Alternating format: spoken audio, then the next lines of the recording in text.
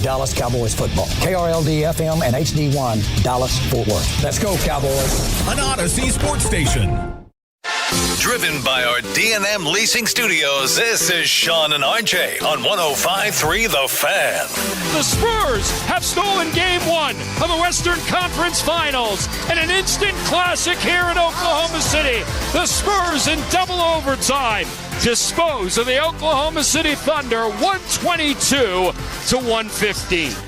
Good morning, Metroplex. That is the way we start off the live Tuesday edition of Sean and RJ here on 105.3 The Fan. Got the entire morning squad with you. Cowboys insider Bobby Belt. We got Peyton Phillip Russell already brewing up the Jess Love Sean and RJ coffee out in the conference room. That was Spurs Radio with the final call of an absolute thriller that lived up to the hype.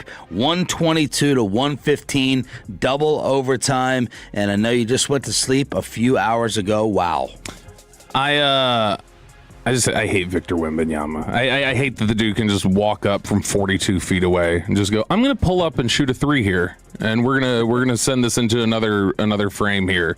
It was this hate or the Ohtani hate more confusing for you? For Bobby? This one should not be confusing. It's the Spurs. It's you grow up despising the Spurs and Tim Duncan and everything that they stood for, and they always had the French basketball player in Tony Parker, and now they've got the French basketball player once again. It was one of the most individually impressive playoff performances I've ever seen. I'm with Team Chop on this one in terms of who I'm rooting for. Easy. A lot of times when these games start, I'm like, all right, my feeling will take over and I'll know who I want to root for. But I was the only person in America, probably outside of San Antonio, Texas, who was hating on Alex Caruso, all the foul merchant stuff. I texted you guys, find me the stat of players on the ground and who hit the deck the most. I don't even really love Jalen Williams. I don't like Chet Holmgren either. I am Team San Antonio the entire way. I don't like. If I have to pick between the two. Yeah, I'm absolutely with you on Team San Antonio. I don't like these teams. Like these franchises, to me, in order to have a dynasty, you got to deserve it. And by deserve it, I mean you got to be a legendary franchise. I don't want to see these Johnny-come-latelys who just joined the league a couple years ago. SEC arrogance. Yeah, I don't want that. Okay, I don't want to see. Look at him. Look at how he's dressed. Yeah. The not a powerhouse. Who's the newest team in a sport like the Carolina Panthers? Can't create a dynasty. Okay, so you got to be like an original. Okay, so you were fine with the Chiefs. Chiefs I'm fine with. So Patriots, you're against. No, I mean they went from they were AFL, right? So they were AFL at one point. So I'm talking like Oklahoma City has done it technically the exact right way of not just buying everyone up. They have generic uniforms. They moved. They are the Sonics have been around for forever. The moment you move, you're done. The moment you move, they have cheap uniforms. I thought you were stubborn. Cheap uniform. They look. You want to talk about ChatGPT made the uniforms? That's the Oklahoma City Thunder. The only thing good about them is their little Loves logo. Because I'm a big fan of truck stops. That's it. I don't. In a vacuum, hate the take. I do like the take of you don't just get to spring up and all of a sudden be a dynasty. I don't like that. But to me, you've got to work to change perception of your organization if you've been a losing one historically. Before I just want you to. But I think Oklahoma City's done that. They spent a decade. I mean, more than that. They struggled with the whole. Man, you've got all this Durant, Harden, Westbrook talent that just never was able to put it together at the right time. They were super competitive for 15 years before they finally. All right. This is the nucleus of what we've done. And so to me, they've done it the right way of building to where you can have a dynasty, and they'll still beat the Spurs, and it won't matter. I would have been really upset, even more upset if OKC won that game. I felt like San Antonio definitely deserved to win 100%. It. But here I am in double overtime, underdog. It kept updating because they're ahead. Like they know the actual score. We're a little bit behind. And I kept trying to get the bet in for OKC because I'm like, all right, San Antonio, they're going to struggle for shots here. They're going to be inexperienced. The momentum will finally take over. SGA will finally be the MVP, and I'm trying to get in the underdog bet for the Thunder, and thankfully it did not take it. Dude, you and I on DirecTV, we are a good 45 seconds behind. The amount of times I get a notification that the game is over, and I'm like, hang on a second, we got like a whole inning to go. You complained about the group message spoiling more than anybody else does. Where you'll be like, I'm not there yet. Stop texting. Yeah, stop texting. Jeez, I'm not there yet. But yeah, like San Antonio, it felt like they were giving this away too at times. I mean, how many 4-point leads do they have that immediately are followed by a 3-pointer and then a 2 by OKC take a 1-point lead? I mean, it felt like it happened like 3 or 4 times in the final 5 minutes of regulation and then overtime. I'm annoyed Wembanyama hit that 3, that pull-up transition 3 in overtime, where it's like, that's just stupid. You shouldn't be able to do that. But it's not at all like, well, the Spurs were gifted this, or like the Thunder choked away. The Spurs should have won last night. The Spurs should have ended that in regulation. The Spurs probably should have ended it in the first overtime. They went cold all of a sudden, and then Oklahoma City started knocking down shots. But in general, I mean, yeah, I thought that last night, I don't want to say San Antonio was the better team. I mean, Oklahoma City was not great at times, but Victor Wembanyama was so incredible the entire night that it's like, all right, it took this thing not going to overtime. This wouldn't have gone overtime if it wasn't for the one player in the NBA who can probably block that final regulation shot on Wembanyama with Chet Holmgren. If Chet Holmgren doesn't play for the Thunder, the game's probably over right there. He probably makes that and we're done. 41, 24, and 3. Wilt becoming the youngest player in NBA history. 24. Don't skimp his rebounds. I didn't say 41, 24, and 3. No, you said 41, 23. I think he said 24 and 3. Double check me, Pepe. I think he said 24 and 3. 41, 24. Go get some Just Love coffee. Wake up. 41, 24, and 3, not 23. Becoming the youngest player in NBA history to record at least 40 and 20 in a playoff game. It's crazy.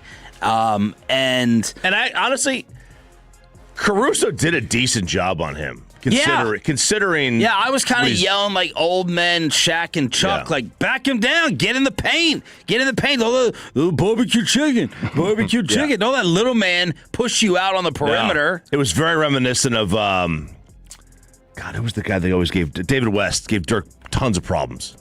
West and Haslam, it was always those two. Yeah, because they were like 6 inches shorter than him, and it was like they were kind of in his chest. And at least those guys are forwards. Yeah, Caruso's giving him a foot. No, it's more similar to the poundage. They used to occasionally put Dallas would occasionally put Kid on LeBron. And LeBron really would struggle at times against Kid. And it's like, this doesn't make sense. You're bigger than him. Like, this should. But no, yeah. Caruso was great last night. I mean, without him, they lose by easy double digits. Yeah, I mean, that was last night again. This game is over if not for, I mean, how many transition threes did it feel like Alex Caruso knocked down? And then, I don't know why it was not that many. It felt to me like Jalen Williams did that at least 5 times too, but he only knocked down 1 3. But Caruso that's why they were able to stay in the game, is because Shai Gilgeous-Alexander was absolutely not on his game. How are you going to break through this in the West for years to come? How are you going to do this even with the great Cooper Flag? Now, I know everyone said this about the Celtics. Oh, it's the Celtics league. Like, go look at, the young talent, the young core, and anything can happen. You can get Tatum injuries, Porzingis, he's out of here.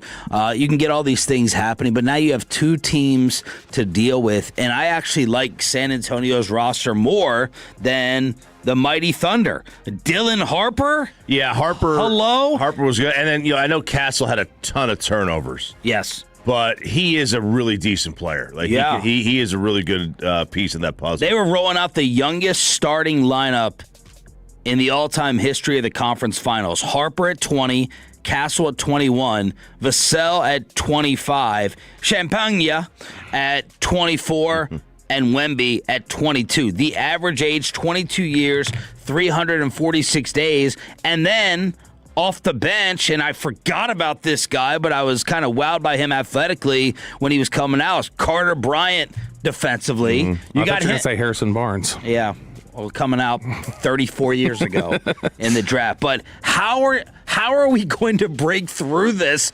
And how far away do you feel? It's back-to-back years, because you just said youngest starting lineup in a conference finals. I believe the Thunder set that record last year. Like, they were the youngest starting lineup in the history of the conference finals. So you've got the 2 youngest teams, essentially, that have built powerhouses like this. This is why they were the two 60-plus win teams there in the West, and you don't feel close. You don't feel close, and it doesn't. It's not one of those things that it feels like it's just gonna. All right, well, we nailed on this one pick or whatever. San Antonio and Oklahoma City have ridiculously deep cores, and they've got good players all up and down the roster. Dallas has a really good player and a couple others that maybe you kind of like, but outside of that, you're just kind of sitting there going, all right, well, this is going to take some building for a while. Nah, it's easy. I mean, first of all, if you had Luka, I mean, you could break through this thing easy. You're still that, but short of that, yeah, the Lakers did. Yeah, short of that one, because they would have swept them. Short of that, you got to have Michael Brown turn into C.J. McCollum, but better, or you got to have Nate Ament turn into Scottie Pippen. Or you got to have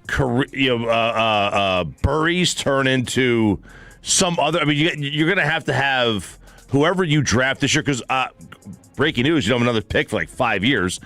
This is it. Like, this is your chance. Like, this is the only chance you have. This guy that you pick at 9 has to become like one of the top 70 players in the history of the sport. What was it? It was the top 2 teams in the West and 3 of the top 5 in the West own your pick swaps in the next 4 drafts. Oh, good. So, like, San Antonio and Oklahoma City, no matter what you do, they're going to get the better of your 2 picks. They're going to continue to be able to build with better capital because you have just built this so poorly. And it was fine to sort of build that house of cards at times when you looked at it and said, I've got one of those like 5 guys that are able of just like throwing it on their shoulders and you can catch fire or whatever else. That's not really the structure anymore, at least not yet. Maybe Flag gets there in a couple years, but it's not the structure right now.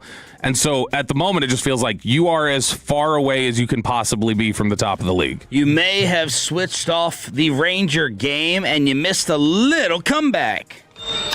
And the 2-1 is popped up very high into the air, shallow center. Doyle coming on. Castro is out. And it's the second baseman, Castro, who puts it away to take care of Jansen for the final out here tonight. The Rockies indeed hold on to defeat the Rangers by the final score of 7-6. Hicksy with a call on this radio station. This was a 6-1 game midway through, and Colorado in control with Mackenzie Gore leaving early, Cory Seager on the IL, and then the Rangers scored 3 in the top of the 8th, but they still dropped the opener 7-6. Yeah, I'm one of those that turned it off. I switched over to the hockey game. Oh, I was about to say I was proud of you. I switched over to the hockey. It's Game 7. It's Game 7, man. I was all in on that. That was a fun game. But this was once Gore went down, it was like, all right, I know what the story is tomorrow. That's the story of the game, and it's him going down with the injury, and he just didn't have it. Like, he was wild as hell. And then Bobby had noticed some on social media that his velocity was. I didn't notice his velocity down during the course of the game, but once you see the velo number, it was easy. It was an easy decision for them to take him out. His velocity dropped. He had back-to-back 4-pitch walks. He was, when they were like, there were a couple different fly balls they hit that almost went out of the yard. It was clear if he wasn't hurt, it was going to be troubling because it's like, oh no, he just was awful. Because that was, I mean, he finishes the game with 2 more balls in that first inning than strikes that he threw. He looked completely off. He battled to get out of the inning. That's great.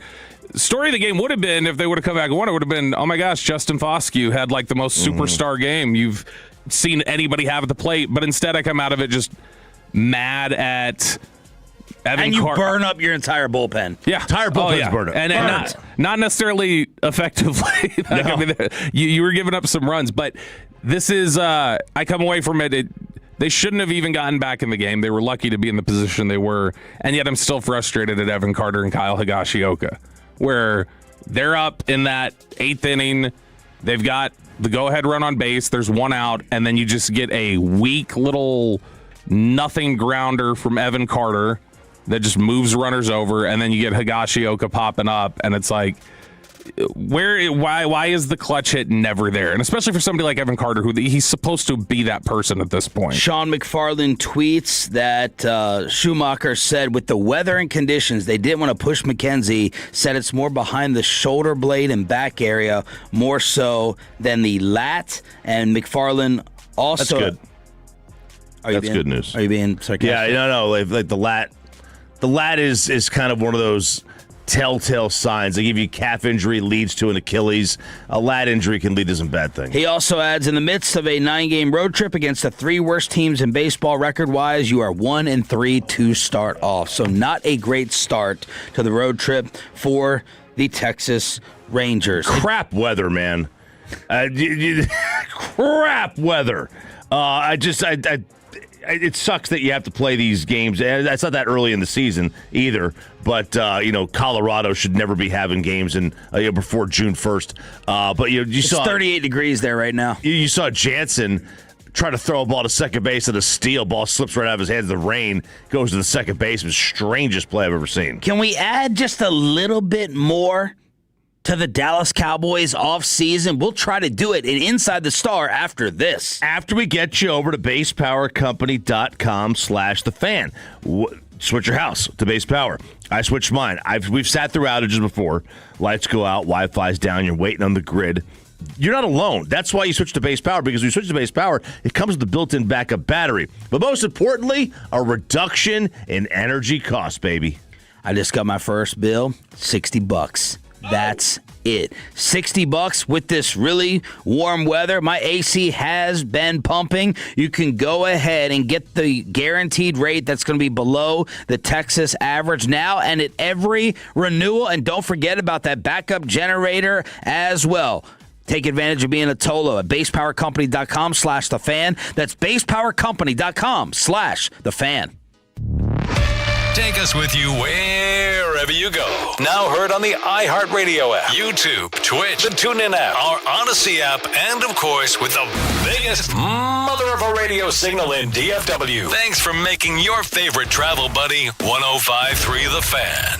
When you think mortgage, think TexasLending.com. How many of you want a home equity loan, but you want to close fast? With TexasLending.com, we can close fast for many reasons. One of them, we do automated appraisals on many of our home equity loans. That means you can get an appraisal done for a fraction of the cost at twice the speed, closing your loan when you need it. Fast. Call TexasLending.com for your home equity loan today. We got them. 4201 Spring Valley Road, Suite 1150, Dallas, Texas, 75244. NMLS number 2297. Equal housing lender. If you're looking to buy a brand new car, the place to go is Platinum Chevrolet. My family has bought 4 cars from Platinum in the last 6.5 years. It's because of the great people, service, selection, and those low prices. You get them all at Platinum Chevrolet. Get in now and pound your fist on the table for GM Justin Rudd. You got clear upfront pricing. Whatever you see online, that's the price you're going to pay. Shop online and let them deliver your new Chevrolet. Visit PlatinumChevyTexas.com. Drive a little further.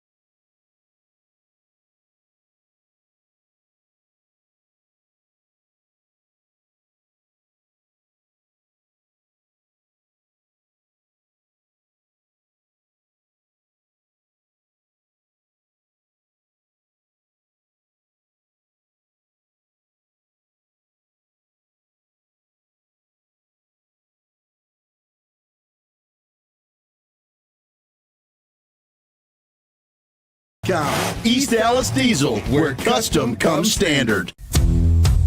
And it's back to Sean and RJ right here on 105.3 The Fan segment here, brought to you by the Personal Injury Lawyers. Frankel and Frankel, if you've been injured in a car or truck wreck, call Frankel first, 214 or 817-333-3333. With Frankel and Frankel, there's never an out-of-pocket cost. They only get paid when you win. Frankel and Frankel, the go-to car and truck wreck attorneys in Dallas.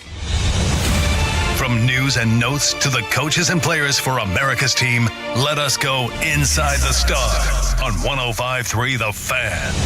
Let's try to add just a little bit more to the Dallas Cowboys off season. Good morning, Metroplex. Shout out to the 6 a.m. club here on your official home of America's team. Sean Trafe, RJ Choppy, and Cowboys insider Bobby Bell with the best remaining fits for free agents that are still out there. Matt Bowen coming up with this from ESPN. Which I love Matt Bowen. Matt's done. This is his forte. He's big film guy. He used to play in the NFL, and he will take these lists, or he'll take draft fits or free agents or whatever else, and he goes in there and he'll study and he'll really try to do what Will McClay talked about, which is like true scheme fit. And he tries to find, all right, who's going to match up the best with needs and what they want to do within their scheme. So he's got a list here of the 14 players that are left on the board, and he only pairs one of them with the Dallas Cowboys. So I'll start there, and then I'm going to go to the ones that I think probably should be on the list for the Cowboys. The player that he lists as one of the 14 best that would pair best with the Dallas Cowboys is not a defensive player.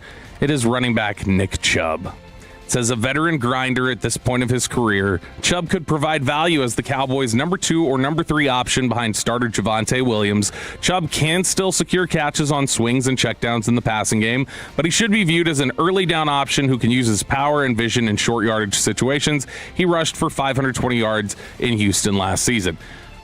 Nick Chubb is fine. It's he's 30 or 31, I think, at this point. But no thanks. Dez was all in. Dez was like, "Oh, that sounds great."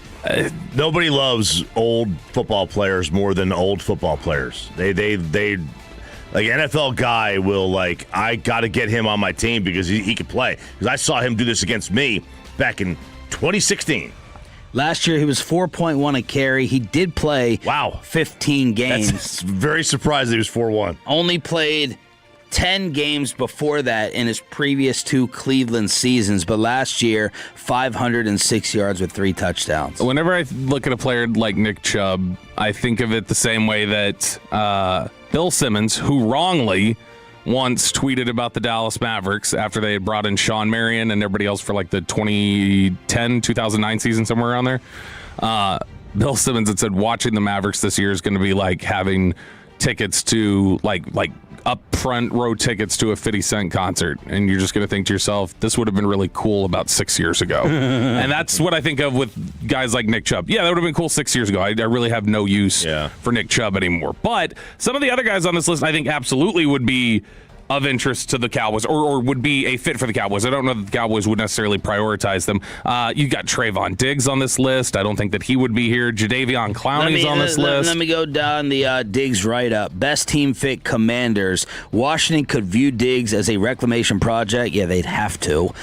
Helping him get back to being a true playmaker in the secondary. Under new coordinator Durante Jones, Diggs can use his man coverage traits and backfield vision to get a jump on the ball in the Commanders' pressure-heavy scheme. However, he has plenty of availability concerns after spending at least a portion of the past 3 seasons on injured reserve. I know he didn't want to play in zone anymore. Like he didn't like it, even though the numbers did say he was better in zone for his career. I don't see how there's any justification at all anymore to put him in man coverage. Like the dude, physically cannot break on the ball the same way. There's massive limitations there that I would think. We'll just play him as safety. Let's just play you comfortably in your zone as best we can, if at all. His career may be over. I think Trayvon Diggs' career is over. I think he's probably done. 27. And and it's nuts because you wouldn't have. That's how quickly what's a seemingly. That when that story broke, it was what, after week 2 of the 23 TV poll? No, his knee, when he first hurt his knee, where it was like a clean tear of the ACL. He's just fine, but he tore his ACL in practice, and rats, he's going to be out for it. It feels like we're regressing with ACLs a little bit around the league. They had reached a point where with ACLs, you didn't think anything of it. It was all right, they're gone for the year, but they're going to come back. They're going to be the same player. Sure. And it's not been the case for a number of these guys. And the Cowboys have seen it happen in a big way with a couple of different players. They would, I think, say that Sam Williams was a guy who didn't come back the same way. They definitely would say Diggs and Gallup didn't come back the same way. Remains to be seen on Overshown, and Overshown's knee injury was not just a simple ACL. There was a lot of really... There's been a couple of them. That was that's a violent tear that he's had on a couple different occasions. So some of the other names that are still on here, Trayvon Diggs. And you tell me where to stop if you want the write-up or if you're interested in talking about them as a Cowboy. No Trayvon Diggs? Not interested in the write-up. I was interested in him and Cardi screaming outside a coffee shop in Maryland. What is wrong with this woman?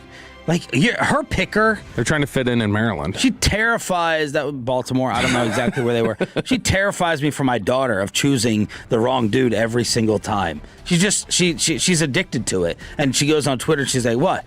Y'all have never yelled? I was hangry. Y'all never yelled at your baby daddy? She's also got a pretty toxic history, so I think that it makes sense that she's probably gravitated toward some bad people. And there's a pretty long history of celebrity relationships not exactly being the most stable, the most grounded.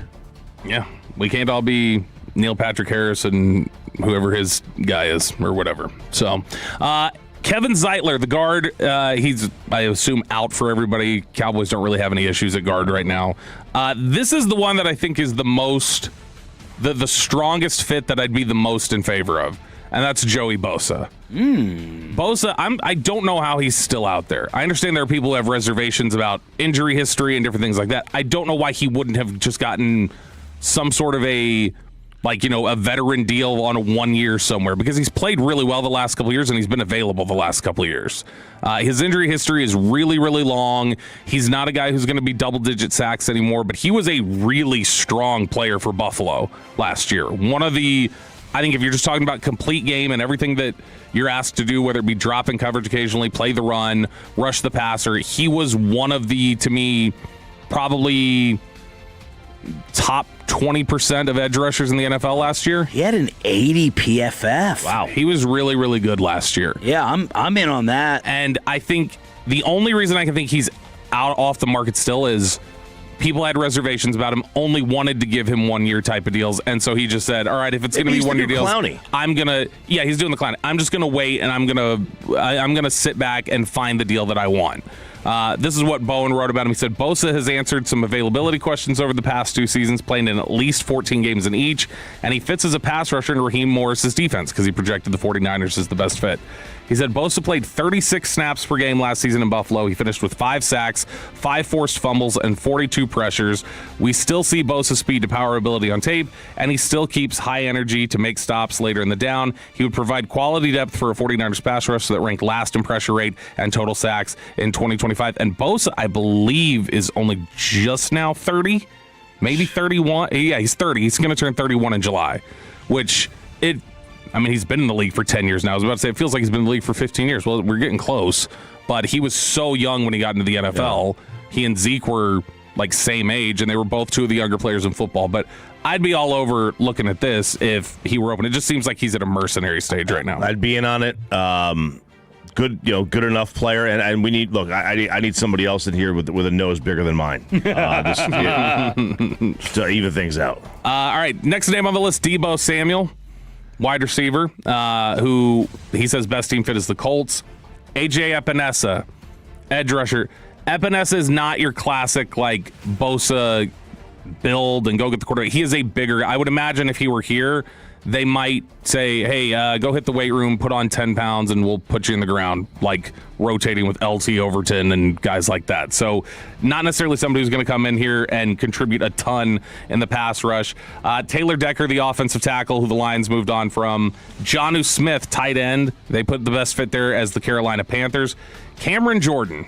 And Njoku just got signed recently. Yeah, it was a late one for Njoku, right? Too. Yeah, and David Njoku's another one who I think a lot of these veterans, you're starting to see them say, if I'm not going to get a multi-year deal right out of the gate, I'm just going to sit back and I'm going to wait for whatever deal comes across that fits more what I'm looking for. Cameron Jordan still being available. He's somebody who's talked about he still wants to play. It was funny, somebody had throwing out a suggestion on Twitter the other day. They're like, what if the Buccaneers scooped him up? He could play. And he quote tweeted it with somebody vomiting.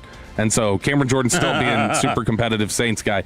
This is the name that I know I've talked about with a couple other people in the media, and this is the top name for them. Whereas Bosa's mine, it's Bobby Wagner, who they list as the best fit being the Jaguars. But he says Wagner's 9.5 tackles per game, ranked 6th overall in 2025, showing he can still key quickly and rack up run stops. He does have limitations in coverage at this stage of his career, which Jaguars defensive coordinator Anthony Campanile would have to manage. However, as an early down defender, Wagner could potentially take on the role next to Devin Lloyd, who was a mainstay on Jacksonville's second level. I love how you didn't say the first name of that. I wasn't even going to try, dude. You know that. Foyesade Olokin? Yeah, you go ahead. You say it. But Wagner is one who I think if he is 1-year deals are all he's going to get at this stage of his career. He's in his mid-30s. He's somebody who's still playing at a high level, but there's just risk associated with that people don't want to tie to an older player. He's one that I think absolutely you would at least kick the tires on. That for some reason they've had some hesitation on recently. This is going to be an interesting case study about where the players think the Cowboys are. Let's say the Jags and the Cowboys both go after him, and he chooses Jacksonville, and the money's similar. There's no tax advantage for going to Florida over here, right? The same. It might indicate that, okay, the league thinks that we're further away than the Jags, or just maybe he likes to fit the defensive coordinator, the coaching staff, playing time, whatever. But it could be an interesting little case study. Yeah, because it is something where I would imagine in Jacksonville he would probably have a more prominent role. Christian Parker's philosophy is so particular. I think he'd be in here as just like a part-time player. Clowney's on here. Vaughn is on here. Cam Jordan is on here as well. The best remaining fits for some of the free agents out there in the NFL offseason. Why it looks like you will not be hearing from me anymore on Cowboys game day. Peyton Russell has the bad news next, or maybe good news, in PP in the morning after this. And here's some good news. There are 3,800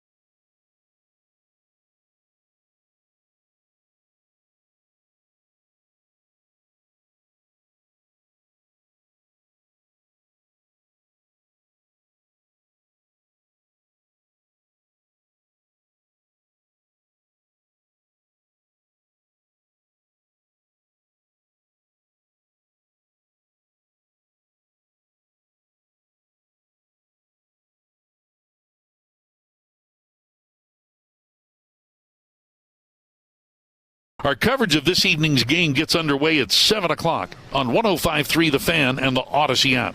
And it's back to Sean and RJ right here on 105.3 The Fan segment here brought to you by Classic Chevrolet. If you're in the market, upgrade your vehicle. Get to Classic Chevrolet in Grapevine today, the #1 Chevy dealership in the world. 3 years straight, they've got more new Chevys than anyone else, all priced to sell. Visit ClassicChevrolet.com. This is Texas. This is Classic Chevrolet. Together, let's drive, relax, enjoy the difference based on new Chevrolet registrations 2023 through 2025. PP in the morning. Yeah.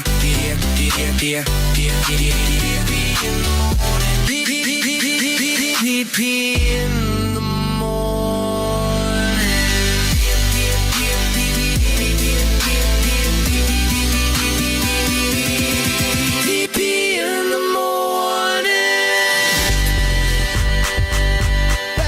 It is Tuesday, 6:40. It's time for a little PP in the morning every single Tuesday at this time. And Sean, oh boy, you are not going to like this on Cowboys game days, but Twitter or X, however you want to say it, has started to limit non-verified users on how much they can post in a day. So this means to those who aren't familiar, this means that if you don't have a blue check mark, you now have restrictions on how much you can post. Some of these are kind of out of the ordinary. You know, it's more to kind of consume bots and control those, but only 50 posts per day, which seems a lot, but if the Cowboys are playing a Sunday night game, you have all the NFL action during the day, and then you have the live action and live tweeting on Cowboys game days at night.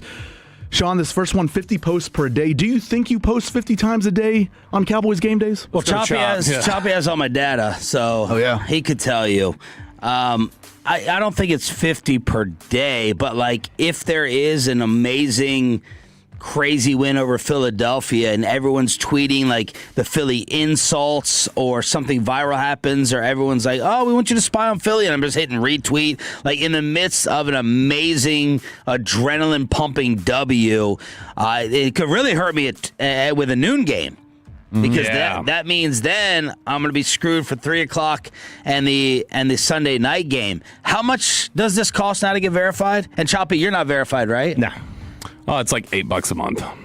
$8 a month, and your engagement's high enough that once you're like, the whole reason why I just still keep it on there is because it's the subscription they give you in their revenue sharing, quote unquote, for things. So if your tweets get enough traction, then it's like at the end of the month they're like, you just got paid from X, and it's always been higher than $8. So to me, it's the like, highest that you? What do you get per month? I can tell you right now. Usually it's like $30, but let me see what the highest one has been. Okay. $30 a month you make off of Twitter? Yeah, I think the highest I got was I got like 80 one time. I thought it was more than $8 a month. Yeah, I thought it was. It maybe has gone up. I thought it was more. Don't pay attention to my subscriptions going up. That's probably the case.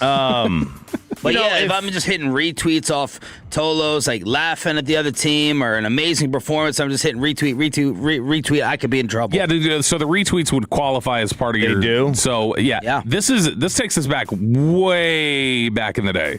Because Twitter used to have this problem about 2010, 2011, where you would hit usage limits and they'd just freeze your account. Oh, they're offering 50% off right now. Now, I got premium at $4 a month and then another premium at $20 a month?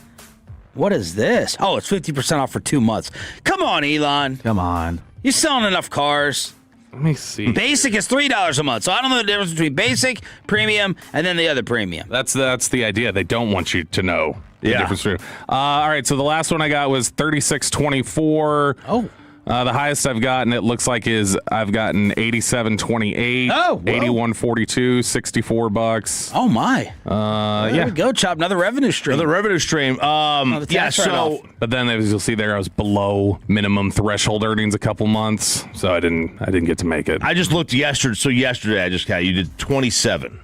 Now, then I definitely would be in trouble. Most of those were 24 of them were reposts. You only did a couple of original posts, and one of them was like not a flagrant move on. Wow, Rangers down, chaos. Yeah, so four or five of them. Okay, that you did. So you could. It's a lot of the fan podcasts where I'm hitting retweet on all that stuff or ads that we do. You would have to limit.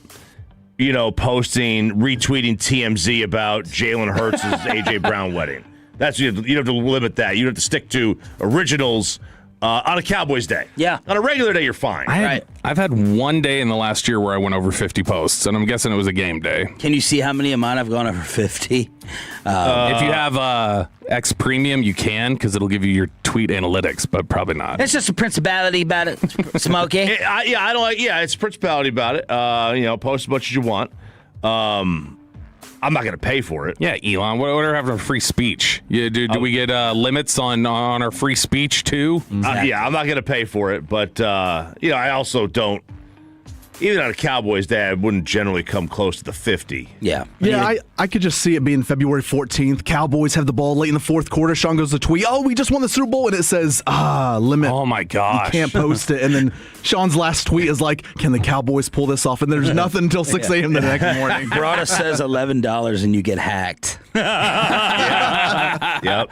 He still can't get that back. That's crazy. He's been trying. That's ridiculous. Come on, Elon.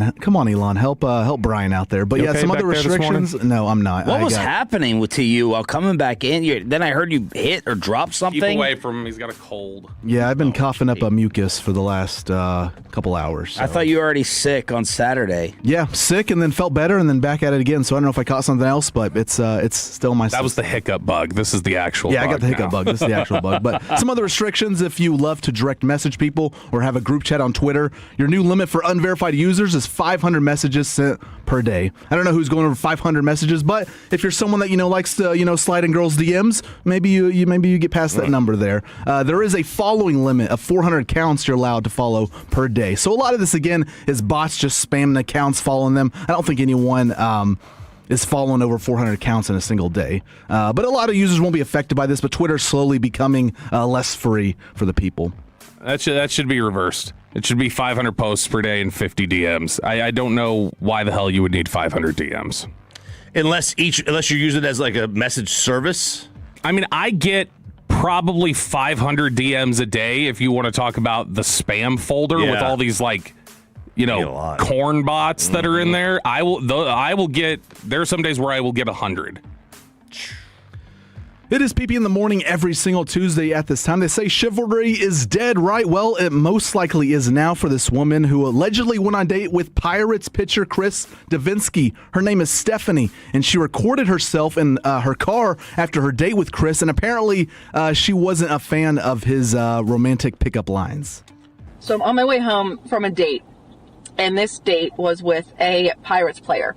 I didn't go into this date thinking like he's going to be a really good guy. I had the right expectations. So I get to this date. We just got coffee. Very casual date. He asked me if my pants, I'm wearing cargo pants. He goes, "Oh, are those comfortable?" I go, "Yeah." He goes, "Are they easy to get off?" I go, "Yep, sure." And he goes, "All right, nice, easy access." I go, "What, for on the street right here?" So he starts referencing sex and stuff. And then he goes, "Let's have a staring contest. Let's see." He goes, "Winner gets a prize." He goes, if I win, I'm adding something to it. If I win this one, you have to drive me back to my place. Drive you to your place? You're a professional athlete. And you can't secure yourself a Uber home? And he goes, "I mean, I can, but I just rather you do it." I'm not doing that. I'm going home. I'm driving myself home. I'm not going downtown. And he goes, "Well, you might as well just drive me back to your place too then." This man fully expected to at 4 p.m. on a Thursday after one singular coffee date. She thought she did something there, but immediately got attacked all over social media. Whoa. Look, the easy access line, that was a good one. That was a good line. What did she get attacked for? Just because this whole video was 3 minutes long. She thought she was doing something by putting his business out there, watch out for this guy. Yeah. He was mean to me or rude and all this on their first date. And a lot of people were defending Chris and saying there's no problem with it. Okay, you go on a date with a guy who wants to sleep with you. Newsflash. Every guy who goes on a date with you probably is thinking about sleeping with you. I got to be honest. I wouldn't be thinking it's 4 o'clock in the afternoon. That's a no-no zone? No. I'm saying it wouldn't occur to me if I was him. He's got a game to pitch. 4 o'clock. He's probably got to get to the ballpark around 4:30. When is he supposed to do this? Yeah, I wouldn't think a time of day if I'm if I'm trying to get to that conclusion. I wouldn't think, well, it's too early in the day for that. There are plenty of these rants that end up on social media from people after bad dates or whatever, where you're kind of like, okay, this chick is. I don't think this is one of them. The dude sounds like he was kind of like. Sounds like some pretty lame game. But then you also have to think at it 10 times as a professional How athlete. much does it work? How much does it work? He's 6'3". He's relatively decent looking. He pitched a combined no-hitter. He has a no-hitter on his record. I bet he's 60% success rate. Just with random girls going around. Yeah. In Pittsburgh? I mean, do those women really have a lot of options there? I don't know. Or maybe the guys don't. It's just like the guys don't. You want to go to Permanente Brothers? What's it? The pizza place? Sandwich, huh? Is it the pizza place? No, it's the sandwich place. Does he look the type? That's the only thing they're known for food-wise. Does he look the type? Like, does this sound like an accurate description? Yeah. I think so, too. The hair with the whatever. He's got the little yellow sweatband on. Yeah, now Chris probably needs to stay off the dating apps or dating in general for now and focus on his career. He's been in the minors a lot this year, but does have a 7.71 ERA with a whip of over 2. But the season's so early, Chop. We get a lot of baseball left. It's only May. A lot of baseball left. Only a quarter of the way through. That would be funny if some of these girls went on dates with athletes and were bringing up their stats on dates and stuff as well. That'd be something. That's how she could have dunked on him. Yeah, She'd been like, could've. if your ERA was under 4, maybe. All right, it is PP in the morning. We got one last story here. A Boston McDonald's employee is facing criminal charges after she recorded herself putting fries in her mouth and then put them in bags to serve to customers.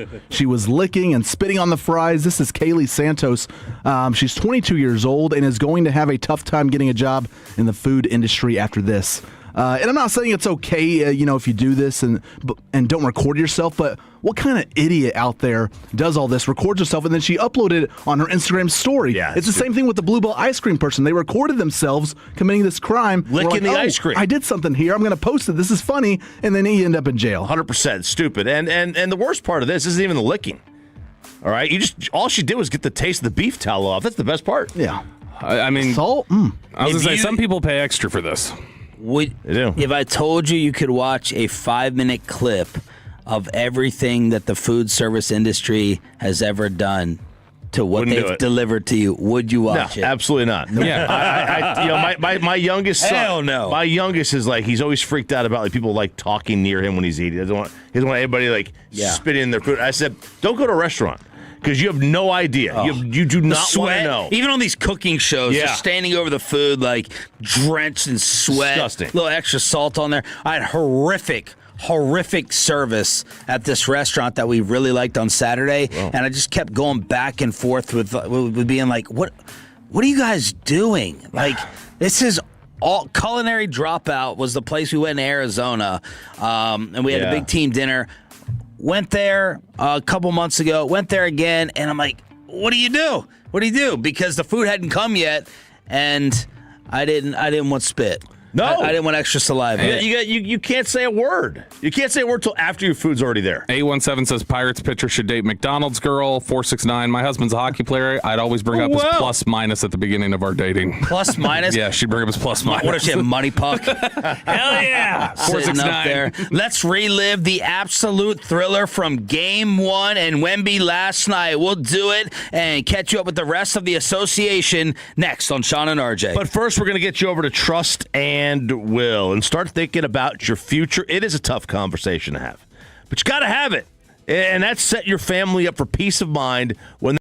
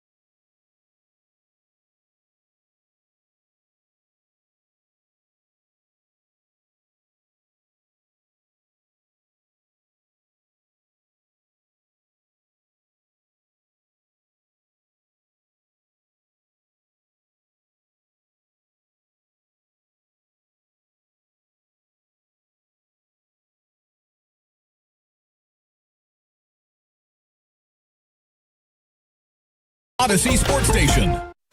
Driven by our D&M Leasing Studio, this is Sean and RJ on 105.3 The Fan.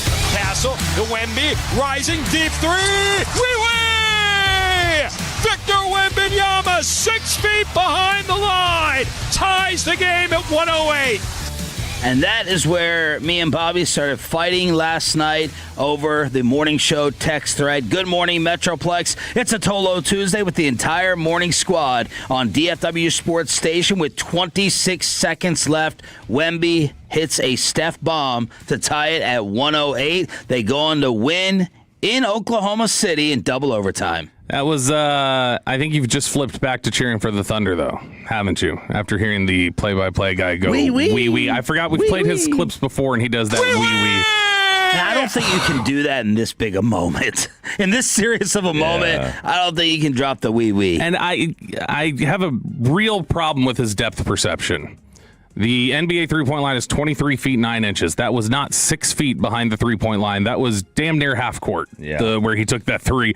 That was more like a 40-foot three-pointer. But it was, I know I said it at 6, but it is legitimately, I have a hard time just immediately coming up with more impressive individual performances in the playoffs. Let me ask you guys this type of question. How much are you wowed by Wemby versus saying, well, he should be doing that? I would hope that he leads the league in block shots. I would hope that I would feel a certain amount of guilt if I was Wembanyama and I was 7'4", be that tall, and I'm supposed to be a really, really, really, really good basketball player. So how do you separate, all right, he should at least be this with this 8-foot wingspan versus, oh my God, he could be one of the greats? He should be a great shot blocker. Right? He should be an all-time. He should not be able to do anything else that he does. The athletic ability. Well, the dunks. But the athletic. There are a couple dunks last night. He's catching it in one motion. Yeah. Like the alley-oop near the end, it was just like, it was a redirect almost. But I just ran the highlight behind you as you were saying it. You know, some of the when he gets the ball, near the foul line, he's posted up, but he's dribbling and he's making. You're not supposed to be able to do that 7'6". You're not supposed to be able to do that. You're supposed to be like George Murison. Yeah. And Sean Bradley. Yeah. And Manute Bolton have no mobility at all. That's what you're supposed to be at his height. You're not supposed to. I mean, the guy moves. He's really incredible. What was we played it at the time when Woj. Like, there's no doubt moving forward. Sorry, Bobby, real quick. I mean, next 3 to 5 years, you want Wemby on your team over SGA. Yeah, I want Wemby on my team over anybody. Yeah. Now the only concern you have is like, what's his body going to do? Because we've never seen somebody that tall. Stephen A. said that. Like Yao Ming, right? Yao was dominant for a stretch. There was a stretch where Yao was just, oh my God, and he just couldn't stay on the floor. His feet, your ankles, your knees, whatever it is, breaks down at that height. Yeah, he's making Chet Holmgren look like a shrimp. Yeah, and Holmgren's huge. And he's making this personal. He does not like Chet Holmgren, which makes me love Wemby even more. He is. Never seen the French put this much of a fight. I cannot remember the exact. Woj said the projection for Wemby was Kevin Durant offensively, and I think he said Gobert or somebody defensively. Yeah. It was crazy number, yeah. It was like Durant and then whoever the top defensive player in the NBA was at the time. I think it was Gobert is who he compared him to. But it's like, that's such a ridiculous, high-end ceiling that's the only reason why you have any sort of a sense of like, well, he should be doing this. In reality, I didn't think he was going to be this good this early. Like, I knew he was going to be good. I didn't expect him to be able to handle the ball and develop the outside shot and be able to do something. And yeah, I thought he would probably lead the league in blocks. I didn't think there were going to be games where it's like he had 20 rebounds and 15 blocks. Like, I didn't think that was actually going to happen. And you remember, you mentioned Woj. Didn't he also say this is the greatest prospect ever in any sport? Yeah. And, we all laughed at that. I still think that's over the top. It's still over the top, but it's like, okay. It's not as laughable. It's just not as laughable. You can see it. Yeah. You can see it in the distance. But just look up. But I will say, there was also the game one earlier this year when he dropped 46 on Dallas or whatever in the first game, where when it was like, oh, well, yeah, I guess defense wins championships. And he had so many people going, Wemby's going to do this to everybody every night. It's like, well, no, he didn't. He didn't do that all season. He's been pretty much remarkably, if you want to look at just like his statistics, the way that he's played throughout the first 3 years of his career, every year's kind of been the same. He's been a 24-point, 10-rebound, 3-block guy every single year. And so we haven't seen this huge explosion. We've seen this season the efficiency was a little better with his shooting, but otherwise it's been he came into the league as a certain kind of player, and he's been that guy. He's gotten better defensively, and his shooting's gotten more consistent. But it hasn't taken this huge leap like I would say Luka year 1 to year 3 took a bigger leap. And he did not look gassed. No. In the double OT.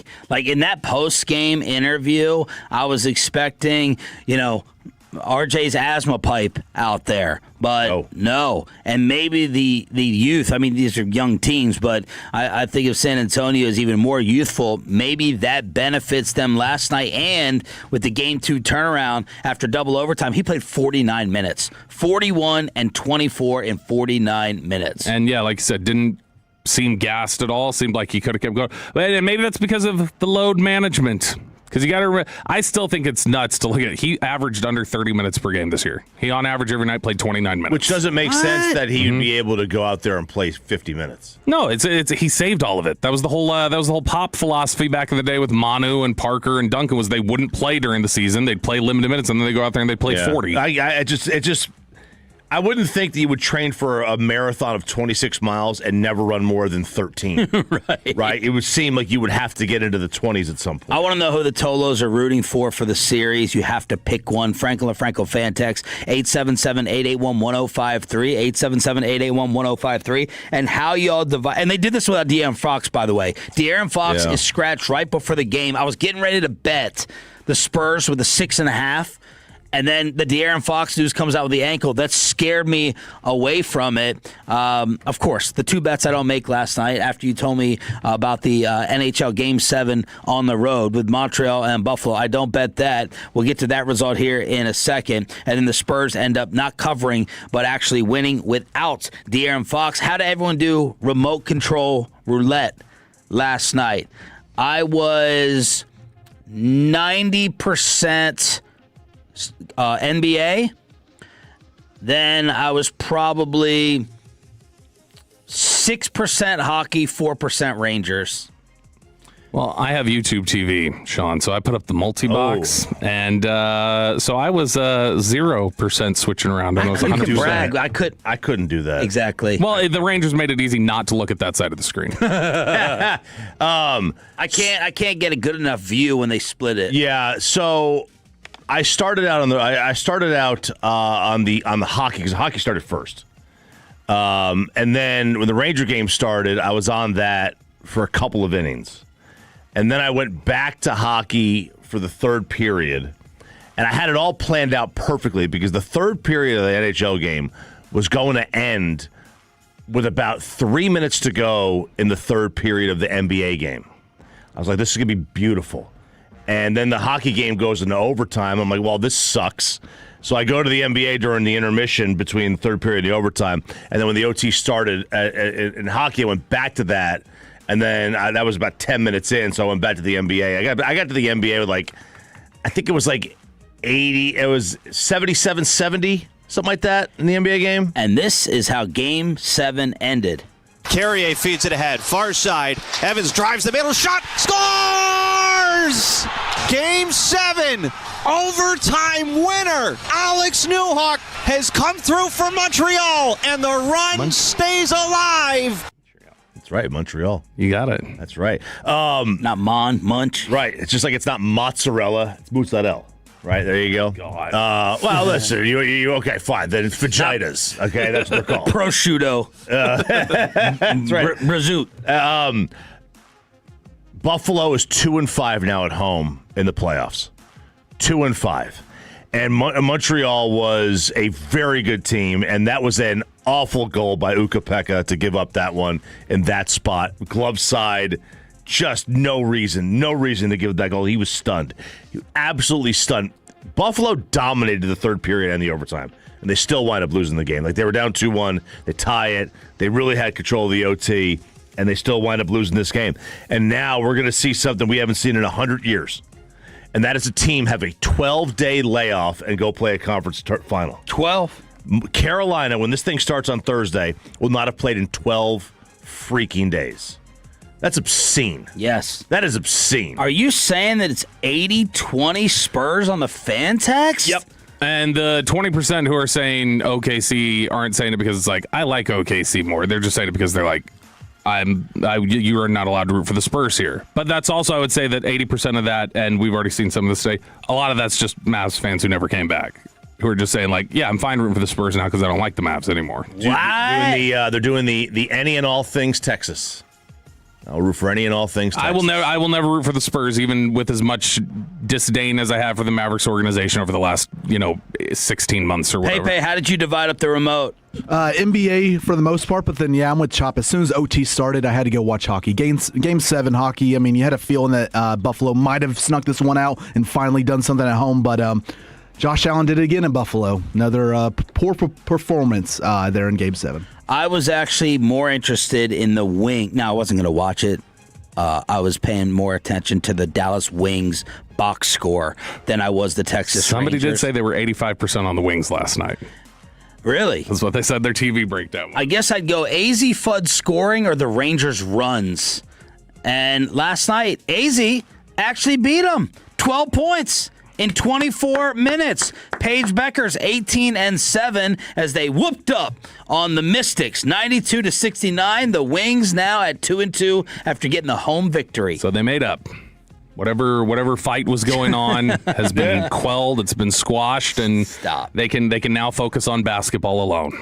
877-881-1053 in order to hit us up here on DFW Sports Station. Thanks for being a total. That stands for turn it on, leave it on. I was out the day that we dove into, did a deep dive into Wings basketball, so I didn't get the chance. But well, you mean the presser? The Caitlin Clark game. But the more that you've actually gotten a chance to watch it, I didn't watch last night. No. But I'm saying the more that you've seen it, you will agree now at this point, Paige Beckers is way more fun to watch than Caitlin Clark just throwing up threes, right? Paige Beckers is better. I think Beckers is just I think she's a genuinely entertaining player to watch. It's very. It to me is similar to, it's not as slow a pace, but to me it's similar play style is what made Luka exciting.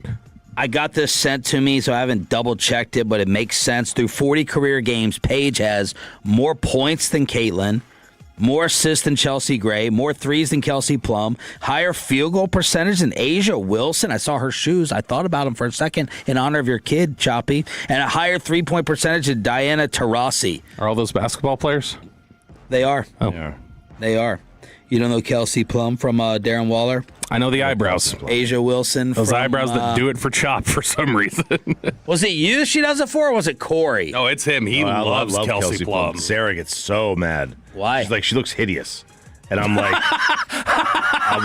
I don't think so. I disagree. The way she pulls that hair back into that updo. Oh, man. Let's go. Was this the college nail in the coffin for Texas Tech's quarterback?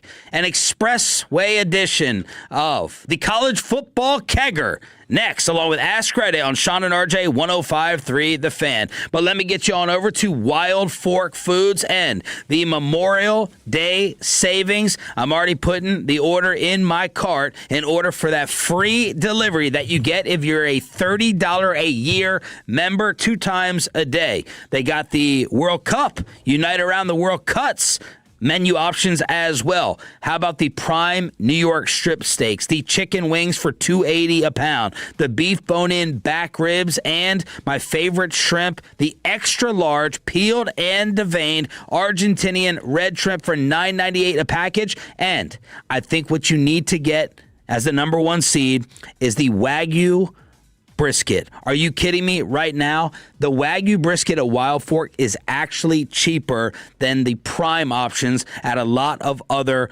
providers. You got your seafood, you got your game, you got your spices, you got your seasoning, and you got your knowledge at wildforkfoods.com and stop by. It's not a restaurant. 9 DFW locations. It's Wild Fork. This is the highlight of my morning. Hey, what's up? It's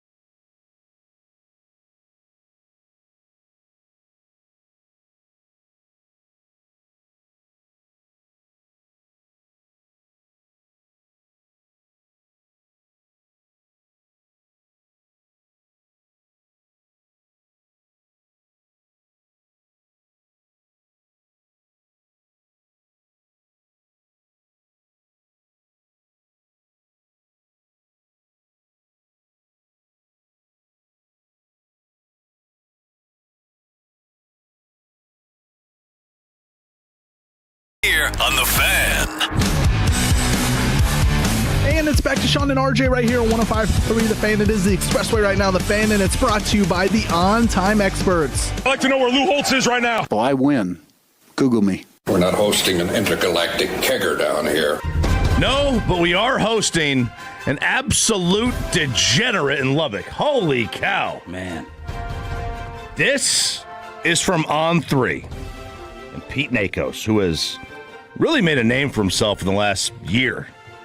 Brendan Sorsby, the quarterback of Texas Tech, bet on Indiana football in 2022, according to his court affidavit documents, to, quote, feel more connected with the team. He wasn't playing.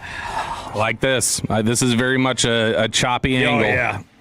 Said, I rationalized placing those bets as a way to feel more connected to the team, to root for my friends, and to feel like I had a real stake in the games that I otherwise was not involved in. Man. Because the team was not a very strong competitor, I lost most of the bets that I played. I'm guilty of going back and forth on this story. At first, I'm like, okay, he's done. He's not playing. And then my hatred for the NCAA kicked in with their wishy-washy rules and regulations that I can't keep track of. If I go into your rule book and I can't figure it out, I'm going to start blaming you instead of the person that you're trying to get in trouble.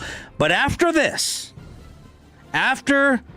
hogwash, and after this choppy level of BS, get out of here. Get into the supplemental draft. Get your ass up out of here. Screw all this stuff. Are you kidding me with these explanations? Across a 22... Sorry, Texas Tech. Across a 2022 to 2025 stretch, this is, again, according to the affidavits and court documents, Sorsby placed thousands of bets on any and everything, and they were not... According to, again, to the documents, these bets weren't for the purpose of making money, which makes no sense at all. He bet on Turkish basketball, Romanian soccer, obscure doubles tennis matches, and then Nathan's famous hot dog eating contest. I mean, that's a true degenerate. Betting on doubles tennis, apparently there's a lot of fixing. Tennis has a lot of fixing issues going on, right? And there were some games that were matches that were quote-unquote fixed in Europe, and they had to ban betting on certain tennis matches. That's how I won my mixed doubles in title. These European countries. But this is wild. And he has filed a lawsuit to expedite There we go, 116. The reinstatement process for the 2026 season, according to Pete Nakos. And they have the judge. They know the judge who is going to rule on this. Yeah, so I sent this to you not knowing if it was 100% legit and true. Yeah. It's kind of a sketchy meme that got sent to me, and I just passed it along, hoping you guys would actually do the actual well, clarification. I had seen this elsewhere, but apparently there is a judge that has been circulating the internet that's got a picture with the Red Raider, and he's a guns up guy, which would not be out of the norm. This has gone on a lot of different places. The Vandy judge who allowed Pavia was a Vandy guy. The Ole Miss judge that allowed Trinidad Chambliss was an Ole Miss guy. We've seen this countless times. It's part of the process. You remember when people were diving in on the first Zeke judge? Amos Mazant. They're like, I thought he was Steelers. Maybe it was Giants. Yeah. But it was like, I remember them go like, they dug through like his transcripts and felt like, look, he mentioned here in a confirmation. Or maybe it was the NFL. It was the girl, Lisa something or other, Laura. The NFL's prosecutor, right? Whoever it was. The Alabama judge, Charles Bediaco, the basketball player, who was allowed to play. But I thought Sorsby, he said other things in this that really ticked me off. This is hilarious. The filing states, apparently, from Sorsby's attorneys, that he suffers from, quote, a clinically diagnosed gambling disorder, which is, quote, a mental health condition, adding that, quote, the NCAA has weaponized his condition to shore up a facade of competitive integrity while simultaneously profiting from the very gambling ecosystem it polices. And then that's the wrap up on that. But this is, I gotta say, you have to bring that up as the attorney of like, look at the contradiction, look at the hypocrisy of football and these sports doing gambling deals. First one you got to mention. It's the first thing. And if you're an attorney, you definitely do have to lean into the, this is like compulsive. He can't control this. And that's fine. I think you can recognize simultaneously, say, okay, you have an addiction, and this is an addiction, and gambling addiction has ruined many families and things like that. And also say there are also rules that say you can't have that problem or that issue and play in the sport. I'm addicted to drinking. Yeah. So I can drink and drive. Right. I mean, it sucks. I'm a drug addict, so I can get in trouble with all of the NFL substance abuse policies because it's just an addiction. You got to let me play. If that's the case, it would have worked for Manziel, Josh Gordon, all these other people who had gotten in trouble. Yeah, and we also, I think we use that term too much. Maybe he just makes bad decisions. It's just a bad decision maker. Man, I don't know. Betting on Romanian basketball feels like you've got it feels like a bit of an very much like an addiction. But it's just like, you make bad decisions. You got to own up you got to own up to your mistakes. Like you made bad decisions. You bet on your team. This is not. What's the bet you placed where you really looked at yourself in the choppy mirror and said, I might need to reassess? What was the sport or event? Never decided. I don't regret my decisions. Online blackjack for me. Online blackjack? I played that, and I'm like, I just lost 4 straight hands with a dealer. Somehow pulled a 4-card 21. Like, what am I doing here? Yeah, not seeing the dealer. Yeah, it's like there's no way they can do it again. Yeah, there was probably a few bets this year on the Cowboys that I made that I was like, ooh, we got to tone this down. I'm saying there wasn't like obscure. Not cockfighting, not Little League. No. You weren't taking bets on Sarah and I, we're going to hit the 10-year mark, or we're going to stay till death. You weren't doing that at the reception? Never took that one. I feel like I've got a good, I know where my limits are. Know where my limits are on that one. But there's Sorsby. And the supplemental draft, by the way, he has to announce by June 30th on what he's going to do. That's why he wants this thing to be kind of sped up a little bit. All right, go around the room, updated vote. Is he done? Yeah. Yeah, he's done. Through. And he'll get taken in the second round of the supplemental draft.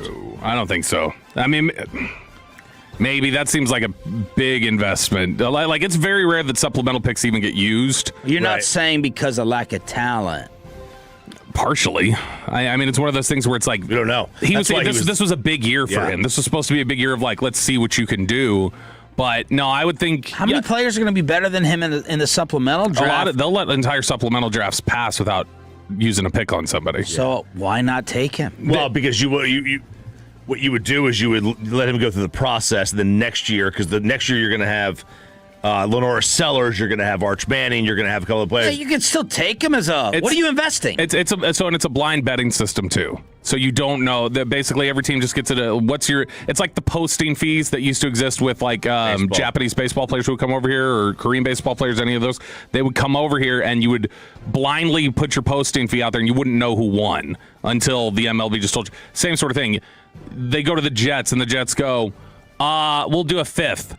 And then the Dolphins go, we'll do a 4th, but they don't know what each other have done. Okay, but if you get him for a 5th. But typically, there's no classic system of upping a bet, trying to push the rounds higher. So I would guess most people, if they would be willing to throw a pick on him, it would probably be something that's a day 3. So they would probably say a 5th or something. Jalen Thompson was a supplemental pick. He was one of the last ones we've had.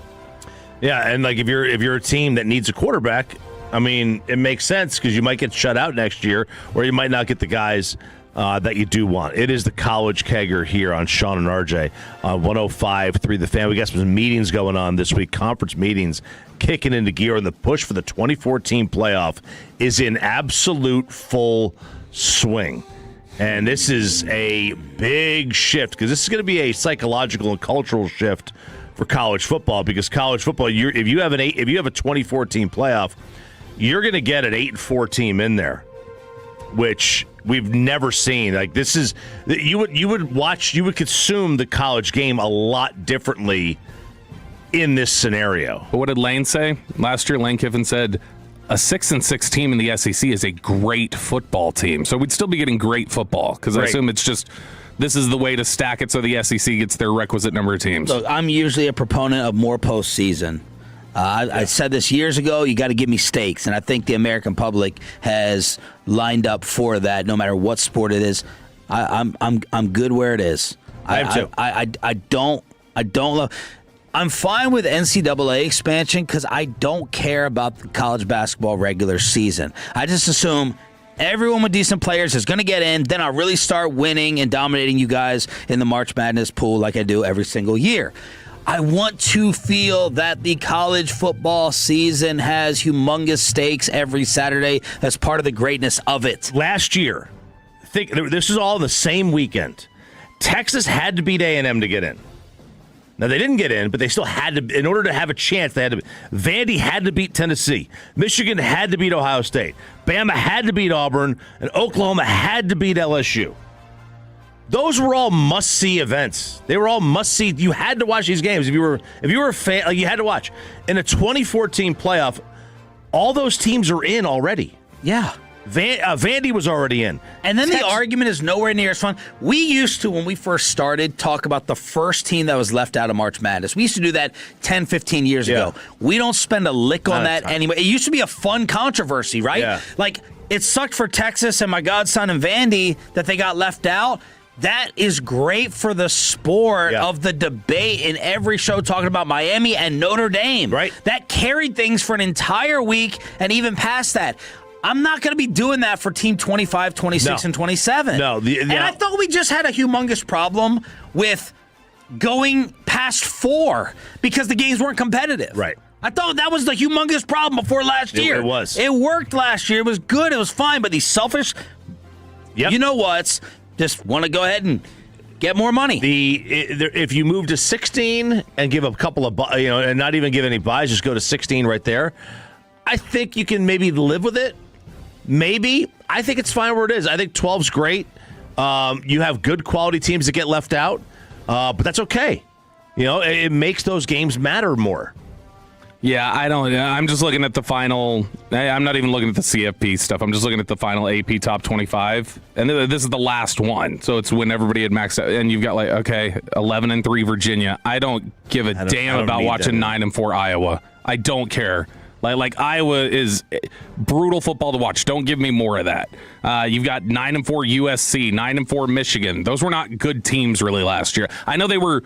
That's a good record, but really when you boil it down to the games they played that really mattered, they were not a good football team. And Texas, who was looked at as just a all over the place football team last year, goes and is able to just whack Michigan. I don't have any interest in. You weren't even crying. You're a Texas fan. You weren't crying tears for the Longhorns. No, they shouldn't have been in. They should have been out. And then it's very much like Sark was talking about a couple weeks ago. Not the basket weaving, but where he said go back to the top 4. I think it should be the 4. I do enjoy the CFP with the extra games. I'm not saying I don't like those games, but I do think that there's a watering down that has happened so fast from back in the day of just the BCS, which was not a perfect system, but the BCS, and here you go, these are the top 2, and we're just telling you these are the top 2, to then expanding to a playoff, and it's 4 teams, and then it's 12, and then now it's going to 24. It's just so quickly becoming watered down from what college football's national champion was supposed to be. The LSU AD taking some parting shots at Brian Kelly.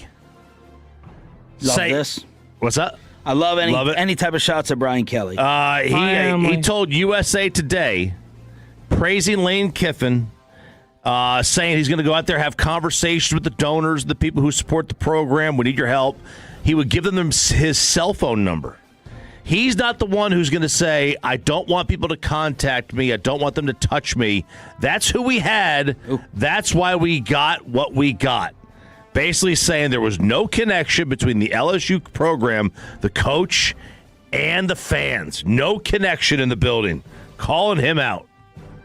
I thought Brian Kelly would win. I do think of Brian Kelly, I did, as someone who goes to programs, and he's a jackass, but he wins. So I was happy to be wrong in this instance. It's obvious this was he knew things at Notre Dame were in trouble with him, with some of the boosters, and they were just kind of over it. So he got out. He got out when he had to, and he found a life raft in LSU that was going to basically raise his profile from a national championship potential, and it just didn't work out. He was a terrible fit there. I can't think of a worse fit for any program than Brian Kelly at LSU. Yeah, I mean, Brian Kelly was not made for SEC football. And this is not the normal sarcastic SEC football take for me. I mean, in terms of just the spotlight that exists on those programs. He's at Cincinnati, and at Cincinnati he can probably just do whatever he wants, and nobody's really looking sideways at it. Notre Dame's got a little bit of that too. Notre Dame, for as prominent as a program as it is, you can kind of operate however you want within the structure of Notre Dame football. And there's not a lot of side eyes to it. It's hard at some of those bigger programs like LSU and Alabama and Florida. You cannot get away with some of the stuff that you probably did at other programs, or like a guy like Mike Gundy did at Oklahoma State. There's too much of a spotlight on what you're doing, and it shines on all the shortcomings that you have. Go ahead. I could do the Deion Sanders one with the Jags and Travis Hunter. Yeah, go ahead. Deion kind of calling out Jacksonville, not kind of is, for not calling him on how to handle Travis Hunter's two-way career.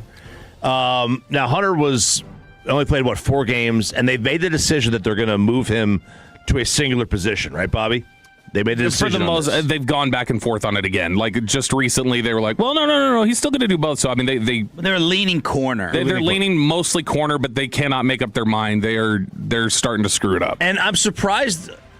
I guess I'm a little surprised that the Jags didn't call him, but I'm also surprised that Deion didn't recognize that the NFL doesn't care what the college coaches think. The NFL is so much about that. Well, we do things so differently. We're not going to copy what college does. We're going to do anything. We don't care. We're our own thing, and they kind of look down on him. You gonna make me defend Deion? Is that what you're gonna do? Go ahead. There should be no expectation, right? So if he's expecting anything, that's silly.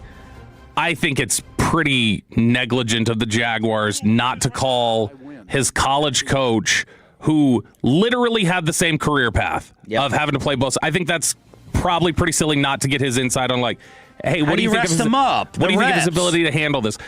Before he was even a college coach, the Cowboys used to call Deion on stuff where it was just like, hey, you've seen a player like this before. You played. What was your thought on this? And it's not necessarily the biggest piece of information, but it's at least, I would think, as part of the process of trying to get it right. Yeah, it's a courtesy call you make. Not even to stroke his ego, just to get the best possible information for how to handle him. Because Travis Hunter is a special case. Is it true that, receivers are just going to run him on go routes to tire him out? Right. What do you think the stamina difference is going to be? How would you divide it up in the pros? I understand you're not trying to call him maybe for Shador, but Travis Hunter with this special exception, that would seem a little bit silly. And speaking of Jacksonville, Urban Meyer, he did not get his salary. No, he lost his grievance against the league, and this is when it's really hit hard times for Urban Meyer. Was losing the grievance is one thing, being dismissed as publicly and embarrassingly as you did is another thing.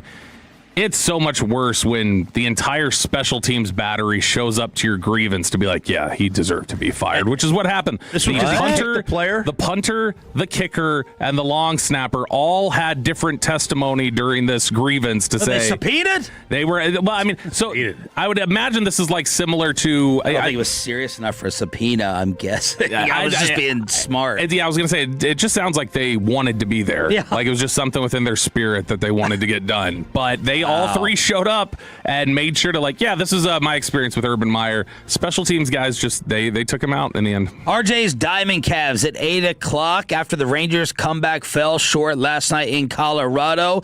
That is coming up on your home for Rangers baseball. Right now, let's ask Reddit. Do you have a question, Kelly? Yeah, I have a lot of questions. Number one, how dare you? 877-881-1053, 877-881-1053. It is time for Ask Reddit. We do it every Tuesday here on The Fan, and we kick around some of the most viral questions being asked on the Ask Reddit forum. Get your thoughts over on the Twitch, the YouTube, and as well on the Franklin Injury Attorneys fan text. And we'll start off with RJ Choppy. Chop, how long do you date someone before you consider that you're in a relationship? I guess on the time frame, it's probably in the 3 months. But I think to me, it's more of a feeling. Like it's like when I realize I don't want to. I have no desire to be with anyone else. How frequently aren't we getting the verbal? By the way, like I was going to say, how frequently have you guys been in a relationship, whatever, where you're dating, and then it just kind of slowly morphs into we're in a relationship, and there was never really a talk about it, but now we're here. I think the one I'm in now. You and Sarah never had like an official talk about it? No, she would avoid the conversation like the plague. She wanted no part of a relationship. It was like I had to pull her away. The lasso her like a rodeo. I'd say 3 to 4 months. I was going to say 3 months because I think typically what you're thinking is. But you and Peyton by far, right? I think by far been in the least amount of relationships. You got married so young. I got married young, and what age? I was 24. Okay. And Pepe, I mean, you've always wanted to be in a relationship. You just couldn't get one. Wasn't the one before that you were in like a long-term relationship before this, weren't you? Yeah, I think the last one was 5 years.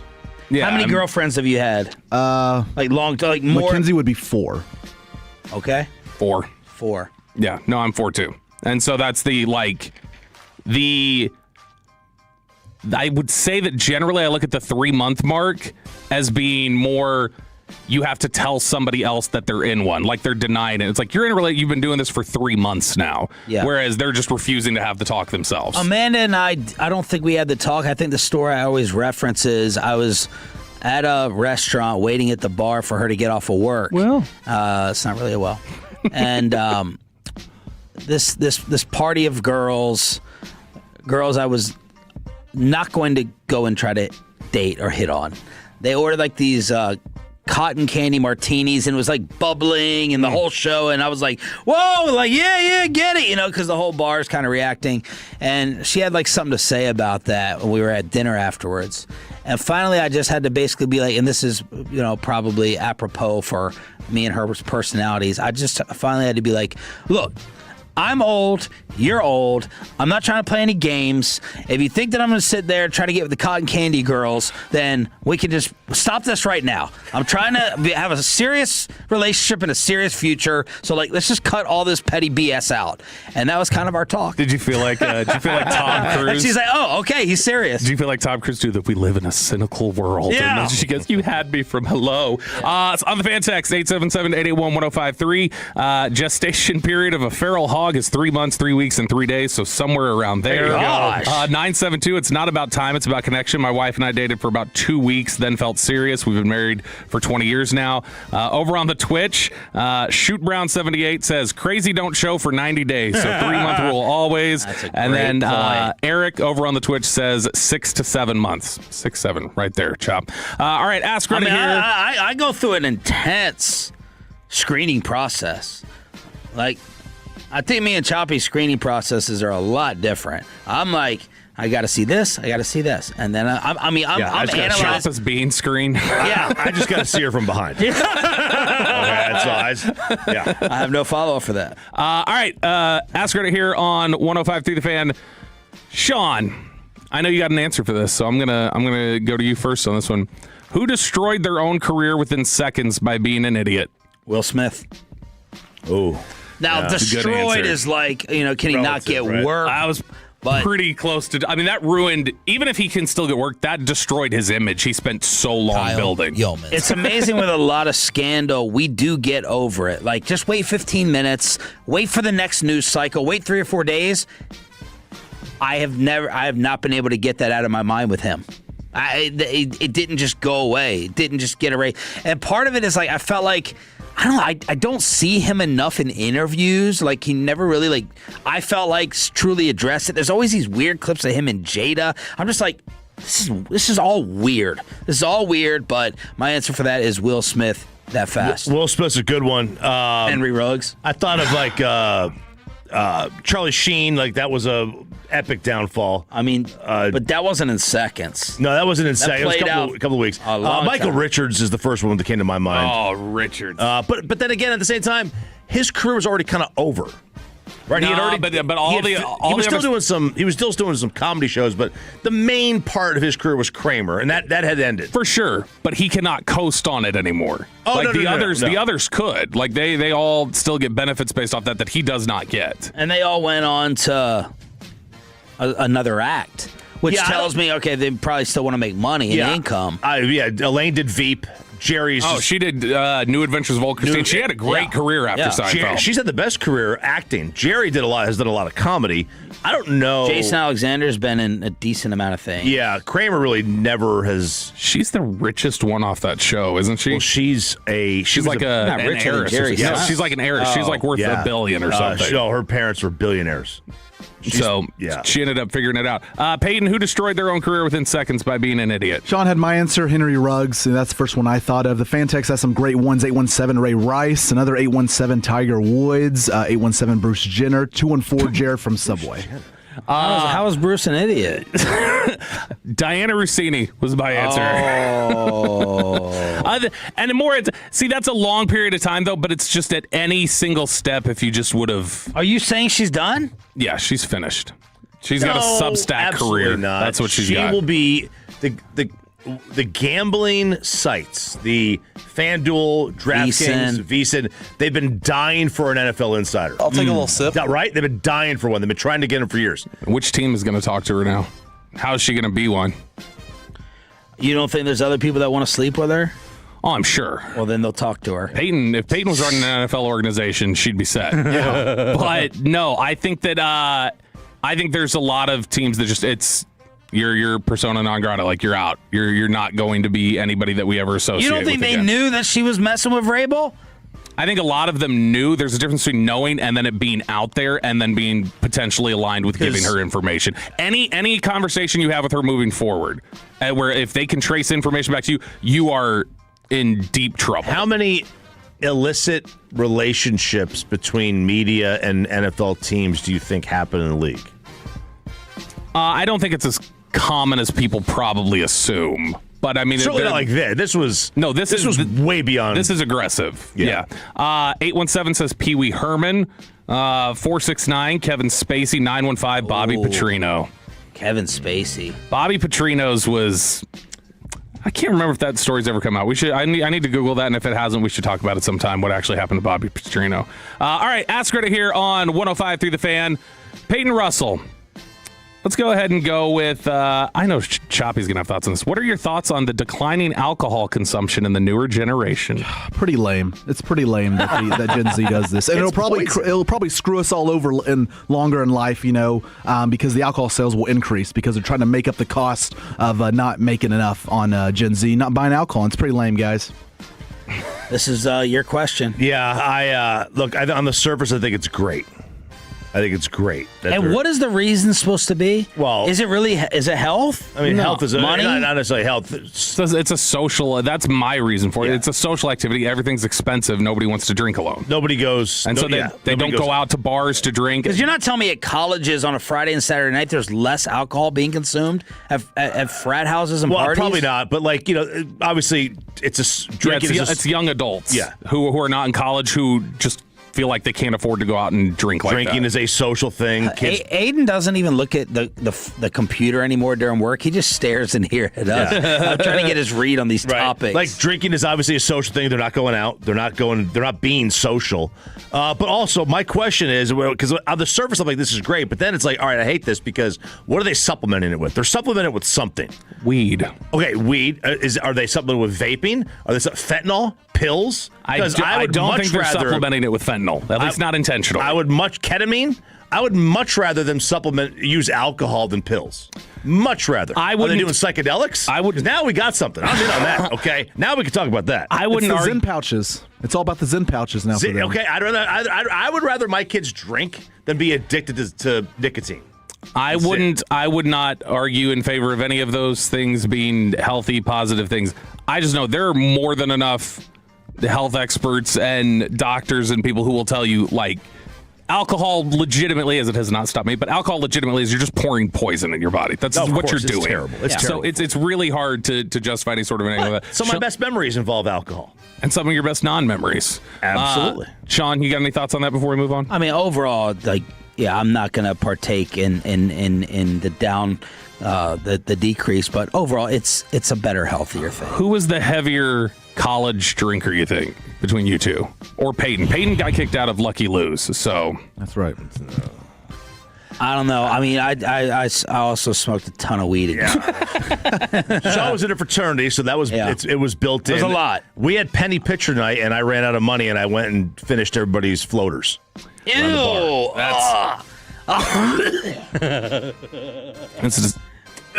Oh yeah. Once it starts, I can't stop. All right, ask Greta here. Can you watch our Netflix animal shows that we watch? Can you watch the birds feeding the baby birds? Yeah, that's not a problem. Okay. That's like ingrained. It's nature. Yeah. The 2 Girls, 1 Cup is not nature. Yeah. All right.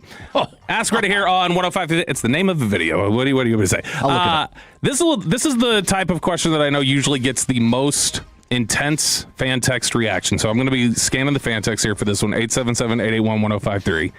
RJ Choppy, who is the single most attractive person alive?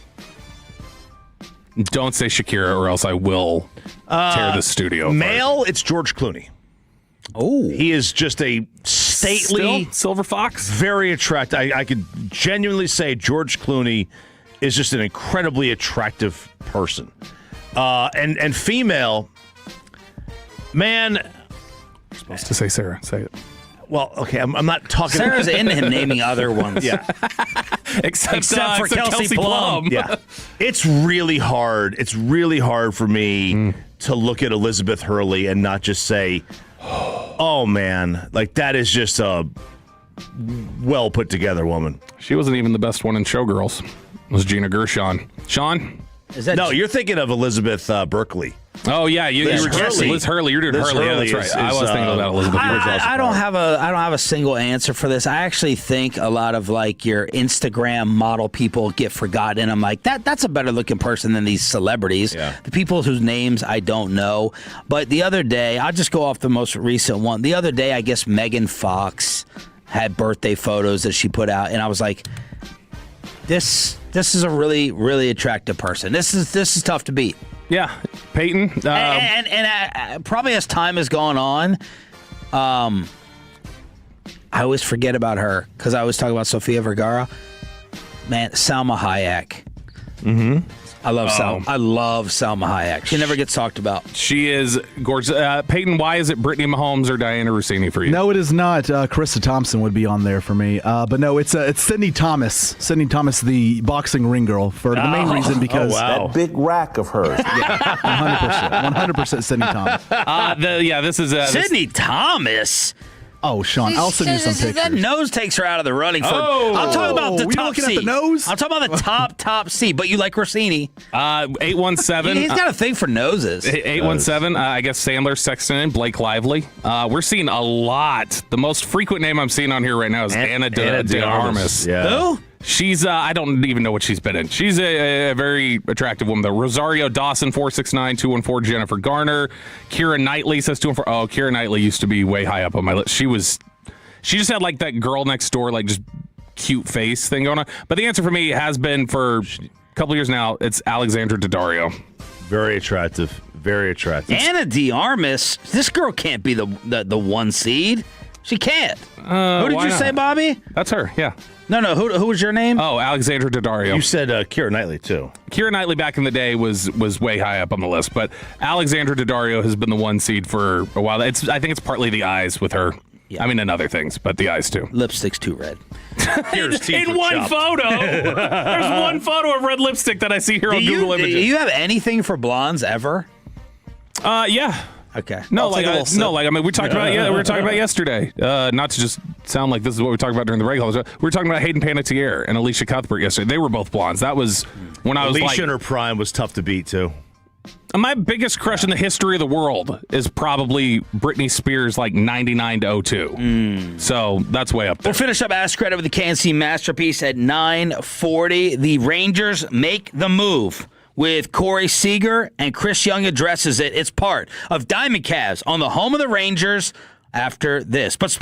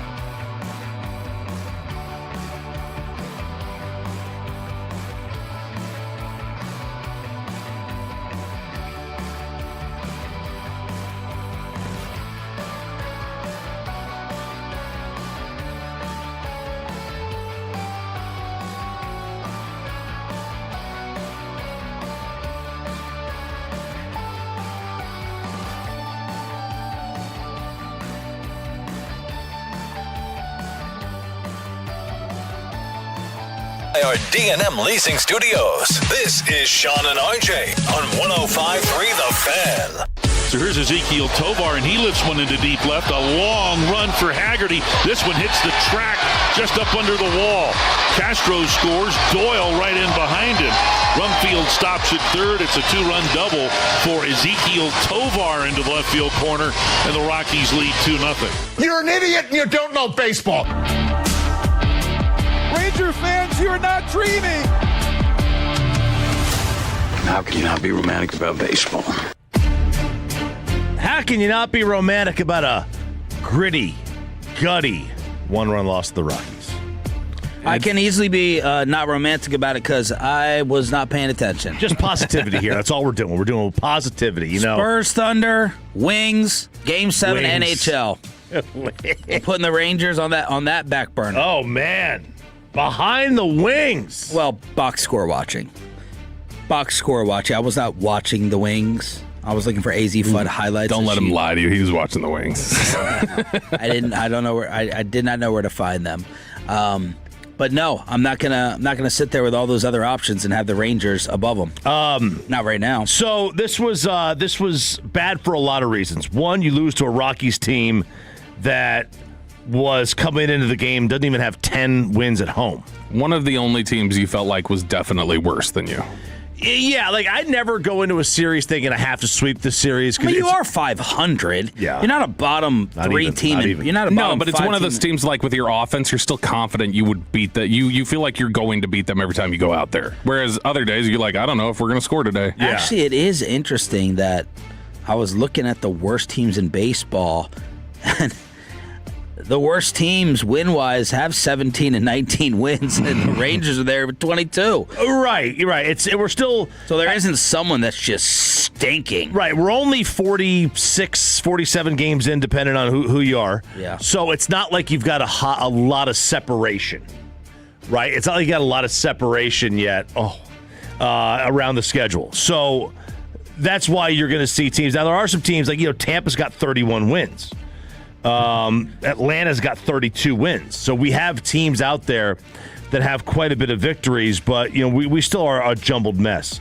But this thing was all about two things really. One, Mackenzie Gore leaving early.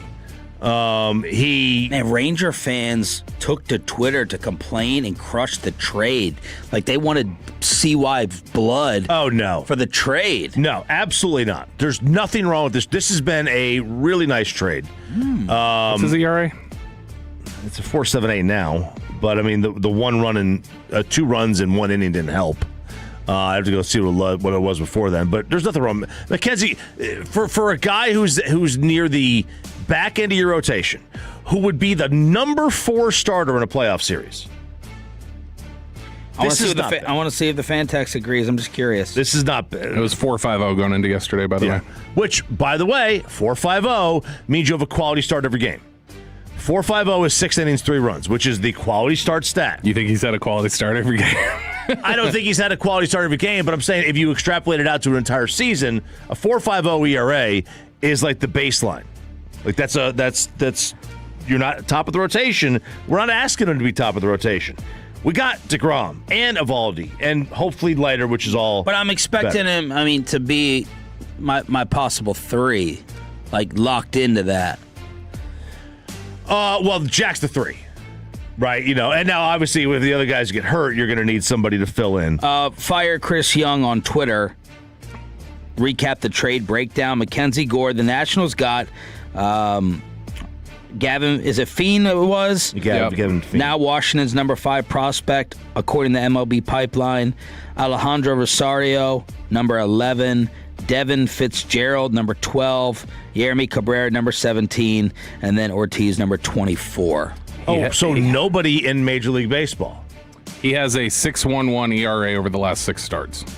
Okay. That's enough of a sample. That's enough of a sample. There's no doubt about it. That's enough of a sample. And you wonder, because he is hurt now with the lat, or with the I guess it's more shoulder blade-ish. Screw you, Jared. Goodbye. And by the way, they said it did not happen on the diving attempt, which you don't see pitchers make a whole lot of diving attempts, but there was a squibber down the third baseline that he made a diving attempt for, and they said that's not when he hurt it. He was already wild. They were already down 2-0 at that point. He couldn't find the plate to begin with. So that's bad. That's bad. Offensively, they were pretty bad in this one until the middle innings. They scratched across a couple of runs in the 5th and 6th and bust out for 3 in the 8th to make this a one-run game where they had the tying go-ahead runners at the plate in Higgy and Carter, and nothing. They weren't able to get either one of those runs home, which stinks. They didn't. The 38 degrees right now. You mentioned that it was cold yesterday. It was rainy. It was cold. It was a tough place to play. They've got to win these next two, though. You go in to play Colorado. I'm not ever thinking that team should have to sweep. I don't even think the Dodgers should expect to sweep Colorado. Sweeping a team is difficult.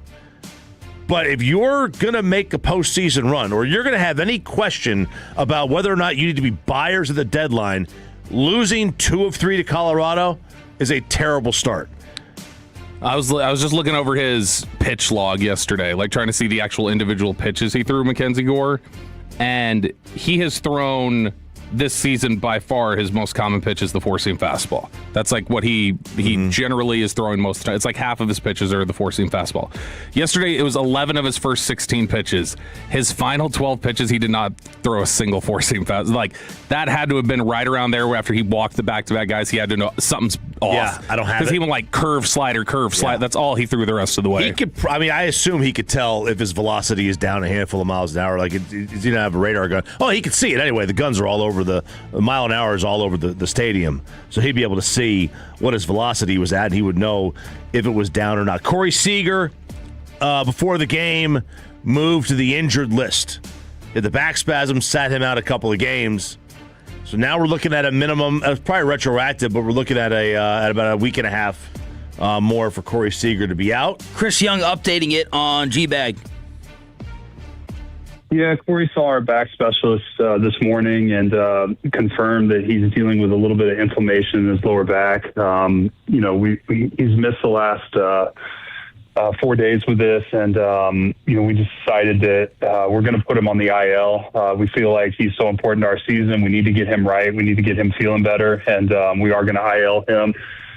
With the idea that he'll be back the first game at home against Houston, the first day he's eligible to return. It's nothing that's overly concerning in terms of the diagnosis or the prognosis, but prudent that we put him on the IL to make sure we get this right. We don't want to rush it. We want to make sure that he's 100%, and he's just too valuable and important to the rest of our season. So not great news, but nonetheless, I think the right course of action. And our anticipation is this will give him a chance to reset mentally. He's certainly pressing in terms of the offensive performance. And, we just get the good version of Cory Seager coming out of this, we'll be in a good spot. Throwing out the certainly pressing. That's not just see why I'm talking not just about the injury then. Yeah, I wish that I wish that he had, you got to say the truth. I wish I had heard from Schumacher that this started before last Saturday, and that would have put in my mind this is the cause of the struggles. But when he said it just kicked up on Saturday, I'm like, damn, it was something else. Yeah, because, he was in at 0-for-27, which that means that we are talking about this thing would have started 9-10 days prior to that. Because that's about 27 at-bats. The way this team hits, you only get 3 at-bats a game. So that would have been about 9 games. And, you're not playing necessarily every day, so it might have been 10 days prior. That's going on 3 weeks then, almost, or 2.5 weeks of how long this would have been lingering. And that's about how long these back injuries, if you get an inflammation, it takes about 7 to 10 days to heal anyway. So we'll see him. We'll see him before Memorial Day, or before the end of May, I should say, not Memorial Day necessarily. There's so many odd things that this is probably a Sandler or a Bassett question, but when you go look through, for instance, his advanced numbers and different things like that, and they'll start showing you his bat tracking or his stance or whatever else. I always look at it and go all right, why is his stance Like the distance between his feet. Why is he like significantly wider in his stance now than he was 4 years ago? Like, and why is it increasing every year at the same time that he seems to be having issues increasing like, is there just something that he's not comfortable with at the plate and he's changing up his stance and he's like tweaking some things, or should he be going back to some of the stuff he was doing a few years ago? Because it's very almost every metric they have looks different this year compared to the last three. And what I asked Brett Boone last Wednesday, was so like, how does the Rangers' current hitting coaches address this with him? Well, they don't. You know what I mean? Like, how do you he's got his own team and he does his own thing. So does that mean like don't come around me, like off limits? Like I got the ropes up at the VIP. Like, go talk to them. Don't come over. Like, how do you address it? Do you go, Corey, I know that this is what your team is saying. This is what we're seeing. Like, does that interaction occur with him? I'm genuinely wondering. I do want. I don't know how it works at the major league level, obviously, because it's tug of war even at the youth level. Because a lot of these kids, even my kid, they have their own. My kid's got his own pitching coach. Whoa. And his own hitting coach. And when you have your other coaches, that. And because what you don't want this coach telling you to do one thing, right, and then this coach telling you to do another thing, and they don't marry. They're not connected to each other. So you don't want that. It's gonna throw you off. And like, I doubt. Obviously, the Rangers probably know this. Do they feel comfortable enough to coach him and adjust him, or you're just like, hey Corey, maybe today you might want to think about this. This is what our video. Can you do a video session with Cory Seager? And I know I'm not trying to make it seem like he's T.O. and just doing his own thing in the corner of a locker room. No, but is he Diggs? Like, is he Diggs? Is he somebody who he's got his own view on what his medical should be and how his, like, hey, I'm playing for you and like I play within your scheme or whatever and I play within your vision, but in terms of how I handle me and get myself ready, I've got my own team that handles that, and you guys aren't going to get in the way of that. My assumption is his hitting coach deals directly with the Rangers hitting coach at times. Because organizations have a philosophy on how they want to approach the game. I mean, did Alex Guerrero? Right. Did he talk with New England's people? I don't think so. Now that was on more training. So what? It's the same thing. It's the same thing, wouldn't it be? Well, it's like his own training program, and this is Corey's own hitting program. Right, but I'm talking about the philosophical way they want to hit. Like, some teams are more like pull heavy, or we want to do this. We want to swing. We want more home runs. We want more contact. Each team has their own philosophy. I mean, imagine if the Mavericks had to go through Holger to talk to Dirk. Or if or Dak works with John Beck at 3D QB. Imagine if the Cowboys, if they wanted anything mechanically, well, you go through John. You don't come talking to me. Like, almost like it's an agent representation. Which I don't know if that's what Seager does, but if that's the case, that seems like a problem. Wondering. Yeah. I'm not trying to tiptoe. Sometimes on the show we say things and we're like, we're hearing this. This is really true. We just can't come out and say it. I'm genuinely wondering. Yeah. So I'll expect a Sandler phone call here in the break. Very nice. Real quick, are the Rangers a little too conservative in their challenge system? They have the second best challenge percentage from hitters in Major League Baseball.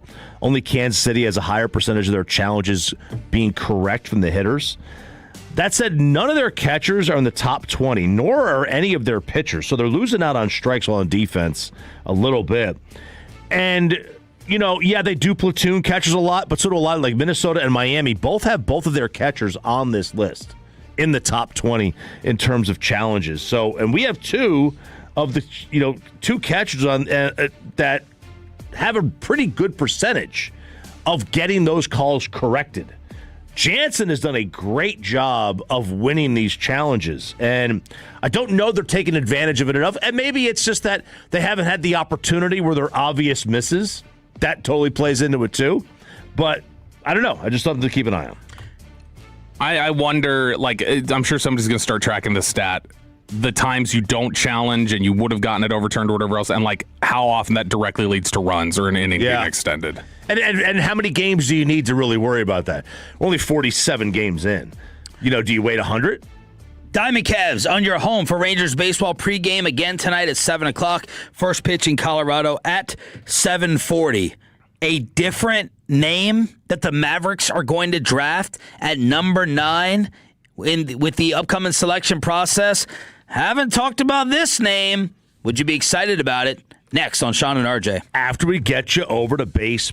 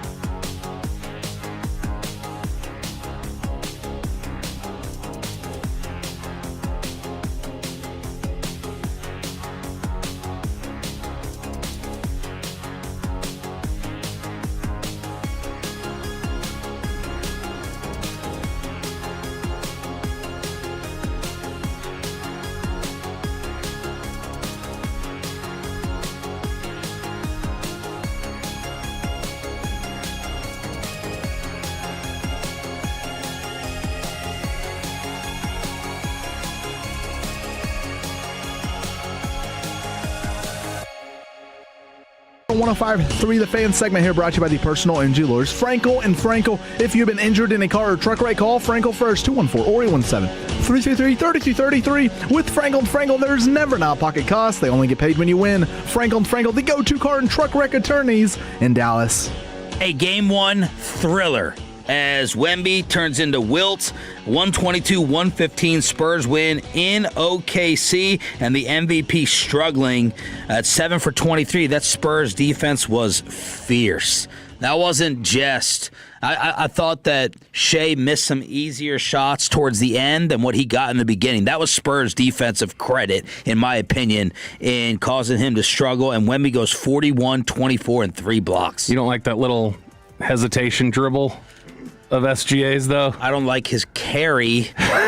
My God. Cody, don't text me. Yeah. Don't text me like you lit up RJ. It is nothing but a carry. I can see why people get irritated with his game. I get, here's what I don't even care about the carry anymore because like it seems so commonplace. Right. My issue is when he's just driving the lane and he's, at the elbow. Yeah. And he'll just throw both arms up like he's about to do a field goal's good, and it's like his fake shot attempt. Well, it seems like, again, I want the stat in the NBA of players on the floor, floor time, not playing on the court when your head is on the wood. Oh. And I think Shea's strategy may be, I'm going to fall down and hit the floor after every shot. I'm just not going to bitch and cry about it like Luka does. And therefore, I'm not getting on the refs as much, and I'll still maybe get the benefit next time. Again, fantastic player, silky smooth, amazing all-time mid-range game. He really is. But last time, just hitting the floor after every shot, it seemed like it felt like. And that, I really hated what I was rooting against. I was the only person in America rooting against Alex Caruso. Little fun story. You know why? Because he shoved the camera out of the Thunder huddle after they tied the game. I didn't like that treatment of the media. I did not like that. And I want to see Wemby punish him. I'm like, come on, Victor, back him down even more. And Wemby just decided to pull up from 30 feet. So we'll get back to that at 9 o'clock. But I'm still in. I read every single write-up of these players up until pick 10. Oh, wow. Bobby finding. I'm still in mock draft. Caleb Downs got me in mock draft season, and the latest one from Kevin O'Connor and the Mavs. Yep, Kevin O'Connor, who is one of the more prominent, I'd say, NBA draft analysts. Like he covers the NBA in general, but he's somebody who does a lot when it comes to draft time of really diving in on these prospects. So he's one of the handful of guys who really knows these classes every year for the NBA draft. And you go down the list and let's go one on down. Yeah, number 1 pick was AJ DeBonsa to the Washington Wizards. Not happening. Why not? Trading out of it or not taking DeBonsa? He's gonna force his way to Utah, man. He's going to force his way to Utah because he wants to be comfortable in BYU territory. Yeah. Well, number 2 for the Utah would be... He also said, I was interested in how he projected him, and he said he's got an MVP ceiling. MVP ceiling for AJ at 6'9". He better if Jamal Mashburn's going to say there are 12 players that are better than Cooper Flagg in this draft. 6, right? It was however many he said, too many, it seems like, according to the way people are talking about this draft. But DeBonsa goes number 1 to the Wizards. Number 2, Utah takes Darren Peterson and all of his electrolyte issues or whatever was wrong with it. Was it creatine? He was a creatine guy. So they've got the creatine issue that Danny Ainge will have to deal with now. Pick 3, the Grizzlies take Cameron Boozer. So the write-up in here is very interesting because I have not been as high on Boozer. And Kevin O'Connor wrote, there's a small but notable group of NBA executives who believe Boozer should be the top pick. He's the most polished player in the class. He scores from the post with both footwork and power, 40% of his threes on high volume, and can run the offense as a point forward. In your expert YouTube scouting era, and I guess watching that game there, do you think it's impossible? Because I don't. The times I've watched Cam Boozer, I don't look at him and go like, "Oh, he's definitely going to be better than his dad." Like Carlos Boozer was not a bad player. He was not a bad player. Like, and I don't know, like watch him. I don't sit there and watch him and go like, "Oh, he's definitely better than Carlos."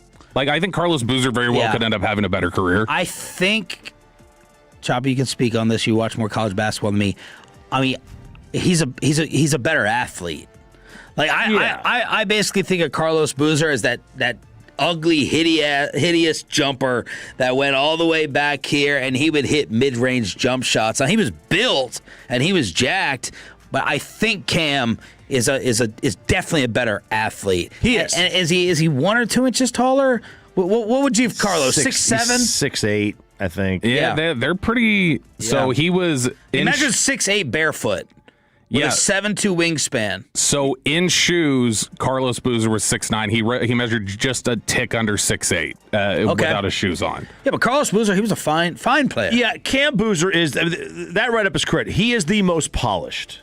Although I could argue that Peterson is too. Peterson's pretty polished. I think Peterson's got offensive upside to Kobe. That's his ceiling of that. That's the type. I don't want to say like to that. That's the type of offensive game he can get to. Right. Boozer is very, very polished. He's very, very ready for the NBA. I just don't think his ceiling's that high. I think his ceiling is like maybe like I've heard people throw Kevin Love's name out and Al Horford. I think that's fair. And I would certainly take those guys. I just wouldn't take those guys number 1. Yeah, 6 years with Utah, which was kind of Carlos Boozer's prime. He was a 20-10 guy. I mean, that's a good player. All right, next pick, number 4, the Chicago Bulls take Caleb Wilson. Total freak. The concern is, can he shoot the ball a lick? Is he just going to be this dunk highlight reel?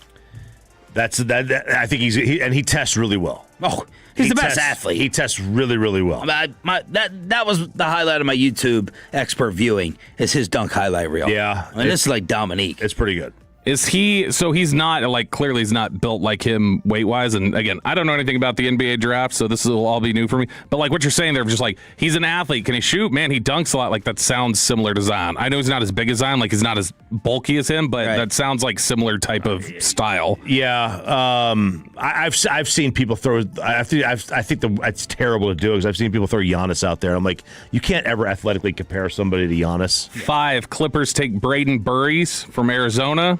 So this is where we start. I think we need to dive into these a little bit more, because Burries is kind of high up that I've seen for him in these mocks. He's been a guy we've been talking about a lot here. Here's what O'Connor wrote. Executives have spotlighted him as one of the biggest risers after the combine. One executive cited his maturity and intelligence. Another exec cited his measurements, not his height, 6'4", or his wingspan, 6'6". It's his weight.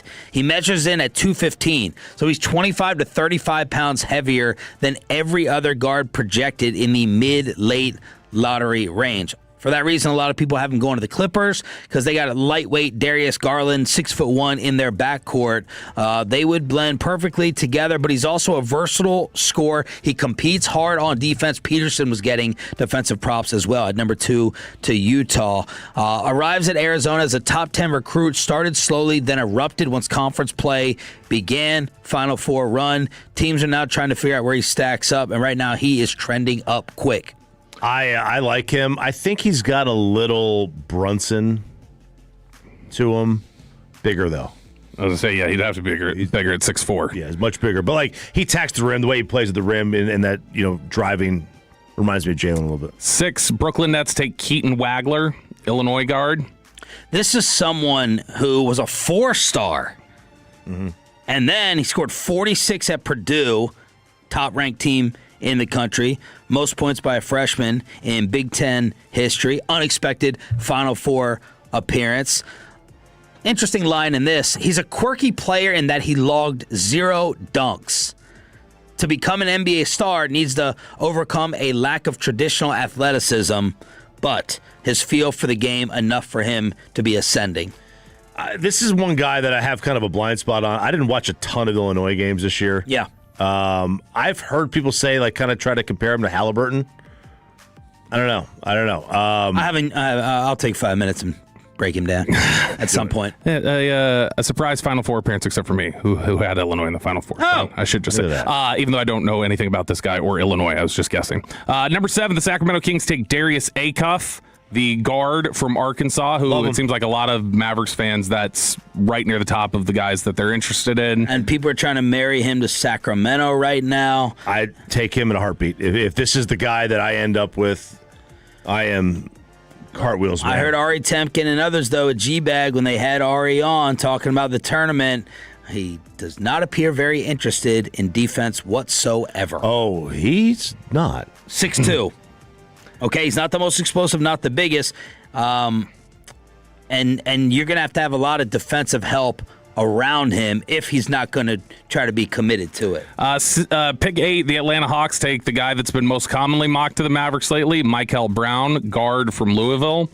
The clearest stylistic fit, he's saying, for the Hawks is Brown. When Brown is in the zone, he has an unstoppable pull-up jumper, and his highlight reel, y'all, is fun. An ambidextrous finishing ability, the quick reads to rifle passes, but for the defense's time to react. He scored 45 in his breakout performance after a back injury. This is what Chuck Cooper's team was worried about when he came on with us. The back issue, the absences from the injury muddy the evaluation and leave real questions about his consistency that may not get answered till he's on the floor as a rookie. That's scary, but the NBA draft is the ultimate futuristic play. You're getting 7 years with these guys, right? Because you're gonna, unless they're just a bum, you're gonna give them that. Out of his back's messed up. No, that was bad. But you're gonna give them that second contract to get him to 7 years. It's just financially is the smart thing to do. Again, obviously, if he's hurt, then you're not gonna. So you could you don't care necessarily that he's right away day one, but. What's the back going to be? Back injuries are. We talk about Tyron Smith around here. You don't love Seager. Yeah, you don't want a back injury at 20. Number 9, the Dallas Mavericks select a name I think has been uttered one time on this station. I think Choppy said it in a quick throwaway to Nick Angstadt.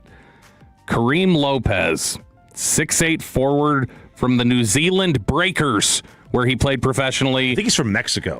He came from Mexico. He played for New Zealand.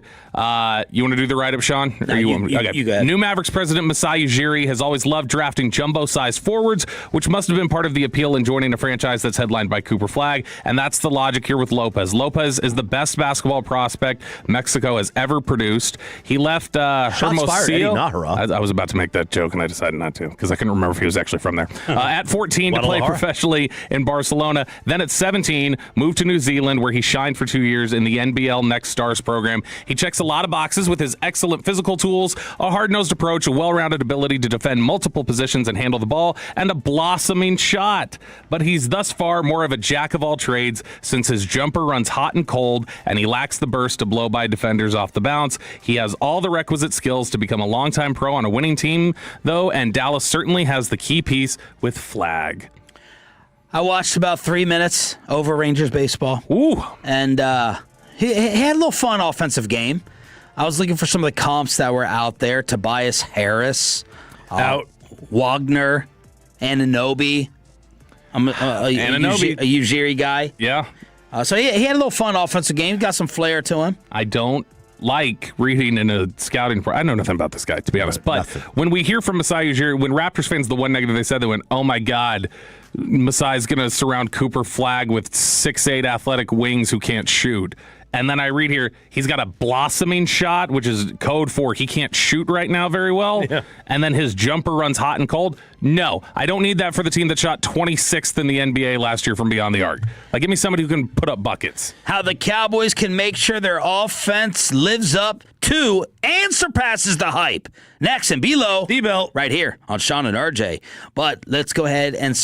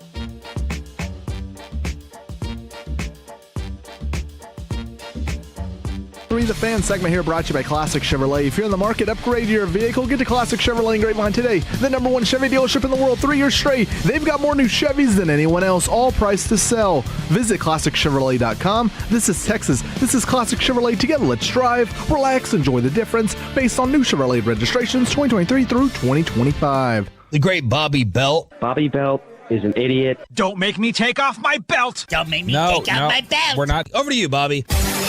Let's make sure that Jake Ferguson is not made out to be a liar. Let's talk about it here in Below the Belt, which is brought to you by Window Nation. I use liar figuratively and sarcastically. Nobody get uptight about that. You'll hear in just a second. Before we get into that, I might as well just rip off the Band-Aid and get it done now. I want to cheer against John Harbaugh as much as I want to cheer against Wemby. I don't want nice things to happen. I don't want the Giants to be accelerated down a path of success. I don't want them to become a organization of consistent legitimacy the way the Baltimore Ravens have been. And so I said it the other day. I still have not put it up on the wall. I need to.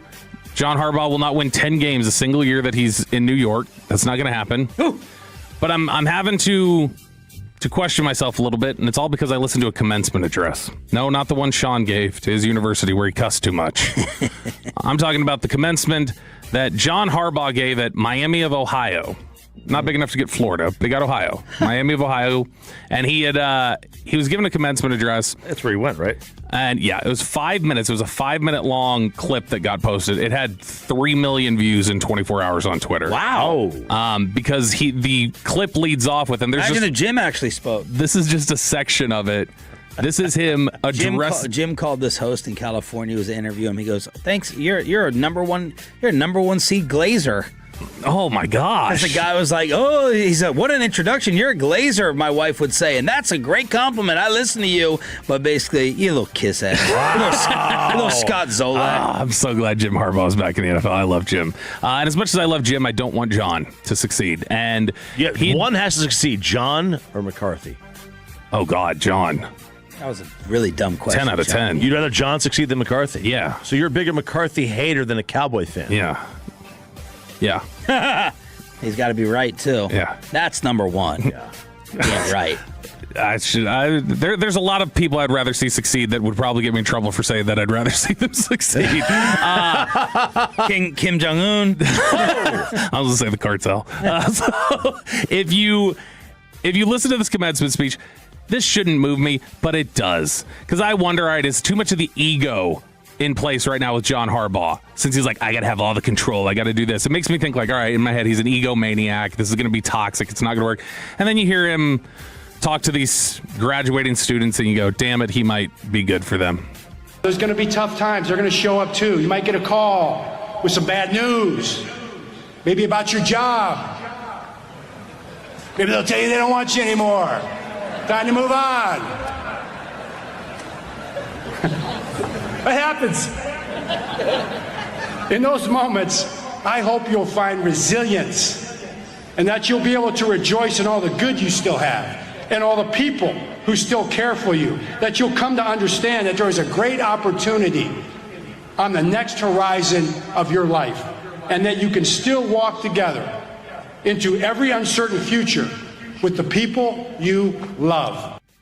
What's so great about that? It sounds like every other commencement speech. No, that's just a snippet of it. I just grabbed the front end of that because he makes the Ravens reference there. But no, when you listen through to the whole thing, there's such an authenticity and like believable. Because I mean, you get up there and everybody says the same words. That's the thing. Except for me.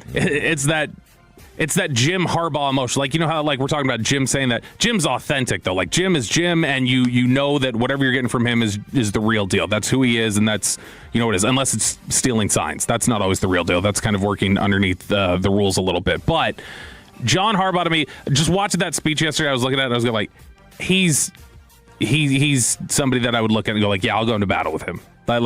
I'm on board. Like I would charge into battle with him. So I don't like that we've gone from Brian Daboll and Joe Judge and everybody else who couldn't get people on board, and even Tom Coughlin, who's kind of a jackass, even though he was successful, to somebody who clearly can rally the troops. And you can compare John's speech at Miami of Ohio to Tom Brady's at Georgetown. I want you to challenge yourself with ideas that are uncomfortable and people who push you to be your very best. Even if one of those people is a cranky old coach who cuts the sleeves off his sweatshirt and screams at you all day, do your job. How did Georgetown get Tom? He didn't go there. He did not go there. No. He didn't even live there. I mean, I'm close. What connection does he have to Washington, D.C.? Right. It's funny, but again, maybe his vote. I don't feel it. Like Harbaugh, I felt it when he goes, not at Georgetown. We don't want you anymore. And he pauses for the laughter.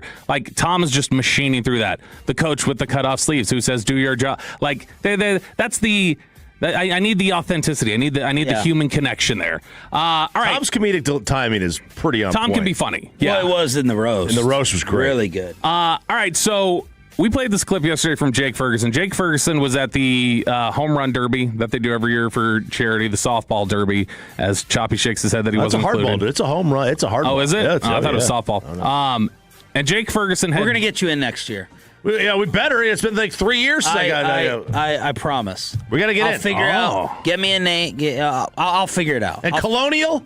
That media tournament that you guys have now that you kick Mac Angle and I out of? Let's go. I'm not going to work on that. I was going to say, you can't get Sean onto a golf course. You're not getting on a golf course. I'm not trying to do any golf favors. So this is what Jake Ferguson was saying about where the offense is at right now.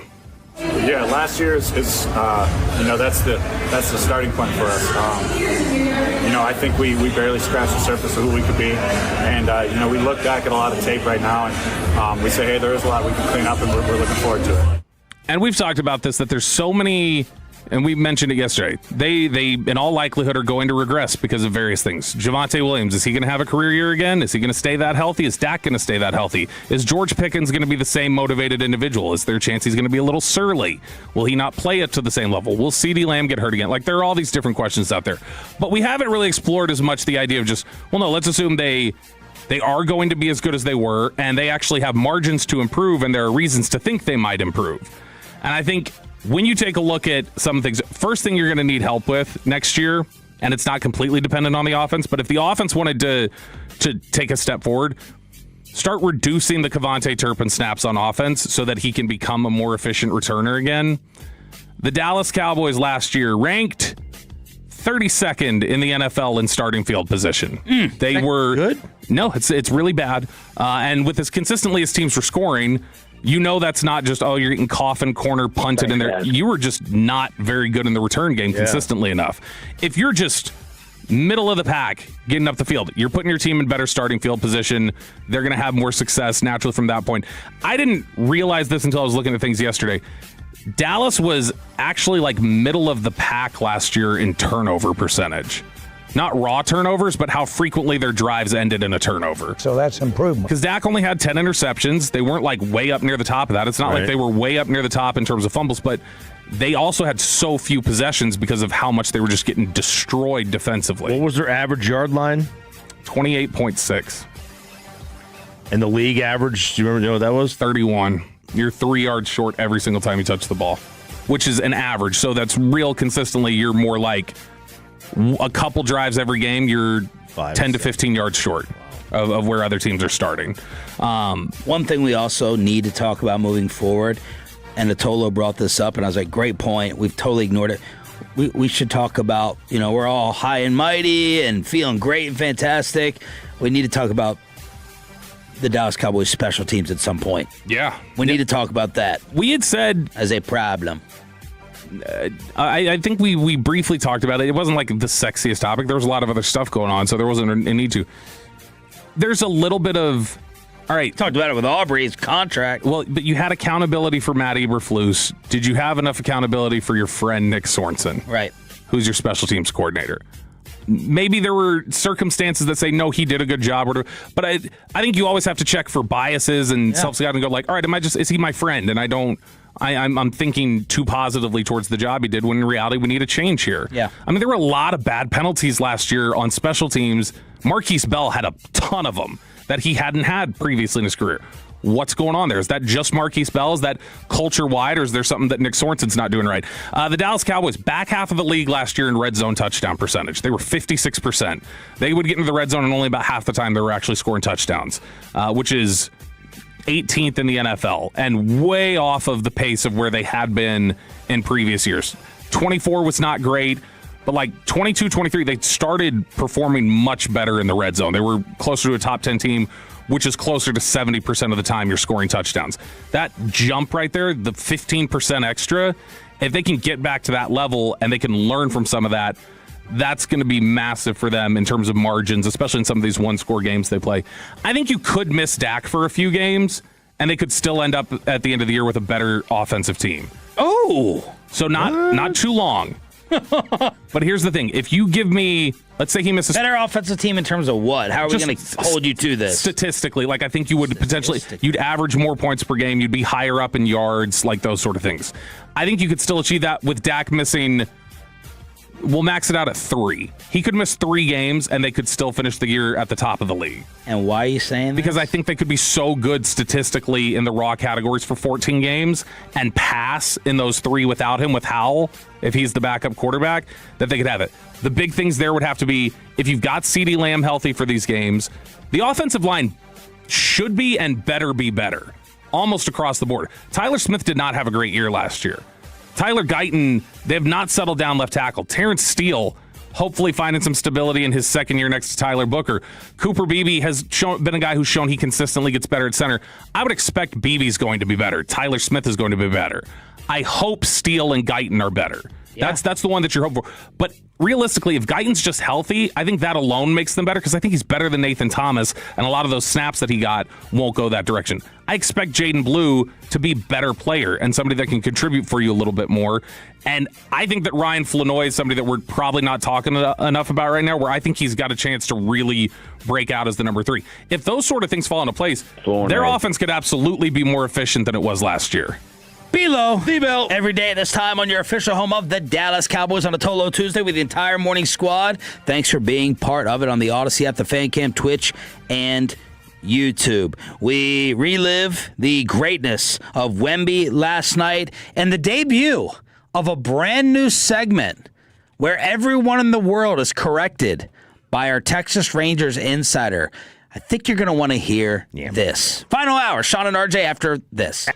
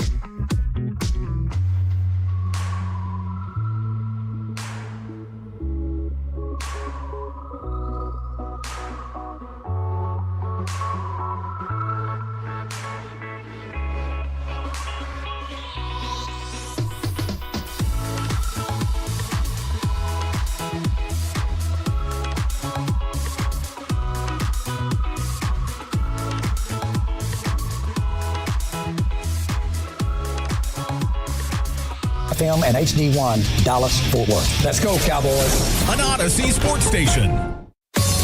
Driven by our D&M Leasing Studios, this is Sean and RJ on 105.3 The Fan.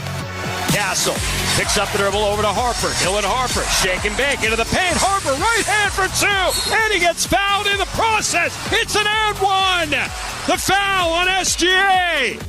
Just when you're thinking of the other San Antonio Spurs, here comes the rookie, Ron Harper's kid, to put up a humongous night, a ton of steals, setting rookie records for that as well. It's a Tolo Tuesday final hour, fist punt time on the Fan Cam, Twitch, and YouTube. I see it from Aiden Butler, RJ Choppy, Sean Sharif, Cowboys insider Bobby Belt, and Peyton Russell running the Odyssey app, the Fan Cam, Twitch, and YouTube. Ron Harper, he got a little testy last night on social media where he's like, y'all wanted to know why he was picked 2? Boom. There you go. 24-11, 6 assists and 7 steals, most by a rookie in a conference finals game. First player since Bird with a 2010 5-5 conference finals game. How are you going to break through either of these freaking teams in the Western Conference for years to come? I actually like San Antonio's roster better than OKC, and OKC is everybody's eventual champion. But, man, San Antonio is so deep. It just never ends. It doesn't stop. They won that game without De'Aaron Fox. Yeah, and I like Castle's a nice player. Yeah. Wemby's a freak. Yeah, sixth man of the year. Yeah, what you're going to need to do is you're going to hope that Wemby's career... His legs turn into giraffe. Well, you don't know how he's going to age. I mean, we've never seen... Wembanyama. Right, we've never seen a player... kind of his size. So his size do what he does and sustain a long, healthy career. It's very, very difficult. I think the Spurs know this, too. I think they're preparing for, this is not going to be 15 years. It's not going to be David Robinson out here, playing into his mid-30s. Why do you think that? Because there's no comp for it. But he's also not just playing inside as a NFL guy. He does a lot outside the paint. Yeah, we've just never seen somebody that size not physically break down. Durant broke down into his mid-30s. Durant's not close to that size. No, but I mean, Durant's a bit like Durant was he was the Slim Reaper. He's a 7-foot, thinly built guy. So normally, a morning show guarantee for Game 2 has Oklahoma City definitely winning. I'm heading on over to Underdog just to look at what type of value I can get. What do you think the spread is for tomorrow night? OKC 4.5. I will say 5.5. 6.5. And I think that's about right. I think 4.5 would be a little bit too low.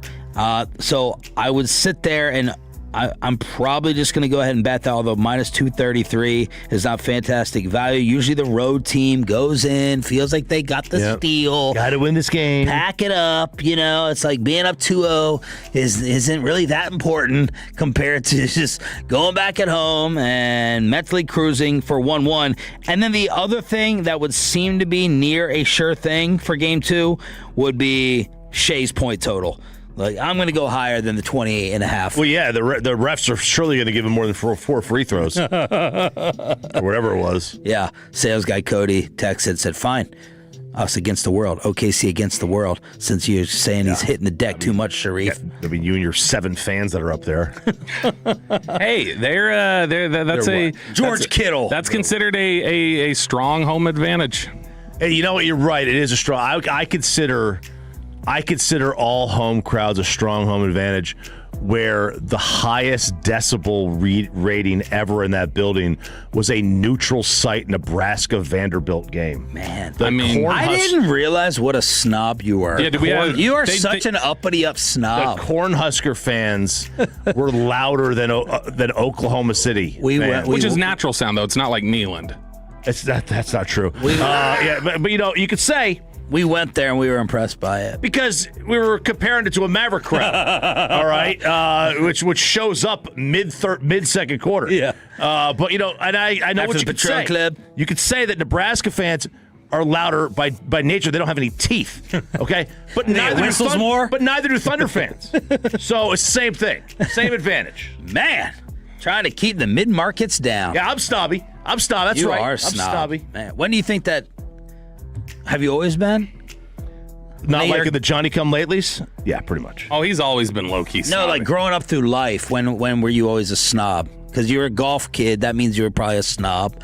I wasn't allowed to communicate with public golf course kids. And you're the prince, weren't you? Huh? You were the prince too, weren't you? It's Golden Boy. Yeah, you're the Golden Boy. Yeah, I couldn't hang out. I wasn't allowed to. Public golf course kids. Municipal kids. Municipal kids. I just think of when we were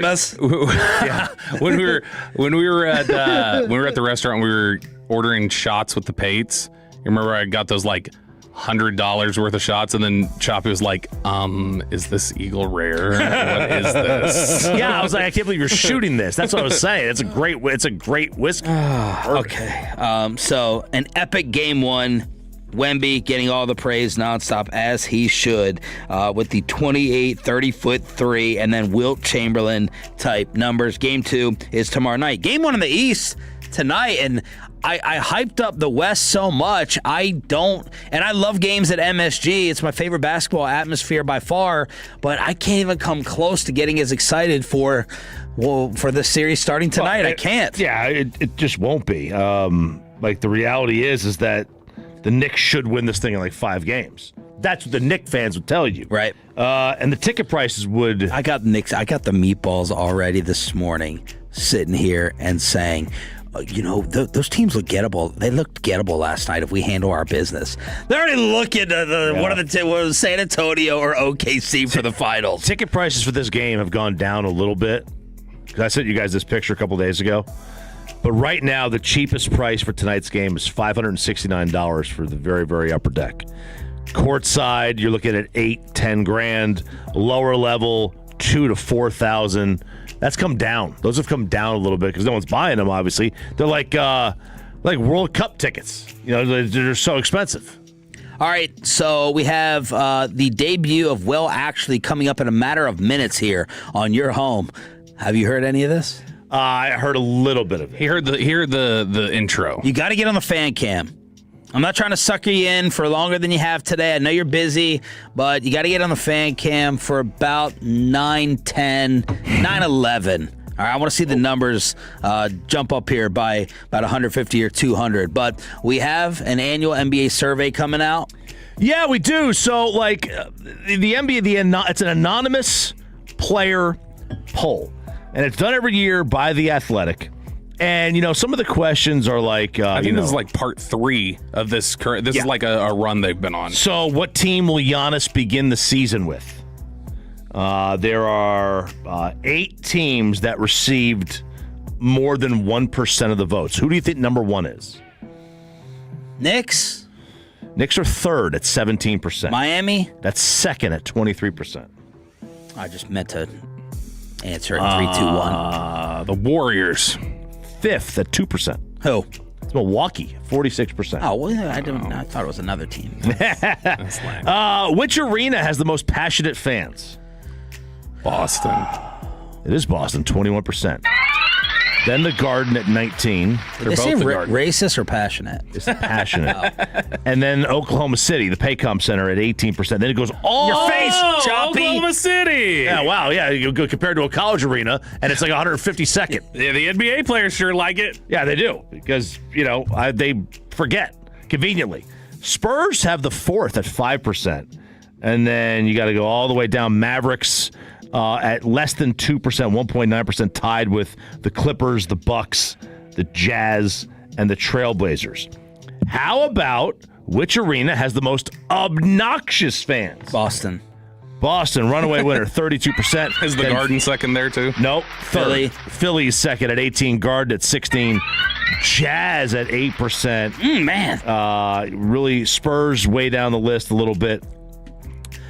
Who is your first team on your no-trade list? Remember, LeBron said nobody wants to go to Memphis. Did that check? I cheated because I had to. Yeah. I wanted to read these, yep. So I saw it was Memphis. Oh, okay. I was going to get Sacramento. 36% Memphis. Sacramento's 3rd at 11. Washington is 2nd at 12. New Orleans at 7 because the food sucks. Brooklyn at 5. Jazz at 5. Hornets and Trailblazers at 4, Knicks at 3, Pistons, Pacers 2.5. Bucks, Lakers 1.7. Having just driven through Memphis, I get it. Really? Yeah. It's depressing. What's it like? Like a poor, like a warmer Detroit. Yeah, like a poor like suburb in DFW or something. I've never been through Detroit, the city. We drove by 8 Mile. Detroit looked nicer. Haven't been to Detroit and Memphis in the last 6 months. Detroit's nicer. Memphis has got some problems. All right, what do the smartest teams spend money on beyond player contracts? Health, facility, player comfort. The category was player comfort at 86%. The family experience at 7. Organizational investment, fan-facing measures at 6.5. All right, so those are NBA players speaking. We'll finish that up tomorrow after Game 1 of the Eastern Conference Finals. Yeah, but, Jared Sandler, we heard recently when he and Gavin Dawson mixed it up. And round 2. He had to set Dawson straight on what stuff meant. And Dawson said, I didn't realize stuff was that particular. Well, Jared is always willing to set you straight when you've got your facts wrong. And so with that in mind, we had just sent over a couple segments to Jared and said, hey, is there anything you feel like you need to fact check for us? Do you need to be our fact checker? And Jared did have his fact checking ready in this new segment that we call Well, Actually, with Jared Sandler. When do you drop a fact that isn't true? Jared's right here is gonna lecture you. Sports, politics, or how you almost had her. It's time for Well, Actually, with Jared Sadler. Well, actually, it's not Sadler, it's Sandler. I think sometimes he's about to tell me a cool story. I was out this weekend. Oh, where was Kevin? And then he's like, I was at an ATM. No, you weren't. And why would I be walking up to that ATM? I have a car. Well, actually, we know from your platinum reads, Hagee, that you've had like 4 cars in 3 years. You're basically Tiger Woods with the way you wreck vehicles, except you're not fun or like to party like he does. Rangers baseball tonight, pregame at 7 o'clock. They're in Colorado to take on the Rockies. So that's one of those weird. There's a handful of teams across the big leagues that are starting games at 6:30 now, trying to get these things in before it gets too late. And I don't know how to feel about it. I like my 7 o'clock start times myself. But if the Rangers wanted to dial that back 30 minutes, it might make sense. Well, actually, 30 minutes earlier would be 6:35 because the game started at 7:05. But we know you don't know that, and that you don't really care what time the game starts because you're not watching the game anyway, Gavin, are you? And then Sandler not going as well. What's he got? He's got baseball. Well, actually, I could have gotten the game off, but I heard Peyton make a smart-ass remark about the Texas Rangers offense only being able to muster 1 run. So I decided to work the game. A 1-run scoring team? No offense? Yeah. He could call the game from the wedding. Okay, you know what? You, Sean Sharif. You think it's easy to hit major league pitching? Do you? Do you have any clue what a Hall of Fame level job Chris Young has done in building what is essentially a juggernaut of an offense? Did you know that in 2-1 counts in road day games that nobody has more hits this year than the Texas Rangers other than like 12 other teams? Did you know that? You didn't. Now you do. But now you look stupid. The Actually debut for Jared Sandler, correcting life. Clever. Here on one of That's good. You need a good fact checker. Yeah. That's Jared. The cod descent. And the actually, this is one of the this is why part of me hates the analytic people. Because you can't argue with them because they always bring, actually, there's a stat for that. Well, actually. They literally say, actually, there's a stat for that. All right, let's get to the Red Zone. Rockwall continues to be disrespected, and we know the Cowboys and their win total. What about everyone else inside the NFC East, and how favored are they compared to us? The Red Zone, your football fix on the home of the Rangers and Cowboys after this.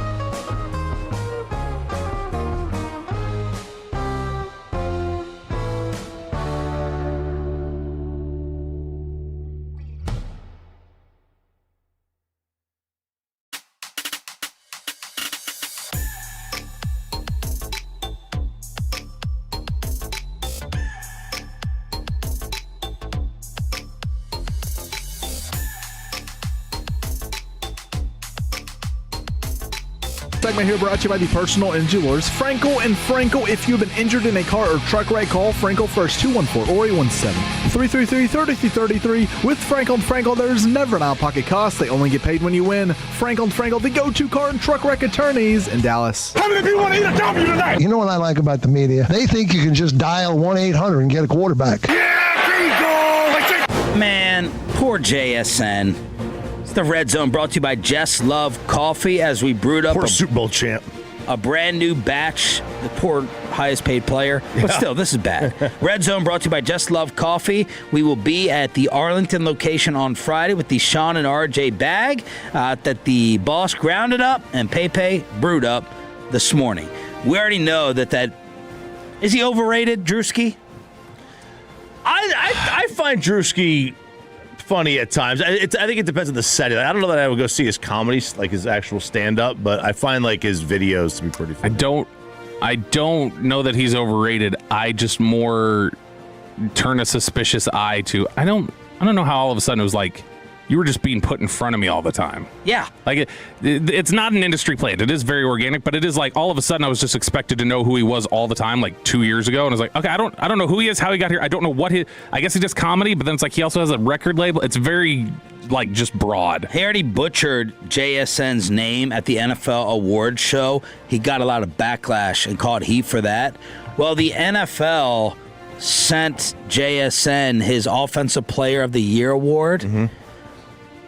Except it was the Defensive Player of the Year award. Good for him. And when it says Player of the Year doesn't have any gap in between the two words. Like, they've totally it's been an extremely disrespectful offseason for the new highest paid receiver in the league. And JSN just went on his social media. He said, just keep the award at this point. Leave it in the history books. Just keep the award in the trophy because this is backwards. It's definitely backwards. And the funniest part is like the D kind of looks like an O. Mm-hmm. So it's like, offensive. Offensive player of the year. Yep. Yeah, just like fill in the bottom part of the E, and then it'll look close enough. Because it's really they year. So Choppy, when the Cowboys schedule came out last Friday, took you through all the game spreads. And we won't go back through all that. I'll basically summarize it. I got some updated ones from Bet Online in Vegas. The Cowboys are favored in 11 games this year, and they're dogs in 6. They're dogs in one home game versus Baltimore. Mm-hmm. 2.5. Baltimore. So all the games in Arlington, they're favored. They're favored in 5 straight. Vegas is saying that the best part of this schedule that you better take advantage of is weeks 8 through 12. All right? That is Arizona, Indy, San Fran, Tennessee, and Philadelphia. Weeks 8 through 12. Biggest favorite that has them as the better team on the schedule is against Arizona, 10.5. We know how that has gone. Man, the Jacoby Brissett thing yesterday that you sent, someone blew up on Twitter by saying, you know you're an SE organization. You know times are bad when Jacoby Brissett is putting the negotiating screws to you. Yeah, so he is in a contract holdout, absent from OTAs. And this is something that he's been staying away. He's looking for a raise. Apparently, he's set to make $9 million. They are willing to address this. 9? Yeah. He was asking for an extension that pays him as the starter. And this is interesting because it's like he doesn't have any leverage. His leverage is because they just drafted a quarterback in the 3rd round. Carson. A high 3rd round pick. His leverage could be... It was the 65th pick. I mean, that's barely 3rd round. Yeah, but his leverage could be an opportunity to make the organization not look like they're just cheap and solid by somebody who was asked to step in. And you don't want to damage your rookie quarterback early. Maybe he could help him out that way like the Raiders are doing with Mendoza. But anyway, that's funny. The Cowboys are the biggest dogs in LA against the Rams. That's 5.5. So again, keep this in mind. They're favored in 11 games. Filthy is favored in 13 games. All 4 games they're a dog. The spread is plus 1.5. They're a home dog in one game against the Rams. Biggest favorite is minus 8.5 against the Cardinals, but they're on the road for that game. So that's why the Cowboys are a bigger favorite against Arizona. It's 10.5 than Philly. Don't correct me. And then I say for us, it's 10.5. I'm just joking around. But you see the story yesterday that A.J. Brown did not have Jalen Hurts did not go to A.J. Brown's wedding, and he is the godfather of A.J.'s child. Jalen Reitma. So, I had to deal with that drama yesterday. He heard best and worst while in California. So like I saw that tweet too, and it said his best friend A.J. Brown or whatever. How? Maybe formerly. Yeah, these guys don't. My perception is these guys can't stand each other right now. When did they stop referring to Jerry and Jimmy as best friends? Was it after the divorce? January of 1994. I wonder if it would have been like, I wonder if you just got to have the divorce where it's like, well, it'd be just weird to say they're not now while they're still with each other. Jalen was not the only Eagles teammate who was not there. It looks like no current Eagles were there, though we did see Darius Slay. Now, this is TMZ, and I had a Tolo, probably an Eagle fan, say, how'd they miss Saquon? Saquon was there. So I don't know exactly if this attendance is correct, but Jalen Hurts, not a A.J. Brown, and aren't the Patriots saying we can't wait for A.J. to come, basically? Yeah, this is such a weird... To our team? There's so much... you got to specify when it's New England. This is such a weird, energy that exists right now in Foxborough for these players. So Patriots players had shown up for some of their off-season workouts, and when media was allowed in there and got a chance to talk, there's just this bizarre... existence right now where guys with the Patriots are talking openly about A.J. Brown, and it'd be nice, when he gets here. Kevin Byard was asked about him. He goes, man, he was unstoppable when I was around him. Obviously, A.J.'s very talented still, but young A.J. had a lot to prove and couldn't be covered in one-on-ones. Started talking about just how pumped he was. He said, yeah, I hope we can do this. He's a dog. It's going to be great to have him here. They had other guys around there. Romeo Dobbs was talking about, I have a ton of respect for him. Said he's been a dude in the league for quite a long time. I understand that when he first got in the league, Vrabel was his coach. So again, I understand there are a lot of rumors going around. If he's here, I'd love to have him here. And they're all getting peppered with it now. Drake May was answering questions about it last week. It's this weird, the NFL's got to do something about this. They've got to come up with some fix because they hate looking like their rules mean nothing. And so that's why they introduced it. Don't call it the legal tampering period. Because tampering says you're breaking rules. This is the negotiating window that we allow. So they hate any workarounds. This is going to be an issue with Philly into future years because of all these June 1st trades they'll have to pull off if they want to get rid of cap space. And now the Patriots are just openly sitting here talking about their future teammate who's not even there yet. The Giants are favored in 5 games, dogs in 12. They're dogs in every road game. Biggest favorite, -7 against the Cardinals. Biggest dog, +8.5 at the Rams. And then the Commanders are favored in 5, dogs in 12. Is this an amazing opportunity to bet the over on the Commanders? Are they the most disrespected team of the offseason? Despite being only favorites 5 times, they're favorites in back-to-back weeks on the road, weeks 12 and 13. Biggest favorite is just 4.5 against Arizona. Every team in the division has their largest spread as a favorite against the Cardinals. Biggest dog, +5.5 at the Eagles and at San Fran. So you got the same basic over-under as the Giants? I mean, Dan Quinn kind of sucks, let's be fair. He's kind of one of the worst head coaches in the league. What is the explanation for this? This existed when I joined the show, so I didn't... Oh, Choppy or the Jaden Daniels? The Choppy Dan Quinn thing. What does this trace back to? Never thought he was... I mean, he is a Super Bowl winning coach in RJ Choppy Law. They were up 28-3. Every day you would come in here and go, I don't need to see the rest of the game and who knew the better the team was. Right. I don't need to see the final result. Yeah. So you should have a mental championship and ring on Dan Quinn's finger. No, I have it on Matt Ryan's finger. not Dan Quinn. The head Is that coach. what it is? He's mad that he cost Matt Ryan a legacy boost? Oh. Really, it was Kyle Shanahan.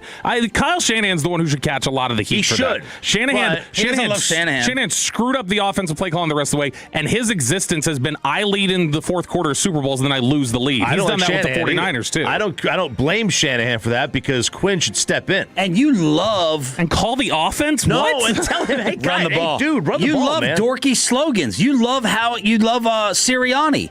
And Dan Quinn's kind of like motto guy. Yeah, look. What is it? Dan Quinn's a Jersey guy, too. I should love him. Jersey guy? He's a Jersey guy. Oh, New Jersey. Yeah, I grew up there, too, so I should love him. But, no, man, you know what it is? It's not the backwards hat. It's that it's one of those... You love PJ Flex, Sergeants. I do love PJ Flex. He's a motto slogan guy. It's not the backwards hat. It's the fact that it's a backwards hat that's got the clasp. It's not even a snapback or a fitted. It's one of those clasp. It's a bum. And that's it? That's it. It's really it. It's really it. So you like Shoddy's visor backwards. That's more acceptable than Dan Quinn? Because the shoddy visor backwards is a bit. Yeah. It's not a bit. The backwards visor's a bit. What's the bit? That it's a visor to begin with. That's the bit. No one seriously is wearing a visor. He's seriously wearing it. Yeah, he's seriously wearing it. Colin Cowherd crapped all over him. Yeah. He took offense to it, I think. We talk about me all the time in this regard. Choppy might be on the spectrum, too. Choppy might be there. That's interesting. He's got some real particulars. I always thought he was just being a contrarian. I got some particulars. I think the thing about the hats and stuff, that's a legitimate thing that bugs him. It bugs him. I think he thinks it's a toxic masculinity thing. I don't think it's spectrum. I think it's just douchey. I'm 100% douchey. What it is either it's spectrum or it's the Augusta thinking of this is the way that it must be, and we are above you for that. Public golf course kids. By the way, I see why the Commanders are so low. Why? You go look at their skill players. That is such a the defense was awful last year. Their running backs, Katron Allen, Ja'Cory Krosky Merritt, Jerome Ford, Robert Henry, Jeremy McNichols, Rashad White. Their I receivers. thought we were supposed to be afraid of the great Adam Peters. Yeah, San Francisco GM. Not to this point. Their receivers are Jaden Bradley, Ja'Cory Brooks, De'Ami Brown, Traylon Burks, Chris Hilton, Van Jefferson, Jacoby Jones, Jalen Lane, Luke McCaffrey, Terry McLaurin, Nick Nash, Antonio Williams.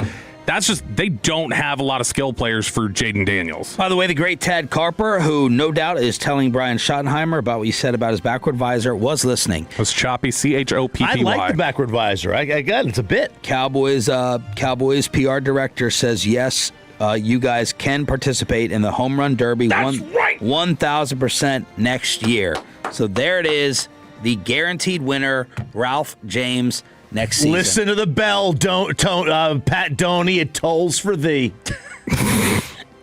Way to study your trash talk.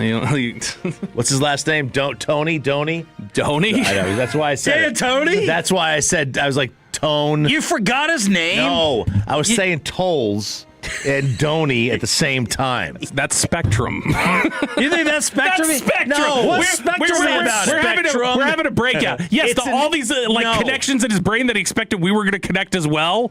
That's the way a Spectrum brain thinks. No, it's the way an idiot thinks, okay? There's a difference. I'm a moron. Let's crosstalk with K&C after this.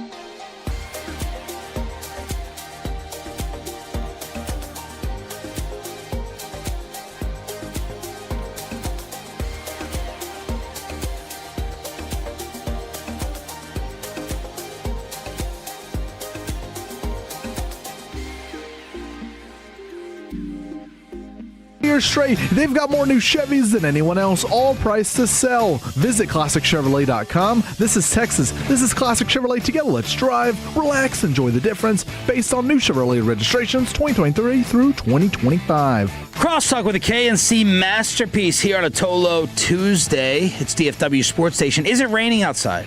No. Kinda. What do you consider rain? It wasn't raining when I got here.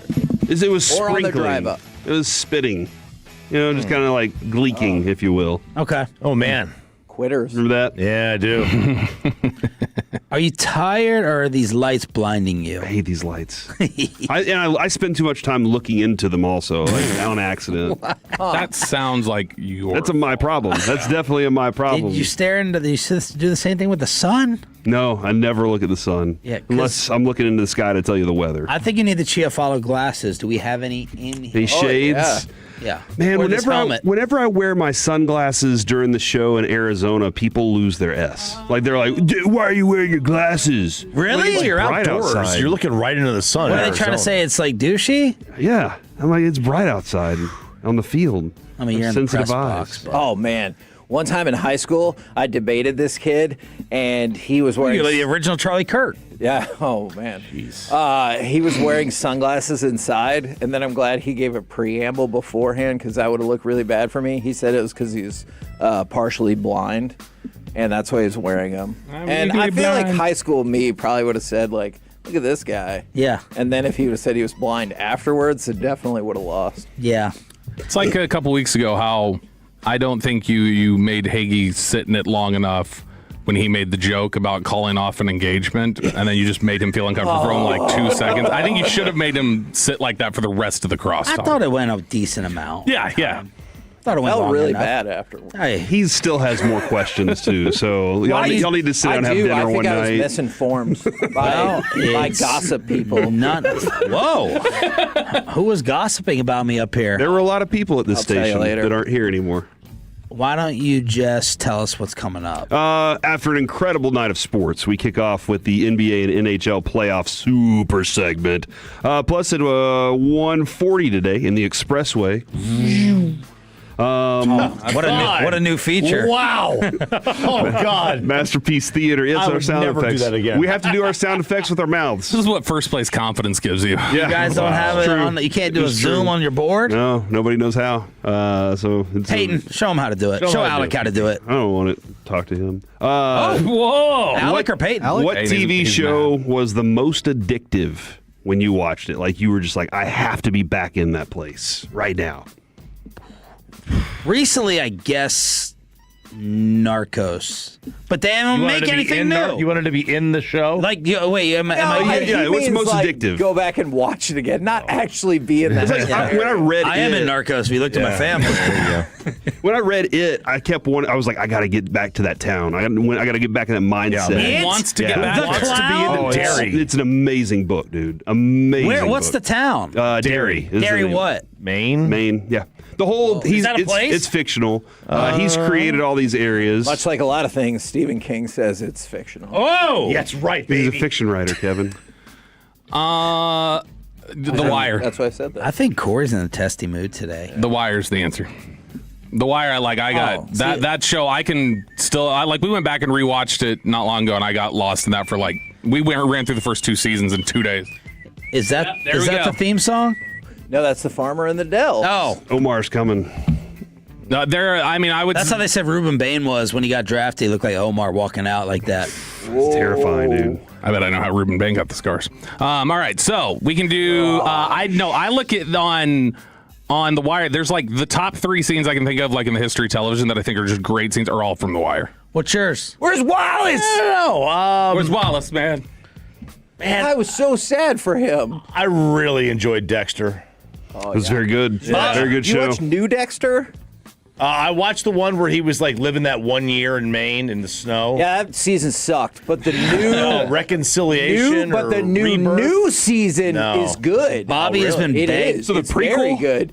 No, Is it his kid? it's It's complicated. Okay. You should watch the show. But the one with his kid sucks. But then they changed scenarios and made his kid less awful. Okay. And it's much, much better. Bobby's been begging us to watch this show along with him so he has more people to talk about it with. Yeah, Tulsa King. I'm very big. I'll watch it with you. My dad wants me to watch that show. He says it's phenomenal. You need to, watch it. It's really, really good. If you watch that with him, I'll watch it. We're fighting. Oh, why? Well, I was going to watch it anyway. I was going to watch it. It's Taylor Sheridan. Because he's promised me so many shows. This is like a breakup. This is a couple. This is a couple's fight. He has promised me already so many shows that he was going to watch for me. Eastbound and Down.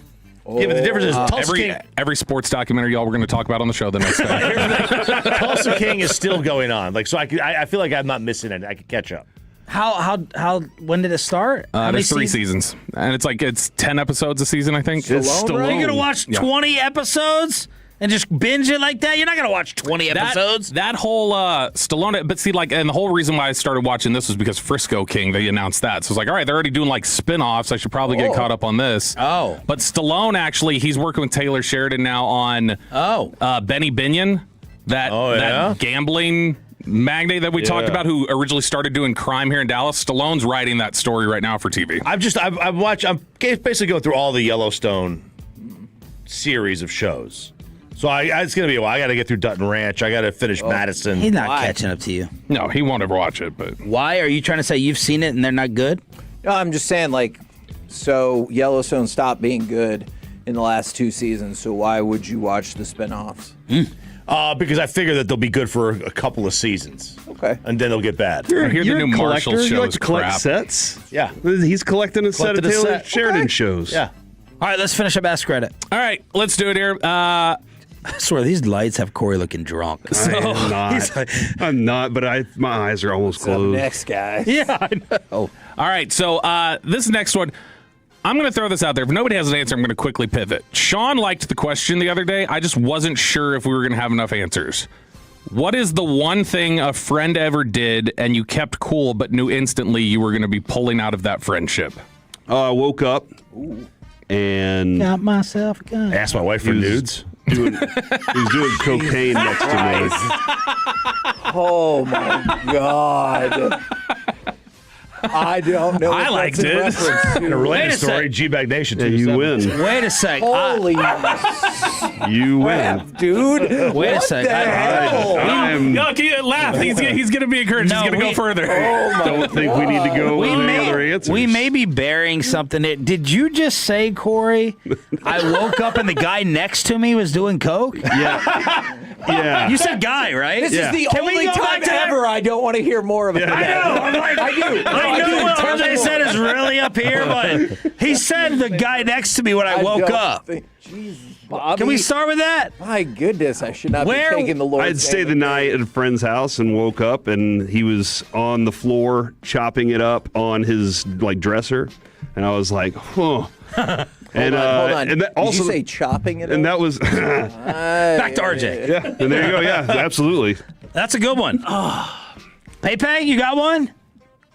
What was the question? I'm teaching Alec how to do the Zoom thing on. What is the one thing a friend ever did and you kept why didn't you get the Zoom? But knew instantly you would pull out of that friendship? Oh, dude, there was this one guy, I think it was like 7th grade, we'd all hang out as like a group and stuff, but it was just me and him, kind of best buddies. And when we would sleep over at other people's houses, he would, when they go to sleep, he would steal clothing from them and just put it in his backpack. It would be a pair of socks, you got the Nike Elites back then, you got some nice shorts, and he would just take one pair of clothing. I was like, what is your problem? Never want him over at my house. I was like, yeah, I'm done after this summer. 945. Bought my wife something that she could use. Whoa. A friend did that. Bought that for like a car charger? Sorta. What? You have to charge it, Dude. I think. They must have been messing around a little bit, like a triumvirate. I don't know that I would have played it cool. That is the best use of that word apply? Ever heard. Yeah, no, I get it. I don't know if I would have been able to play cool. All right, this next one is just for RJ Choppy. Oh, how long can you go without showering if you got $100,000 each day you didn't shower? Well, the pool changes things. Is it salt water or chlorine? Okay, salt water, I think you can less. jump in the pool because it does not count as a shower. It doesn't count as a shower. That's right. You Absolutely. did shower yesterday, though, right? I did. But listen, my grandpa... $100K a day. There'd reach a point where you go, okay, it's enough money. I'm done showering. There would reach a point. It would get like sticky everywhere. No, go ahead. My grandpa grew up on a farm, and he would say they didn't have running water. They had an outhouse, but they did one shower a week. And you're snobby from that lineage? They got one shower a week. Well, they sold a lot of land. It was Danbury, Connecticut. They sold a lot of land. Okay. So he had one shower a week. Now he continued this one shower a week into his 90s. What? Even after they had the running water. And he was working outside on the farm? Yeah, that's just how he grew up. Right? So he always had like a McConaughey must to him. So I think I can respect my lineage and at least go a week. Oh, Choppy, for $100K a day, you would push it longer. At least I wouldn't leave the house. I think I'm just 20 days. I'm like locking myself up for 20 days, and then at the end of 20 days, I'm showering. You'd break.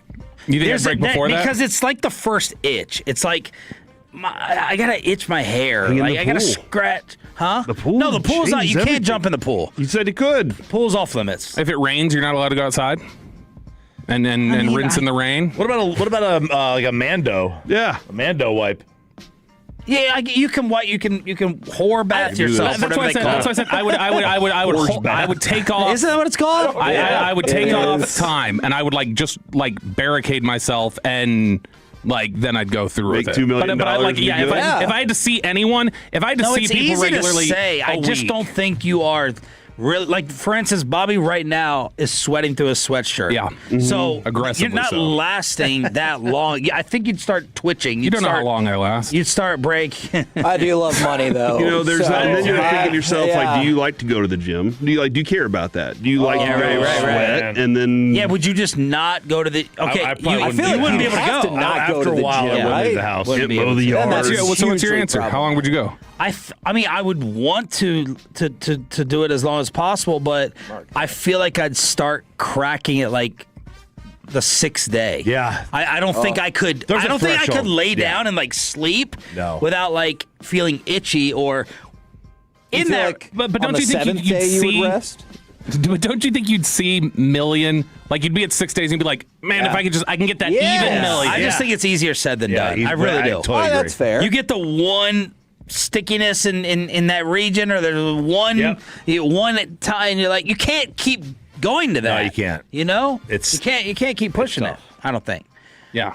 All right, that was fun and interesting crosstalk. There's more. What do you think will be the most noteworthy thing to come out of that crosstalk? Of Cory sleeping next to dudes doing coke. Yeah, well, I don't know about that. The KNC Masterpiece is next. Hit the button. Vroom, zoom. Tolo means turn it on and leave it on. Thank you for making what...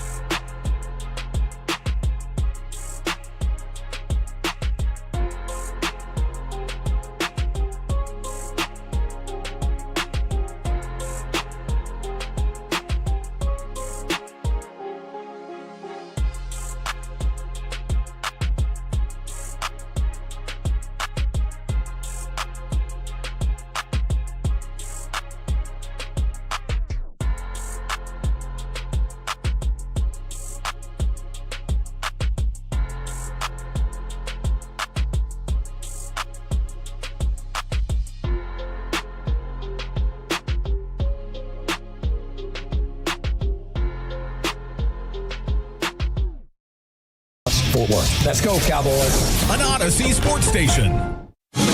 Driven by our D&M Leasing Studios, it's the KNC Masterpiece on 105.3 The Fan. KNC Masterpiece right here on 105.3 The Fan. Oh, Lordy, we are in for a day. You've got me, Kevin Hageland. You've got, Corey Majors. Oh, man. And, of course, the famous Alec Medford. Gentlemen, welcome to the program, 877-881-1053. Frankel injury attorney text line, or the Twitch, or the YouTube. How the heck you doing today? How the heck is everybody out there in Radio Land? My wife just texted me, breaking news. I've had water today. That is not that should not be breaking news. Get her to the hospital. Hold on. Oh, she didn't break. No, not okay, her, gotcha. her water but I see what you're doing. I was like, here. I feel like I would have heard about that. All right, so quicksand, amnesia, and your water breaking are the three things that you just assumed everybody's going to happen like that, and then I found out later how rare it is that the person's water actually breaks on its own, and it's not like in the hospital in modern times. Do something about it, yeah. But she's the kind of woman, and Alec, I'm presuming with all the smashing, when it comes to women, shut up, Bobby. They just don't drink water. I guess is that the thing? They don't drink water the way they're supposed to. Why? It's either that or eating. Oh. Like, I have to constantly remind people to eat. Especially after you're married. I get what you're saying. What do you mean by that? Huh? He just said, oh, my God, did the show start already? Yeah, we're a minute in, Kevin. You know how I knew I was in trouble? Because Bobby gave me the thumbs up. And I was like, oh, no. I've gone too far and made an error in judgment. Okay, so 877-881-1053. Let me know if I'm alone in this. Does your wife or significant other constantly need, she'll say, hey, I have a headache, and I'm like, have you had any water today? And she'll say no. And then she'll be like, there's water in coffee, and I'm like, that doesn't work that way. Actually, the coffee beans are a diuretic, which make you lose more water. So and then do they do that stupid thing where they're like, here, I bought this hydrator, I pour in the water and it gives me 4 times as much water, and it only costs like $30 for a box of 12, and you're like, or you just drink the water. And then 2 weeks go by and you go in there and there's 9 of them in there, and she's like, I didn't really like the flavor. And you're like, And then she's like, so I bought these other 2 boxes that were also $30 a piece to see if those are good. And you're like, what? Why didn't you just get a sample of one of them and try it out? Or drink some effing water. So, yeah. I don't know. Open your eyes, women. Thank you, Mike. If there's one thing that Mike really did show us while he was here, aside from great baseball content, it was that women are different, and we have to see them and kind of try to meet them in their place. Yeah. How come there's just real quick, how come there's not more talk about them meeting us in our place too? How come Valentine's Day got turned into a women holiday? It's a couple holiday. You should also celebrate me. Do you have something to say, and is it going to be problematic? Okay, turn on the mic. He said, yes, it's going to be problematic. And you said, turn the microphone on. Because you can't stop him. It'll come up now. It'll come up in 5 minutes. He's going to say it. Can't stop the Bob. That's why I'm gender fluid, because some days I want it to be about me. That was on you, dude. Back to you, Hagee. You didn't have to say turn the microphone on. And he said fluid, which feels like it goes with the water discussion content that we were having. Absolutely. So, professional broadcaster right there. Yeah, I look forward to your show tomorrow. I really, really do. All right. Go ahead and give me cut number 1. I guess. Hold on. The 817. They said they're a woman. They drink about 10 40-ounce Stanley Cups every day. Whoa. Is that too much water? Can you drink too much water? You can. Okay. Yeah, you can. Oh, yeah. Hypernatremia is what it's called. Yep. All right. So be safe, but I'm glad you're staying hydrated. There you go. All right. Now, let's talk about Victor Wembanyama and probably the San Antonio Spurs as well. From the 806, Kevin, yesterday, he said SGA was firmly number 2 behind Jokic. After last night, I'm not so sure Wemby is one of one. And that's why it was an incredible night of sports, and we're going to kick it off with the NBA and NHL playoff super segment. And there were so many great things that happened in the Spurs Thunder game, and I know we can talk about the reverse alley-oop dunk in double overtime that essentially put the game away for the Spurs. But let's start with this highlight where Wemby just casually kind of pulls up at the bottom of the logo, fires off a three like it's nothing, and there's less than 30 seconds left in overtime, and his team is losing by 3, and it ties the game. Castle to Wemby, rising deep three. Wee-wee! Victor Wembanyama, 6 feet behind the line, ties the game at 108. What a line, wee-wee. Yeah, that was stupid. But the shot was amazing, and he is amazing. And Corey, I'm going to turn it over to you because I know that you also thought that game was amazing. It was as exciting as it could possibly get. Agreed. Now, I did have to wait until the second half because I had kind of a wild night. Because while my wife does not drink water, she was like, hey, let's get some coffee. And I was like, for the kids. So I had to wait until about halftime to really watch it on the big TV. But guess what? That's when it got awesome. You know, the first half was good, but it also felt throughout the night, you could kind of see Oklahoma City was like, we're going to be okay. We're going to make plays late in the game. We're going to get the defensive stops, and we're going to put ourselves in position to win this game. And honestly, why would you not think that Absolutely. If you're them, right? And they knew exactly what they were doing, and they were effective at it. But Victor Wembanyama exists, and he was very present. And you said last night he's going to see Shea get that MVP. And then he's going to tear it up. Yeah, he had his Olajuwon game. And it was a special thing to watch. And we're watching a dude right now who he knows he's the guy. Like, he knows. Yeah. You saw it last night when he was it the three or was it one of the block shots? And he just stood there and looked at the scoreboard, and his teammates were all just staring at him like, yeah, because he knows he was stunned on him. He was doing his thing last night.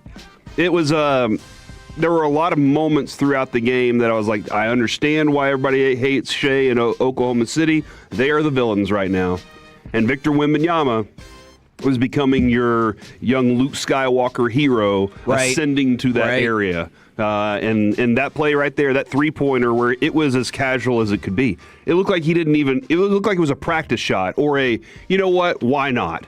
Maybe it was a why not kind of thing, but we've seen him do that before, and that's his range. It's, and if nothing else, that alone would have done the trick. But are we rooting for San Antonio? I don't know.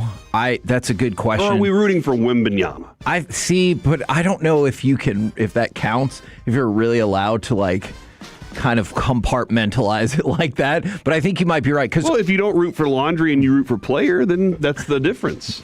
Oh, by the way, did you know he also had 24 rebounds? Yeah.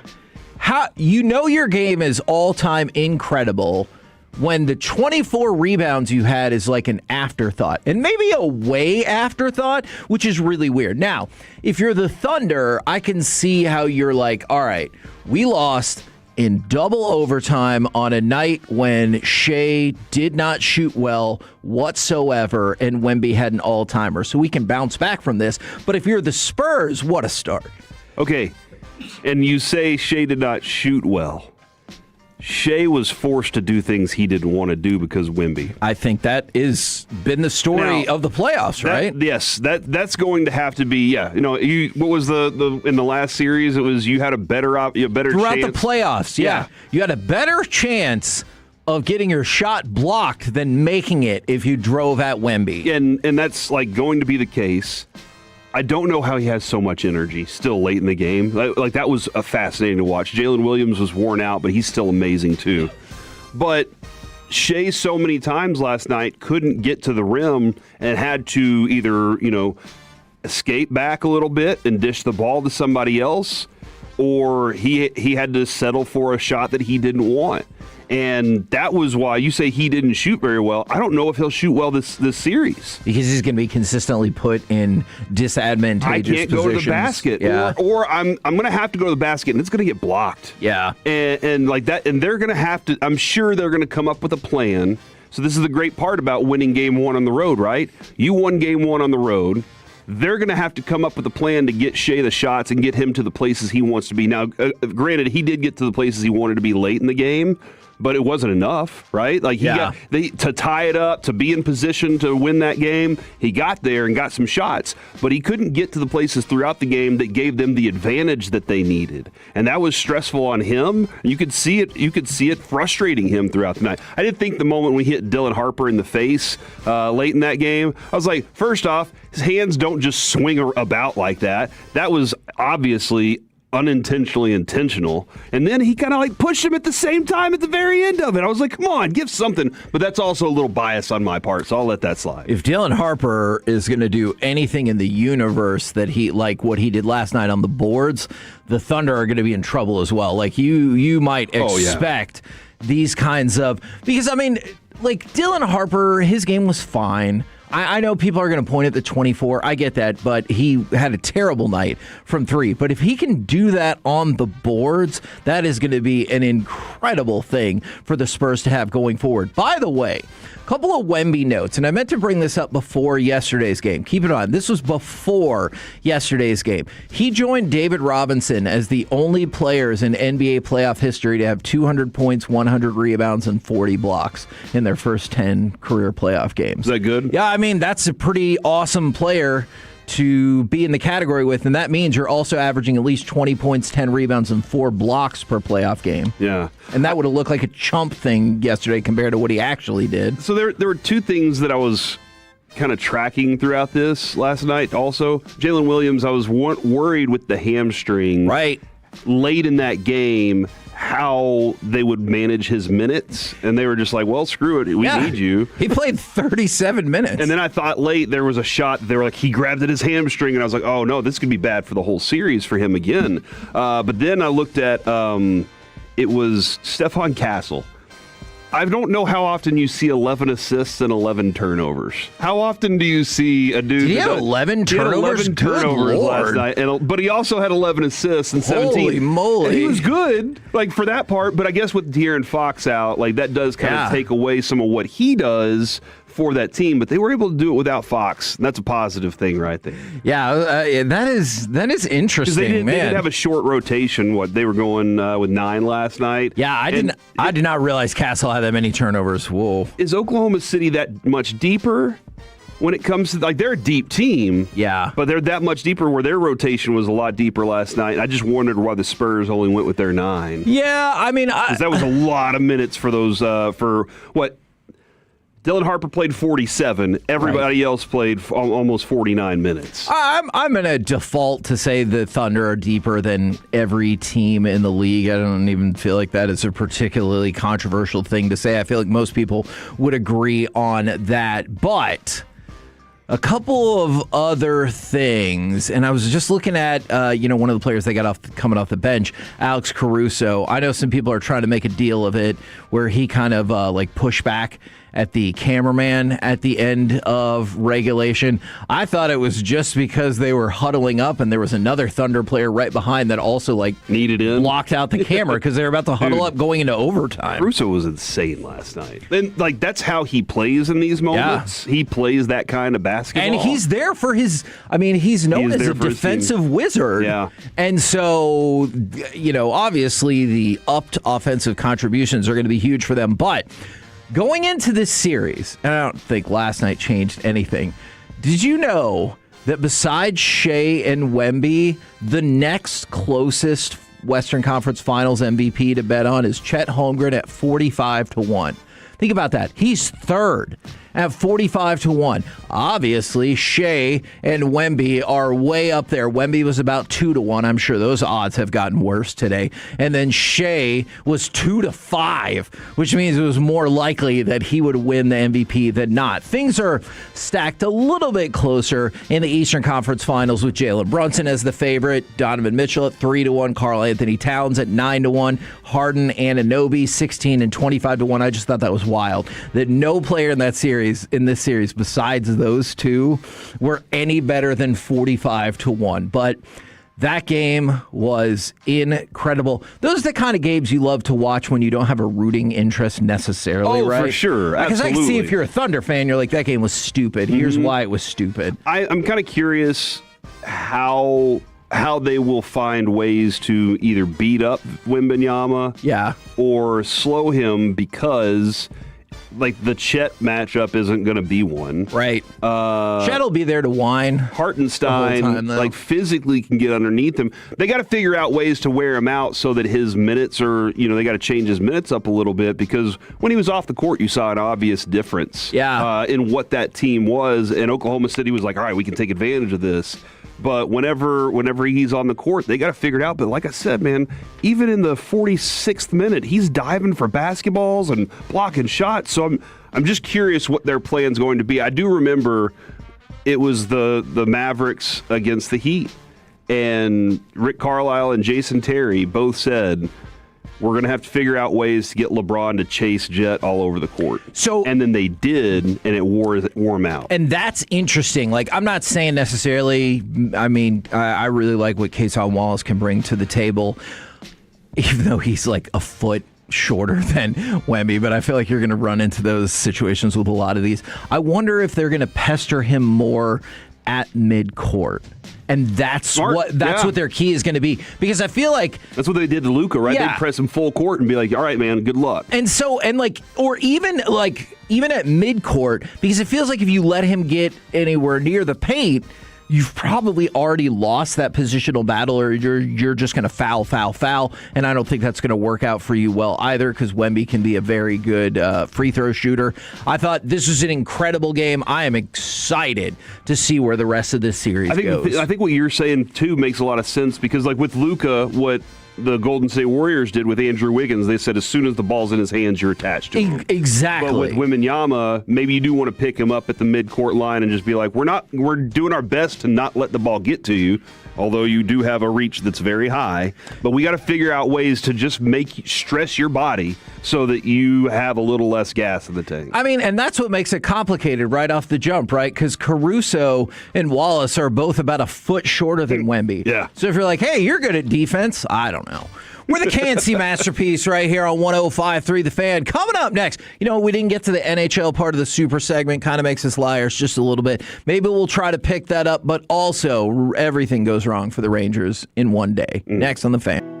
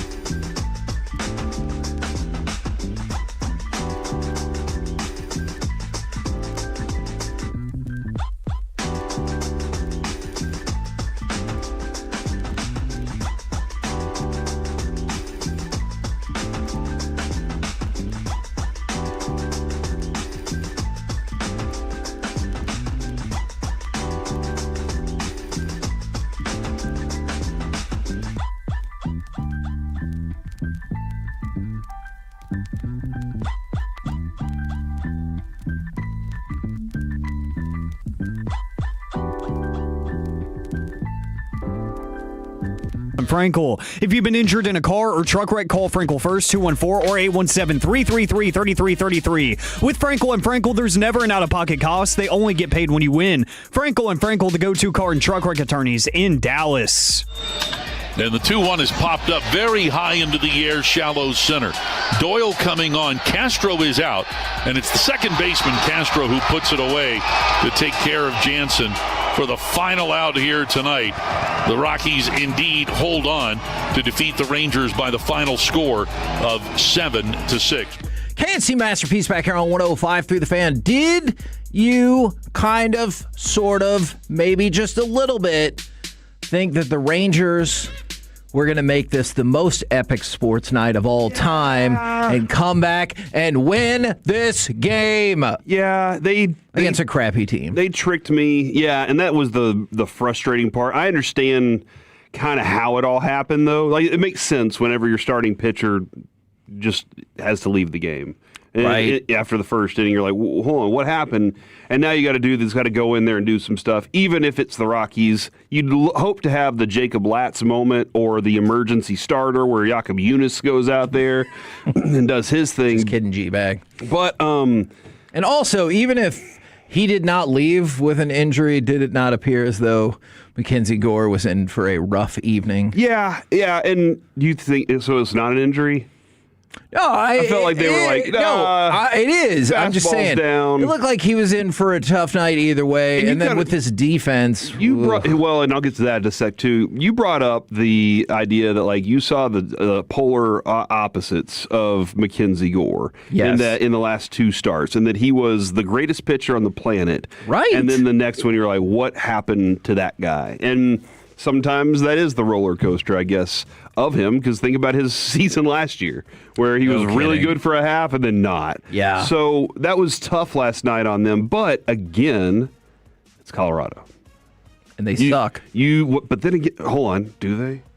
Yes. They had 18 wins going into last night. Yeah, and you only 29 had 4 losses. more wins than them. Hey, you can draw your own conclusions. Colorado is a crap team right now. So what are you saying? Well, are you just saying I draw my own conclusions and you're not going to say it? I will say yesterday was a crap game. That was. How about that? Justin Foscue was the greatest hitter on the planet yesterday, though, and so I have to admit I am rooting for him. I'll take more Justin Foscue, but you can't have the type of mind-numbing errors that they had yesterday, and that made it even more brutal that this team is not playing clean baseball in the field.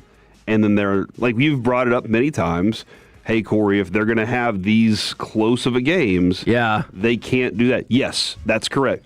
Obviously, their offense has to be better, but they have to be a clean defensive team. When you don't have an all-star player like Cory Seager in the field, that's one miss. And then the rest of the guys are struggling there too.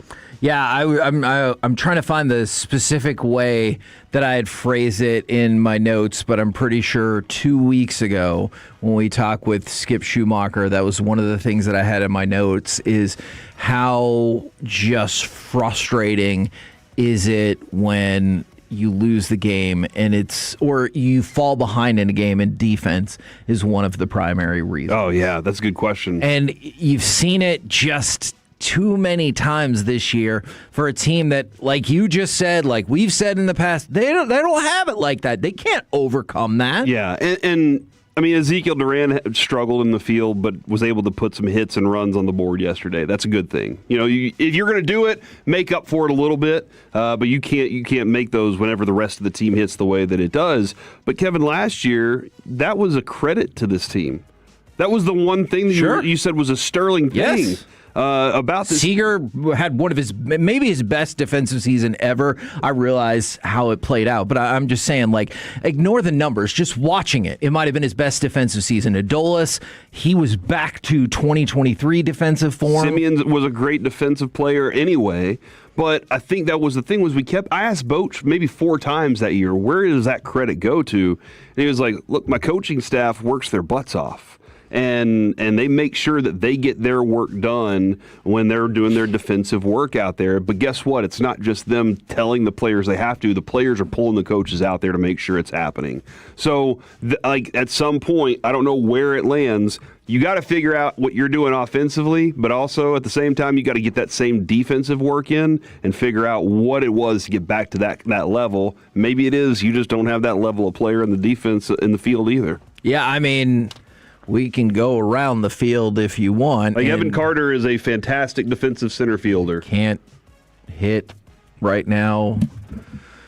It's a struggle, dude. Yeah. This is a struggle for sure. And look, we were going to talk about it today. We'll actually probably go ahead and kick it down to tomorrow, but the overall numbers are really covering up how much Young and Nimmo have been struggling too. Probable starter for tonight's game is Tyler Alexander. Oh. According to Rangers PR. Okay. Interesting. So. All right. We're going to be just fine, Kevin. Not. What happened to Rocker? I don't know. Texas Rangers PR retweeted by Sean McFarland. Okay. All right. Sorry, I'm just like drawing a blank. Give me a second. Maybe I just missed something. Yeah, maybe I just totally missed something. All right. Well, to go along with all of this, Cory Seager has been put on the 10-day injured list, which we talked about this yesterday. It feels like that's the path that you go down so often where it's like, yeah, no, I'm doing okay. I'll probably be fine, blah, blah, blah, injured list. And I know the positive could be, yeah, well, it was injured list going retroactively back to the 15th. So hopefully he'll be back and ready to go by the start of the homestand at the start of next week. And I hope that is also the case. But unfortunately, sometimes you feel like these things get a little bit worse, take a little bit longer. Michael Hellman will be in his stead. Sounds like Rocker will still pitch, according to Kennedy Landry. Okay, however, so Tyler Alexander will be the opener. Okay. For Kumar Rocker. Interesting. Because Kumar Rocker has an 11.25 ERA in the first inning this season. So they're like, you know what? What if we change that up a little bit tonight? We can't get jumped on early. Yeah. So maybe in the first inning you go out there and shut it down, and he'll take the rest of them. I hope that works. Yeah. I hope it's not just a first inning thing for him. I hope it's hey, you know what? In second innings, he's the best. I mean, look, that makes sense. Does that bring about other concerns that you have about somebody who you took, third overall? Well, and I realize it's the package deal and everything, but if it works, hey. All right, in 8 innings, he's given up 10 earned runs. He's got 11.25 in the first inning. Okay, 8 first innings, gotcha. 8 second innings, 4 earned runs. Okay. 7 third innings, 0 earned runs. So let's start him in the third, is what I'm saying. But my question here is that not a little bit about like the first part of the offense, you not being good at, like, maybe it's a second inning thing. Maybe, but it feels like that's your pitcher just not having the plan dialed in to start. And I don't know if that changes if you start him in the second inning. And that's weird because you can't just say that's when he gets the back third of the lineup, because if he's giving up that many runs in the first and even to the third and the second, by the time he gets to the third, he should be back. Yeah, so I don't know. Those brutal hitters that roughed him up the first go around. That is fascinating. But when you are when you're in the place that this team currently is, aren't you in try anything mode? Yeah, I get it. No, Somebody said tank mode. I think it's try anything right now. And Skip Schumacher doesn't look like he... First off, what are you tanking for? Okay, I'm going to say this now. I don't disagree with anything that y'all are saying. All right? So we can just run through these texts like you just said. In trouble. Another 214. This Rangers team is done for the year. And it goes on. And you see a lot of those. I am not disputing any of those things. I think, and maybe we'll pick this back up tomorrow then, I think it would be a great idea for the big picture of things, to look at what you could really move. Would you really want to move Cory Seager because it would get the money off the books to a certain extent, though you'll probably have to eat some of that. And you want to move him out before he has a across-the-board no trade clause, and you still think you could get something for him. Or it can be about whoever you want and replenish the farm system, which is in a bad way, and ride out this season. I understand the logic in the big picture of all of that. Here's why it's not going to happen for a while. If the season ended right now, the Texas Rangers are in the playoffs. That sounds insane, right? That doesn't make sense. It doesn't. And it sounds like I'm just randomly saying things that I think don't you're actually. insane. Yeah, that's fair. Because you're like, no, this team is 3 games below 500, and I've seen them play, and they're not good at baseball right now, and they're especially not good at hitting. All of those things are fair. Mm-hmm. But they're 1 game out of first place in a garbage division this year. All right? And also, you would be a wild card team if the season ended today. So if you want them to tank it out, to sell, I don't disagree with that logic. You're not getting it for at least a month or so. I think maybe at the beginning of July, best case scenario, end of June, because it makes no sense. How are you, think about it if you're CY. Maybe you think the owner doesn't care. But let's go off the assumption that he does care about how this team finishes. If you're Chris Young and you go into sell mode, and what do you say when you go to the owner who was like, hey, we would be in the playoffs right now. Why are you getting rid of all of these players? Mm-hmm. And you're like, well, we need to rebuild. And he's like, and then you'll be back when you need my money again. But I see you sending Cory Seager out the door and we're footing half that bill. Mm-hmm. How does that make sense? Yeah, unless you had told him a plan earlier. That you were like, hey, if this doesn't work, we're going to need to do this. Like, here are our options. But I'm not going to, honestly, I'm not going to go sell to my boss the plan that is for a backup for failure before it starts to fail. Right. You know, like, I just don't want him to, unless I want him to be prepared. Look, this thing, if you're not going to give me this money, we're going to have to patch this thing together. But this could be an option here. So you're saying, Kevin, to the public, your message to the public right now is endure a month more of hoping that they can turn this around, and then we can revisit this conversation. Okay, that's fair. Because otherwise, I don't think that's unfair at all. Yeah, and otherwise, it's a Jerry shouldn't be the GM conversation, which right? You can't where do you're like, about. rock on, man, nothing's gonna change. And so it's the same thing for the next month of baseball. I don't think they're gonna do anything to sell. And then we'll see. Well, I would say during the level of concern today, oh man, you're going to have to answer a level of concern question about this team. Okay. Be ready. And yeah, from the 214 and the 817, hey, last time we were a wild card team, we won the World Series. True. Now, if you want every time we were a wild card team, we won the World Series, right? I do not. The answer's no. Kevin. I was going to say, I do not believe that's accurate. The answer's no. And if you wanted to go apples and apples, that team started 40-20. This team is 22-25. We could end 40-20. Hey, that's true. And in this division, that probably means you win the division by 12 games. Yeah. Because this division is the worst. Stinks. And so take that for whatever you will. Maybe it's a positive because you get into the playoffs, right? Or maybe it's a negative because it gives you false hope. Is the division leaders in 4 of the 6 divisions have records that are at least 10 games above 500. At least. Which would already put the Rangers 6.5 back. But then you have the AL Central, and then you have the AL West, which is clearly the worst division in baseball. You're the worst division in baseball. Maybe that gets you into the playoffs. Maybe it doesn't. Or maybe it prolongs your hope to the point where you can't really regroup and restock the farm system by selling like you probably should have. I'm just telling you, you're going to have to wait a month or so. I'm sorry. But to the 601. That's the way baseball go. We're the KNC Masterpiece right here on 105.3 The Fan. Coming up next, it's time for some baseball nuggets. From no hit to no win. Next on The Fan. Coming up in the next G-Bag Nation, we have a full 5 hours for you in the Rangers Player Show at 3:20. Pregame at 7.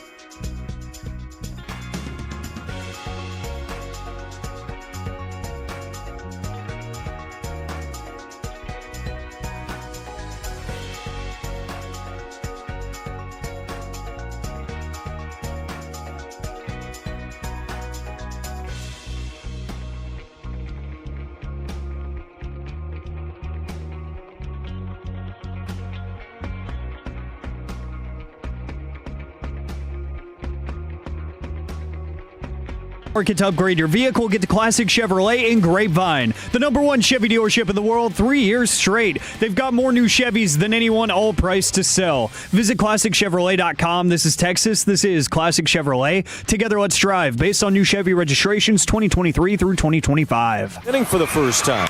Here's a fly ball, center field. It's hit well. Bolte is back near the wall. It's gone! Unbelievable! What a finish! Zach Neto says goodnight to the A's, and JT Ginn walks it off with a home run. Can't-see masterpiece right here on 105 through the Fan. Right now, it's time for some baseball nuggets. And we'll get to that thing with Mr. Neto. I know it's Neto, but it's more fun if it wasn't. But I'm still angry about the Rangers, so here's a couple more things. So just to show you the struggles. I feel like this is going to go well. Yeah, well, you might be right. So just to show the struggles that they have with their farm system right now. And I hope that Michael Hellman is going to be badass. His birthday is in a few days, and he's going to turn 30. And while he was in the minors this year, he was hitting a robust 198 with an OPS of 634. And that's who we brought up. Maybe it's because the Rangers thought, hey, you're hitting 198. That'll fit in with our lineup. So, Kevin, here's... Oh, is that too harsh, Corey? No, it's not that. It's that they need bodies. Yeah, they do. And these are the options they have. And that is unfortunate. So let's talk about the players who have been playing well. Are you trying to tell them like to go grab some younger players that are... Yes. Okay, all right, that's fine. Because that will go in with the other part of the plan that we just discussed that was pointless. But that's later. That's later. You're right. You have to wear out all the options. In the meantime. This is like sending Jock Peterson out to right field and being like, play yourself out of this position. Yeah, let's see what happens. Yeah. Now, let's talk about the players who have been really good this year until this month. Let's talk about Josh Young and Brandon Nimmo. They have been two of your best, most productive hitters, and not in a sarcastic way where our offense hasn't been very good, so they've been your default two. They were really, really good. To start the season and throughout the month of April. And if you look at the overall statistics, Josh Young, he's hitting .298 with an .816 OPS. Oh, good job. And that is true. Brandon Nimmo, .261, 739. It slipped some, but better than Simeon would have been doing, so rock on. Now let's take a closer look at those numbers. Let's start with Brandon Nimmo. Brandon Nimmo is hitting .261. This month, he is hitting .192. Going into this month, he had a .274 batting average. This month, thus far, he has a .652 OPS, 1 home run, 3 RBIs, unless I'm getting that confused with Josh Young, which I definitely did. So I'm sorry about that. I'm going to reset. Brandon Nimmo, this month, 192 batting average, 538 OPS, no home runs, and 1 RBI for the whole freaking month thus far. Last month, 3 home runs, 8 RBIs, and 8 runs scored. His runs scored are also cut in half. Did you see that at bat late in the game last night? Doesn't inspire confidence for you? Not at all. Well, yeah, there was I was like, hey man, we need something here. And he went up there, and it just looked like he was swinging and didn't have a clue where the ball was. He didn't look flexible either. I was a little concerned there. But it was cold. Maybe it was one of those kind of weird nights, whatever. But it didn't look good. Yeah, I'm not. Look, we're to the point where I'm probably not giving benefit of the doubts for some especially against the Rockies. Exactly, who are not good. Now, for Josh Young, last month, incredible. 4 home runs, 17 RBIs. He had an OPS of 1.103. He performed at an AL Player of the Month worthy level. But don't get tricked by his overall statistics, because this month he has been a gigantic disappointment. He's hitting .269, which is actually, hey, you'll take that just fine. But it is the lack of power. So the month before, because I know you care about this, Corey, and you should, the month before he had 11 doubles. So far this month, he has 3 doubles to go along with 1 home run and 3 RBIs. That contributes to his OPS of 648. So even the players who have been doing well offensively, like Young, like Nimmo, have been disappointments so far this month. And I saw somebody yesterday, Kevin, when we were talking about that pocket for this team, somebody was like, well, the pocket has been, and they pointed out these players that you're talking about. Yeah. Like this specific group include Ezekiel Duran in the mix as well. And they're like, that's the pocket. But that's not what you anticipated it would be to start this season, nor what you want to hang your hat on when it comes to a season at all. Absolutely. And somebody texting in, this is always going to be my answer from the 682. Why do you got to be mad? These, let's say, guys are mid, and you just need to accept it. I should... And you're right, but I don't think I ever will for any of my teams who are just mediocre. Like, look, I've lived with that for the Cowboys for a really long time, but you always want them to be better, and that's frustrating, right? Because you love the Rangers, Alec loves the Rangers, I love the Rangers, so I want them to be better. I'm not saying in my brain I've analyzed it and I know they're about to turn around and be awesome, but I can still want that, right? Yeah, and a lot of times teams will sell you, hey, these are great guys. I'm not disputing that. Root for our guys, root, and that's the basic concept of why you go become a fan of like a minor league team or whatever. Is you're like, I love this little bunch we got here. They're scrappy and it's fun. And for the longest time, that's how it felt as a Rangers fan. Was I love this little group of Rangers. They go out there and they try really hard. We're never going to compete with the Yankees, but maybe we'll get a chance. Maybe we'll have one of those seasons. That's the hope and dream.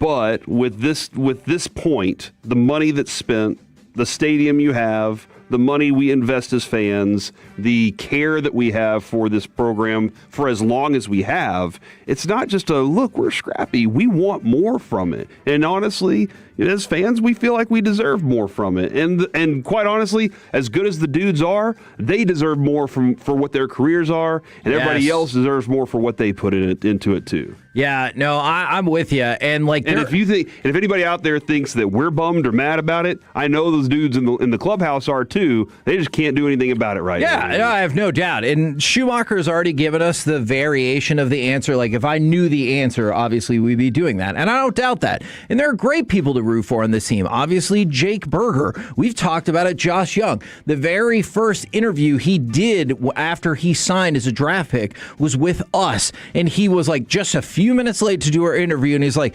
golly, y'all, I'm sorry. It's just you get on the ball fields and you lose track of time. And you're like, how can you not root for that person? But what's so much better is when you can root for the person and they're also kicking ass out there. And that's why we're mad. That's why as Rangers fans we are mad. Now, speaking of being mad, I can imagine how the A's were upset about how last night played out.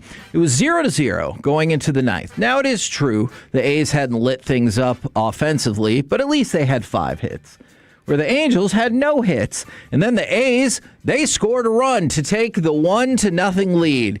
But the no-hitter got broken up via a single in the bottom of the ninth with, I believe, there was still no outs. And then Don't Call Me Nito hit the 2-run home run. So in the span of half an inning, the A's went from no-hitting their opponent to losing the game. Nice. And I mean, it was still to another divisional opponent then. So, so that's got to be disappointing. And I want to go back to Kyle Schwarber. Didn't get a chance to mention this yesterday. Kyle Schwarber, he became the 8th player in MLB history to hit 20 home runs in his first 45 games. How many of the other 7 do you think you have heard of? 0. It's significantly more than that. All right. Alec, your turn. 1. All right. 3. It's, I would assume, all but 1. Okay. Albert Pujols. He's good. He is. Luis Gonzalez. All right. Mark McGuire. Heard of him. Barry Bonds. Should be Hall of Famers right there. Ken Griffey Jr. All right. Mickey Mantle. And Cy Williams.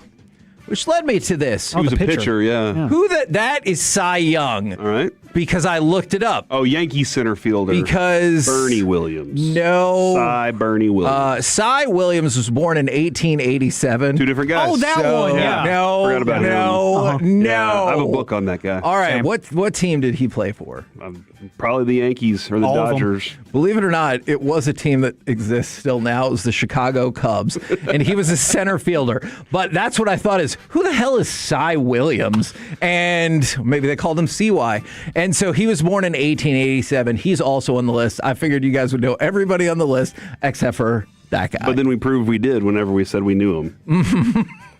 By saying he might have been part of the 90s Yankees dynasty or be the guy who the pitching award is named after. I think it's whenever we said, oh, yeah, I remember that guy. That's whenever you should have been like, oh, yeah, they definitely know him. He stopped playing 50 years before you were born and 70 years before you were born. And? Yes. I'm an enthusiast. Yeah, we love baseball. All right, you beautiful game are indeed, once the cameras go off, about to be number 1. We're the KNC Masterpiece right here on 105.3 The Fan. Game Coming benches. up next, from the contracts to the schedules, Dallas Cowboys best and worst next on The Fan.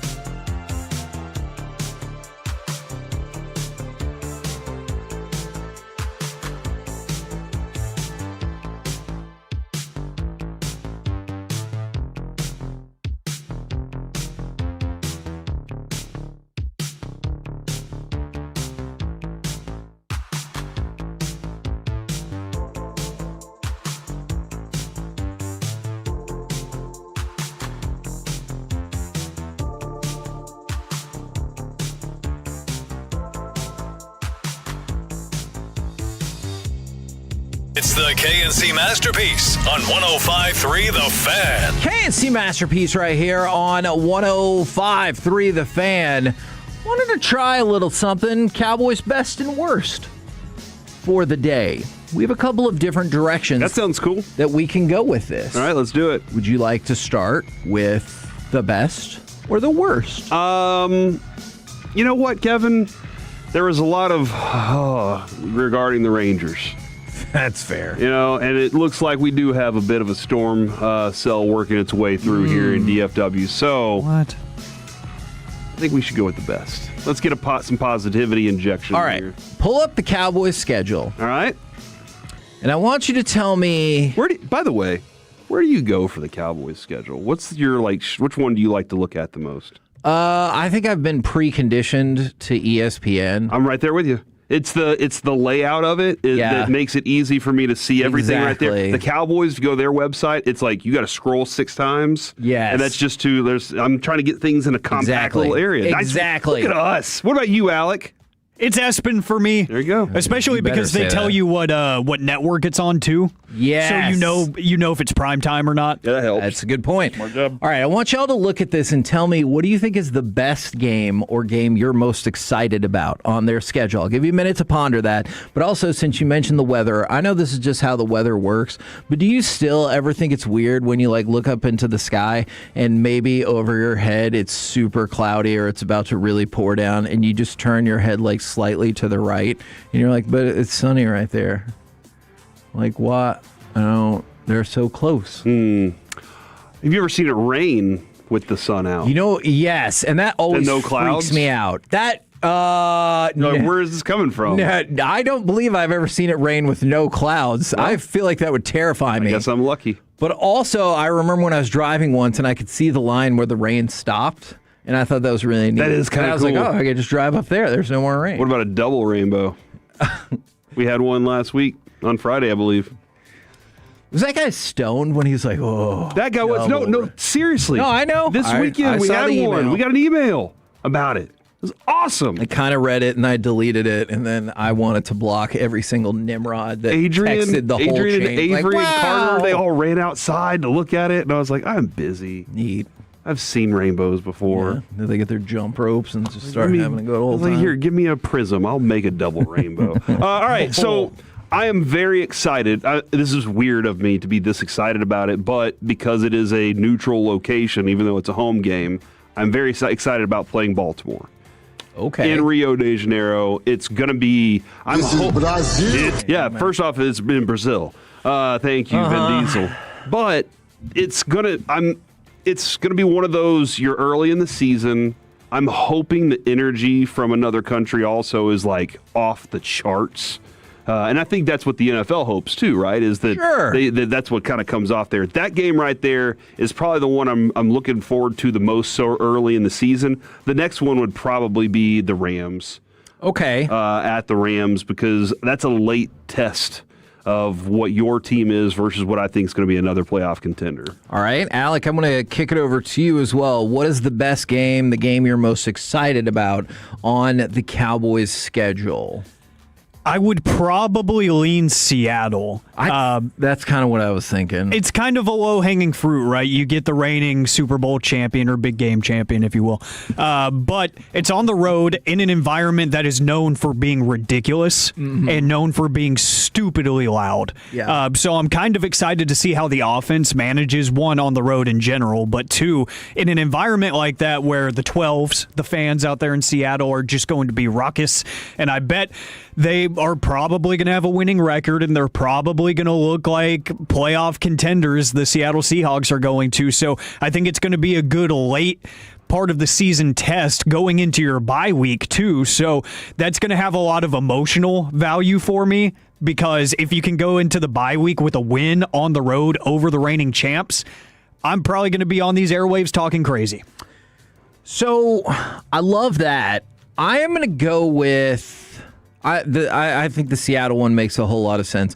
I'm going to go with Week 10, hosting against San Francisco. Now, you wanted that to be the bye week. I did, but then they're like, hey, let's give you the latest bye week in the season and the latest one you've had in 36 years. That's fine. You think that they can beat the Niners in the middle of a terrible section of their schedule where they can beat those other opponents. Exactly. And that's why I can't help but let my mind wander, right? Because you look at those last 3 games, those all feel like winnable games. Now, I'm not trying to strictly discount Jacksonville. Maybe they'll turn out to still be really, really good, and you'll be an underdog in that game following the Rams game. But then you host New York, and then on the road against Washington. Those feel like certainly winnable games. Hosting Arizona is probably the worst team in the NFL. Feels winnable. At the Colts, same thing. Hosting Tennessee, they don't look like they're going to be that great either going into the Thanksgiving game. And then you have San Francisco, which feels in theory like the most difficult game. And if you can beat them, who you have frequently struggled against, then all of a sudden I'm looking at it and I'm like, man, do we got a full-blown winning streak going in to that game against that's interesting. Philadelphia? Yeah. Then knowing you get the mini bye going into Seattle. But Alec, what happened last year when we played 3 bad teams in a row?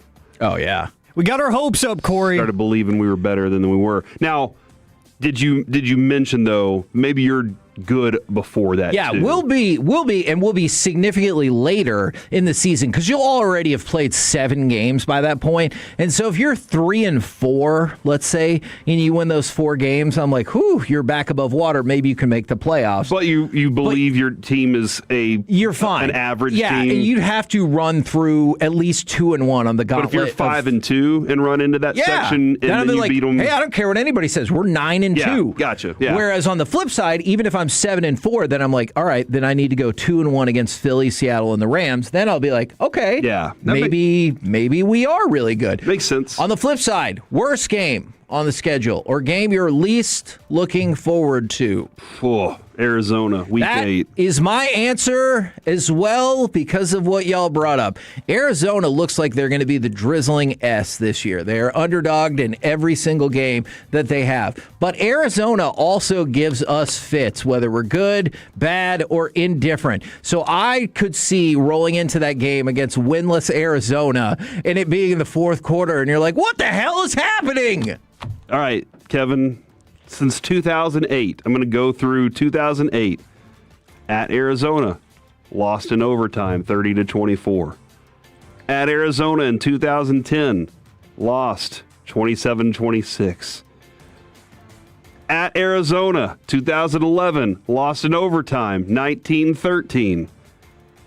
At home, lost 28-17. All right, so now we're to 2017, Kevin. Since 2017, according to the football database, we have won 1 out of 5 matchups with Arizona. So that would put us since 2008 winning 1 out of 9 matchups with Arizona. Yeah. So if they come in winless and that stuff's still staring you in the face, you're like, oh, so that's where I'm just like, it doesn't matter where we're playing them. Arizona, for whatever reason, we are their Super Bowl. Yeah. We are, the Cowboys are like, they're like, we will beat even when we're there, and it's still mostly a home game. Yeah. So I just don't trust the Cowboys. That's why that game is the one I'm least looking forward to. I am right there with you. And whatever at that point, because I don't know when their bye week is, but they could be 0-8, 0-7, and then I'll be like, nope, don't care. Mr. Medford. I mean, the obvious answer is Arizona, but I want to be different here. I'm actually going to go a week later, week 9 at Indianapolis, because what are you? Like, are you serious? Yeah. Are you a fringe playoff team? Are you an average team? Are you below average? I don't know what to think about the Indianapolis Colts, and I feel like I'm still going to have that same mentality going into that game. Like, they kind of exist. You know, like an uncommon opponent, cool. You get to go to a stadium that you don't get to play in often, cool. Other than Jonathan Taylor, there's not much intrigue there. They didn't change much this offseason. They traded away one of my favorite players that they had in Michael Pittman Jr. They had the Alec Pierce contract. That maybe that's the conversation going into that game is maybe we're talking about, they got a steal with that contract. Maybe we aren't talking about it at all because it's the Colts and they just kind of exist. I'm not looking forward to that game because I don't think there's anything really entertaining about that matchup. Interesting. Now, let's change what we're discussing, but go back to the worst. The worst contracts in the NFC East. How many of those do you think would belong to the Cowboys? What do you think of the worst Cowboys contracts? This is the Jimmy Kempski of the Philly Voice. Is it biased towards the Eagles? The worst Cowboys contracts right now? What do you think they are, Alec? Who would you say kind of stick out to you? I'm interested if there is a Philly bias here. Does Terrence Steele make the list? He did not. Ooh. I would probably think there's Philly bias here. Dak. Everybody hates Dak. Okay. Probably a cornerback that was recently signed to a significant contract and has underperformed, and you had to draft more cornerbacks. See, and that's where I think this list is a little bit off. Okay. Probably more than a little bit off. Because the only Cowboys on there are Deron Bland at 10 and Dak Prescott at 1. CeeDee Lamb's not in there. Is that a good contract for the Cowboys? I think that's a good contract. All right. Or at the very least, I think it's a neutral contract. Right? Deron Bland, that's an actively bad deal. There are some haters out there, I believe they're haters, that would call CeeDee Lamb a number 2 receiver. But at this point, George Pickens and CeeDee Lamb did prove that they can play as number 1s without each other on the field. CeeDee Lamb had struggles this year, but he still produced numbers. Yeah, look, if you think CeeDee Lamb is a number 2 receiver, I don't know what to tell you besides you are wrong. In 3 of the last 4 seasons, he's been an All-Pro. I know last year was a tougher season, but the 3 seasons before that, he was second-team All-Pro, a.k.a. one of the best 6 in the league twice, and first-team All-Pro, a.k.a. one of the best 3 in the league. So the 3 prior seasons, the worst he was a top 6 receiver. In what universe is that a number 2 wide receiver? In the 1939 NFL, when there might have only been 6 teams? I don't remember. If you were looking at this last year, Kevin, coming into the season, George Pickens and CeeDee Lamb kept telling us, we're both number 1 receivers. Sure. Did they prove that? I think they did, because George Pickens was everybody scoffed at that idea. All-Pro. Everybody scoffed at the idea of it, but after when given new information, the scoffing needed to cease and desist. Yeah, and then how did we respond? Maybe we'll give you a contract, maybe we won't. But yeah, so Deron Bland is 10 on this list. Dak Prescott is 1. I think the Dak Prescott contract, it's obviously a bad deal. And I know there's nothing you can do about it. Look, and you can take that in whatever context you want. The fact is, it's a bad deal because you far outpaced the market. And when everyone was like, well, the market always goes past in the next one, then you have multiple deals, including Josh Allen, that did not and were $5 million cheaper. So the Cowboys signed a bad deal. That is undisputable. Like, there's nothing that you can say to be like, well, actually, which is a great bit. But in this instance, it will not work. But the worst contract in the NFC East, I think that is a little silly. However, the positive part of it is those are the only 2. So you've got Dak at 1 and you have Deron Bland at 10, which is not like the Stars where you're just like, we got a bunch of $12 million deals and we're out of money. Which, by the way, I mean, I hope Jason Robertson's good with $12 million a year, because if he's not, that's what guys get paid on that team, Kevin. Yeah, I mean, I guess so. But so it's not necessarily an Eagles bias. I thought it was going to be when the only Eagle I saw at first was the kicker, and I was like, hold on, what are we doing here? But the Cowboys have 2, the Eagles have 2, the Commanders have 3, and the Giants have 3. So, some would argue it's lazy and too well balanced based on how the hierarchy of this division actually goes. But Javon Kinlaw is second on that list, in case you really wanted to know. And so the Commanders also have 3, and they also have 4. So for the Commanders, it's tough because they have Oweh at 3 and Payne at 4. And so they're like, hey, if you play defensive line anywhere on the defensive line for the Commanders, I think you got paid disproportionately. That's what at least and what Quinn it felt got like. you paid. Yeah. We're the KNC Masterpiece right here on 105.3 The Fan. Coming up next, it's time for AM on the FM. We got the question of the day, plus the Texas Sea Piggies. What are these? Next on The Fan.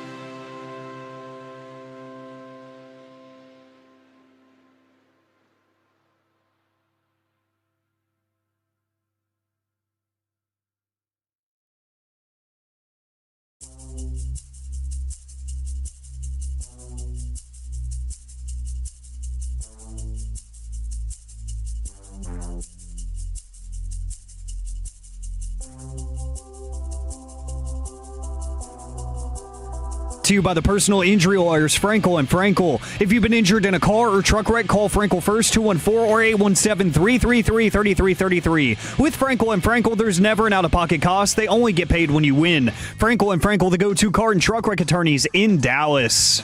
KNC Masterpiece right here on 105.3 The Fan. Remember, in the noon o'clock hour today, we will have our giveaway for the Logic and G-Eazy show at the Toyota Music Factory in October. We're giving away a pair of tickets for that for free. But right now, it's time for this. What does this button do? Please, please, do not push the button. You have no idea what it...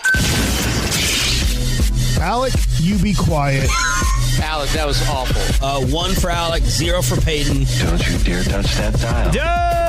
Don't you dare do it. It is time for AM on the FM. My name is Alec Medford, the man that they call the pride of Mansfield, Texas, and the mayor of the Medfordplex. 877-881-1053. That is the Frankel and Frankel Injury Attorneys text line to answer today's question of the day. You can use Twitch and YouTube as well. Plus, the Texas Sea Piggies. What are these? Why do they exist?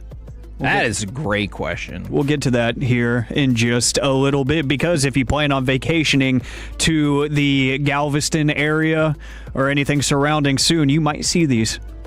We'll get to them. I'm heading down there in June. Well, I got something you need to keep a lookout for. And bring me one if you find one. We will get to that. Don't be scared is what he's saying. No, all right. Don't be scared. If anything, this is kind of cool, but kind of odd because nobody has a good explanation. Okay. We'll get to that here in just a little bit. Usually we would go to the National Day calendar for the question of the day. We're not going to today. Screw that. Yeah, because, I mean, it's like National Devil's Food Cake Day and National Mechanical Dry Eye Day.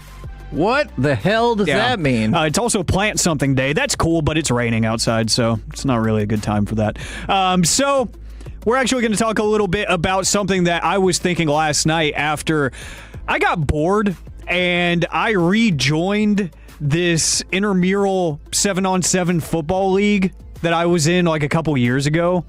And our team kind of just fell apart. Other people got jobs and stuff and just weren't available for that time and that day anymore. So the team kind of fell apart.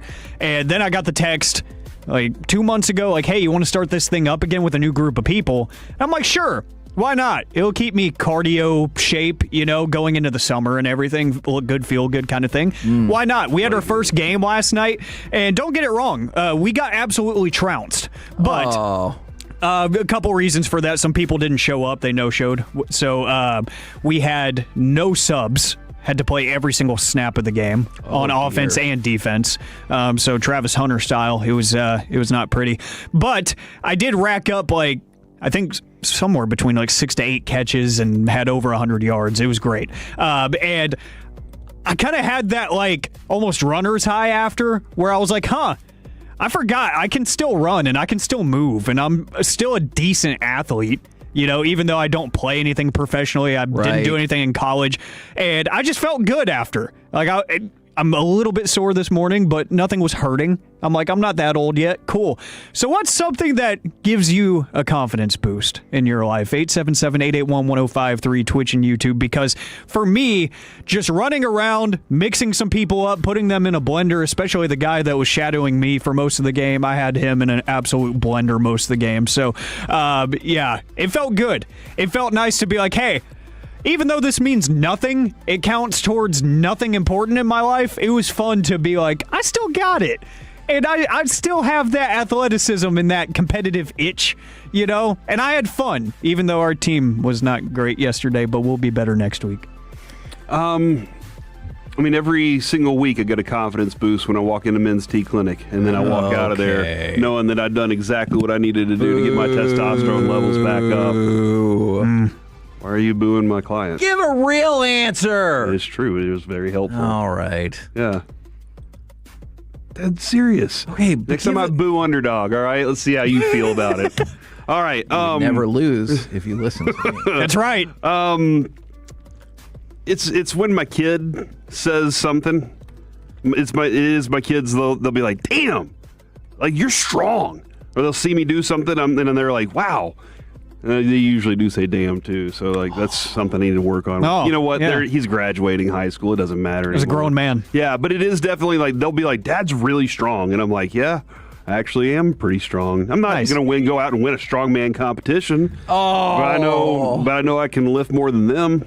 How long do you think you'd have to train? To win a strongman competition? Or at least be in the mix. Am I working this job still? No.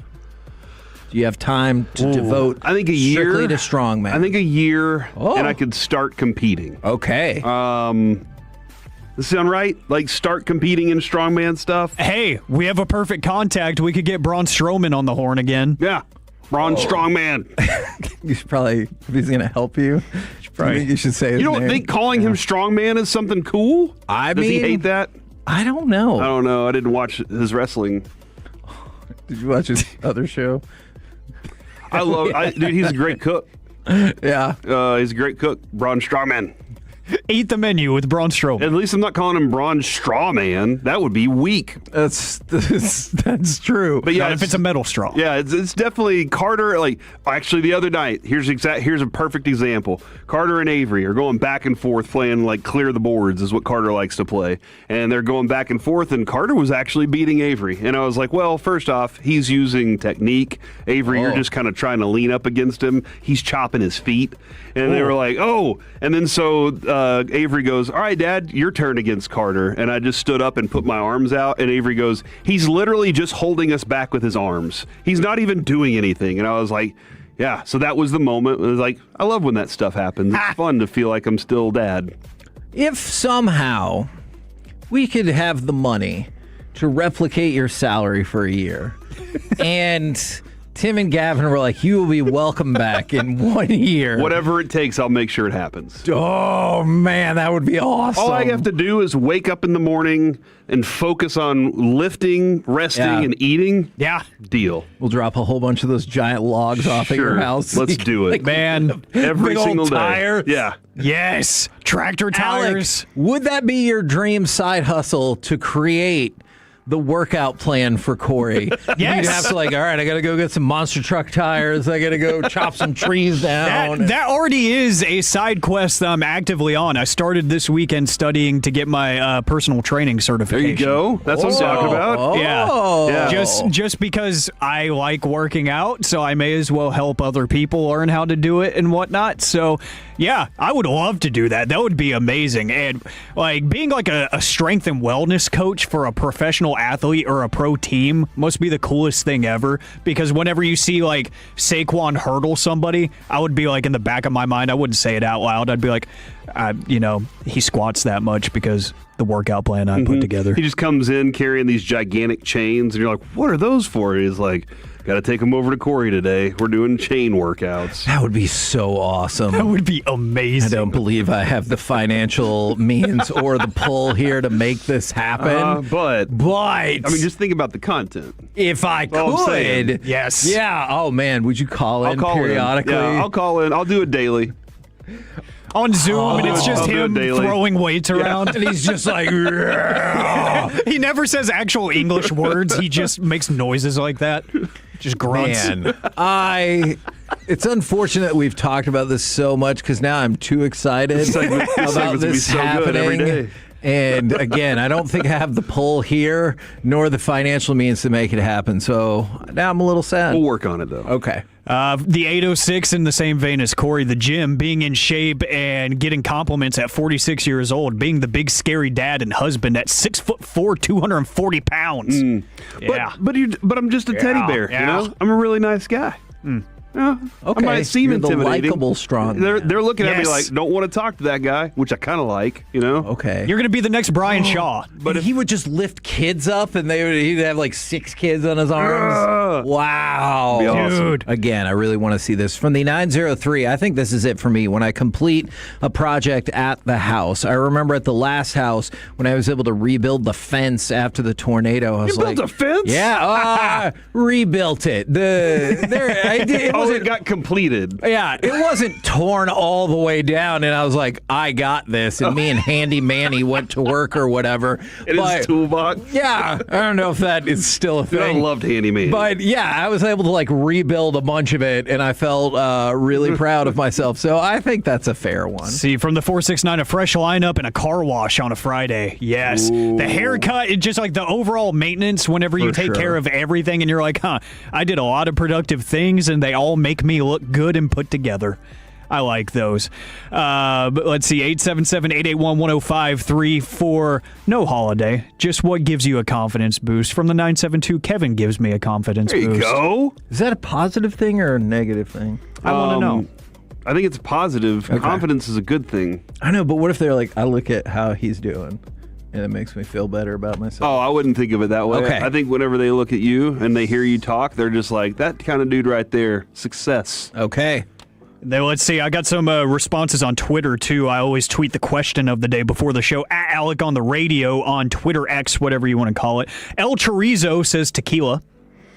Yeah, no, you're right about that. Tequila definitely will give you confidence. Is that dangerous confidence? Yes. Liquid confidence and courage is definitely, especially tequila. Dude, all right. Yeah. Okay. Real quick then, just a prime example of this show I'm watching right now called Widow's Bay.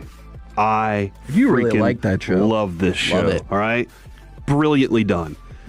One of the characters is required to stay in a haunted house, and awesome. He has to do all these tasks in the haunted house, and one of them is like go down into the cellar and go into the crawl space and shoot a video or something. And whenever he goes down there the first time, he's sober. But then he goes down there the second time, guess what? He's been drinking. So it's time to actually do this. Huh. See what I'm saying? You will do things you never thought you could. Okay. Under the influence of tequila. Okay. Or bourbon or scotch. That sounds a little dangerous. Liquor. Yeah. Guys, what's not dangerous, and you shouldn't be scared of these? Sea piggies. What are sea piggies? I have to know. Yeah. So there is a bit of a phenomenon going on down in South Texas, and there's research being done trying to figure out the exact cause of this, but bright plastic piggy banks are mysteriously washing up on South Texas beaches. Just one person alone, Jace Tunnell, a marine biologist with the Heart Research Institute, has found over 60 piggy banks on several South Texas beaches this year. He says he found as many as 14 in a single day. And he's found them in areas like South Padre Island and so on and so forth, all across really the southern part of Texas. Where they came from or how they got in the water, nobody has any idea. The most common one they find, he told ABC 12 News, is made and manufactured in the Dominican Republic. So that's probably a good place to start, is in the Caribbean. A lot of these are coming from some different areas that have Spanish writing on them. They have one that says Guatemala. They have a couple that have different Mexican areas that they were manufactured in. So they got pictures of these, and he's posed with them. Texas_Standard and Heart Research on Instagram has posted pictures. They're cute little colorful piggy banks. And they're showing up all over the place, and other manufactured children's toys and decorations are washing up on Texas beaches as well. So he was like, usually you find the message in a bottle. Those are really popular. He's found over 60 of those in the past few years. But he said he found 3 bowling balls and even a prosthetic leg recently. But he's finding lots of manufactured items meant for children. So his guess is that some sort of shipping boat container might have fell over, broken or something in transport, and a bunch of that stuff fell out. But he's finding a shocking amount of colorful piggy banks. Yeah, a S-ton or load a shocking amount. I also could see that. Of piggy banks. So, Corey, if you find a Texas sea piggy when you're out there in Galveston, bring one back. Make sure there's no cocaine in it. That's right. And then, is that what you think? Get it tested? I think it's smuggling. Yeah. Oh man. Yeah. Yeah, that would be tough because, when you mentioned the prosthetic leg, leg, and just toss it off, and they're like, "All right, we're done now." I don't know, but it could be somebody out there. Did you say there's money in them? No, they're just they're brand That's new. what I want, yeah. They're brand new. Some of them are beat up. A lot of them are kind of covered in mud and stuff. If I find one, traveled. you know it's coming to you. Yes. It's yours. I want one to go on the table in here. Quick question. If you found a message in a bottle and it was like, love you, mistake, blah, blah, blah, and it had like an address or some identifying features on there, would you try to get it to that person, or would you be like, no, I'm good? If I found one, I would definitely send an SOS to the world. I'm going to put one out for Steve DeBerg. See if that's how we get him on the show. Yeah, if you know Steve DeBerg for some reason, let us know how to get in touch with him. Hit us up. We're the KNC Masterpiece right here on 105.3 The Fan. Coming up next, it's time for Gridiron Gravy. Congratulations to Jackson Smith and Jigba, Defensive Player of the Year. Next on The Fan. Coming up in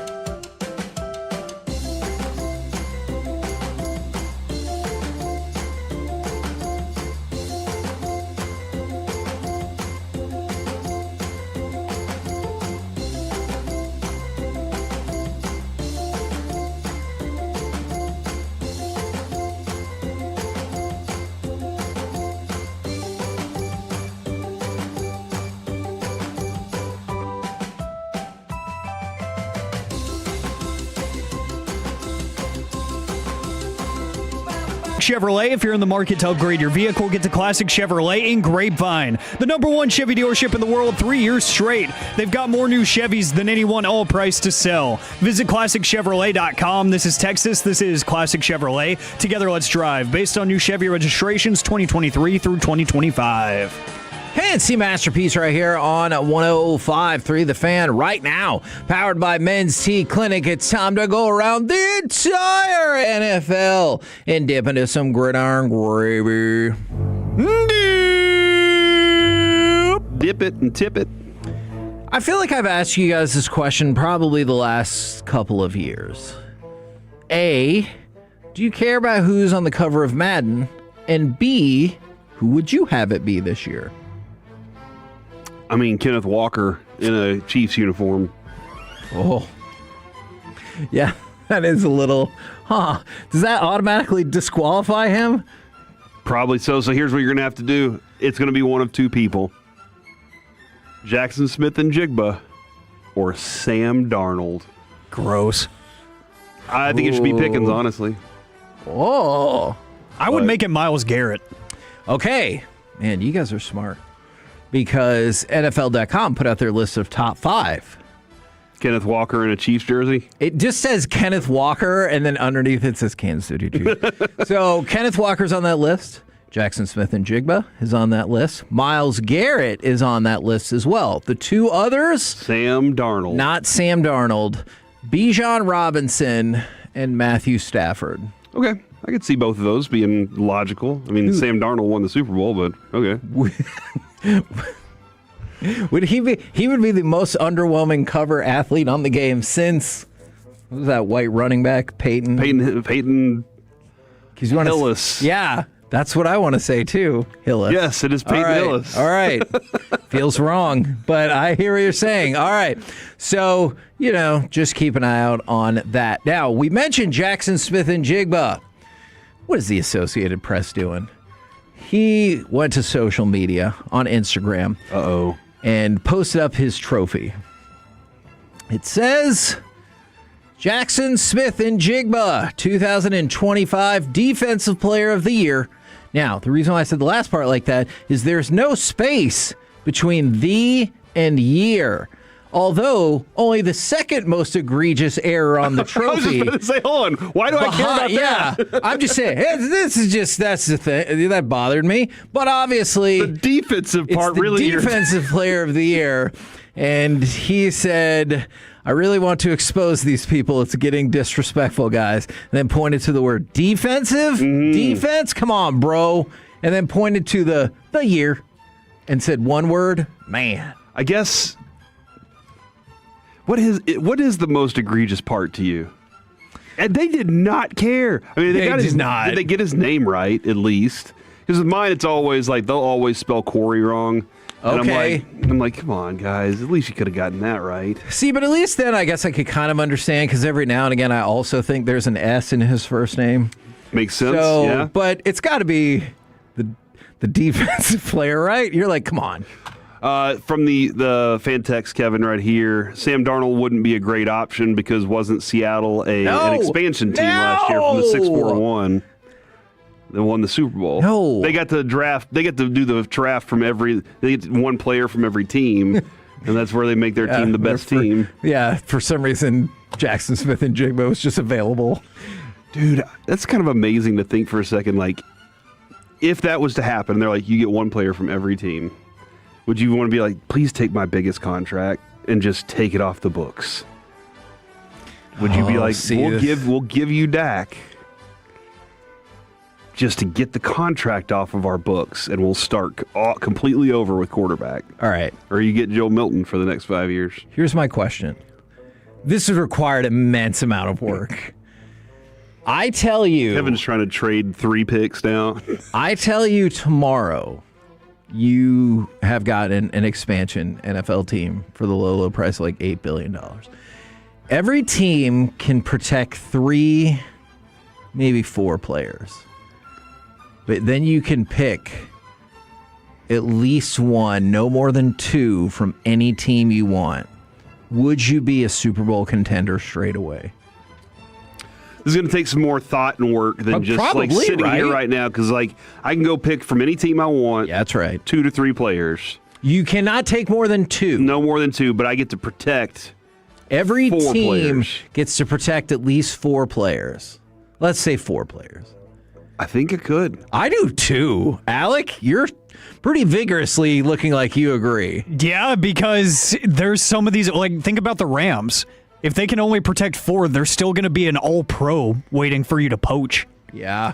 Oh, that being said, though, so every team gets to take some players? No, just you. Oh, okay.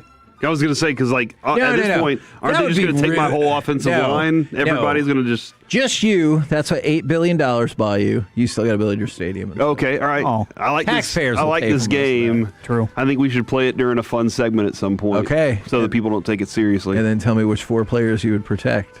Yeah. I think this is fun. This is a good segment. You would not protect Dak, right? I didn't say that. Would you?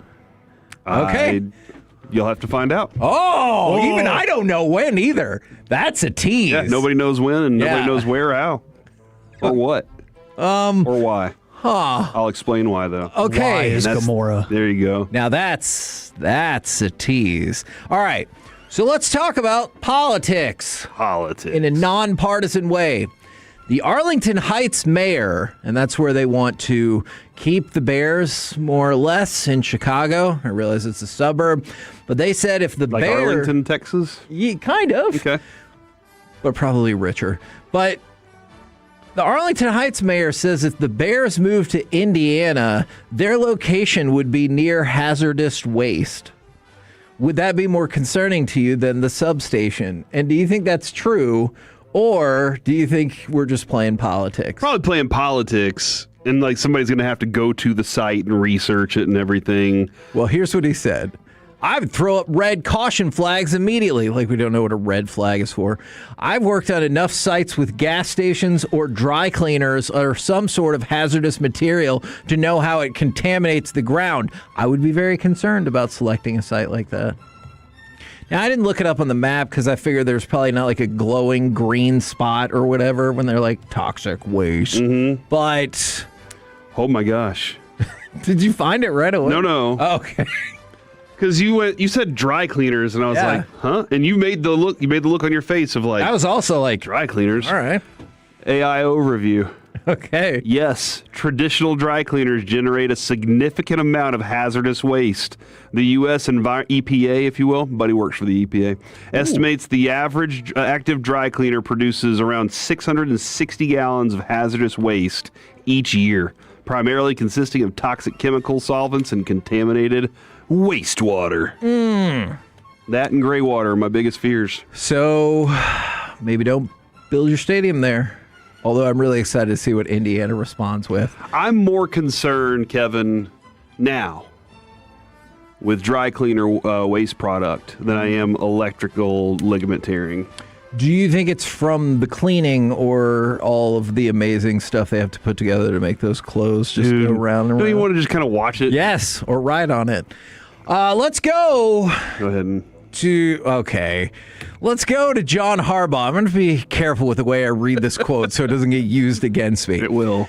But John Harbaugh started a sentence improperly by saying, I could care less about what happened last year, the year before that, or 10 years before that. So we've already started off poorly.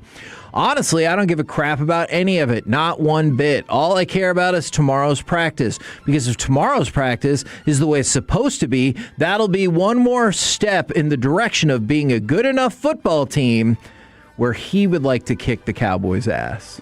I bet he would. That's how you sell to your fan base, right? Oh, absolutely. Now figure out couldn't care less, and we'll really be in business, right? Mm-hmm. Yeah, for sure. All right. By the way, I understand. It's a bit of a struggle. Sure. Because you don't know exactly what it means. You've just heard it all your life, and you decide to go along with it. Yeah. I use it wrong all the time anyway. Man. You know what? I'm probably going to not care anymore. That could be another segment. What did you get peer pressured into saying, however, a different way? Isn't it supposed to be champing at the bit? But I feel like you sound like an idiot if you say that. Mm-hmm. Except to a very small percentage of people.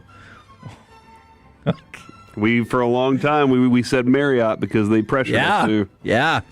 And then, by the way, have you ever seen a Marriott commercial? And then they're saying Marriott, or are they saying Marriott? Never. And if that's the case, my whole belief system is going to come crumbling down. By the way, Mark Davis is selling off another little chunk of the Raiders. And what I found really interesting about this story, I'll give props to Mike Florio for it, is, I know, I'm very tough on him. Since he's on the outs with Chop and Sean, you're trying to sneak in there, huh? Hell no. Hey. I got his number.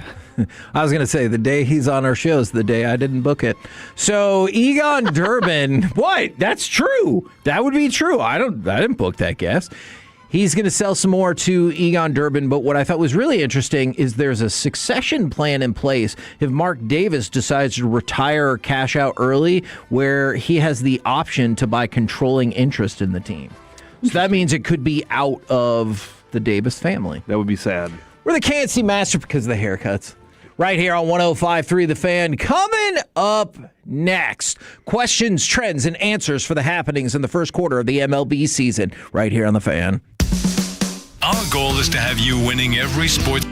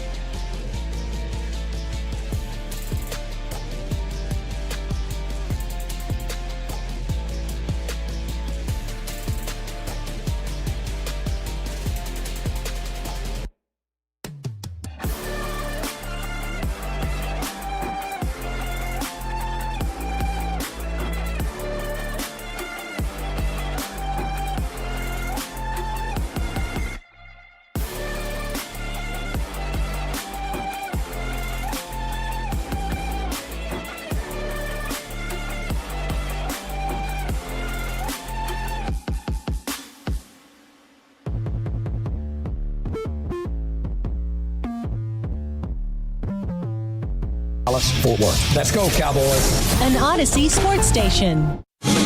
Driven by our D&M Leasing Studios, it's the KNC Masterpiece on 105.3 The Fan. KNC Masterpiece right here on 105.3 The Fan, where I want to point out that it might not seem like it at times, but the professionalism of this show is better than you might think.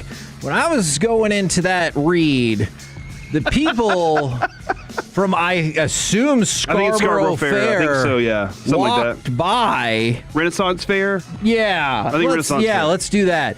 And the one lady who I guess was like a medieval British lady, she had some of her teeth. I think she was a wench. Yeah, she had some of her teeth blacked out. Did I think that she was like, freshen your drink, governor?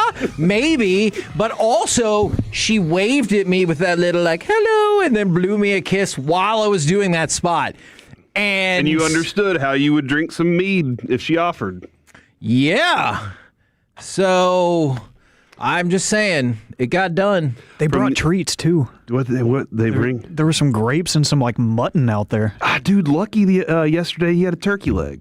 Oh. Yeah. You know what I'm saying, dude? I don't know what mutton is, but I'm not sure. What is mutton? It was turkey legs. I was just trying to sound medieval, Corey. Yeah. That's like saying I went to university. Oh. Don't do me like that. I'm not one of those people. I went to university. Dude, you grew up in Mesquite and you went to Michigan. What are you even talking about? Eastfield College from the 817. Y'all are so professional. I bet you drink with the pinky out. Probably. Yeah. Gotta save that.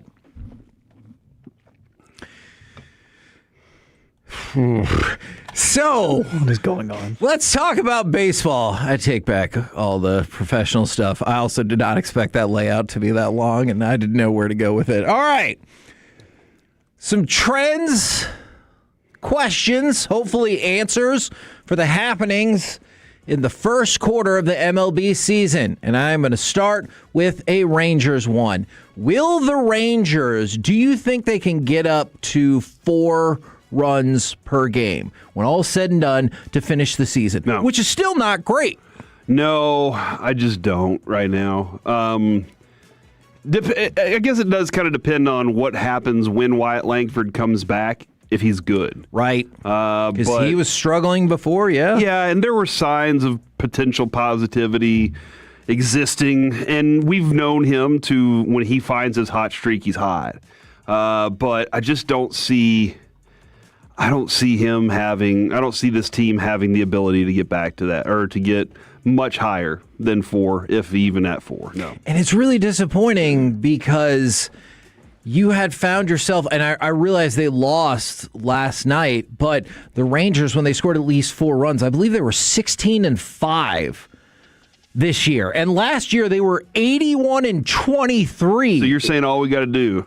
Yeah, it's score 4 runs. And you'll be effing awesome. Why does anybody tell them that? Yeah. If you were Skip, I believe he knows. Would you walk in and you would say, guys, we've heard of the drive for 5. Mm-hmm. But what about score for 4? And all we got to do, guys, all we have to do, history shows that this team just needs 4 runs and we're going to win more games than we lose. Would you tell the guys that? Would you be like, this is our calling card, and you just put on the shirts, you just put big 4s on there? Everybody walks around holding up 4 all the time? I don't know how many of the players are motivated like that. Everyone's different, so you have to work different angles. Yeah, I mean, that's... I'm just throwing out ideas, okay, Kevin. Again, we are in anything goes territory. True. All right. Is the American League really this bad? Going into last night's games, the American League was 36 games under 500. Okay. As we've continued to update throughout the year, every team in the NL Central has a better record than any team in the AL West. Will the American League really be this bad? And here's something I want you to remember. I mean, Go ahead. 36 games under 500. Do you realize just the Yankees and the Rays combined are 26 games above 500? Can you imagine if for some reason you do not have those teams? This would be like the worst American League maybe ever. Are they really this bad? I think I think they are. And the reason I feel, all right, let's see. Runs per game right now. Washington, 5.46.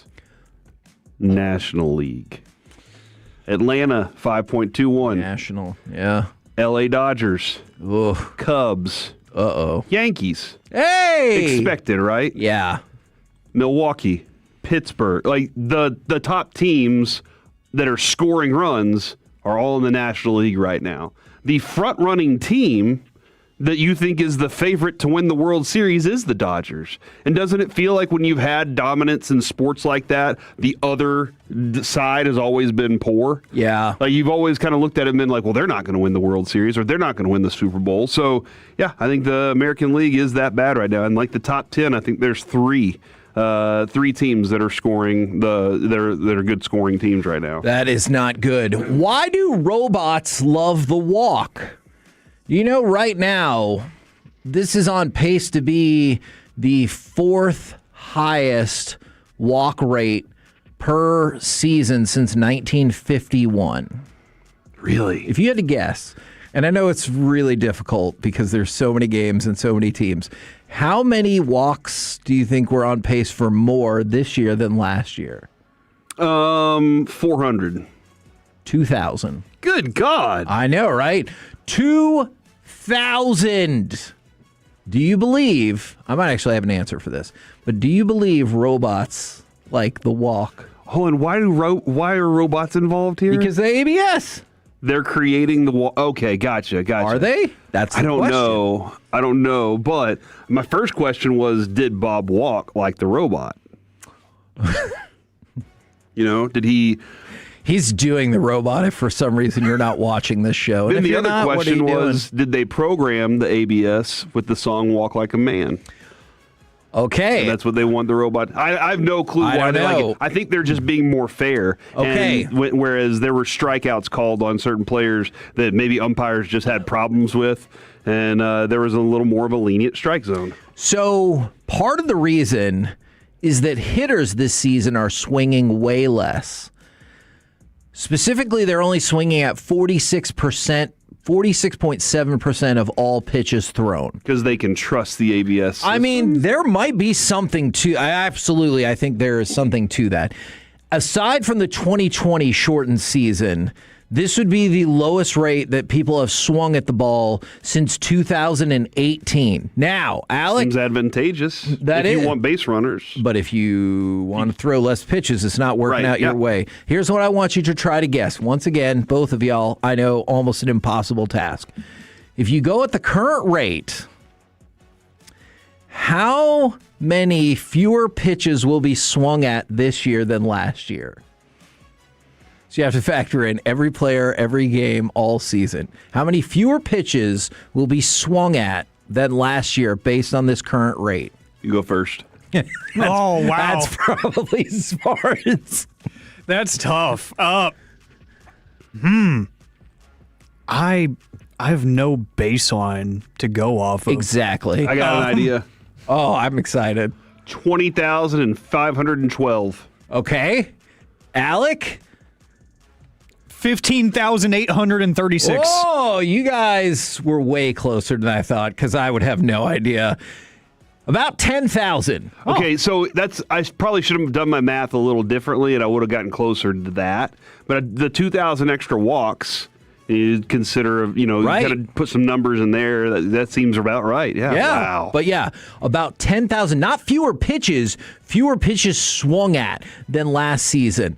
Did the World Baseball Classic take a bigger toll than we thought? I forgot to update these records. My apologies. But I'll tell you this. Here are the teams with the most players that were in the World Baseball Classic. The Mets, Mariners, Phillies, Red Sox, Royals, Pirates, and Brewers. All of those teams had at least 14 players in the World Baseball Classic. They're a combined 14 games under 500. You think it's because of that? Interesting. Yeah, I mean, look, realistically, only the Pirates, Phillies and Brewers are above 500 or were above 500 prior to yesterday's game. And the Pirates and Phillies were like right there. Do you think that maybe the World Baseball Classic takes a little bit of a toll? I mean, I think that the Olympics definitely took a toll for the Stars and other teams. Now, while some teams thrived after it as well, but I think it definitely does. Playing extra games wears a body out and maybe adds some injury, especially not when you're not with your team and you're not being kind of monitored and observed in the exact same way. I know they communicate every day with those guys, but it's a little bit different whenever somebody's watching and it's your millions of dollars. Right. So, yeah, I definitely think that had something to do with it. Are the Atlanta Braves the best team in baseball? They are on pace to go 108-54. You know what their preseason win total was projected at? 86.5. Yeah, they're better than they were projected to be for sure. True, but are they the best team in baseball? No, the Dodgers are. I don't care where the Dodgers stand in the standings. I don't care what's gone on in any way, shape, or form. It is going to be, I mean, the Dodgers have the best player. They have the MVP. They have the dude that they have a stacked team. At some point, they're like, I guess we have to turn to Blake Snell. That's just, wow, what kind of stacked team are you? So, no, they're very good, and their schedule has them where they are right now. But the best team is definitely them, the Dodgers.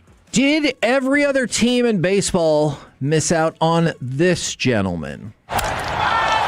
Murakami sends this one high in the air. Back it goes! Get out! Second home run tonight for Murakami. So he didn't get a big contract. Murakami got a 2-year, $34 million deal. To put that in perspective, that's less than you're paying Jock Peterson.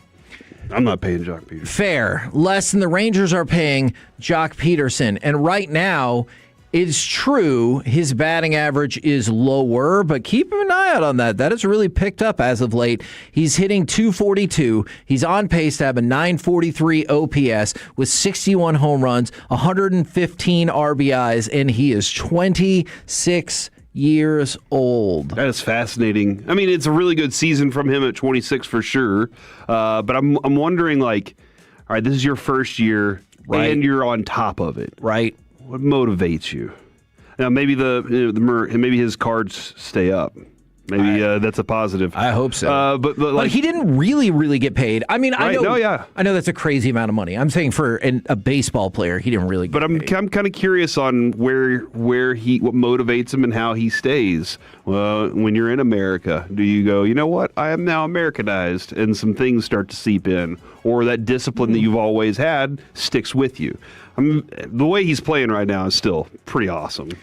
Does it irritate you at all, or do you think it's not right? I've heard some people say this. I don't believe this, that he should not be up for Rookie of the Year because he'd played professionally before. I think my understanding was Ichiro Rookie of the Year? I believe he was. And there you go. Because he was MVP. In your face.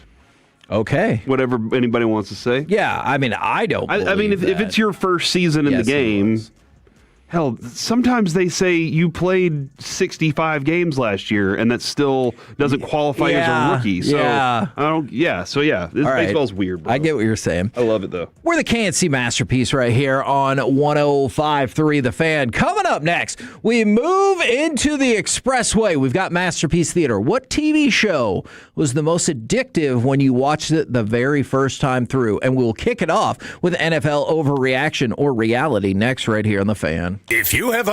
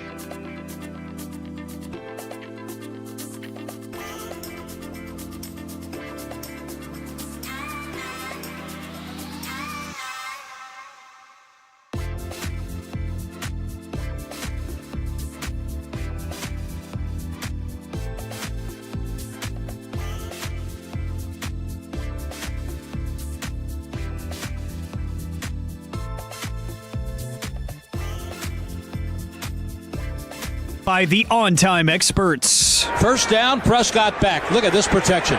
Deep ball to the middle to Lamb. 35 broke away. Left side 20. Walk your dog. Right on in. Welcome back, C.D. Lamb. 74 yards. Touchdown, Cowboys. KC Masterpiece right here on 105.3 The Fan. We will also have the Logic and G-Eazy ticket giveaway in this segment whenever you decide. The Cowboys sound right there just reminded me how much the station crushed the draft coverage out there, like we told you we would.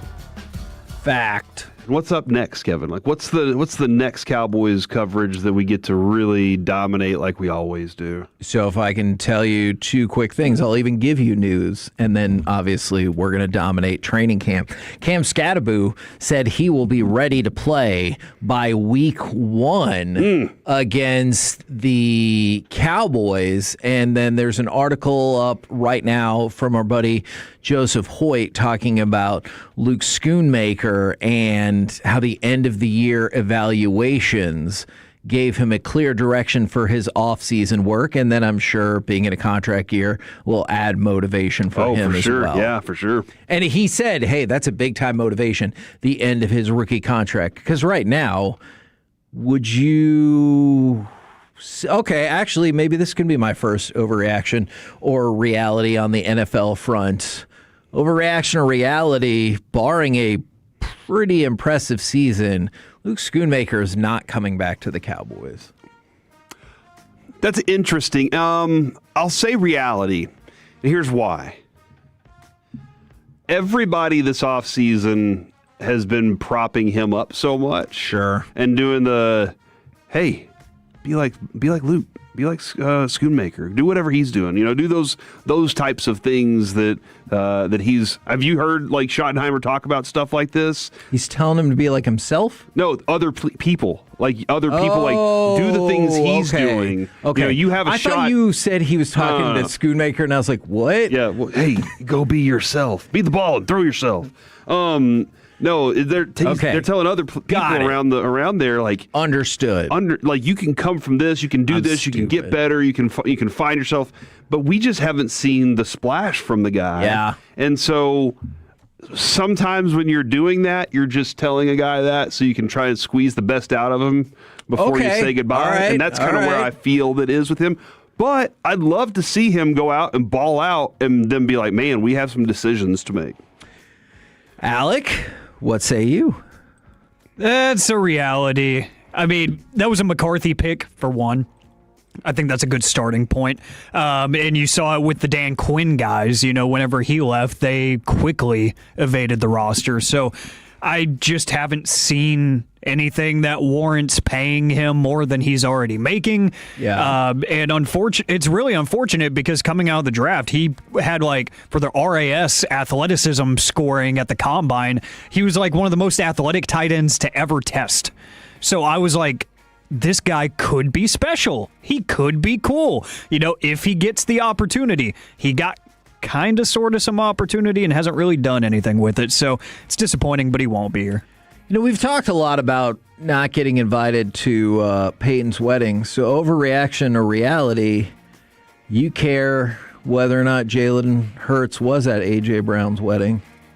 Because TMZ is not only reporting, they're saying they've learned that he was not at the wedding. Not sure what the difference is there. All right, so it means one of two things, and only one of two things. Oh. He did not want to go. He was not invited. Yeah. That's it.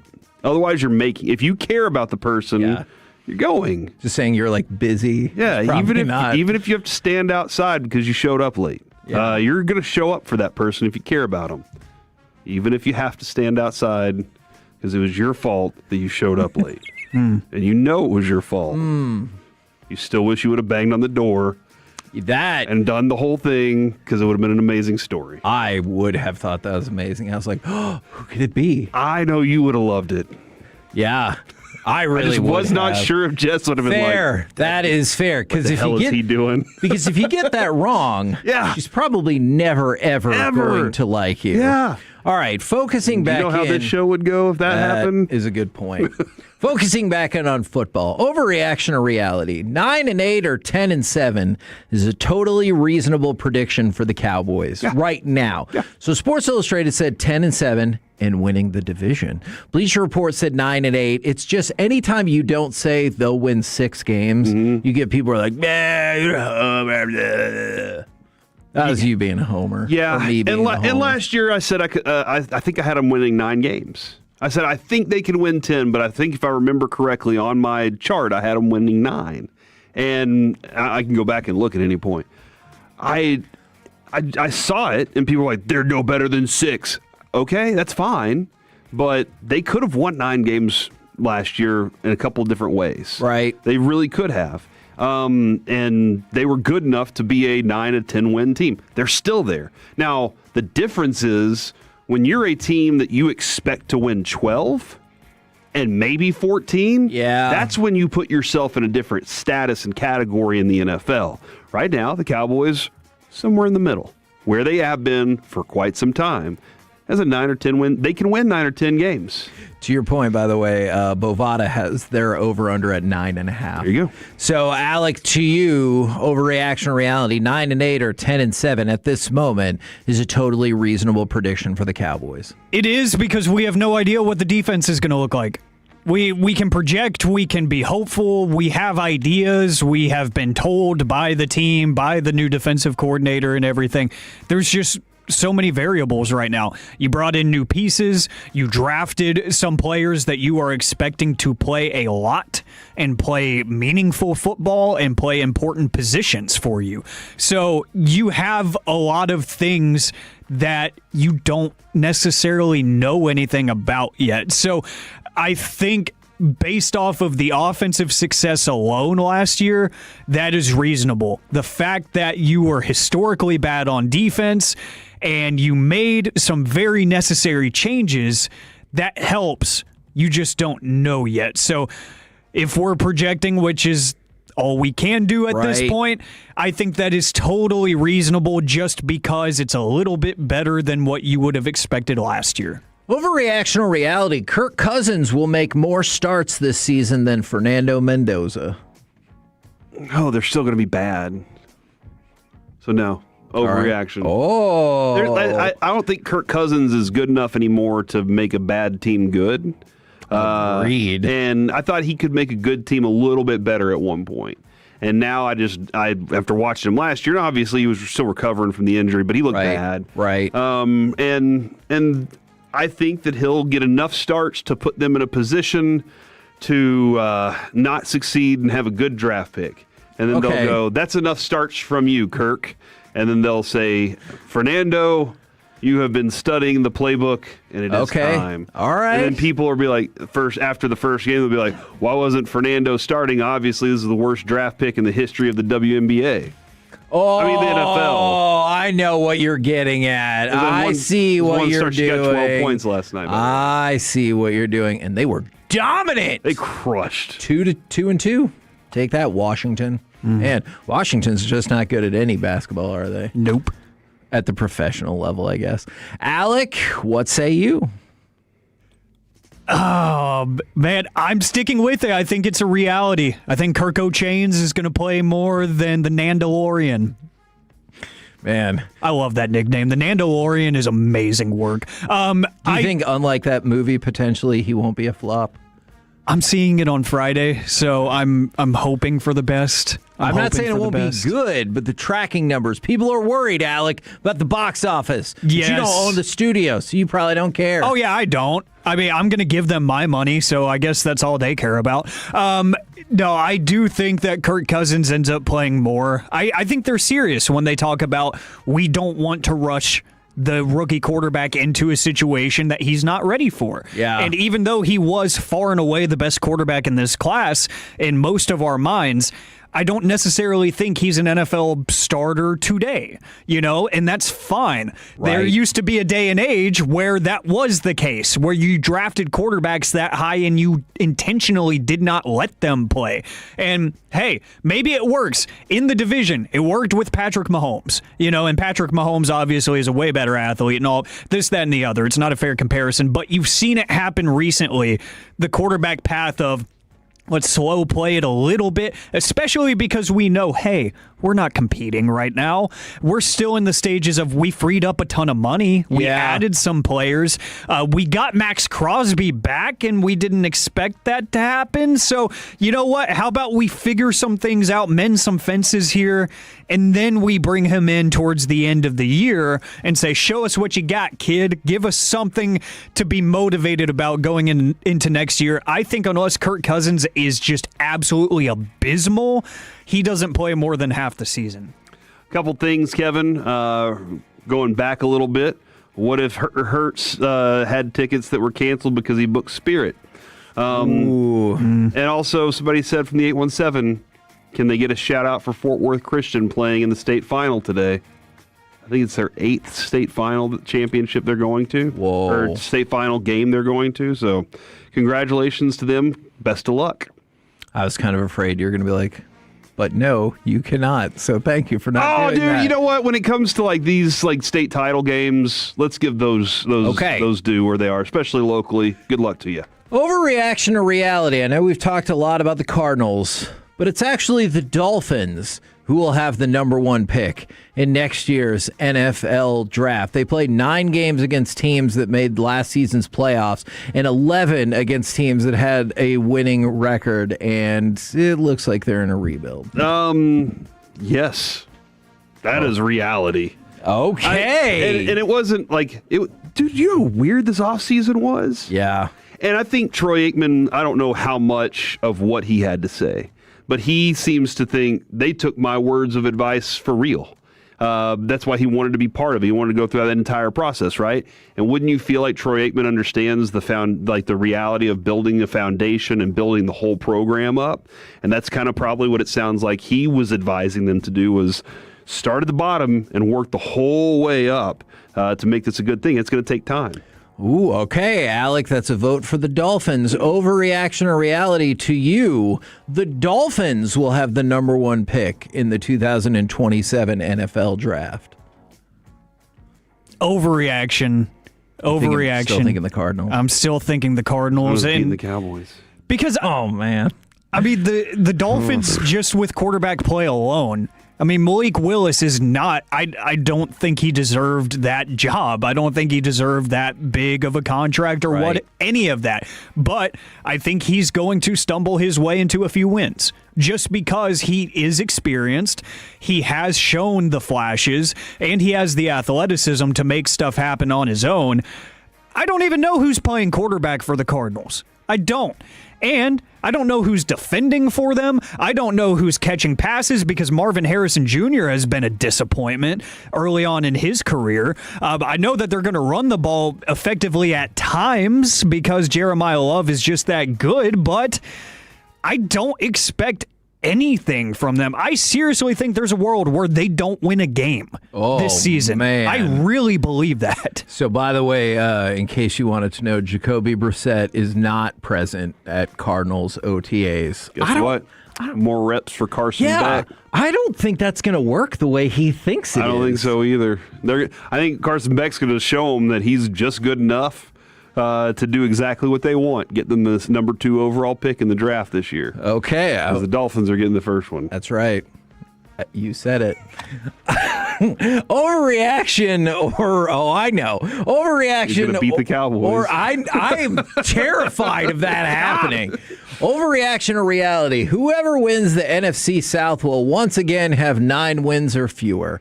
For 4 straight years, the NFC South has failed to produce a team with more than 10 wins. Here are their prediction over-under this year. 8.5 for the Bucks, 7.5 for the Saints and Panthers, and 6.5 for the Falcons. So overreaction or reality, the NFC South winner will have 9 wins or fewer. I mean, obviously in that division it just means more because they just beat up on each other. They're so good. In the AL West? Yeah, they're so good that they just beat up on each other and knock each other's records down. But that's a good point. I think that Bryce Young has figured it out. He's got a legitimate wide receiving option, and I think the Carolina Panthers will have 10 wins this year, Kevin. Okay. At least. Oh, man. Look, they were a good team. They were a tough team to beat last year, and they were still trying to figure it out. So I think that they turn it around this year, and they capitalize on what they accomplished last year. Alec? I think Corey changed my mind. Oh. I think he did. I think it's an overreaction now because the Panthers showed, even in that playoff game against the Rams, they showed that they're legit. Like, not Super Bowl contenders or anything close, but they have the blueprint. They have an idea of what that team was always supposed to look like.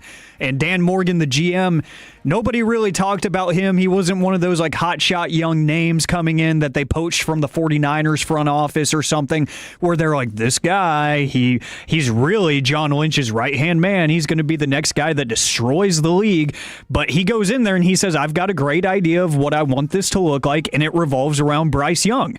And the fact that he committed to that instead of just punting after a few years of kind of there's something, but we don't get it every week.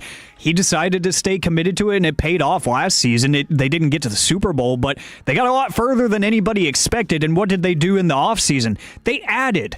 They just kept piling onto that roster, and they spent a ton of money. So I think they could win 10 games. Now, I want to point something out real quick that is an amazing piece of business from Pete Prisco.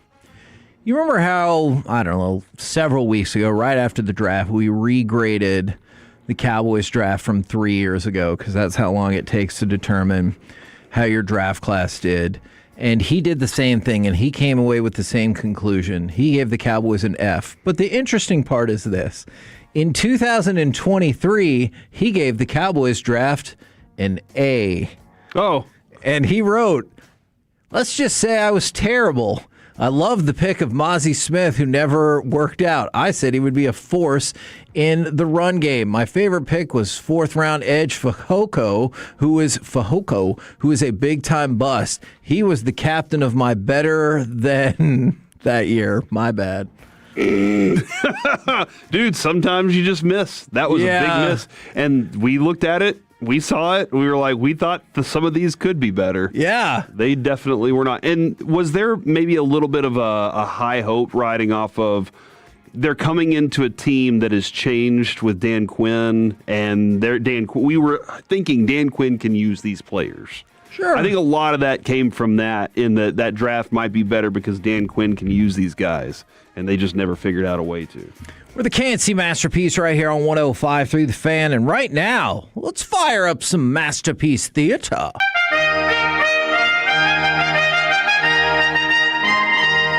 Welcome to another edition of Masterpiece Theater, where we discuss theater with you. And now, two guys who know absolutely nothing about theater, Corey and Kevin. So our question for you today, what TV show was the most addictive when you first watched it all the way through? And it's because, I'm not saying, repeat value, because my wife will always watch, Office or Golden Girls or whatever. What? Yes. Golden Girls? That show's still pretty good. What? Some of that stuff, it's amazing. They got on prime time. So what TV show? Time, Kevin. It was, that's true. Was the most addictive when you watched it through the first time? 877-881-1053, Frankel and Frankel Injury Attorney text line, or the Twitch, or the YouTube. Would you like me to start with you, gentlemen? Go to the fan text. What do you think? Go to fan text, Kevin. There's a ton out there. From the 214, The Last Man on Earth. It was super addicting at first. Were you defeated when you found out it was the last man on Earth except for these other 10 people? Oh, spoiler alert. Oh, what are you doing? I'm sorry. I was going to watch that next week. Man, the timing of this is always amazing. I forgot about this. This is a really good one. 817 Suits.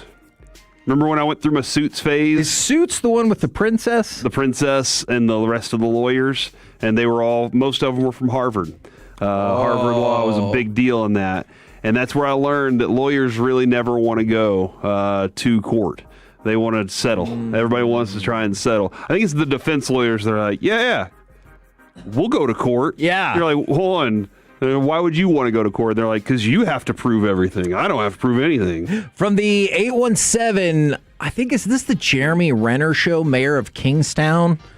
Is that another Taylor Sheridan show? I think so. From the 817, the first version of The Walking Dead. I heard about it from a couple of friends. It hooked both me and my wife. From the 903, most addictive series ever. Ignored that I was a kid. Batman with Adam West. I lived and died with that show, and it's even better now that I get how campy it is. 817 says Mythbusters. Oh, man, there was a time... I watch every episode of that, and Brandon loved it. Dude, and you know what else? How It's Made. Yes. Did you ever watch How It's I Made? don't think I have. Yes. Oh, I saw like the baseball episode of that one. That was really interesting. Here's what you saw. You saw Sesame Street's crayons and how they made crayons. Oh. As a child, we all saw how you make crayons, and you're like, that is the most satisfying thing I've ever seen in my life because of the way they shot that. And How It's Made did the exact same thing. And they would take you into factories all over the world. I have no clue where these factories were. They'd just be like, today, we're at this chip factory. We're going to show you how to make potato chips. You're like, awesome, can't wait. Today, we're going to show you how they make springs. Oh. Awesome, thank you. They just sit there and clip metal all day, and you'd be like, this is the greatest show on earth. You didn't have to think. You just watched how it was made. Okay. Ooh, I mean, that actually sounds really fun. Yeah, it is. So... There's a whole lot of answers on here from the 214. I wanted to watch a couple episodes of Brooklyn Nine-Nine and ended up watching all 8 seasons in 1 week.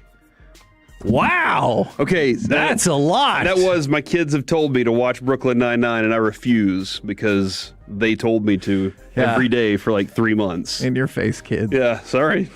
All right, That's on you. Would you... All right, let's go to Cut 11. This is a show that I absolutely once... Reggie was like, you have to watch it, you have to watch it, you have to watch it. And then he told me that he watches it every other year. And I was like, what? That's insane. But then I watched it and I get it. Check it out. Here it comes. Something ain't right, yo. Watch out, man. Here come that fool. It's packing. Here he comes. Yo, come on, yo, Omar's coming, man. Oh, And that is known as Omar's Coming. Yes. From The Wire. Again, Reginald Atatula, who used to be our producer and is now down in Houston, crushing it in Houston radio, as we predicted. But when he said watch that show, I was like, okay, fine, I'll check it out. And from the moment I started watching it until I finished it, I was just sucked in. And Bobby said this morning, he was like, 3 of the best scenes in like his TV show watching history are from that. You know, there are 3 scenes. There's some special scenes in that. There's one specific character dies, and I was driving home and like had it on my phone and was listening, you know? And I'm turning into my driveway when this character dies, and I was like, what just happened? And I ran, it's 1 o'clock, 3 o'clock in the morning, something like that, run in the house. We used to work for him. Yeah, we were up late, dude. Run into the house, rewind it on HBO, and then rewatch the scene. I'm just like, oh no! But that was a show where trying to figure out if they would catch them, how they were going to do it, if these guys were going to get away with it. What were you rooting for? Exactly. Sometimes I was like, I'm rooting for the wrong thing I was right like, now. I don't know if I do want him to get caught. I want him to get away, and I don't like that about me. Yeah, absolutely. From the 432, Lucifer. From the 812, ooh, wherever that is, Peaky Blinders. From the 972, Shameless. And from the 214, Supernatural, Alec Medford. What say you? I keep saying this one a million times, so I'll give you 2 to be fair. Euphoria season 1. just because you did not ever know what was going to happen. Yes. So going towards the end of one episode, I was like, I gotta keep watching, and I think I finished the entirety of season 1 in one weekend. Wow! Because I was just like, I cannot stop because I'm predicting everything wrong. I have no clue what is happening. But a wild card, if you're a fan of Star Wars, if you're a sci-fi dork, the animated series Star Wars The Clone Wars. Agreed. Because I watched it as it aired episodically as a kid, but I kind of stopped watching it once I got to like high school or whatever. It switched channels. It was harder to find. So during the pandemic, I decided to watch the entirety of it leading up to when they added, what was it, season 7? Season 7 is badass, too. And it's heavy. Yeah. It's really heavy, but the storytelling in it is so good. And everything makes sense within the timeline that it happens in, and all of the new characters that they introduce make sense. There was nothing that felt out of place. Like the storyline, I think it was like season 4 or 5, where they framed Obi-Wan's murder, to try to get Anakin to break, and really see if he had some dark tendencies to him. I was like, this is genius. And it was like a 7 to 8 episode span where they thought Obi-Wan was dead, but he was disguised as somebody else the entirety of the time. The storytelling was just amazing. You also get you see how close those two were. Yes. My one recommendation is when you get to those last 4 episodes, 9, 10, 11, and 12 of season 7, watch them all together like a movie. Yeah. They're incredible. It's emotional. 214 says Shorzy watched season 1 and 2 in a weekend. I also Letterkenny was very addictive because it was short 30-minute episodes. But once you kind of got in their groove because the way their tempo of comedy. But Kevin, I know one of yours. Okay. My friend just texted me. His name's Holden. He's in an amazing band called The Weathered Souls. He said, "Can I say it?" Sure. I watched the entire Game of Thrones in 3 weeks and caught up on the final episode live. Okay. It's a crazy time in my life.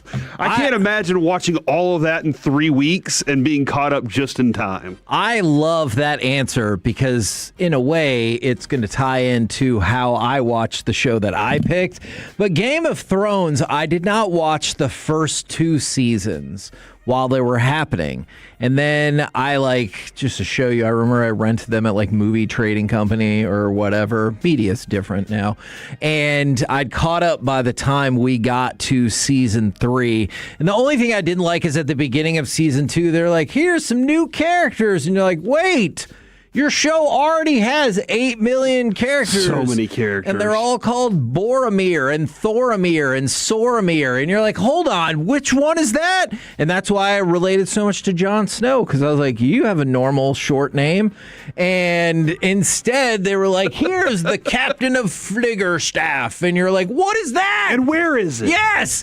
And show me a map. And they're like, we show you a map every episode. And it wasn't just because the song was catchy. I was like, hold on, I need to really survey this map. Where is that compared to? Yeah, but you get so into it. That show is freaking awesome. That's a great answer. From the 817, we talked about the show before our show started, Lost. If you could just stream and binge watch Lost, I think it's one of the greatest shows in the history of TV. I rode the Lost wave of anger and frustration of watching it in real time, being like, are you kidding me? A light came on? That's what I got to wait 8 more months for? Come on! Yeah, I can't imagine that. But when you could just go, bloop, yeah, next. Because I watched it. Now, here's the weird thing, though, Kevin. You may have watched it on television. I did. I watched it when Netflix was sending DVDs to your house. Oh, sweet. So I would get a certain amount of DVDs, and then I'd have to order more just in time for my, I'd have to time it just right so I could get the next set of DVDs. But it was so easy just to watch them all consecutively. Then I did. That's when they kind of started blending the merging the streaming service, and so I started watching them a little bit here and there also. But I can't imagine being every week they left you on a cliffhanger. Every week, not just every 8 months. Yeah, it was every week. You were like, I got 7 days. until I know why this hatch needs to be opened. And then they didn't open the hatch in that episode. You're like, son of a gun. I bet they'll open it in the next one. And they're like, nope, this is a Charlie episode. You're like, what is this? And they're like, this is a Claire episode. So like that was... And now we're going to go back to the hatch. Guess what? Not opening that yet. So it was, I can't imagine being in that vein. So that is a weird place we are, where now we have the ability to burn through everything we want to watch. And Netflix is like, new series? Yep, here you go. Exactly. Go ahead and give me cut number 10. This is my answer. I think this might be the number one answer we've gotten on the text so far. You clearly don't know who you're talking to, so let me clue you in. I am not in danger, Skylar. I am the danger. A guy opens his door and gets shot, and you think that of me? No. I am the one who knocks. That is an awesome line. I know everyone gets caught up on, and I totally get why. Tread lightly, and I appreciate that. But, man, I am the one who knocks. I didn't realize I stole that from Walter White. Everybody says we're the competition. We don't have any competition. We are the competition. Exactly. I never thought that. I guess I accidentally stole it. Well, do I need to give them the rights to that? Oh, no, I think you're fine. Bryan Cranston has plenty of money. I am the one who knocks. That was his daughter's also in the pit.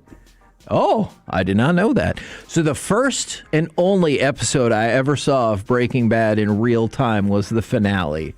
But, like, I didn't start watching 3 weeks before. I was 2 weeks. I got 2 consecutive weeks of live. It was a good bit before that. But I got to a point where I'm like, you know, if we keep up or pick up a certain pace, we might be able to catch. Because I remember when Ben and Skin were doing the pool on, like, who's going to die in the last episode. I was like, don't show me. Because at this point now I'm in, like, season 3, and I don't want to, season 4 or 5. I don't want to know.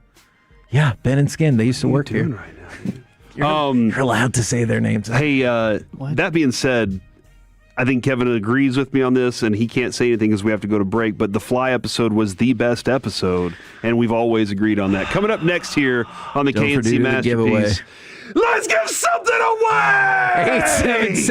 877-881-1053. Caller number 10 now will win a pair of tickets to go see Logic and G-Eazy perform at the Pavilion at Toyota Music Factory on October 12th. Tickets courtesy of Live Nation, or you can win them for free right now. Caller number 10, 877-881-1053. More on the Fly episode and your level of concern.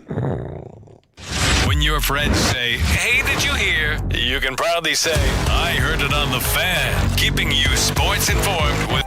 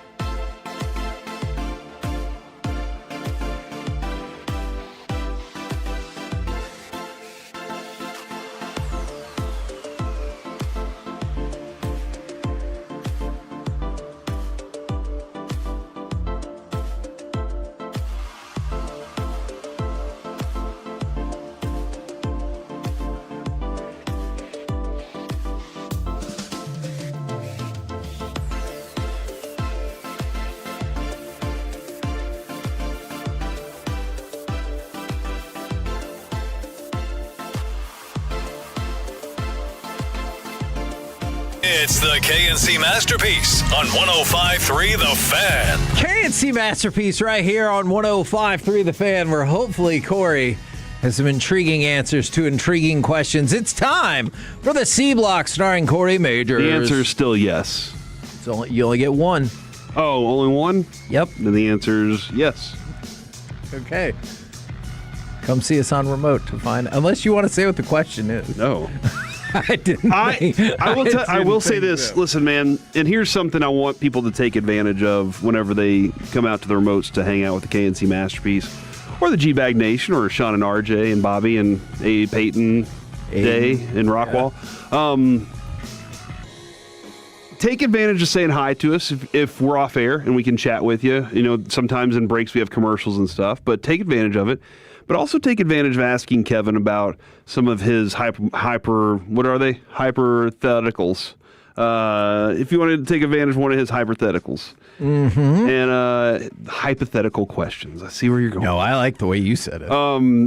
But the one that you just presented might be my favorite of all time. Oh, neat. That's why I wanted to give so much thought to it, but you asked it 4.5 seconds before the segment started. I did. Like, literally, when it's doing the intro is when I asked that question. And I wanted to have more discussion about it, but we can't do that on air. That's for the podcast.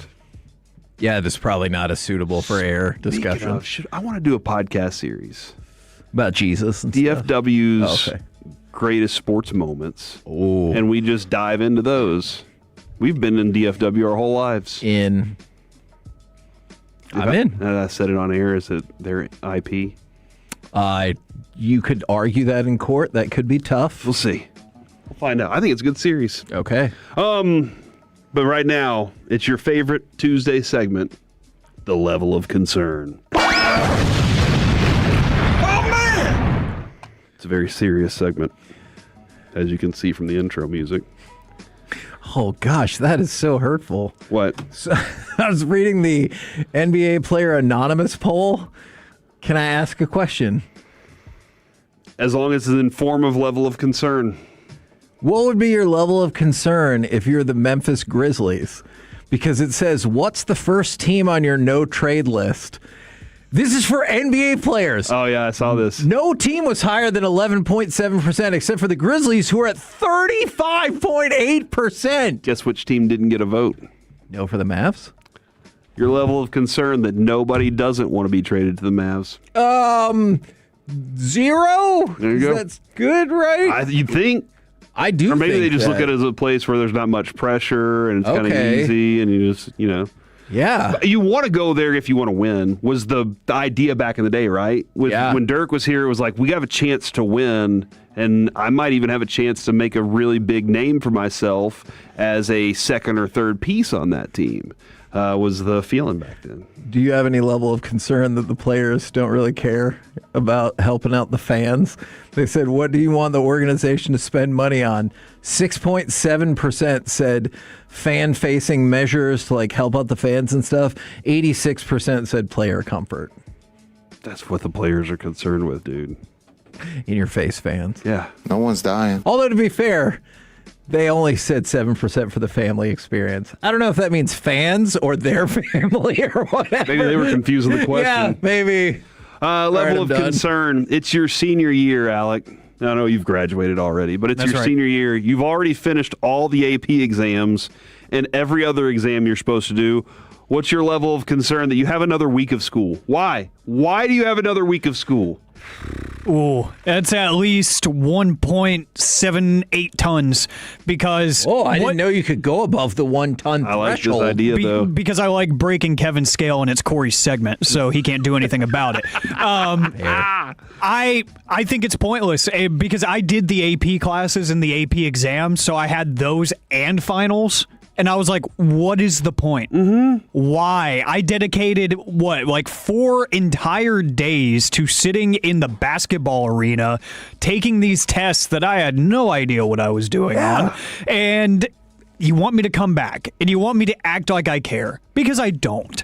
I'm about to go off to college. None of this matters anymore. Grades are finalized for the most part. I'm not failing anything. Let me go home, man. Yeah, Avery has finished it. I left this morning, and I was like, hey, what do you have going on today? And he was like, nothing. And I was like, but you have another week of school. And he was like, I know, it's stupid. And I was like, you're graduating. He graduates next week. Makes a good point. He graduates next week, but he has nothing to do for a week. Why does he have to keep going to school? I don't know. If you're a teacher or you understand the education system, who does? Explain why they have to go to school for one more week when they don't even have exams anymore. I don't know if the educational system will be able to help you on this. Oh, because of the budget cuts? I am married to a teacher. I asked why DISD finishes up school a week from tomorrow with a half day. Keep in mind, that's a day and a half after Memorial Day. What? We couldn't figure out another spot for that day and a half? Didn't they just have a Friday off like a couple of weeks ago? Make that one of the days. It's a weather day. Fine. Put school on that day and be like, you know what? You do not have to go to school after Memorial Day. Memorial Day is supposed to be the unofficial kickoff to summer. These can be quick ones real quick. Jakob Dobish, netminder for Montreal Canadiens. They won. Said after the game, me, I can play 40 more. Your level of concern that Jakob Dobish doesn't know how many games are left in the season. Oh, it's high. It's 1,200 pounds out of a ton. Oh, however, all right. My level of concern is 1,900 pounds for the Buffalo Sabres goalie and his mask. Because while the Canadiens are celebrating, they show a shot of him kind of backdropped with the long tunnel, but it's dark, so you can't really. He thinks about throwing his helmet. He stops. Whew. Then he takes another second and says, screw it. And he just spikes that thing down the hallway. You got to think that helmet is done for, but so is his season. I'm sure he's disappointed. The goal it ended on did not seem like the most complex stop in the world, but that's easy for me to say sitting here. Gotcha. Your level of concern for Brendan Sorsby. This is a no-joke zone, I think. Okay. But that Brendan Sorsby is spouting the ramblings of a lost man. And here's why. He said that and we did discuss already, that he was betting on Indiana while playing at Indiana. But he said, I rationalized placing those bets as a way to feel more connected to the team, to root for my friends, and to feel like I had a stake in them. Because otherwise I was not involved in those games. Yeah. So I wanted to feel like I was connected to them in some way. Look, those are the coping skills of an addict. That's the sick part of it, yeah. You will do everything you can to justify your behavior. Mm-hmm. I mean, we've all done that, probably for different things. Absolutely. But every single one of us have done that. I know I have done that, is you try to justify what you're doing. So I really hope he gets the help that he needs. Mm-hmm. Yeah, no, I agree with you there. Your level of concern that the Spurs have more hustle. They have that dude. Not only is he physically gifted, but he knows he's great, and his teammates know he's great. It's like Dirk in 07. Right. They all knew back then what their roles on the team were. But and that was hustle your butt off because this person expects that out of you, and he's going to give you just as much of that. And Wemby is that guy. Like, you could see it on their faces. Last night, Kevin, multiple times, I thought, oh, they're too young. And then multiple times they went, but we got a little hustle left in us. Well, they've already gotten further than that 07 Mavs team. But I totally get... Oh, yeah. 06 or 2011? Yeah. Because 07 was so sad. But, yeah, no, I hear what you're saying. When your best player is also one of your hustle guys, like, what excuse do you have? You don't. Yeah, exactly. You don't have an excuse. Exactly. Yeah, that's what scares me about his future, is because this dude is like, this is what I want, this is what I'm going to be, and I'm also a freak athlete as far as this sport goes. Even this sport. Last night, hearing them say, I was talking to George Kittle, who's a huge Thunder fan. Whatever, dude. And he's like, have you ever seen anything like this? And a guy that's on the field with all the greatest athletes says, never have. Right. Yeah, and that's his opponent that he's going up against. So your level of concern that the Rangers might be cycling back to a farm team that's just good enough existing and maybe catching lightning in a bottle every once in a while, but unserious about building a dynastic franchise. I will stick with the scale and say that for the first time, I believe, since we've started this, that is the full ton. That is 2,000 pounds of concern because, I mean, like, you look at it from a couple of different ways, and let me know if we need to move on to the next one. I got one more. But if you really wanted to rebuild this thing, you would, in the next couple of weeks, probably start some moving and a shaking to rebuild your farm system and trade off who you can. But the logic is going to be you would be a playoff team as of right now, and you do have really good pitching. So maybe that will get you through, just like it did in 2023 when you were last a wild card team. And you know the Rangers aren't going to do that. But deep down, I hope I'm wrong. I really hope I'm wrong. I'm so concerned that we're going to get to August, whatever, and you're going to be like, this is stupid.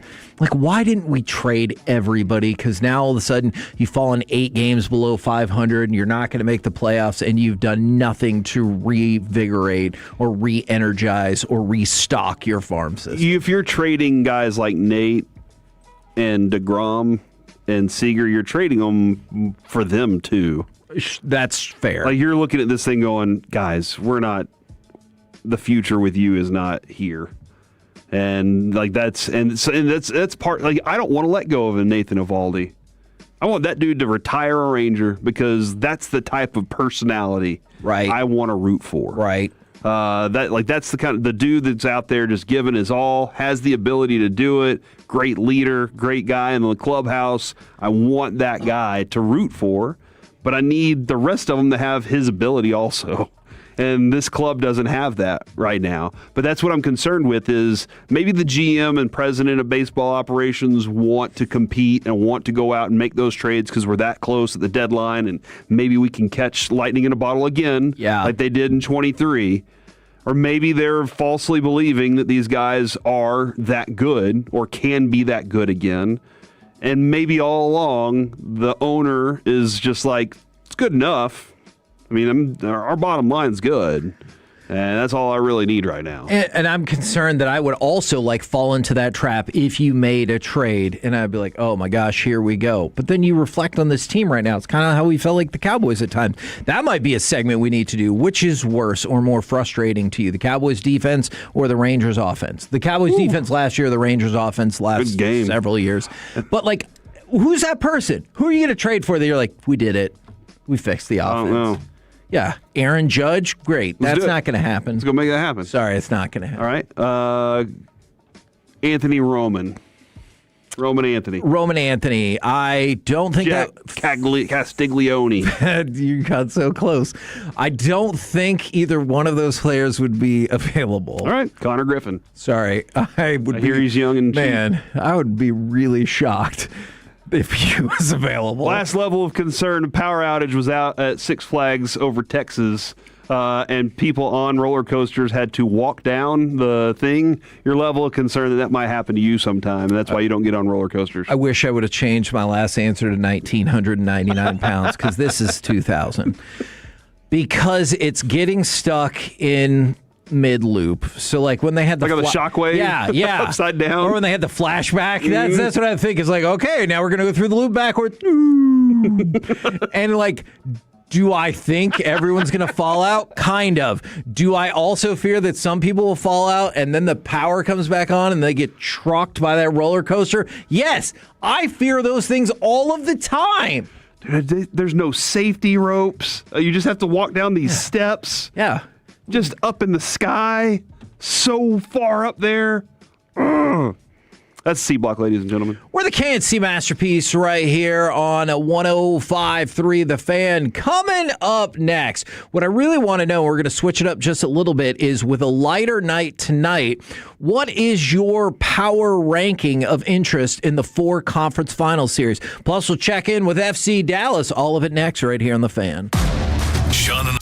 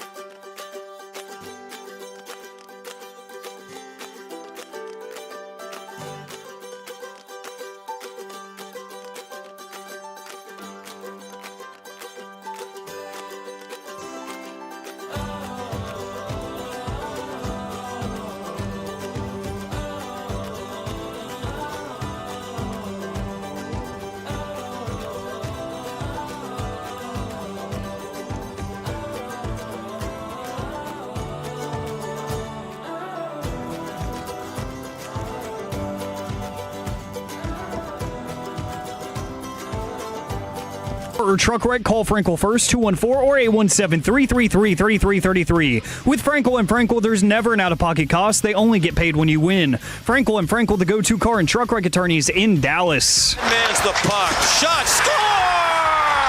Montreal wins Game 7. Alex Newhook.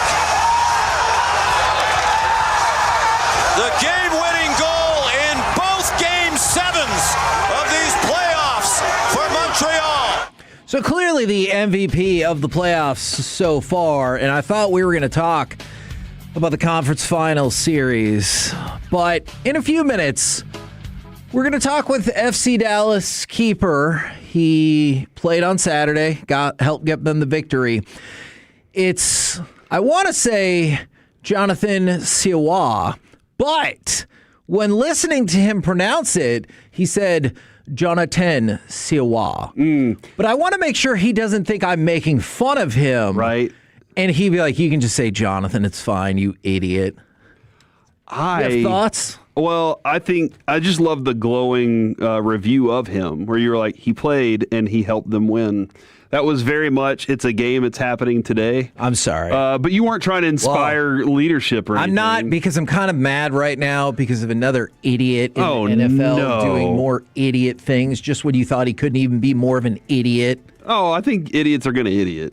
Fair. Like, I think the biggest ones that are frustrating are whenever, like, a player that you're like, great person, all these things, and then you're surprised by something. You're like, what? Okay. The idiots that idiot, you're just like, they're destined to make those things over and over, no matter how hard you try to stop them. Rashee Rice is a dumbass. Uh-oh. And for more on that, we go to Alec Medford. So KSHB 41 in Kansas City is reporting that Chiefs wide receiver Rashee Rice violated his probation after testing positive for marijuana. He has been ordered to serve 30 days in jail, meaning he will miss Chiefs OTAs and mandatory minicamp. Yeah, that's so you have to do those things because it's a requirement, not just because they're like, hey, we really think badly of you. Right. No, the requirement is to prove that you can stay in a mindset that's going to help you not do the bad things again. Like that's essentially, we just don't want you to do the bad things again. Can you walk this line for this long to prove that you're not going to do the bad things again? And you couldn't do it. It sounds like the Chiefs are going to need to find another receiver. And like, actually, I don't know. I think they'll probably just go back to him whenever he gets out, and they'll be like, "Thanks, man." Yeah, the Chiefs love to cover things up and act like nothing happened. So I'm sure that's what they'll do here. It's just he should have already gotten a lot of jail time, and he skirted on that because of look into things that the Chiefs do, and he didn't. Well, I got a question about that. Okay, because I don't know. Didn't the Chiefs? The governor got involved in the case, and the governor was also the guest in the owner's booth in the owner's suite at the. But it Chiefs was in game. Dallas. How could the governor of another place get involved in this city's stuff? Well, Corey, sometimes crooked politics does that, and so he got another chance. And.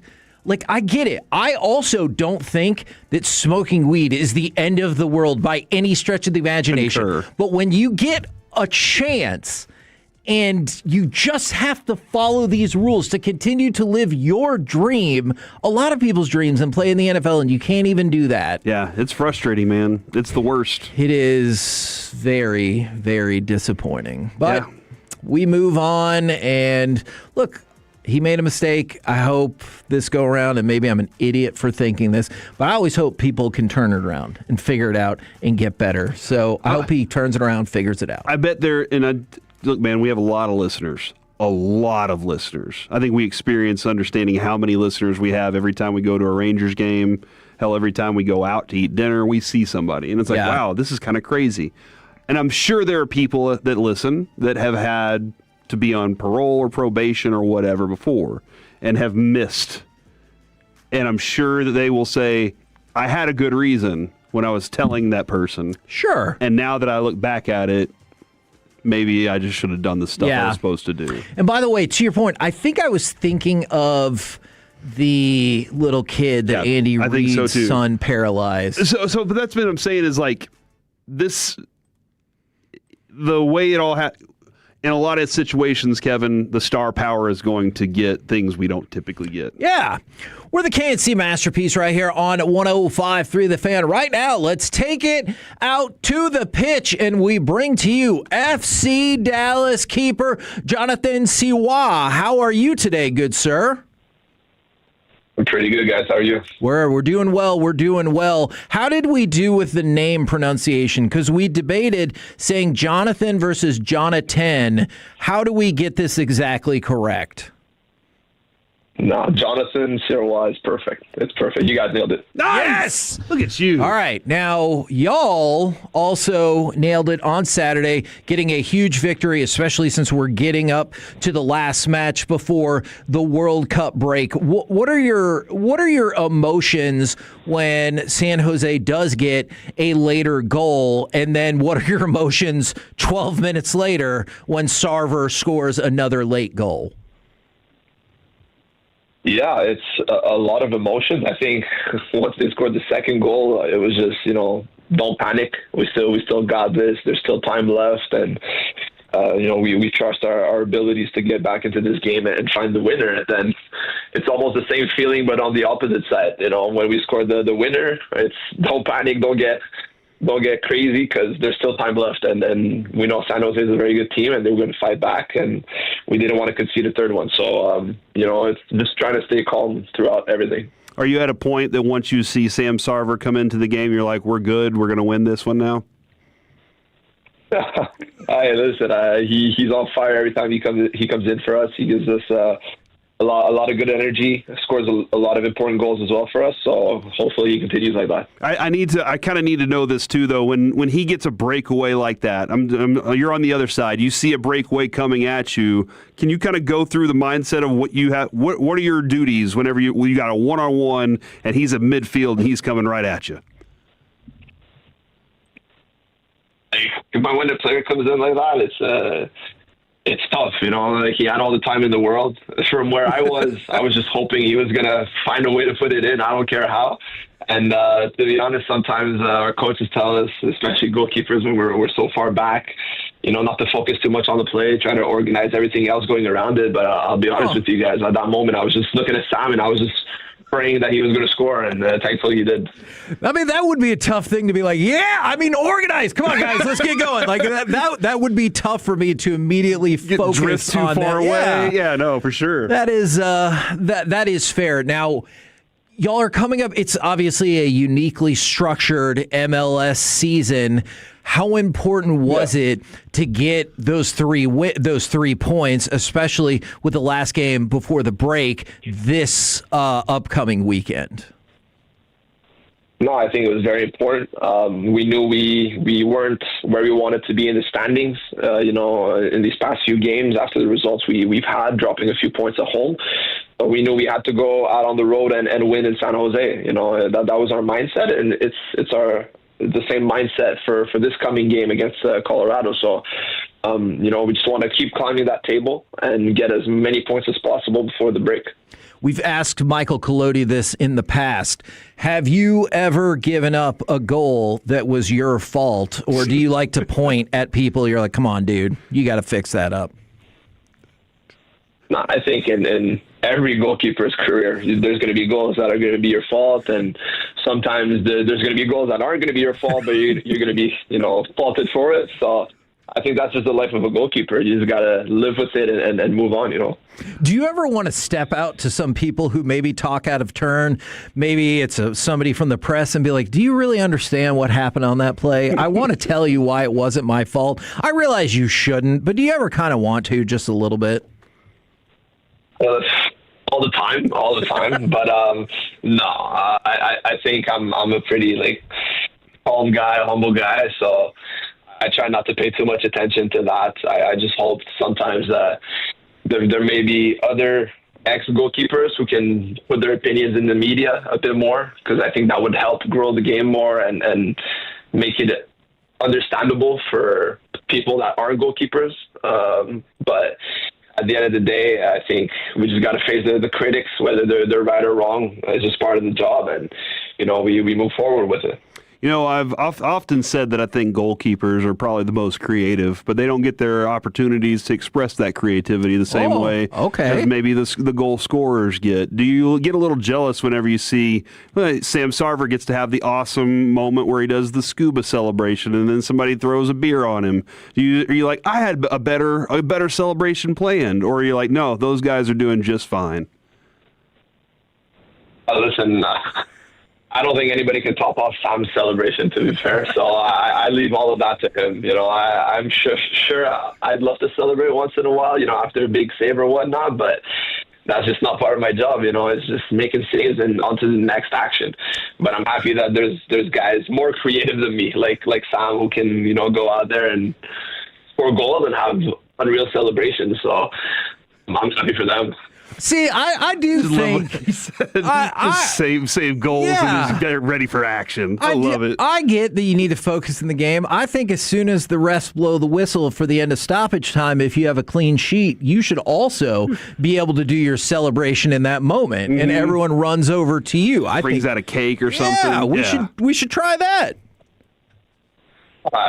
After the game, I have no problem with celebrating. That's where the fun starts. When you win, then you can do whatever you want. Fair enough. During the game, that's another story, though.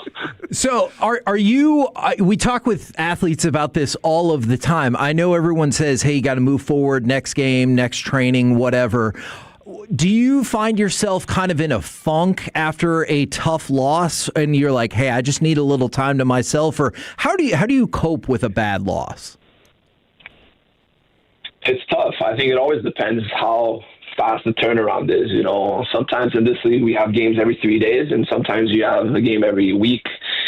So I think it's a bit easier to cope from a loss when you have a game coming in very fast, because then you can just kind of forget about it and move on to the next one very, very quickly. But, when you have a bit more time and you have a few more days to kind of reflect on it, go deep into analyzing what went wrong and all that stuff, that's when it's a bit more tough. But, I feel like I find the beauty into looking at the little failures, the little mistakes we make, and learning from them. So that's kind of how I cope with it. I think it obviously differs from every player, but that's how I do it. I really like that answer. That's a really good answer. I know we were already talking about the Colorado match coming up on Saturday. Do you have a scouting report for them, or what kind of challenges does Colorado bring to the table? Well, I didn't get to the scouting report just yet. I think that'll come a bit later in the week. We know they're a good team, though. They have the quality to score a lot of goals. I think for right now, we're just focusing on us, making sure that we're sharp, we're doing our own thing, and once we'll get closer to the game, we'll probably analyze them, see how we can break them down and get all 3 points on Saturday. How much kind of confidence does that add to the team when, I know y'all lost the game before against Vancouver, but to go toe-to-toe with Vancouver and San Jose, who had really been kind of tearing apart the league this season? Yeah, I think we all have that belief in ourselves, in the team. Every player trusts each other, and we have that inner belief that we're a very, very good team and that we can go toe-to-toe with anybody in this league and beat them on any given day. So to go like that, like you said, against Vancouver, where maybe we lose, but we show we can go toe-to-toe with them, and then go to San Jose at their home and take all 3 points. It kind of shows us and shows the rest of the league that, we're not scared of anybody. Well, we appreciate the time very much, good sir. Best of luck on Saturday, and hope we get the chance to talk with you again soon. Well, thank you very much, guys.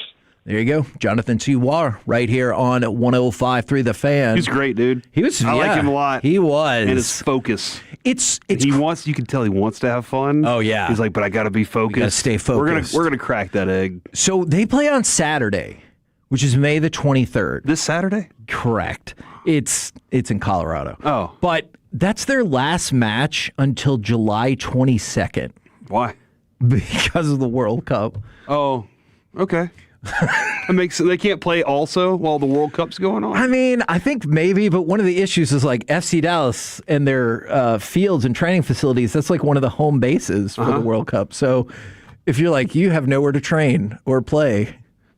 I've been there. There's a lot of fields out there. Okay. There's all sorts of little fields with gold. Okay. There's a lot of space. How problematic would it be? It's like, come see FC Dallas in Colorado on Youth Field 7 at Toyota's. Like, that would be hugely problematic. I don't know. Maybe it would be more fun. We're all, I'm not here to lining the dispute field. that. Yeah. You've been at those games before for those 7-year-olds. It is wild. Man, a little bit I kind of want to see that. Yes. We're the KNC masterpiece. Get some metal bleachers. Yeah, buy a bunch of high C. I got what you're saying. Coming up next, we will chit-chat with those fellas from the G-Bag Nation right here on 105.3 The Fan.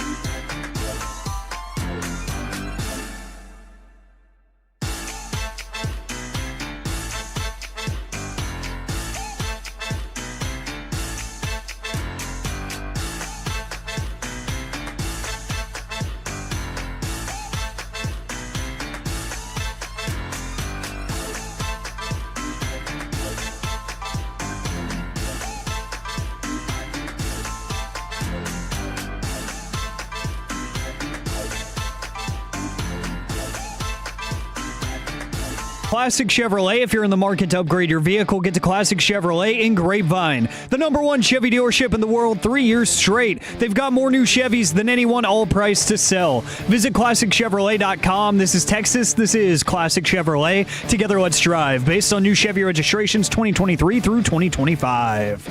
K&C Masterpiece right here on 105.3 The Fan, where I'll have to tell Eric later what the slogan for that business would be. Right now, courtesy of D&M Leasing, it's time for our chit-chat with the fellas from the G-Bag Nation. Gentlemen, how is you today? Hagee, we are rolling. How Hell are you? yeah. I'm doing very well. Do you care at all that either A, Carlos Alcaraz had to withdraw from Wimbledon, or B, Caitlin Clark is going to be the Grand Marshal of the Indianapolis 500? No, I think I can honestly say I don't care at all. Big O for there. Okay. I think we're 0 for 2. What did you even say? What was that name you said again? Alcatraz? Who are we talking about? Carlos Alcaraz. He plays tennis. He's Top young. 10 He's good. player. No, he's fantastic. I thought you knew sports. Of course, I know tennis very, very well. What I think I found out when that question was being asked, though, is I do, in general, care more about the WNBA than tennis now. Okay. Oh. Yes. Yeah. Here we go. But of that specific story, don't give a crap. Okay. Do you think, I mean, we all knew it was going to happen. Pass. Yesterday, when the story was coming out, or I guess 2 days ago, Pete Crow Armstrong had the things to say to that gal who was just beating him down. And we all go, he's going to apologize, right? And we're like, well, of course, he'll be forced to apologize. And I thought his apology was fair when he goes, I think I regret my choice of words the most. Instead of being like, oh, that was so wrong. He's like, I probably shouldn't have said that. And he goes, I don't think that any of the women in my life would ever think I would use those kind of words I think regularly. it was perfectly put, because I think he should have chirped back to her. Yeah. Like, if you're a fan, don't be offended if a player, if you're right there, says something back to you. Now, what he said, well, I thought it was actually hilarious, but I understand him saying, like, yeah, probably could have used a better choice of words there. That was one of my favorite things. Talking to a lot of the soccer players and coaches we've gotten to talk to, are like, you ever had somebody heckle you and you're like, that was a pretty good one? You know, and I think that's the relationship it should be, is you're heckling, maybe they catch you off guard, you're like, damn, he got me, now I got to get him back. It should be fun. Yeah. It doesn't need to get into like, It's like the Tolos. You know, every once in a while they'll send in a text that's like, you know what? That was pretty good. All right. So, but same logic there.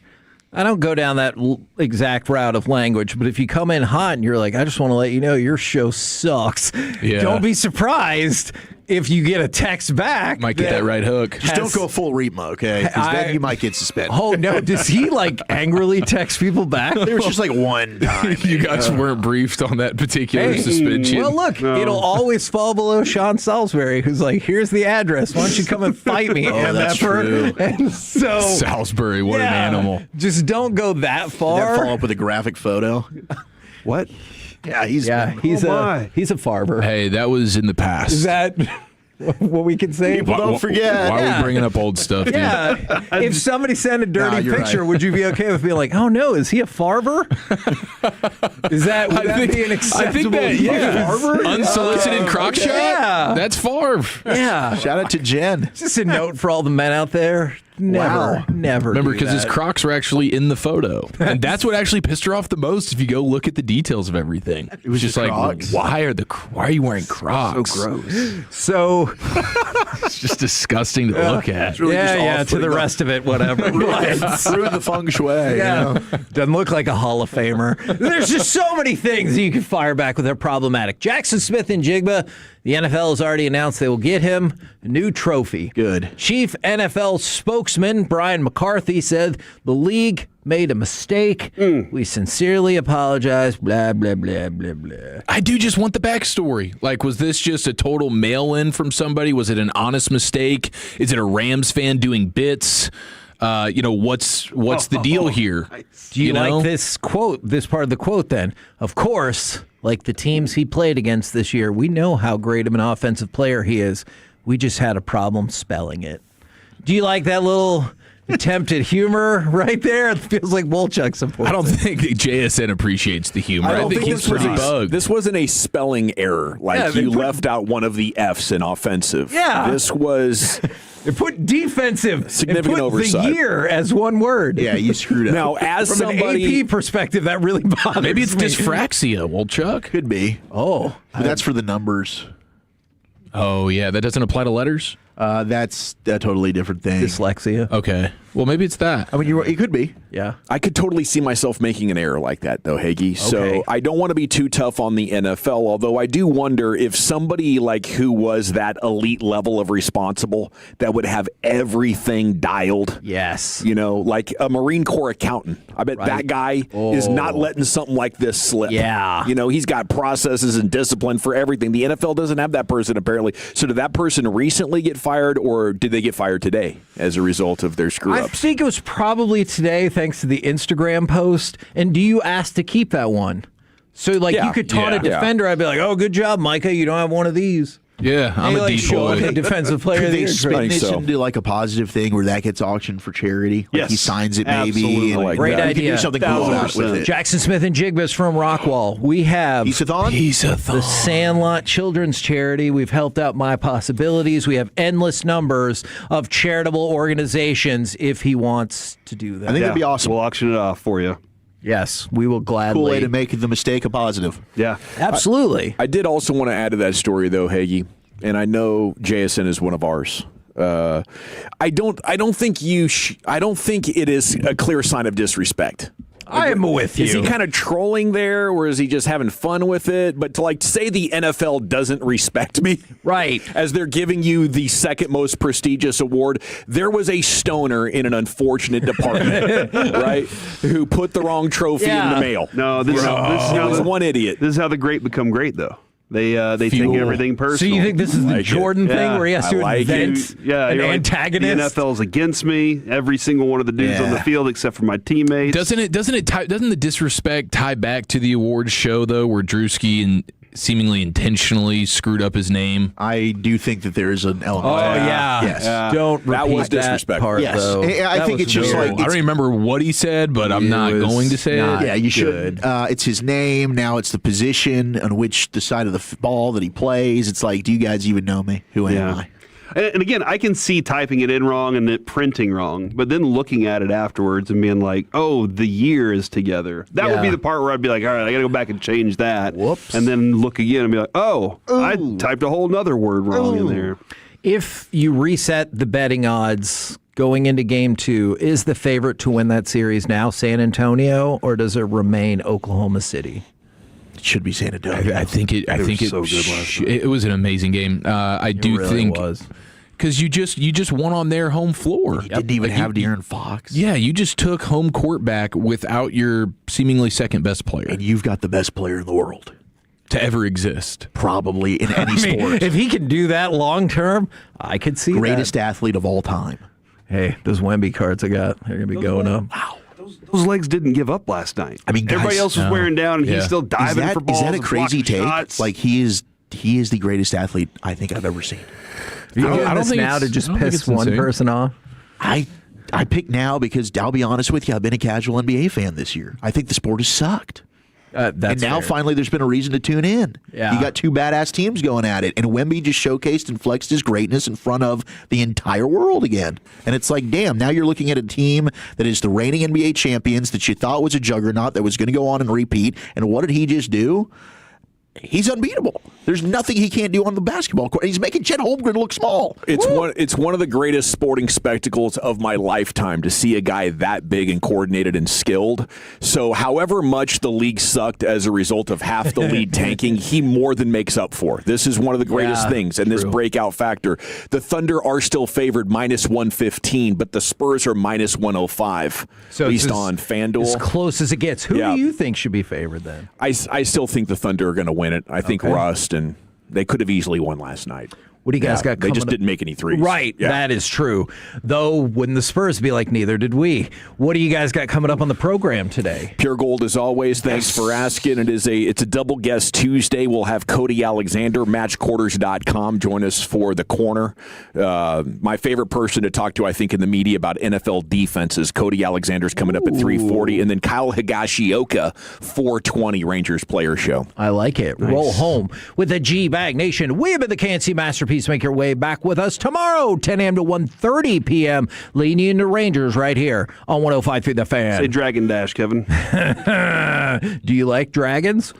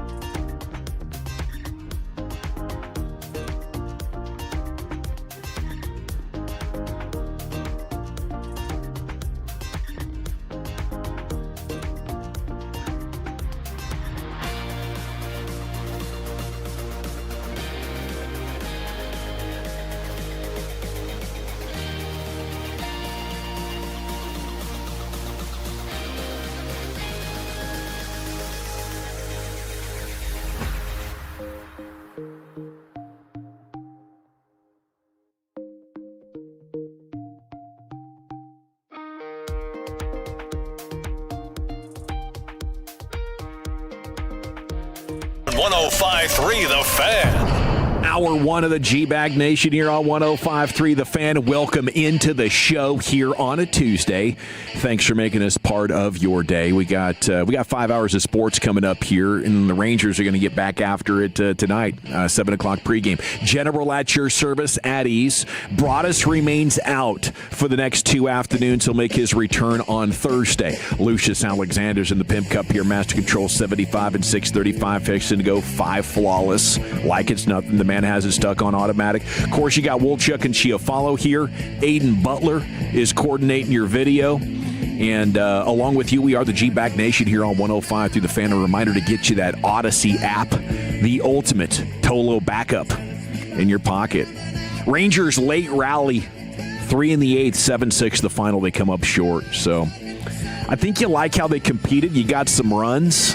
Sure. Maybe you're a little bit snake bit with the 2-run error from Josh Young. Ends up kind of being the difference. Yeah. That one hurts. Kicking away a great opportunity to get right against some bad teams is what we're looking at. We talked about how last week these opponents over the next couple of weeks are all like 10 games below 500 at the quarter pole. Well, you're helping the Astros now the Rockies reverse that trend a little bit. So it's not fun. It's not fun to see your average baseball team struggle to win against bad baseball teams. Yep. It incrementally makes it suck a little bit more. It's salt in the wounds. We could tell ourselves for the first 38 games, the schedule. And that was comfort, wasn't it? Great pitching. It was great comfort. It was cope. It was cope. And that's why, when we started ending the show last night, I'm just kind of like, you know what? You said that last night. I kind of lost the hope. Yeah. I think that this team is what they are, and that is maybe a 500 baseball You're ready team. to see them blow it up. I am. Yeah. And I really hate to say that because there are qualities about this team that I thought, if things could just kind of fall into place. Look, they haven't been healthy. They've still got good starting pitching. The bullpen's been fantastic this year. But ultimately, this lineup just does not come together. And you started 1-3 now against Houston, who stunk. Colorado is one of the worst teams in baseball. And, hey, maybe you still come away with a series win. And in baseball, it's tough because you never want to have that knee-jerk overreaction where it's like, wave the white flag, they're done. Because you still got 100-plus games left to go. And all it takes is like, can they go on a 10-game? It's just you haven't seen this team show any signs of consistency in life that they're capable of going on like an 8 to 10-game win streak. So to bank on it, I really think they are what they are. They'll give you a couple of fun pops here and there that'll keep you believing like, maybe this is the run, and they'll fall back into what they are, which is average as hell. And now defensively, you can't rely on it. They're so injured. Foscue's not a good defensive second baseman. Ezekiel Duran, who is a good defensive player, he's having errors last night. I love what Josh Young said after the game yesterday, accepting accountability. You lose by a run. He gave up 2 runs. He's given up too many at the hot corner. He was a star at third base defensively the year they won the World Series, and he was an all-star. That guy doesn't look the same right now. Berger's average at best at first base. So you don't have the quality defensively that you had a year ago to where it was like, okay, the only thing that we don't have is the offense. Now it's like you're making errors that you didn't make a year ago on defense, and now your pitching's been kind of in and out. Mackenzie Gore, that was unfortunate. I hope he's okay. But there's just too many question marks, and then the health, too. Like, is Wyatt ever going to get right? Corey, hopefully he comes back from this. We've seen him go on the IL, and he comes back healthy and is good. But I just don't – there's not enough to me to really buy in and emotionally say, like, okay, yes, I'm still a believer in this team anymore. Yeah, we need our guy Berger to heat up, and he has been hot for the last five games or so. But that was just his 8th home run last night with a .233 average. If you're not going to hit for higher average, I think we're going to need more power from Jake Berger, although that probably puts him on pace for around 30 bombs. Yeah. Like Jake Berger definitely isn't the problem with this team right now. He hit another one out last night. In a game where Foscue goes for 3 for 3, you have to win. Excellent. You have to win that game. You said it last night, like, who's the guy that's going to step up? Yeah. Right? And Foscue did. 6 runs. Okay, so I'm kind of like team sell the farm, get 2 bats, believe Seager and Langford are coming back, and they're gonna be great producers for you. I think Wolchuk's kind of like team blow it up at 877-881-1053. How are you looking at what's coming up? We got August 3rd. So we got 2.5 months of baseball to go. Yeah, still a long time. Plenty of time. But I mean, the way that they're producing runs really over the last 250 games, it's under four runs. It's 3 3/4 runs. So this is such a massive sample size. I'm not going to believe in the guys that are here, Wolchuk. So I'll meet you there. I don't believe in these guys, but I think I would believe them if you improve 25% of the lineup in a significant way. Do you want to see Langford and Seager get back to being themselves before you kind of make that commitment of like we need to be buyers here, get more bats? Because if Langford is going to stay injured or just come back and be as unproductive as he was before the injury, and Seager's going to come back and be roughly the same crappy version of himself, I don't think there's any amount of trades in the world that are going to get it done. So you think there's a chance Cory Seager's this bad? Like moving forward, I think he's going to bounce. Maybe he's not going to be what he was. Maybe he can only be 85% of that, 90% of that. Yeah, and it's like, is that enough? I would say yes. And if Langford comes back and is what he has been throughout his career, it wouldn't reach the all-league goals that he has, but he would be a very good outfielder, one of the toolsiest guys in all of baseball. But I see your point. I do believe if you get the right kind of bats, it gets you more protection. It gives you a couple of guys that could carry you throughout the course of a week, and it eliminates what are pretty significant holes at second base and DH. They're inning killers. These guys are coming up, and you're like, not only is he probably going to get out, but if he does get on, it's probably just a single, and you got too many of those guys right now. But maybe I'm just hanging on. Maybe I'm hanging on to 2023 too much. And I did the same thing. And I just think, and you gave it, I gave it 2+ years now. Yeah. And there were times last year I was like, you know what, this team's probably 500. But if you blow it up, it's going to be bad for like 3 to 5 years. But you've kind of just... Let's take one more real swing at this. And I'd love that to happen. And this team has to earn it. And we talked about that a little bit last year. Yeah. Like, they got to show it. Right now we're putting hope and faith into something that they just have not shown you exists and is real. And until they do, it's like hope is not a strategy. Right now, their offense isn't good enough. Jake Berger is not a guy that you should have to rely on to be your offensive catalyst and your best hitter and runners in scoring position. That should be others. And unfortunately, right now, that's his role on this team. Nimmo's been good that he went cold. You need him to get back going. He had a tremendous catch the other day in Houston. That was brilliant to watch. The outfield defense has been fine for the most part. Osuna's had a couple of wonky plays out there. I liked what he did last night with the card still in his mouth. Yeah, and he's been a guy that since he got called up, he's made the most of his opportunities. On base percentage is pretty damn strong. He's been rocking on base streaks. I think it was 17 of 21 games he's been on base. But overall, it's just too little too late for me to where I just don't have that hopium to talk myself into it anymore. I just think they are what they are, and it might not even be a 500 club. And it sucks, because the last thing I want to talk about is trading away a DeGrom, an Eovaldi. But if you're looking at what's going to net you the best return, a contending team that's legit looking at, like, can I add a frontline starting pitcher and a Nathan Eovaldi, who I really would love to see retire as a Texas Ranger, who's a damn hero, is a Texas guy himself. But if I'm going to be able to make my team the fastest way possible, it is having that hard conversation and possibly moving one of those arms. Okay, Texas coming in kind of thinking it's possible Cory Seager is Dunsky. Seager's wash, says the 443. This team's going nowhere like the last 2.5 years. 682, at some point Father Time catches up to you, and it wouldn't be shocking if Seager is done. And then the 214 says he's team get the Rangers broadcast off the station. 214 has been passionate about that lately. I guess baseball's not his favorite sport, but there are so many Rangers fans out there that win, lose, or draw, they're dialed in. We love having the Rangers on our station. I love listening to them as I'm going home, and then tuning on the TV and having Dave and Mike Bassick, talk to you about this baseball team for the next 3 hours. Those guys are a riot, but it's too young right now for me to believe Cory Seager is done. If it was 2 years older, we're close. But this is more likely just that first slump as you approach your mid-30s. That is a warning shot to, hey, you're not going to play till 42. You're not going to be that rare cat who's hitting 300 at 39 years old and playing DH and first basing. So live it up while you can. Alrighty, it is the G-Bag Nation here on the Fan. Pregame tonight, 7 o'clock. Mackenzie Gore exited after giving up 2 in the first. His velo was down a little bit. We'll talk with Kyle Higashioka coming up at 4:20.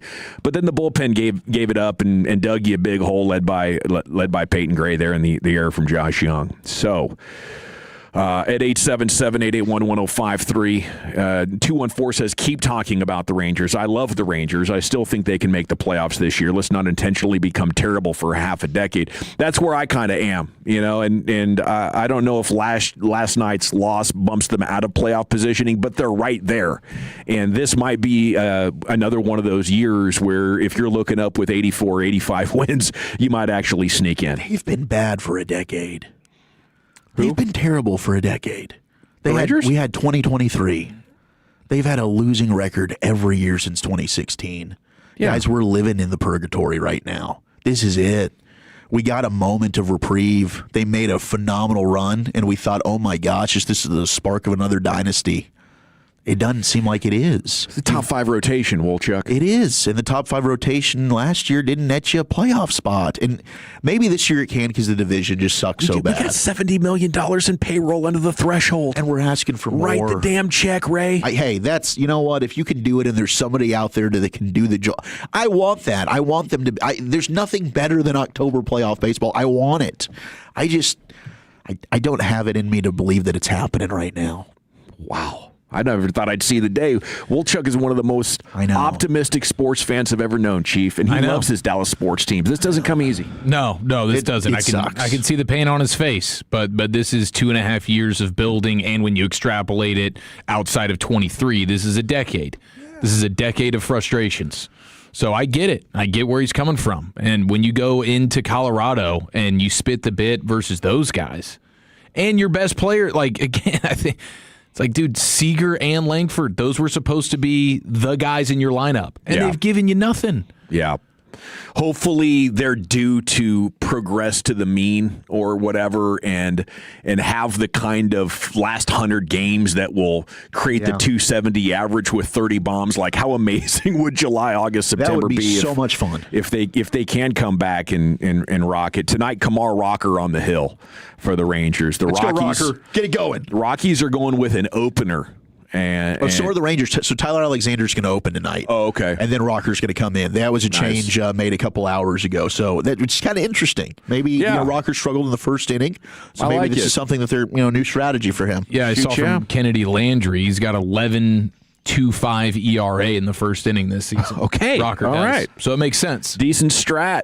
Let's do it. Maybe we can tag team this thing. It'll be Sammy Peralta and his 7.59 ERA with a 1.88 whip coming in for the Rockies to open it up. 41-24 for Wemby. Spurs get the game 1 in double overtime without De'Aaron Fox. Lucius picked the Spurs to win the series yesterday. We should have come to you for the Rangers prediction.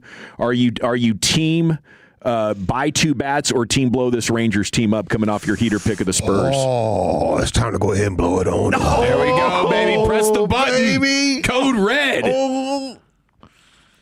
I mean, it hurts because I know you guys are probably right. I know it sucks, dude, because I've been on the other end fighting your fight. But now it's like I don't think I can do it. In the fan base, I see it. I see the venom. And you know what? Ranger fans aren't dumb. They know it. We see it. I mean, we watch this team night in and night out. You kind of get a feel for it. Maybe, and you know what? There is a little bit of hope in me that's like, I'm going to say this. I'm going to wave the white flag, and the team just says, screw you. They flip you the sports bird, and now they go on a 40-20 run or something incredible. And if that happens, please let it happen. I will be so happy. But I don't have it in me to. There'd be some good tasting crow, you know what I mean? Delicious. Yeah. The best crow of all time. Let's go. I can't wait to serve that. That's the type of crow I like, in fact. Please. Yeah. I'll take a buffet and some crow dessert. Cronuts in the morning. Wemby, a 3 to tie it late in the first OT. Pair of dunks and a block to end the second overtime and put it away. OKC, for their part in the loss, they were close. They missed a ton of shots. They were maybe rusty. Maybe they dispatched the Lakers a little bit too quickly. They'll be sharper. But for those of us who, speaking of eating crow, who didn't think San Antonio had a real shot, today we're reassessing how we feel about this. You have to. Yeah, I mean, I was expecting this to be a pretty incredible series, Game 6, Game 7. I wasn't expecting what we saw last night, that's for sure. And it was as fun of a game that I've watched in a long time when you consider it's two teams that you're not fans of and you kind of actually hate a little bit. And I was having the time of my life watching that game last night. I'm like, can we get a triple overtime? I'd be here for it. You always want these games to end when it's like 10:30. You're like, I'm exhausted. That wasn't when you wanted to end. Yeah. If the remaining games are that compelling, what you will end up getting is a giant magnet pulling sports fans, even non-NBA fanatics, to watching it because it's an incredible spectacle. And the tanking, yes, it killed momentum, but the regular season has always been bad. Legacies are made, memories are made. You're going to be telling your kids, I watched Wemby on his first ascent, and at 22 years old, with a group of guys that wouldn't even make the playoffs without him, he beat the greatest team we've seen in the last 7 years in the league. So what he's doing is incredible. I think it's can't miss TV. This is like a creative player. 100%. It absolutely is. Like, let's do something that's impossible. And there he is, and you can't create that mentality he has, bro. Yeah. No. You get like the big guys, like the gentle big dude. No, he's none of that. No. He's a beast on the court. Yeah. Yeah, he had that outside magic the court, he might be a nice guy. On the court, he's a total beast, bro. Like the winning edge, he wants that the whole time. Yeah. And at the motivation, like post game, he's talking about, the snub of the MVP. I want as many of those trophies as I can. Like, he's got that magic in him where he'll go back to winning time and Bird wins the Rookie of the Year, and they put that at Magic's locker room, and then afterwards he's motivated. Like, Wemby's got that. Wemby had to watch the whole celebration. He had to watch his trophy go to somebody else right there, and he already has smoke with Chet. Come on! Yeah, he took that personally, dude. He's got the competitive drive that you love, and he's got the assassin big game moment. He does. Let me give me the ball, I'll get the buckets. Dude, that pull-up three was insane. End of the fourth quarter, overtime, whatever it is, huge buckets when his team needed it. Like, he's got the assassin gene as well. It's incredible. Got to run. We got the champ on the other side. Then Wolchuk's top 10. Where are you taking it? Well, we did have a game 7, and Buffalo's going to Buffalo. The top 10 sports saddest cities in America. 877-881-1053. Who's the worst? That's next. But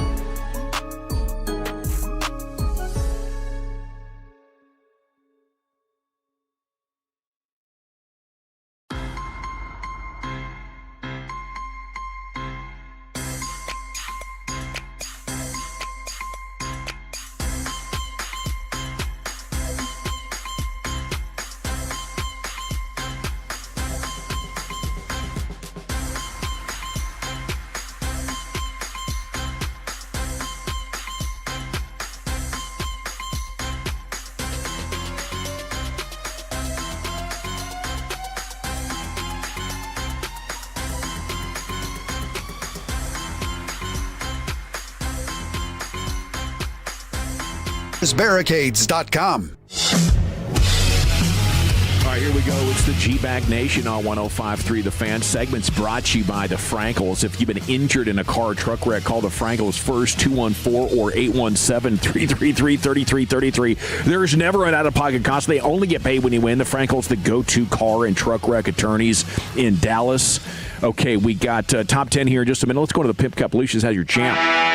All right, this will be going for 4 today, I believe, at 5:30 on the Fan. So stick around for that or make an appointment or whatever. I don't think Mr. Broadus has heard this piece of audio. I don't think he has either. I don't think he's heard this. It might go 5 times before he even gets to hear it. Yep, Bobby Bell is making fun of our guy, Mr. Brian Broadus, because he likes to interrupt. He'll interrupt any moment. It's a talent, in fact. Here he is right here with the President Franklin D. Roosevelt, his historic speech to Congress, a declaration of war, and Broadus had questions. December 7th, 1941.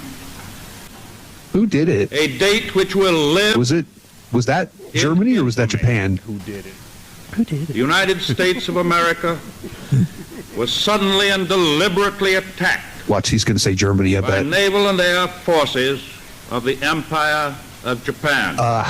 That was my next guess. The United States was at peace with that nation, and at the solicitation of Japan, was still in conversation. Does he speak Japanese? Government. I didn't know that. Its emperor.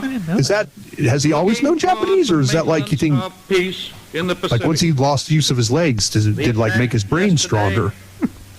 On the Hawaiian Hey, speaking of Germany, why does he wear that mustache, the Hitler guy? It's just a dumb mustache, right? Like, why does anybody take them seriously? Is that like considered attractive there in Germany? Should I get that mustache? That is a deep thought there. I wondered that myself. Like that, it's never repeated. That might be the biggest unique fashion thing in history. Jordan tried it for a second there. Oh, that's right. He did have that joint for a second. And nobody told him anything because he's Jordan. You know what I'm saying? That's hilarious.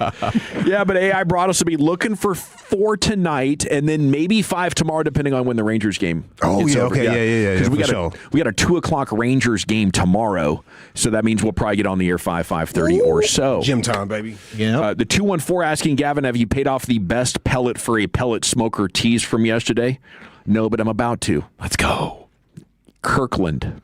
Oh. It is another thing they're doing better than anybody else. You talking about Kirkland's brand? Kirkland from Costco. Bro, I think this gold is Kirkland's brand. Okay. Fam. Everything I got is Kirkland's brand at this point. It's amazing, dude. They will make a knockoff version of your thing and do it better.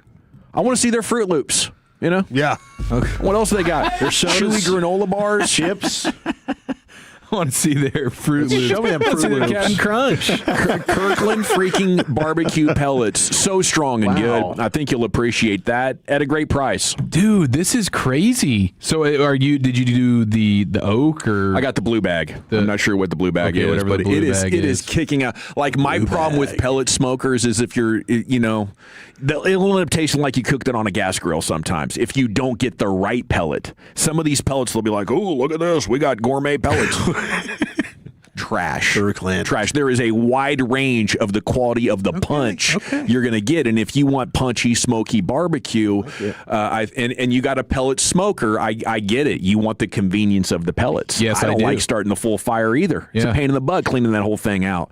But, there's a big variance. Anyway, here's Wolchuk with his top 10 or 220. Zach with an 8. All right, man, it was a tough one again in Buffalo last night as they lose in a playoff game.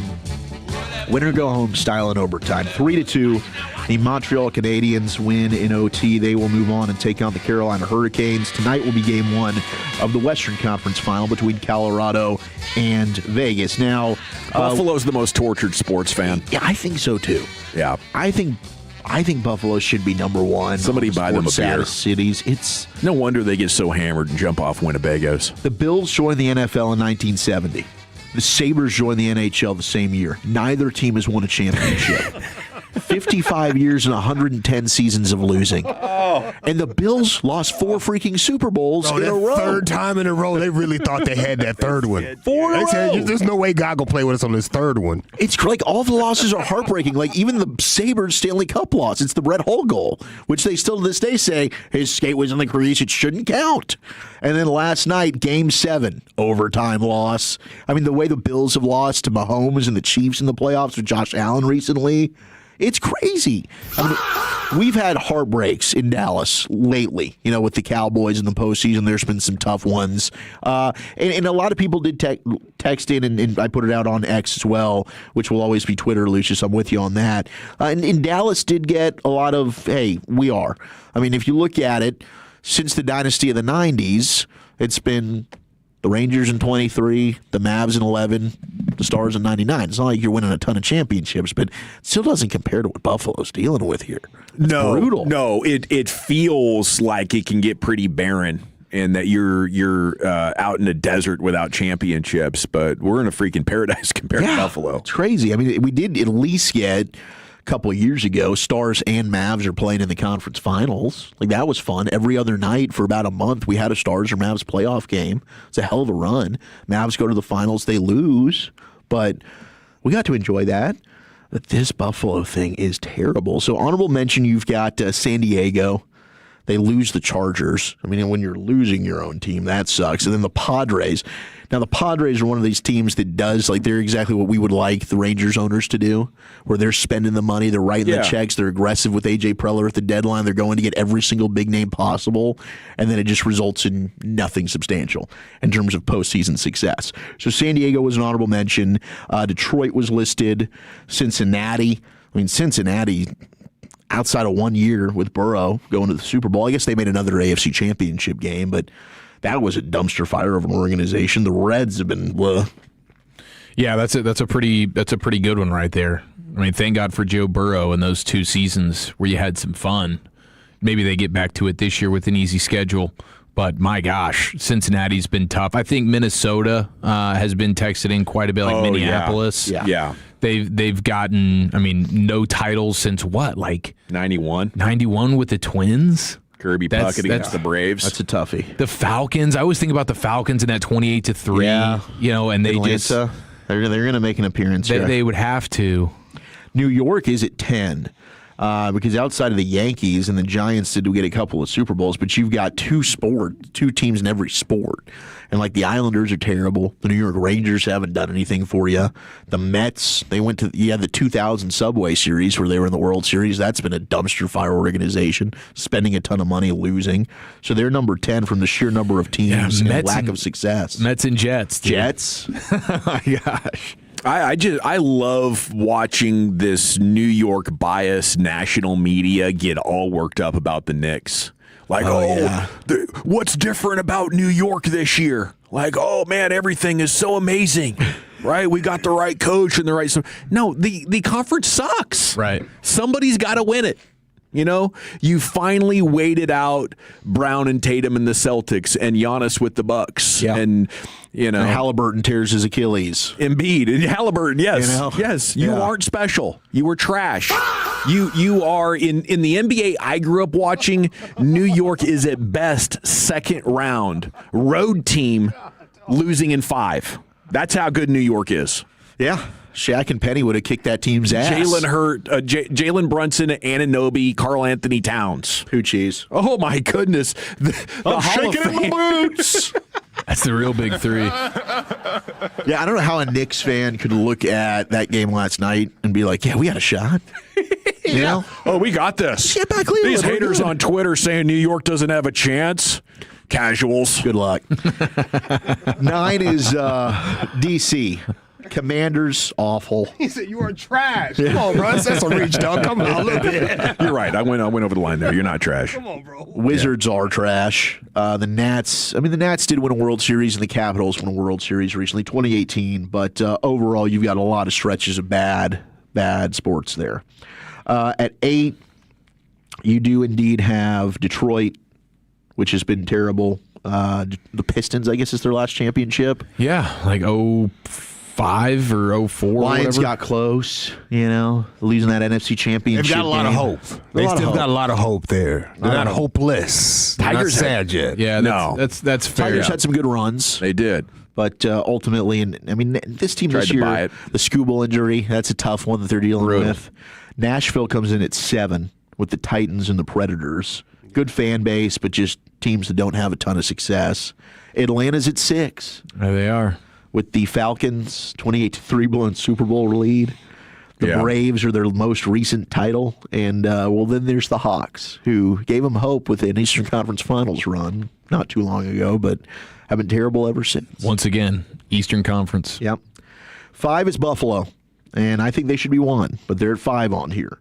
Bills and Sabres, longest active championship drought in most metrics when you look at decades without a major title. 4 straight Super Bowl losses in the 90s and endless playoff heartbreaks. Cleveland is at 4. And I guess it's... No. You got the Cavs with LeBron, but the Browns are terrible and the Guardians are terrible. Didn't the Guardians win a World Series 12 years ago? They were in it. I think they lost to the Cubs. I think they lost to Chicago in Game 7. But hell, all these World Series are starting to combine. But they did make it. They made it to 1.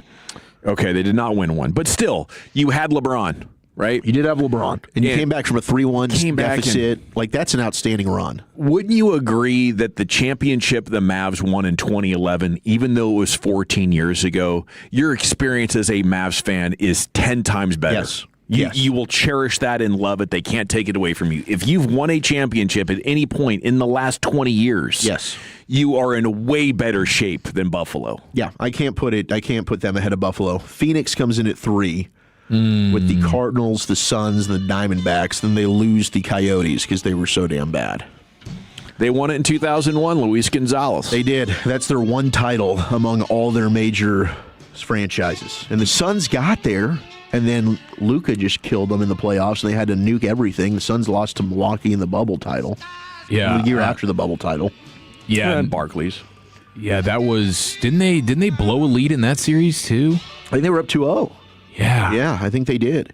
Minneapolis is 2 with the Vikings, the T-Wolves, the Twins, and the Wild. They've got the longest active Big Four title drought among major cities, 91 with the Twins.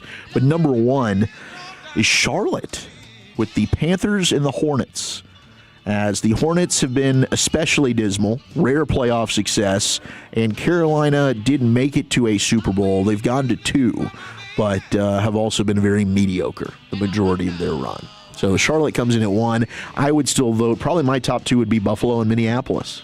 I mean, the Vikings' playoff history is also one that's just gosh, I feel for those fans. It hurts more when you're being edged as a fan base time and time again like Buffalo has. It's unfair. It's torture. Just pull the carpet right from under you. Gosh. Cody Alexander match quarters coming up in about an hour. Kyle Higashioka, 420. What's next, Chief? College football Tuesday. Darty, the most complete rosters in college football, and the NIL limits continue to know no bounds next in the nation. Coming up Wednesday morning on...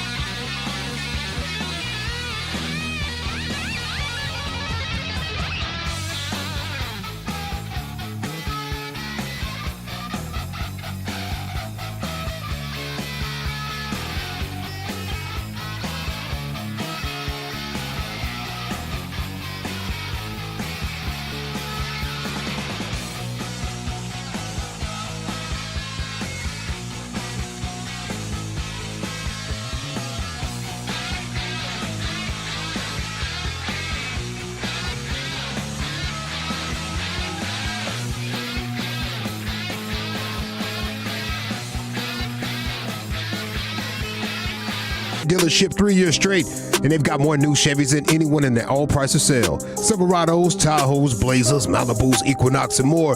Visit ClassicChevrolet.com. This is Texas. This is Classic Chevrolet. Together, let's drive, relax, and enjoy the difference. Based on new Chevrolet registrations 2023 through 2025. Thank you very much, Lucius. It is the G-Bag Nation here on 105.3 The Fan. We got the sports mix with Wolchuk coming up at 3 o'clock. Here's Chief with your college football darty. Yes, sir. Crack him if you got him right after this.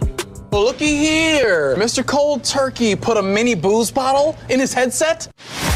I've never filmed any of you guys when you're using the bathroom, so I don't know what faces you make when you're doing that. Special teams, fucking joke. I want them now to say our name again. Well, I don't get the rain man cold.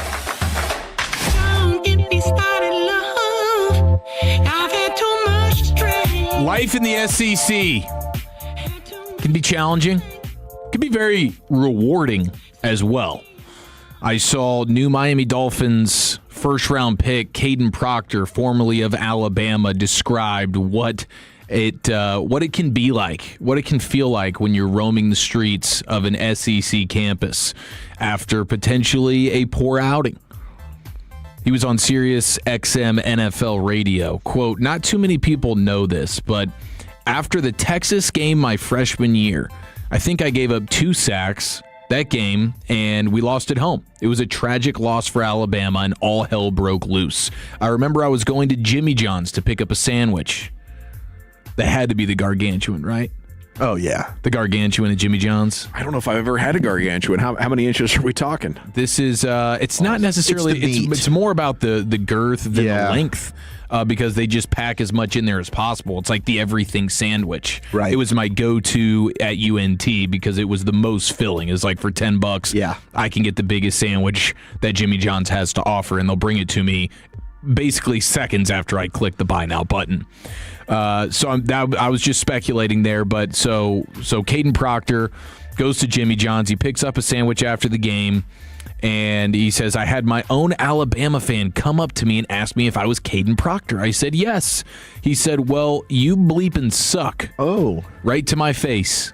He says, that's a tough thing to go through. Gosh. I don't think people understand how tough it is. I mean, can you imagine? You're walking up to the mountain of a man that is Caden Proctor, and you're such a rabid SEC fan. You can't imagine that your Crimson Tide lost a football game and a freshman gave up a sack or two. And you're going to go right up to his face while he's trying to enjoy his gargantuan after a tough loss as a freshman, knowing Nick Saban's about to just dig all up in his rear end and film tomorrow? The balls on that guy. You're going to walk up to Caden Proctor and tell him you bleeping suck? No. And credit to Proctor, because we don't have a Joe Mixon video of him just clubbing somebody. Yeah, I was trying to think of how you would handle that or how we should encourage athletes to handle that. Like, if you read that Caden Proctor put that dude in like a full Nelson, you know what I'm saying? Yeah, put him in a spladle. Little camel clutch. That goes viral. I think we all high five on that. If this is this is a grown man that's walking up to him because he didn't specify. Like this, it's the SEC. I mean, this could be a 12-year-old. I'm assuming it's like a drunk sophomore. I'm assuming, okay. Or it's like a drunk middle-aged guy. Sure. And he lives and dies with the Tide.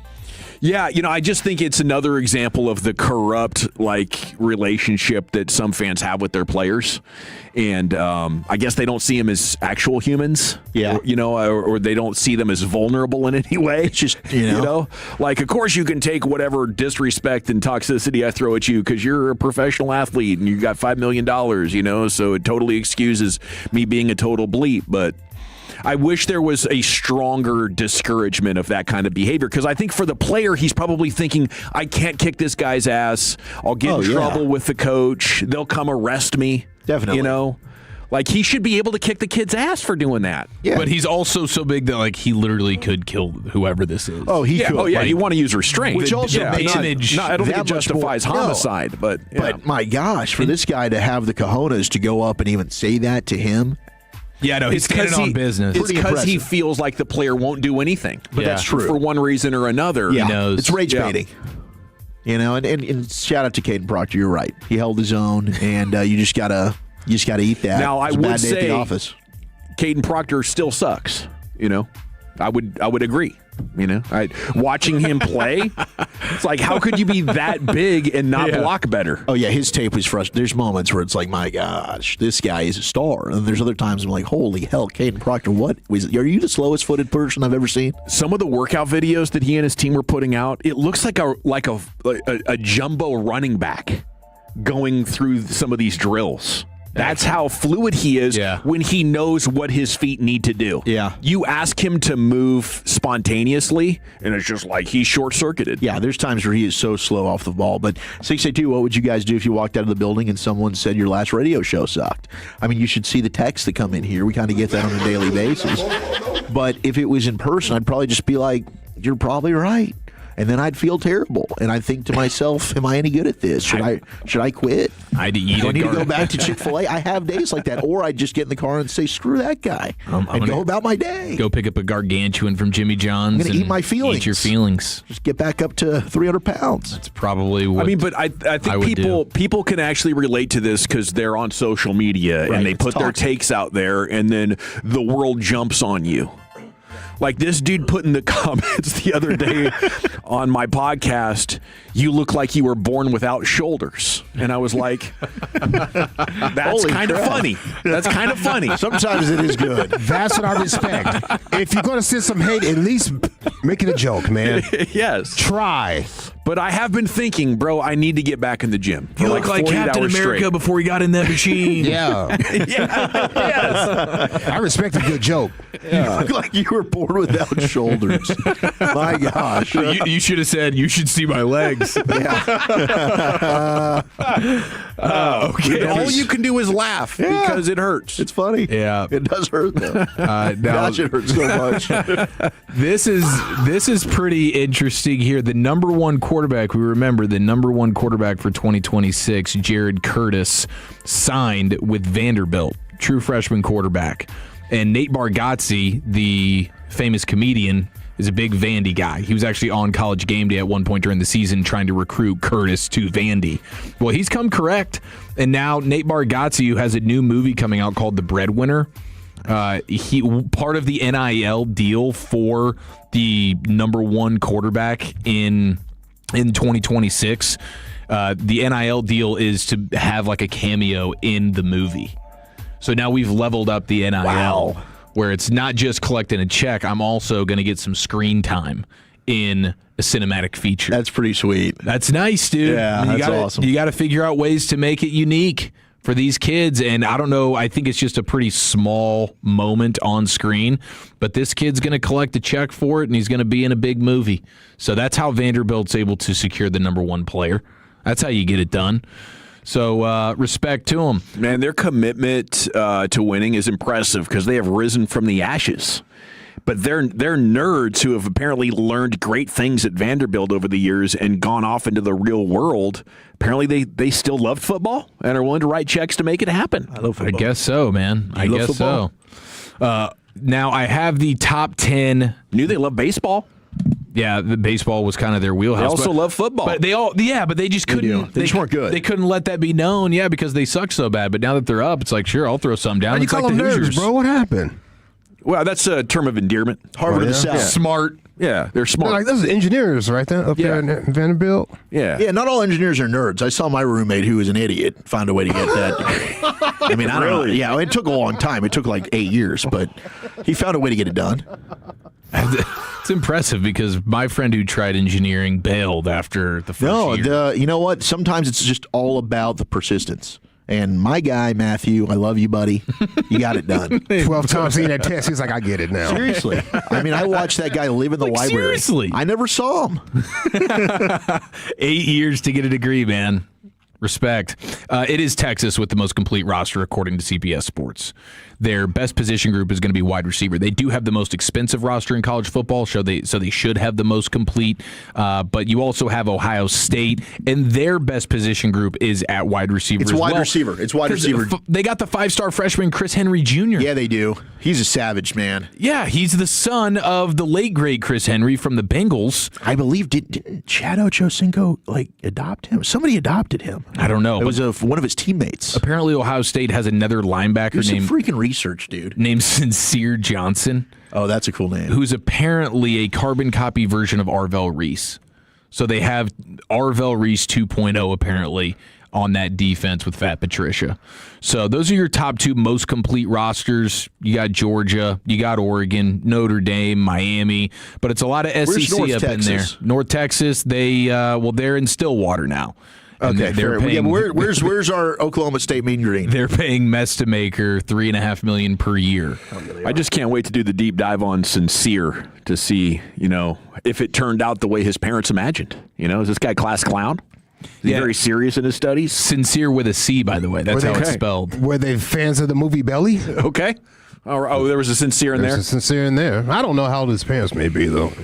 But we had Sincere McCormick, UTEP great running back. He came on the nosebleed seats and sat down with us for a while. I asked him some questions that I wish I wouldn't have. The math really kind of threw him off. We ran him through the combine question gauntlet, and we were asking him questions, and the answers were always 69, but it was totally short-circuited. He just wasn't good. And it was Adam Pac-Man Jones. Oh, it's Pac-Man. There you go. Yes, Pac-Man adopted the two Chris Henry's two sons. That's exactly what you would want. No. Hey, Chris Henry Jr.'s made it to Ohio State, baby. He did something right. Well, thank you, Chief. Yes, sir. Darty in the books. Little mixed bag coming up, Wolchuk. Yeah, let's do this thing. My gosh, don't have my tees ready to rock for this one. But we got mock drafts. We got the most petty coach in all of college football and pooping your pants. Wow. Okay. Well, I want to give you something a heck of a lot better than pooping your pants. I actually want to.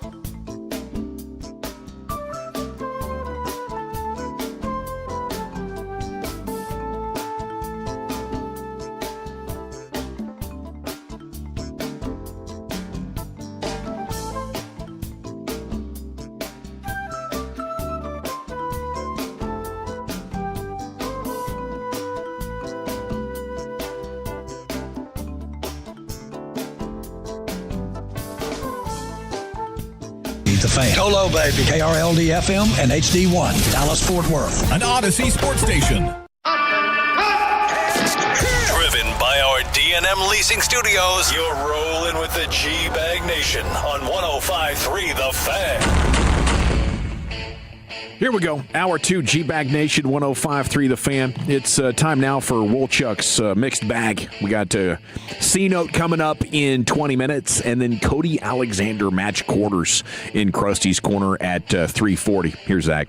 All right, let's shake it up. You never know what you're going to get in the mixed bag, and we're going to start with our Texas Rangers of Texas, who are in Denver taking on the Rockies. Now we got news of a roster move.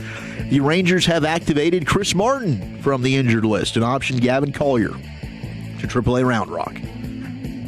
Why? He got rocked. He did, and so is Chris Martin in AAA. But hey, still, maybe Chris Martin's got a little juice left. I don't think he does. This is another reason why I've become a non-believer. But go Chris. This might be the last chance hotel. Give him hell. I think so. I mean, I think that he should have had his last chance, but yeah, absolutely. You know what? You always want to be kind of churning the bottom of that bullpen, and unfortunately, Collier kind of slid back into there. He did. He slid back. Man. I think he could have one more pitch left in him. One more good one? And then his neck will start to stiffen up, and the back might fall apart. Back to the IL. Derrick Henry was doing bits today. I don't know if you guys saw any of this news from Jeff Zerbiak, who covers the Ravens there in Baltimore. Derrick Henry. I'm more of a Wally Zerbiak kind of guy. You are. Bingo. He stayed down on the ground a little bit. He had a collision during his OTAs. Collisions? Yeah. This is supposed to be OTAs, no physicality. What are they doing, Oklahoma drills? Bit of a collision, and maybe they were getting after it. Maybe we end up getting a fine, and Jesse Minter, in his first time as a head coach there in Baltimore, doesn't know all the rules. So, look, I'm trying to build a physical football team. We play in the AFC North. He should go full Urban Meyer and get fined for, doing too much physicality in OTAs, kick a player, and then bail on a flight home and cheat on your wife. Now, this was described as a freak collision. A few players then took a knee after Derrick Henry was down. However, he got up, only missed a few plays, then boom, returned to practice. He said afterwards, I sit on the ground because it felt like a bed to me. The media looked hot and bored. I wanted to give them something to tweet about. We just banged knees together. We were fine. I probably laid there too long, said Derrick Henry. No, the knee banging can result in laying down and writhing for a little while. And you start to question, why are we even out here? Just bone on bone. Yes, dude. It hurts. A knee bang, and it is better. Whenever I used to come inside and be like, oh my gosh, my knee, first question my dad asked, was it a twist or a bang? Yeah. Because a bang, it hurts, okay, but it'll be ultimately, you're talking about a bruise. It's more of a boo-boo than anything. You're kind of hurt. You're not injured. The twist, you're done for. That could be done for situation. Be looking 4 to 6 weeks. You had a pop to the twist. Now it's real bad. Oh, if there's a pop. Now you're punting on the season. Ball game. We'll see you next year. Hey, Lucius, we've got a indoor football league update. First ever Indoor Football League Cup Championship game's been set, baby. You can tune in this Sunday on Yahoo Sports Network. Now, where can I find the Yahoo Sports Network?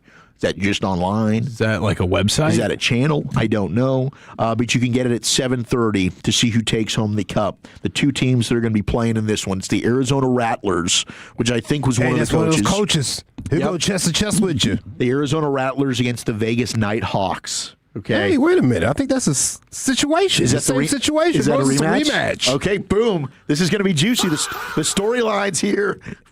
It's on a lot of smart TV and streaming platforms.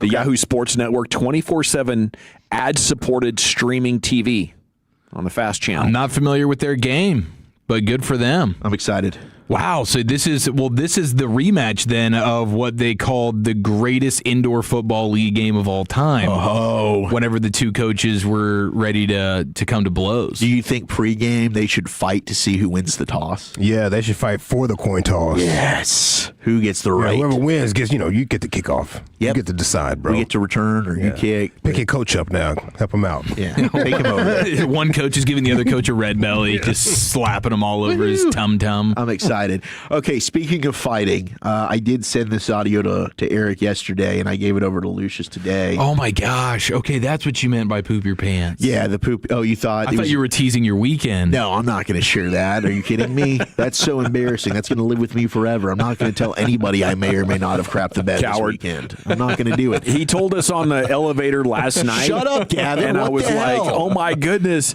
that story might be worse than mine. All right, if you really want to know, 877-881-1053, I will be vulnerable and I'll tell you, okay? You guys know me. I'm an open book. But only if the Tolos want it, man. But only if you want it, because we've been told to kind of not talk about this stuff as much. It can be a little gross, and I understand it. But this is a sports-related pooing incident. Nate Diaz was taking on Mike Perry on the Ronda Rousey card. MVP's Netflix event. This was Saturday night. Now, Nate's corner stopped the fight after the second round. It was a corner stoppage. Mike Perry wins. Well, let's go to the MMA guru on the TikToks. What happened with Nate Diaz? There were rumors going around the arena, and some people were tweeting, and I was catching on to it, that I hope this lead isn't true, but I'm hearing reports from someone who works security outside Diaz's locker room Nate Diaz pooed his pants during the Mike Perry fight on Netflix. Okay? And this is very serious, and it's sad. Leeds say it was a factor in why the fight was stopped in the corner, and when you see the corner stall, and you see the brown you see the brown smears everywhere and the chunks of poo on his stall. And even the way Diaz was sort of hobbling around the cage, it kind of looked like somebody had just pooed their pants and was...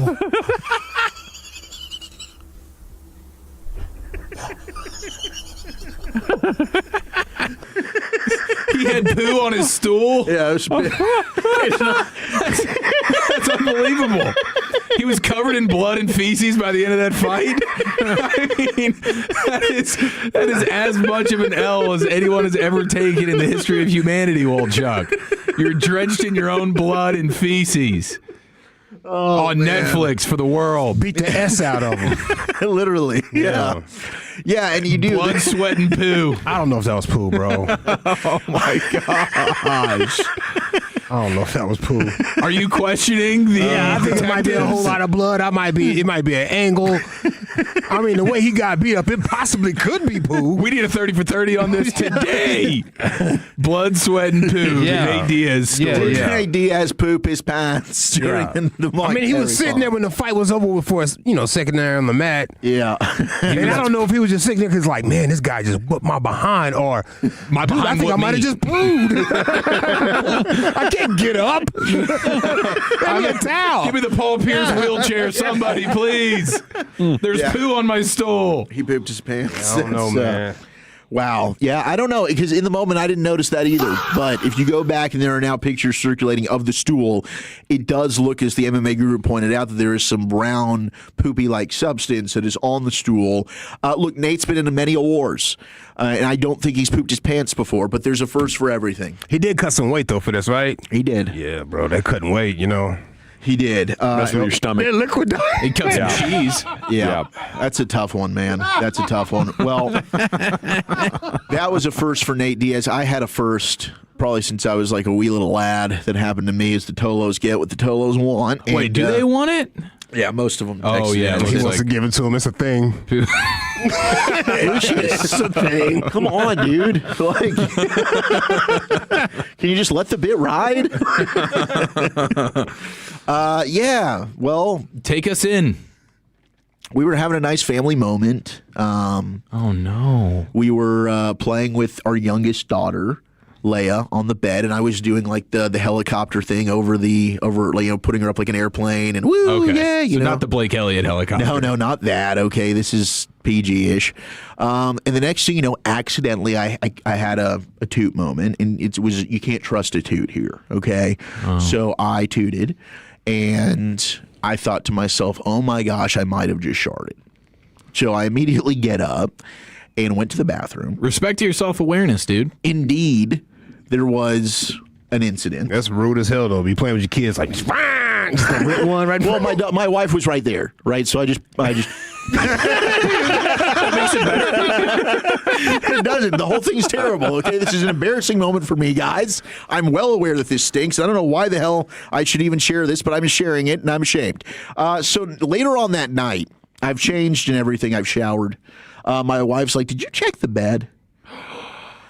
I didn't. I didn't think anything of it, right? I was just wearing my skivvies. I was just in my box of briefs. Oh, those are thin, man. Very thin. So I went over and I lifted up the mat, the comforter, and indeed, there had been a little bit of schmutz on the sheets. It wasn't contained. It wasn't contained. In fact, it was not just on that sheet. I lifted it up and it had gone on the bottom mattress sheet. You Nate Diaz'd your bed, bro? I Nate Diaz myself in my bed. In which case, we had to strip the whole bed. We had to wash the sheets, and my wife has just made fun of me ever since that moment. So that was high. That was a high velocity situation. It was a rough one, man. Yeah. It was, and ever since then, I just sitting on your bed. Yeah, man. Did you have a mattress? You have a mattress protector? Please, God. God. The mattress protector was smeared. It was soiled. right. That's kind of the job of the protector. Yeah. What have you chalked it up to? Did you go heavy vegetable Saturday night? Was there I haven't chalked it up to anything. I think it's just has she lost all respect little for stomach you? bug? I'm just disgusting. Has she sent you to the couch yet? No. Okay, but that good. was the same night that she slept in the guest room. That makes all the sense in the world. Which I thought was a big win for me, but in reality, she was like, I don't know what you're about to do. Did she tell her girlfriends? Because they usually tell her girlfriends everything about you. That was office fodder yesterday. Yeah, probably. Office fodder. Yeah. As a bit of a shartsman myself, I've never even done that on my bed. That's next level. No, man, I haven't been... Shartsman. Sawed off shark. No, 469. I wish that were the case, but it wasn't. It was poop. It wasn't the other thing. Dude, wait, there's something about that house, dude, because his buddy sharted on his couch last year. I'm getting rid of that couch when we move. It's probably a good thing we're moving. You still have it? Yeah, well, I had a Tolo come and professionally clean it. Oh, my gosh, dude. And now this sounds like you need to have him back for the bed. Well, the sheets we watched, but yeah, maybe. Those might be throw 'em out sheets. If we can just go ahead and just erase this entire conversation. We washed or she washed? She pointed it out to you, so she made you go get it up? Yeah, of course. Yeah, I took care of it. I had to spray it down and, put it in there. And was she standing by you with her arms crossed, watching everything? The whole time. She walked with me to the washing machine, watched me put it in there, watched me spray it. The whole thing. It was like I was a little child again, and my mom's like, "You've done wrong." Like I'm the dog, and they're rubbing your nose in your own poo. Well, this is not sheets and giggles, Chuck. No, okay? This is a serious matter. Yeah, humiliation ritual. Very much so. Okay, well now that do your kids know? Well, no. Luckily, they're too young. I haven't told the oldest one might be aware of it. Oldest one might think it's hilarious. Eliza you got to sit them down and tell them. It's a family meeting. Sit down. Yeah. Kids, everyone, Daddy shorted, and sleep on Mom's side for the rest of time.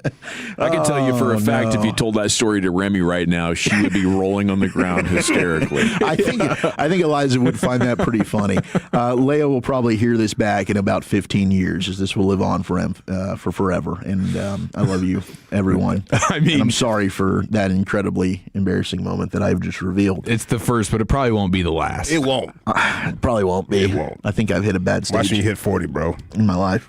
Wow, dude. By the way, latest mock draft dropped for the NBA, and this is Jeremy Woo. If we were on a trip right now, if we were on like a Super Bowl trip or in training camp, we'd have a Best Buy Windows and Sidings confessional. Yes, we would. With Wolchuk in his hotel room, vulnerable and sad. Yeah. And that was brought to you. Taking a lot of sacks. By Best Buy Windows and Siding. Michael Brown Jr., the point guard from Louisville, is mocked to the Dallas Mavericks, 9th overall. Nice. And I think that would be a win. I think we'd all really love that to happen. Braden Burries, who's another name that's kind of been floated around for the Mavericks, the shooting guard out of Arizona, went 11 to the Golden State Warriors. So both on the clock. And in this scenario, according to Jeremy Wu, Mavericks decide to go with Brown Jr. From Louisville. 6'3.5". He's got the 6'7.5" wingspan. We know that Masai Ujiri covers that. He likes the length. But this is a player, if that back checks out, and we'll find out more as we're post-combine now, I think that would be a hell of a selection for your Dallas Mavericks. Yeah, you got to make sure that's right. And if it is, I don't think you could rule out you could end up with the best point guard in the class. Like, there's something to love about all 5 of these guys that'll go inside the top 10. We got the C-Note coming up next, then Cody Alexander, matchquarters.com with you, a couple football segments on the other side here in the nation. I want to chat about D&M leasing with you before we do anything else.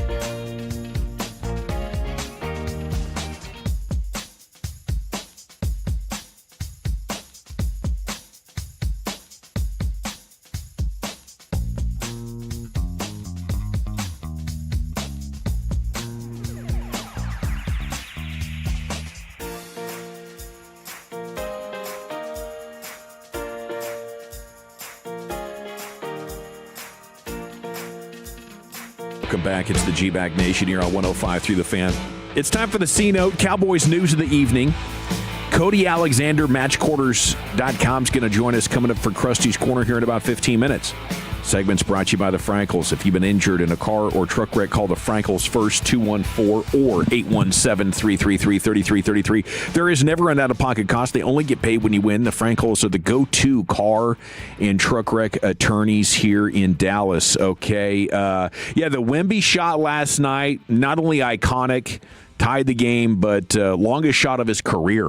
Oh, is it really? Yeah, I think that's the Steph Curry spot there at the logo in OKC. Yeah, that was the double bang spot from Mike Breen and Steph Curry all those years ago. So life is a full circle now at this point, and I can't wait to play you guys the OKC call of that shot. What a hater. What a hater. Oh, you heard it? Yeah, I heard it last night. What a hater, bro. Rim session coming up at 4:40. We'll be back into the basketball conversation. Emmitt Smith updated outlook on the team going into the summer. He was on with RJ Ochoa's podcast there, Blogging the Boys. I think as we enter the summer months, things do feel a little bit different. They've went ahead and did some things to bolster up the defense, which I feel very good about. The key from this point forth, I believe, and I think we've done with the George Pickens stuff. I think we got George Pickens signed under a franchise tag and so forth, which is the right thing to do, in my opinion. And now you're taking away the sting of what will the Cowboys do? You're taking all the distractions off the table and giving the kids and the guys an opportunity to stay focused and locked in on the things that are very, very important. And that is not only learning the system, gelling as an offense and a defense and a special teams unit, but coming together as a team, fighting for one goal. And one goal in mind is to win the NFC East with an opportunity to get into the playoff and earn the right to go to the NFC Championship game. And there you earn the right to go to the Super Bowl. And so if that focus right now is where we are and it's quiet, to me, that's a good sign.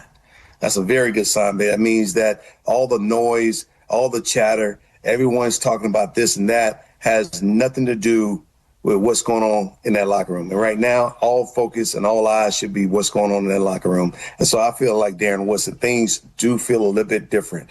We did get some quality players in the draft. I think the Cowboys did a very good job of jumping up and grabbing the guy that we gathered in the first couple rounds. And so I feel good about where things are. Okay, there's Emmitt Smith. Text in if you want to on this subject. Is it different enough? You know, he likes the roster. He likes the distractions being eliminated. It's good for focus.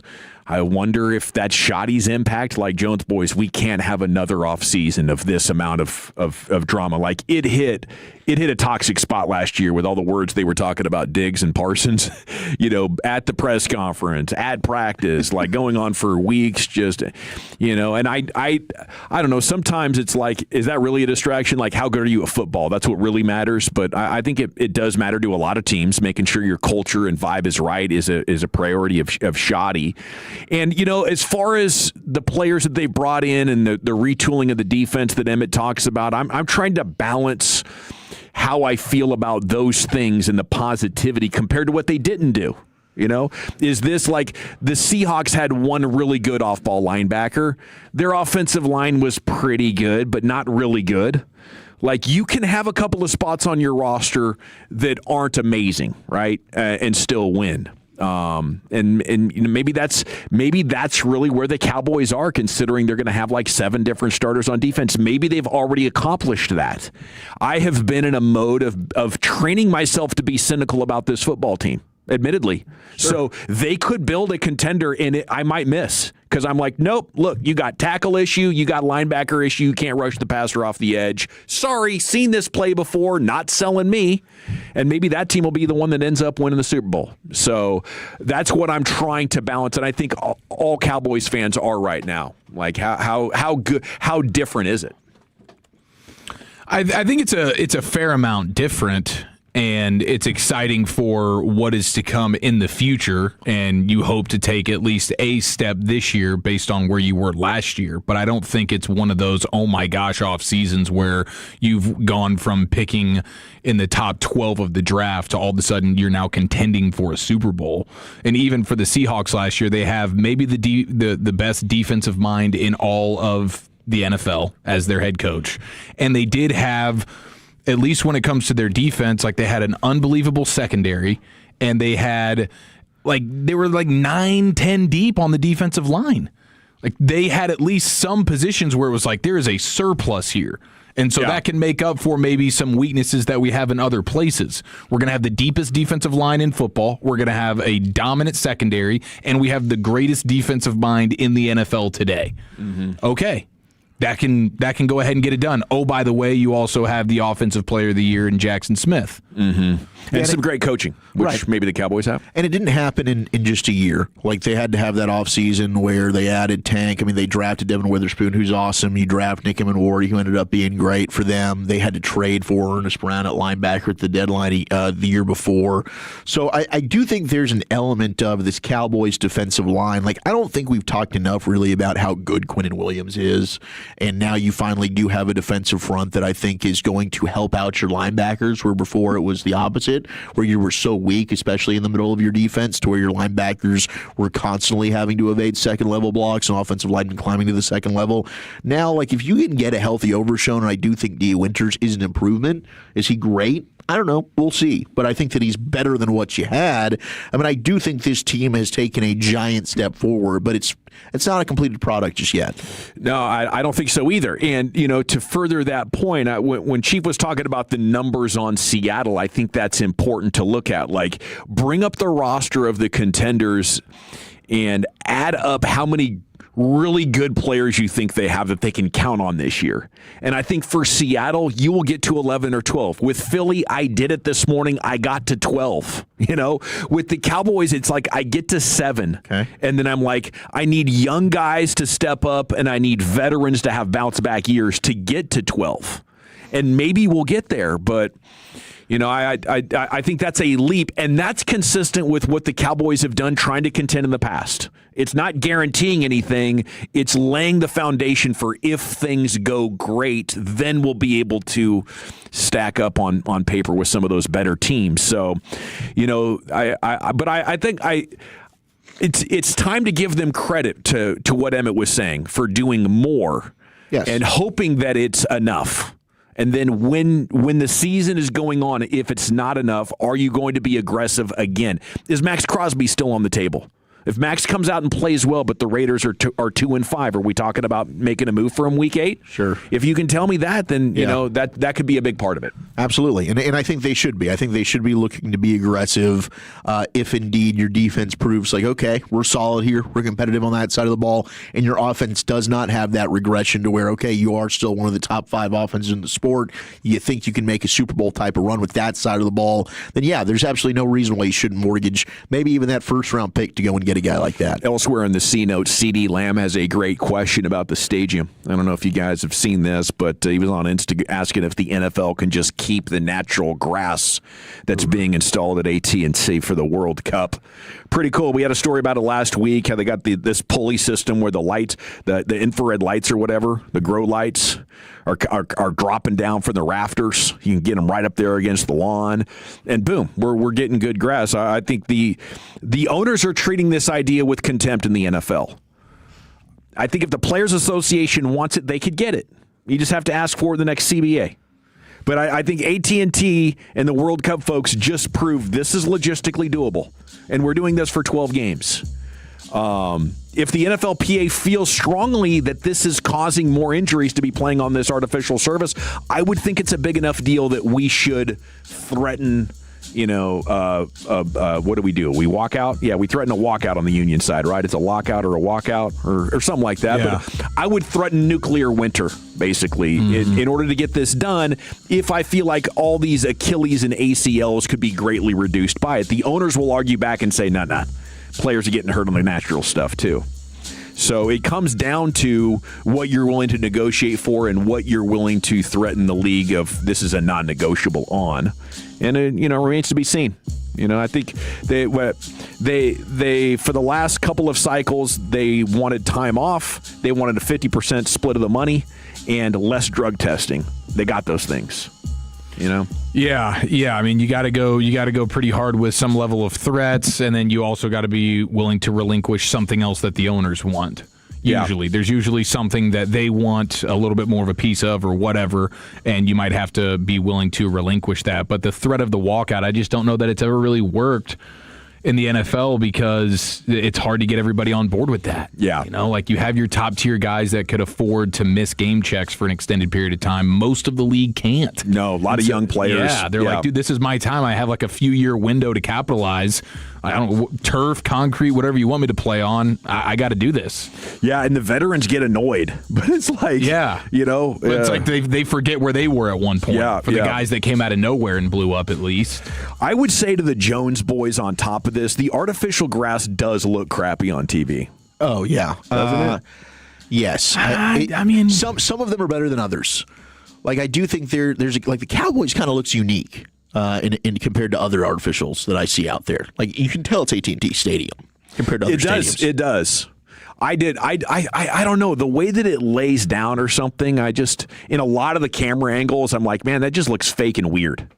Yeah, there are some for sure, but when they get it done right, and you get one of these big games that they've put together, like I think about Pasadena or something, when it's nice out. I mean, the weather can affect it, of course, when it's when it's all nasty like Heinz Field or something. Yeah, you don't want that. Like you don't want that type of situation. No, but like Pasadena's fresh, pristine, beautiful grass. I mean, it still does look really good. I think it's just a money play, though. It's just easier to maintain the artificial stuff. 1,000,000%. And I don't know how many millions it is. Are we talking about a couple of mil? Is this a massive expenditure, or is this owners being cheapskates? Essentially. And if the NFLPA is willing to assume half of the cost of it, which they would, because operating expenses, their 50% split is of the net revenue. If they're willing to pay, I think right now is the time to do it, coming off of this World Cup and technology being what it is. Yeah, capitalize on it right now. And I want to capitalize on a moment to shout out a brand new listener. Bobby Belt got his junker car towed by a fine gentleman named Ryan, and he tuned into the Fan for the very first time today. And his first segment was Wolchuk crapping his bed. Oh, wow. So welcome to the family, Ryan. We love you. Yeah, all right. We love you, Ryan. You're the man, Ryan. And we're sorry. Salute to you, no, sir. We're not. Welcome aboard. I'd like to apologize to absolutely nobody. Nice job towing Bobby's car. That's hilarious. Can't wait to hear more about that tomorrow morning in Sean and RJ. Okay, Krusty's Corner, Cody Alexander, matchquarters.com, joins us next year in the Nation. But first, let me tell you about my friends at Greystone Roofing and Construction. You can check them out at Greystone.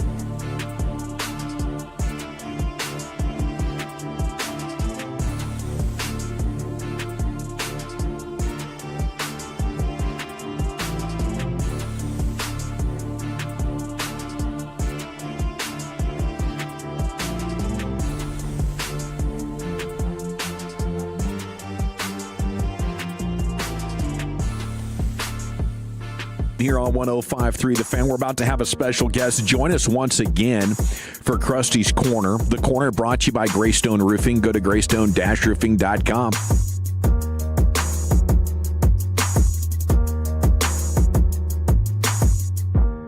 Hey, kids! Your old pal Krusty's gonna teach you 5 new words. You're not wrong about that.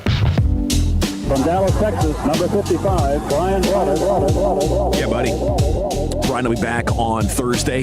Day baseball tomorrow starting at 2 o'clock. Hopefully by that point they're looking for a series win at Colorado, but after last night's loss and what's happened 3 or 4 last games against bad teams, it's hard to say right now.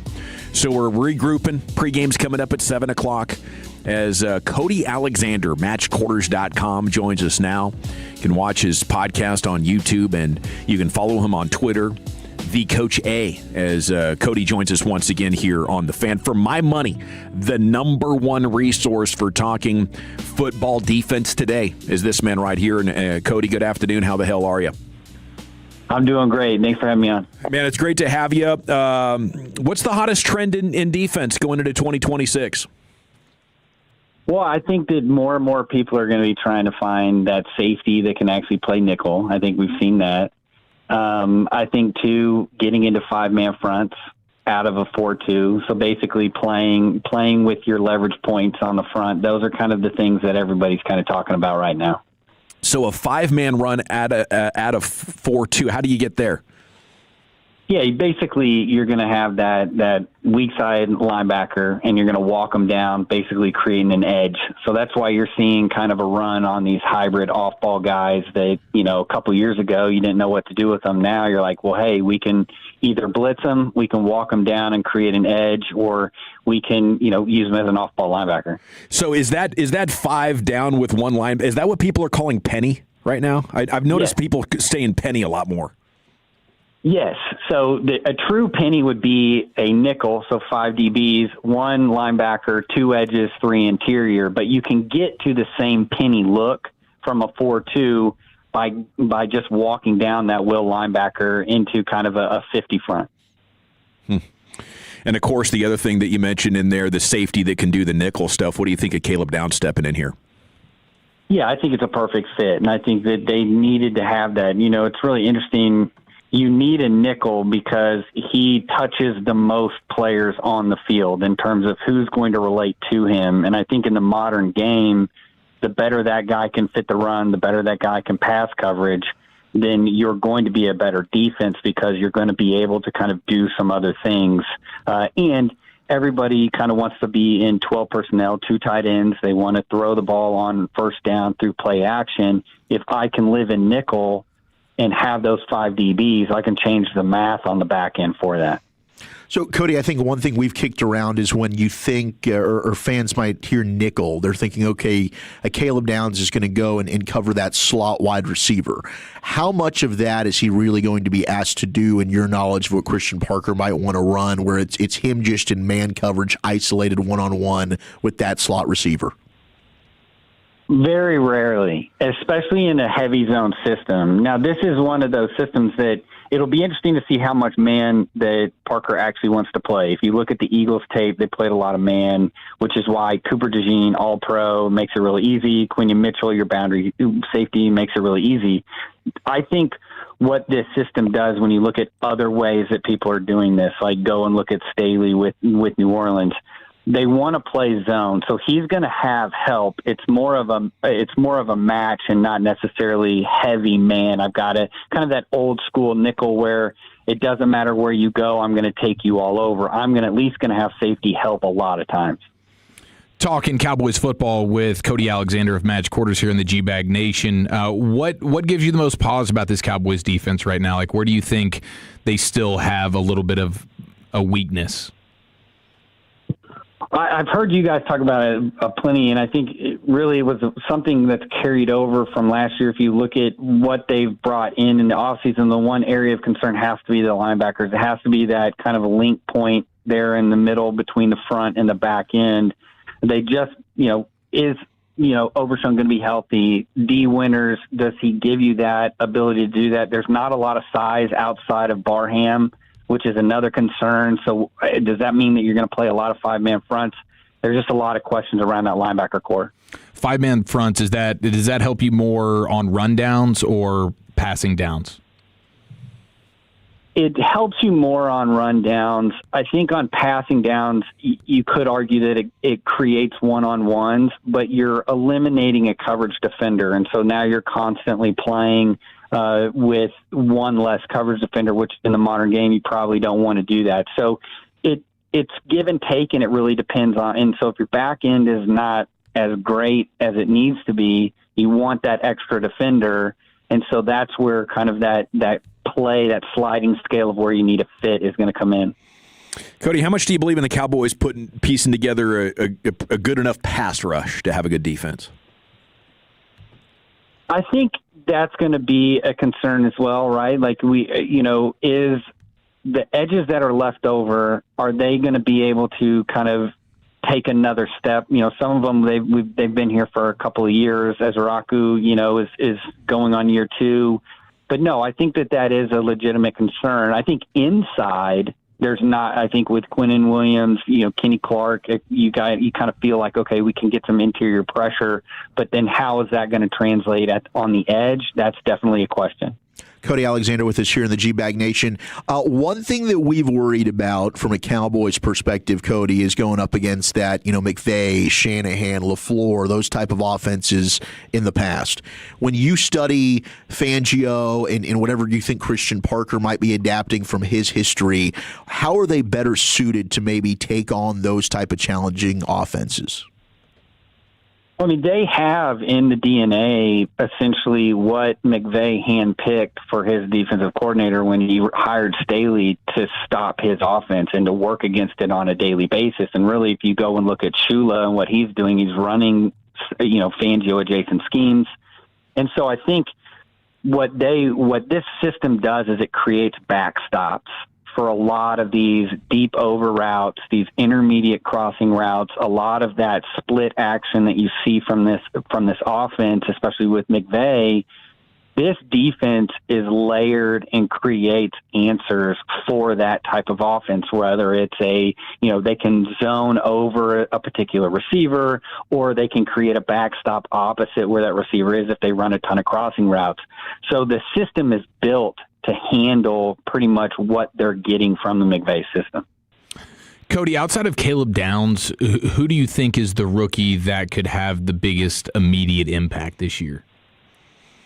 Well, I look at Malachi Lawrence because I think that there is an opportunity for an edge rusher in this. I think a lot of people probably outside of the system probably think that this is a system that wants to have these hybrid edges, that they want to be able to drop into coverage. And I think over time, one of the things that's evolved from the system is that you kind of realize those guys aren't really helping you in coverage. I really need them to either be setting the edge in the run game, or I need them to actually get after the passer. I think that's what you saw with Jalen Phillips being picked up by the Eagles last year. It was like, we need more juice.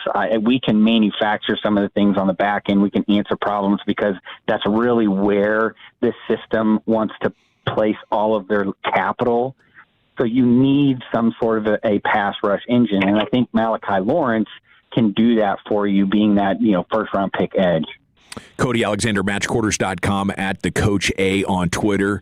Okay, the Eagles, they lost Phillips, they lose Blankenship, but they brought in Grenard. They had a good draft, but I'd love if you just look at their defense and what you think Philadelphia is going to do on that side of the ball. Still the best defense in the division. Is this a top 5 defense? How good are the Eagles? If they can get Reek Woolen to play the way that I think everybody knows he can play, I still think that a lot of people probably don't realize this team actually led the league in man coverage last year. They play heavy match 3 system, meaning that even in cover 3, even in zone, they're going to be matching up man to man. They're built to play man coverage. They're built to get after the quarterback now. So I would assume, even though they're losing Blankenship, they're probably feeling a little bit better when they play man coverage and when they do some of these match concepts. So it's really going to come down to who's playing opposite Grenard, and can they manufacture a rush, kind of what they had when they went to the Super Bowl.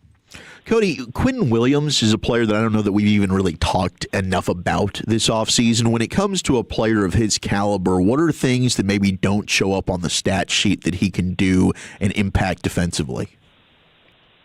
If you go and you look at any top quarterback in any era, the one thing that they will all tell you is internal pressure in their face right at the snap of the ball, where they can't just set up in the pocket, where they have to now move off of their point. So when you get internal pressure, whether it's a push or even if it is actual pressure, if you can just disrupt the presence or slide the pocket over a little bit, it messes with the timing on every offense in the NFL. And so even though he's not getting huge sack numbers, like maybe like a Chris Jones, that is affecting the way that quarterbacks are playing and then being able to target receivers down the field. So that's probably one of those things that doesn't show up on the stat sheet or you don't see all the time. But those slight sidesteps, that slight movement by the quarterback throws off timing. Cody, last question for you. New article today you published on Twitter how Arizona's number one ranked coverage disguise protected an outmatched front. What can you tell us about this article? What can you tell us about Ryan Smith coming over from that Arizona coaching staff and if it could help the Cowboys? Well, there's definitely some aspects in it of being able to kind of simplify things throughout the scheme, whether it's we're playing base or we're playing in some of our sub packages, being able to carry certain things through. So like basically what Arizona was doing was building a base defense out of their 3-high system. So getting into 3-4 looks, when you have 3 safeties on the field and they all kind of have hybrid abilities, you can do some of these things. So I think there's definitely some ideas, primarily from the sub-packages, that you can pull from that system that relate back to the Cowboys because of the roster, especially the safety roster that they have. I just don't know if the 3-high structure is something that you're going to see on a base down, but definitely some movement opportunities, some of the ways that they taught coverages and quarters. Jonathan Gannon probably doesn't get enough credit for being as innovative as he was just because they didn't win very many games in Arizona. But there are especially some things from that 3 safety structure that they can pull from maybe on third down or maybe on against some of these like spread teams that you could be able to use. With adding Locke to Downs and Hooker and Thompson, it feels like the Cowboys have a good safety room right now. What do you think they have in mind with all those guys? Yeah, I definitely think that there is some hybrid ability. Jalen Thompson gives you that kind of down safety. He can play back. He can play nickel if you need to. PJ Locke mainly played deep, so you can definitely see that there's kind of a room within a room with Marquise Bell and Jalen Thompson kind of stacking together as that down safety, and then your post safeties or your cover safeties is Hooker and Locke, who are able to play deep. So you can definitely see that. And then Downs obviously is kind of your wild card, where if you feel like it, he could probably be your starting down safety in base along with Jalen Thompson. How does that affect Malik Hooker? Or do we just wean him in there and we just play nickel? And so how much nickel is really going to be determined by how much they believe in Caleb Downs, who can fit near the box. Thanks for the education. Once again, my man, Cody Alexander, matchquarters.com. Have a great afternoon, sir. Thank you, guys. Really appreciate you. Salute. Yeah, and he's a must-follow for football fans. I just love his content, man. He's incredible. It's so detailed. He's like an encyclopedia of scheme that's constantly updating. So at the Coach A on Twitter. Bro, look how dark it is. Holy crap. Get inside. Oh, yeah, it's bad. The weather's You really can't see bad. the other buildings across the highway. No, yeah, it looks like it's nighttime out there. I feel like indoors. we're back in nighttime radio. Yes, be safe. I know there's flood warnings and hail warnings, so stay tuned. And if there's a weather alert, of course, we'll be jumping in with you. As the show continues here, it's the G-Bag Nation on the Fan. Krusty's Corner brought to you by Greystone Roofing. Go to greystone-roofing.com. Football fix time, Zach. Let's do it. Why McVay almost quit coaching, JSN disrespect, and predicting this season's stat leaders. That's next. But first, Toles, I know as parents, we would all do anything to give our own own kids a bright future, but some kids need a helping hand to get there, and that's why I'm here to ask you to donate your old car to Cars for Kids. Here's the deal. It's so easy, all right? Free towing, all paperwork done, a maximum tax deduction, and a $50 gift card as a thank you. Every cent of net proceeds goes to Texans Can Academies, giving at-risk kids the education and hope that they deserve. Listen, if my kids needed help, I'd pray someone would step up. Be that someone today. Visit carsforkids.org or call 866-835-5437 and write off the car, not the kid. When your friends say, "Hey, did you hear?" you can proudly say, "I heard it on the Fan," keeping you sports informed with some quality laughs along the way. Turn it on and leave it on. 105.3 The Fan, the Odyssey app, iHeartRadio app, and TuneIn app. This is an Odyssey Sports Minute. Victor Wembanyama was outstanding in last night's double overtime win as the Spurs stole Game 1 on the road from the defending NBA champion Oklahoma City Thunder 122-115. For the first time during the playoffs, the Thunder are plus money to win the NBA title at plus 125. Game 2 of the Western Conference Finals is Wednesday night in OKC. I'm Adam Abdallah.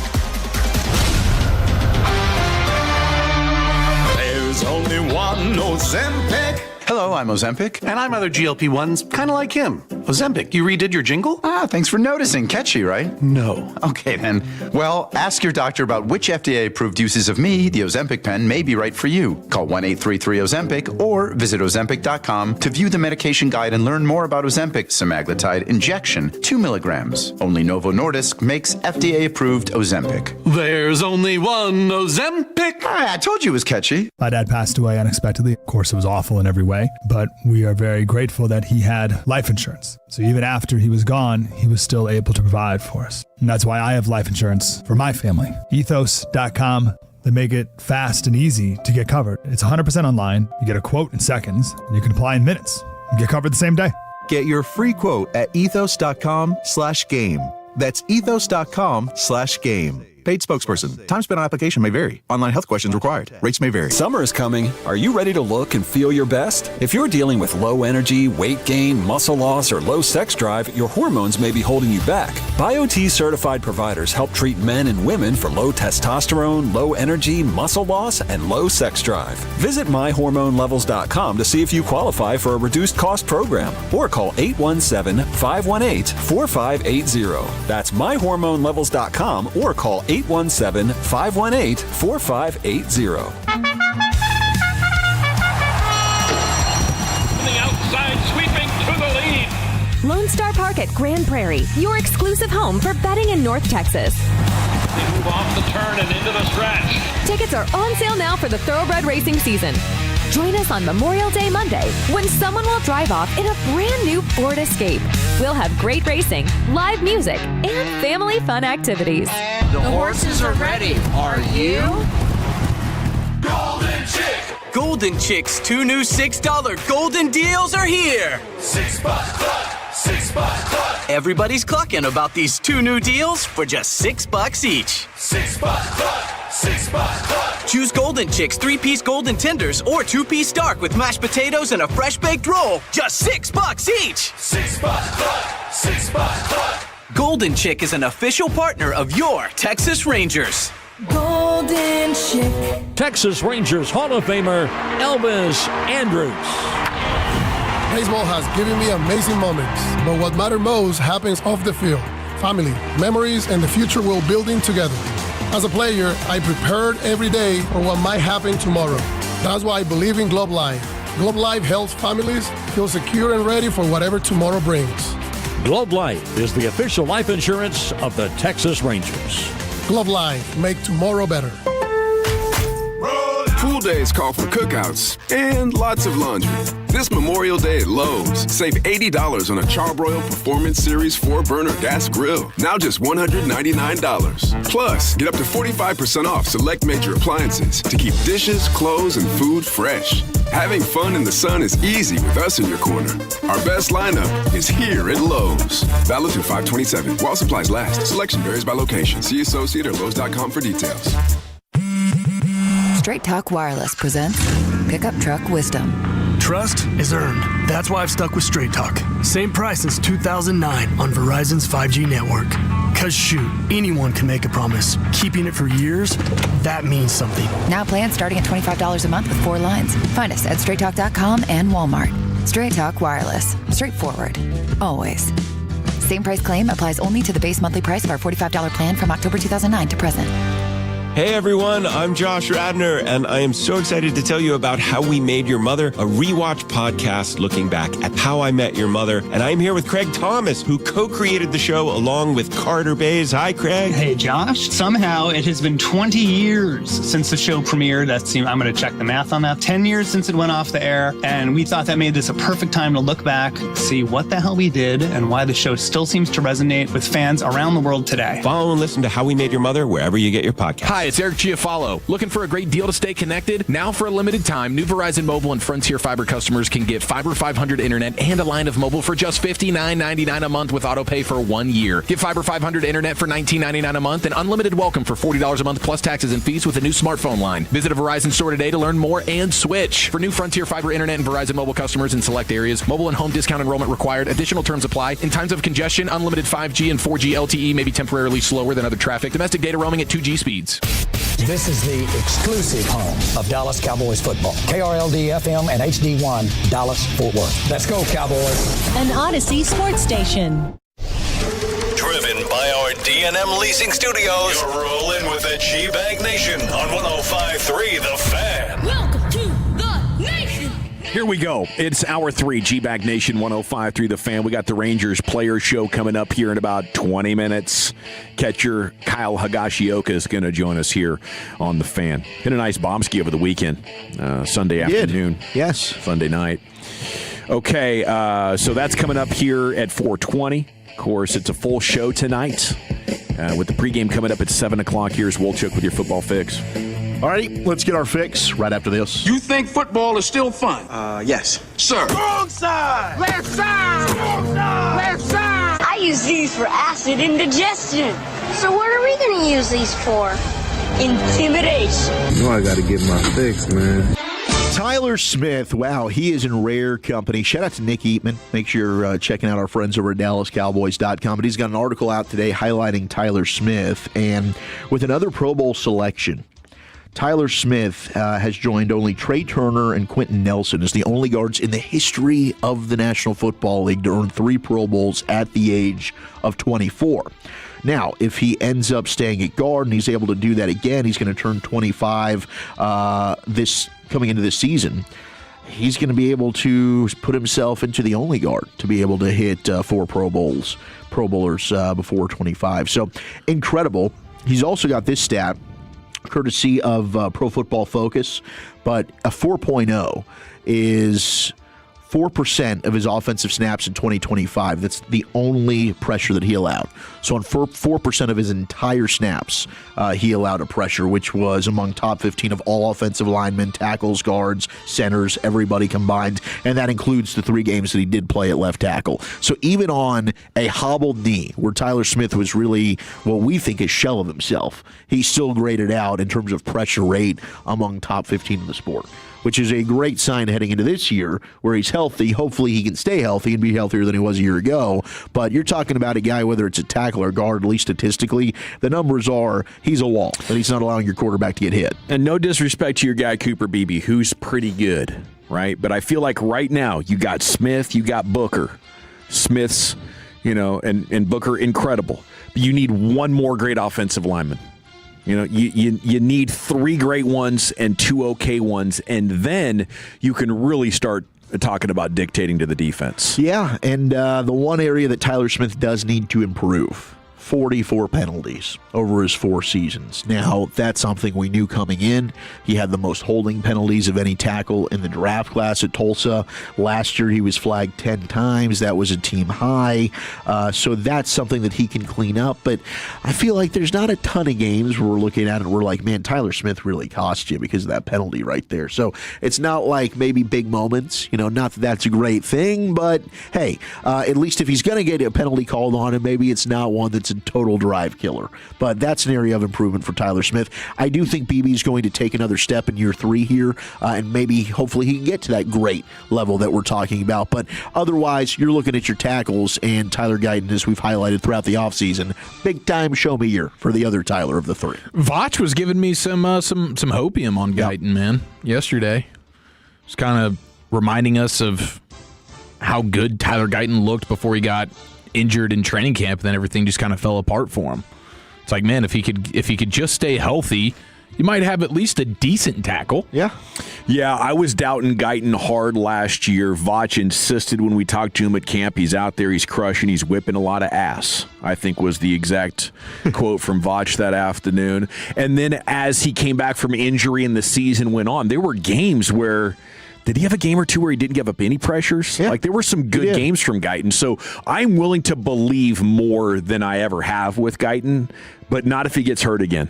You know? Yeah, he's got to stay on the football field. And Yeah. it is weird because you'd be watching games in the season, and I'm thinking, gosh, Tyler Guyton's getting killed out here. And then you go back and you watch the All-22, and it's like, Guyton really was actually pretty good. He just has sloppy form. Yes, it looks bad. It looks, But somehow it's effective. Yep. Right, to where, like, bottom line is he's not allowing the guy to get to the quarterback, and that's all that matters. But it is weird looking. And I also think your form can get you hurt. You know, Yeah, you're right. You, as an offensive lineman especially, you need to get back to your most solid spot to protect your body, and you're out reaching and hunched over. Core stuff's going to start breaking down. Yeah, that's a good point. Yep, absolutely. Man, we're going to get more international games. This one just came out, according to Albert Breer. Oh, no. They're trying to get to 32, dude. Is J.J. Watt tweeting something right now about the circus show? Peter O'Reilly, NFL EVP, has announced that owners are voting through a measure to increase the cap on international games from 8 to 10 starting next year. So that does not include the Jags game at Wembley, because that's a game that I guess Jacksonville's like, we're home. We're basically the London They're going Jags. all in with it, dude. They're trying to make it a world Golly, game. what are we That's doing? part of why Bad Bunny was the guy last year. This is a massive push, and mark my words, when we get I believe it, dude. to 18 games, it is going to be 8 home, 8 road, 2 international. Okay. You know what? I'm not going to argue that, because I think that we are indeed, it looks like, trending towards the more international games, the merrier for the NFL. And I'm all for growing the game of football, but I also think there's something to, like, the travel aspect of this. Do we end up having negative things that come from that? I don't know. But Well, yeah, and they're letting it be known now. We're not giving you any extra rest consideration. Right. Yeah. Just accept this as normal now, just as you see fit. Kansas City, their wide receiver, Rashee Rice, SMU's own, Richland High School's own. He's now going to be spending more days in jail than he's got career regular season games played. Oh, that's your stat of the day. Yep, 30 days in jail this offseason to 28 days, or games, I should say, played in his career as he failed a marijuana test. That means, indeed, he is violating his probation. He's been ordered to serve 30 days now in jail, meaning he's going to miss the Chiefs' OTAs and mandatory minicamp. Normally, it's like, look, it's just weed. I don't really care. But when you look at the list now that is growing of Mr. Rice, I think that it's time. If you're the Chiefs, you got to move on. Yeah. Like, we're done here. Cut ties over weed? Yeah, well, it's not just over weed. You can't even go ahead. You're on probation. You know you can't do this, and you can't fulfill your obligation. He doesn't give a crap. If it's just weed, I don't care. But it's not just weed. Why is he on probation? That's not because of weed. Now he's violated the probation Weed and due speed. to weed. So, look, there just seems like there's always something here, and you got to set some type of, like, I get it. It's Kansas City, and they look the other way on a lot of stuff. Dude, it seems like every 3 months we got something going on with Rashee Rice. You got to put your foot down at some point. Yeah, they need pass catchers, man. They need pass catchers. You can find another one. I just thought he wasn't very good the second half of the season last year. And if he's suspended and not available for you, why does it matter? My bigger takeaway is, how are we using taxpayer resources to put a guy in jail for 30 days for weed? Well, again, I don't think it's because of the cost? weed. That's like $5,000. It's because he violated his probation by smoking weed. Yes. So I think the bigger aspect of it is, like, he's in trouble for something else. Yeah. So we got to put on probation. And I would just say the terms of your probation should not include weed. If we got to put you in jail for 30 days. Yeah, I'm with you on that. How much money could we save if we just stopped doing that? You know? That's true. Let them smoke the weed. How much money did we spend today in Texas keeping people incarcerated in one way or another for cannabis? For cannabis, ridiculous. I agree with that. Jalen Hurts and the Eagles' offense, reportedly, they're going to have an entire new playbook. All right, their offense coordinator, Sean Mannion, is putting together a scheme that is expected to feature Sean McVay and Kyle Shanahan influences. There you go. Get ready. We'll see if Jalen Hurts can learn this.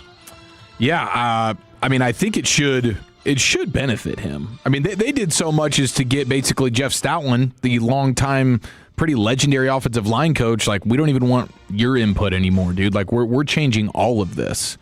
And it's kind of the last-ditch effort to try and get this offense back going. Yeah. But, yeah, this is a guy who has, in Sean Mannion, spent time in Seattle, Minnesota, in terms of his playing days. So he's got the KOC stuff working for him.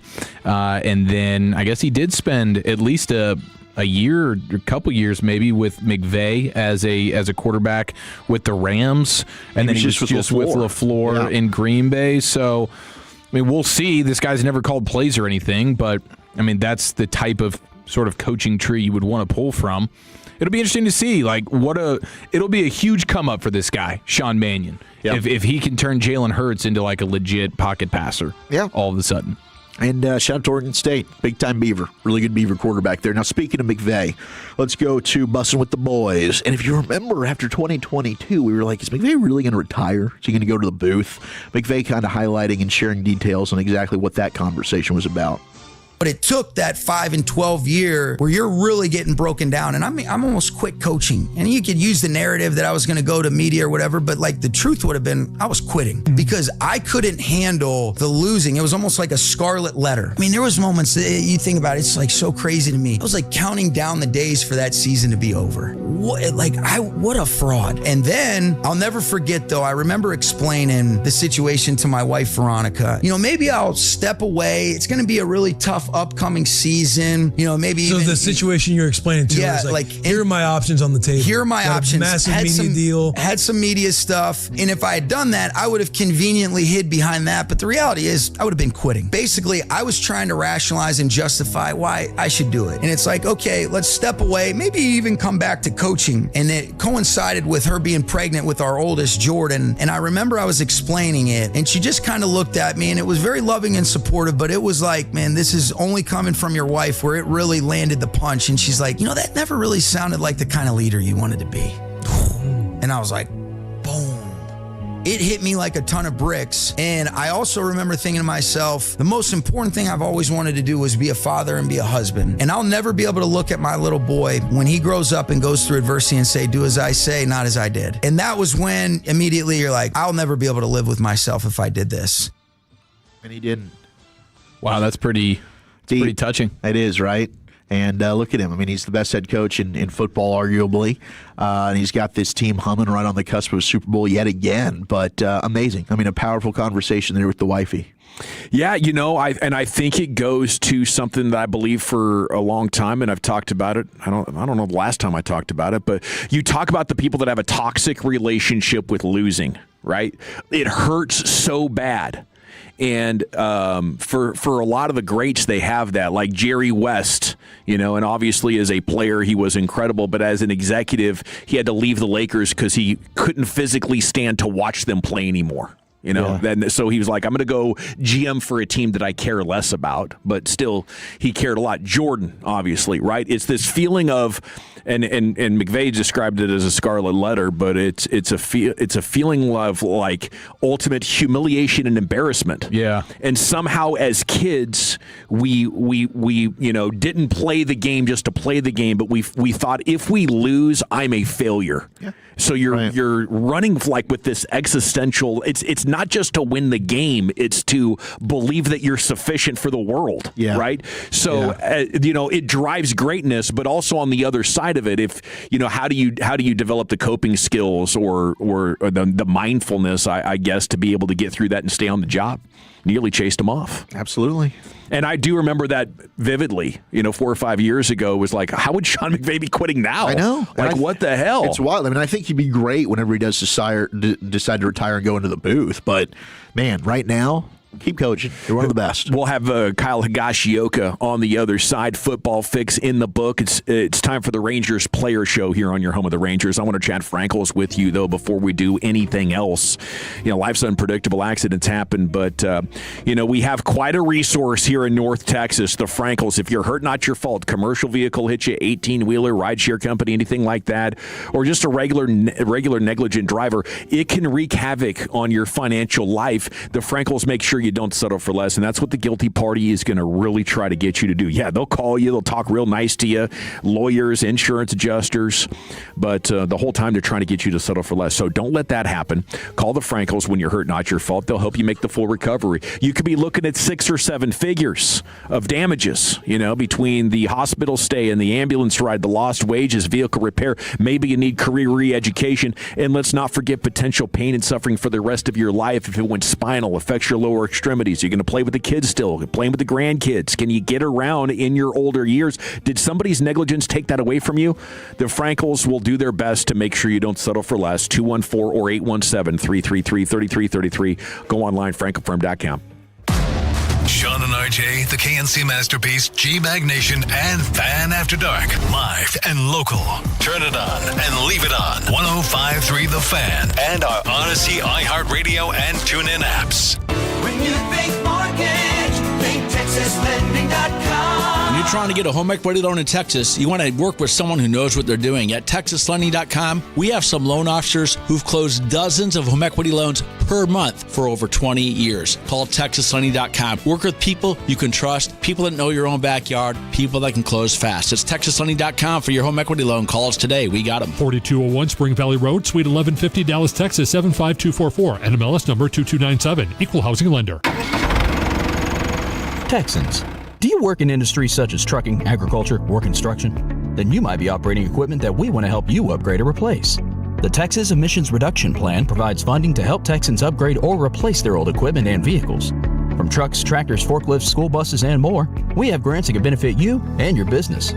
Want to be the first to know when new grants open? Sign up for email updates at texasvehiclegrants.org. That's texasvehiclegrants.org. Hi, it's Pete Thompson from the Consumer Team. If you're replacing a roof, get the peace of mind of a lifetime workmanship warranty from Blue Nail Roofing. Other roofing companies might back up their work for a year if you're lucky, but because of Blue Nail's training and the quality of their team members, you're protected with a lifetime workmanship warranty. Call today and also learn about Blue Nail's flexible financing that allows you to get work done now and pay later. 855-255-1975, BlueNailRoofing.com. It's almost summer. Do you know what your electricity bill will be when it hits triple digits and the AC doesn't stop? The rate you're on really starts to matter. And if you don't know your rate, you're probably overpaying. Traditional providers quietly raise rates. It's the whole business model.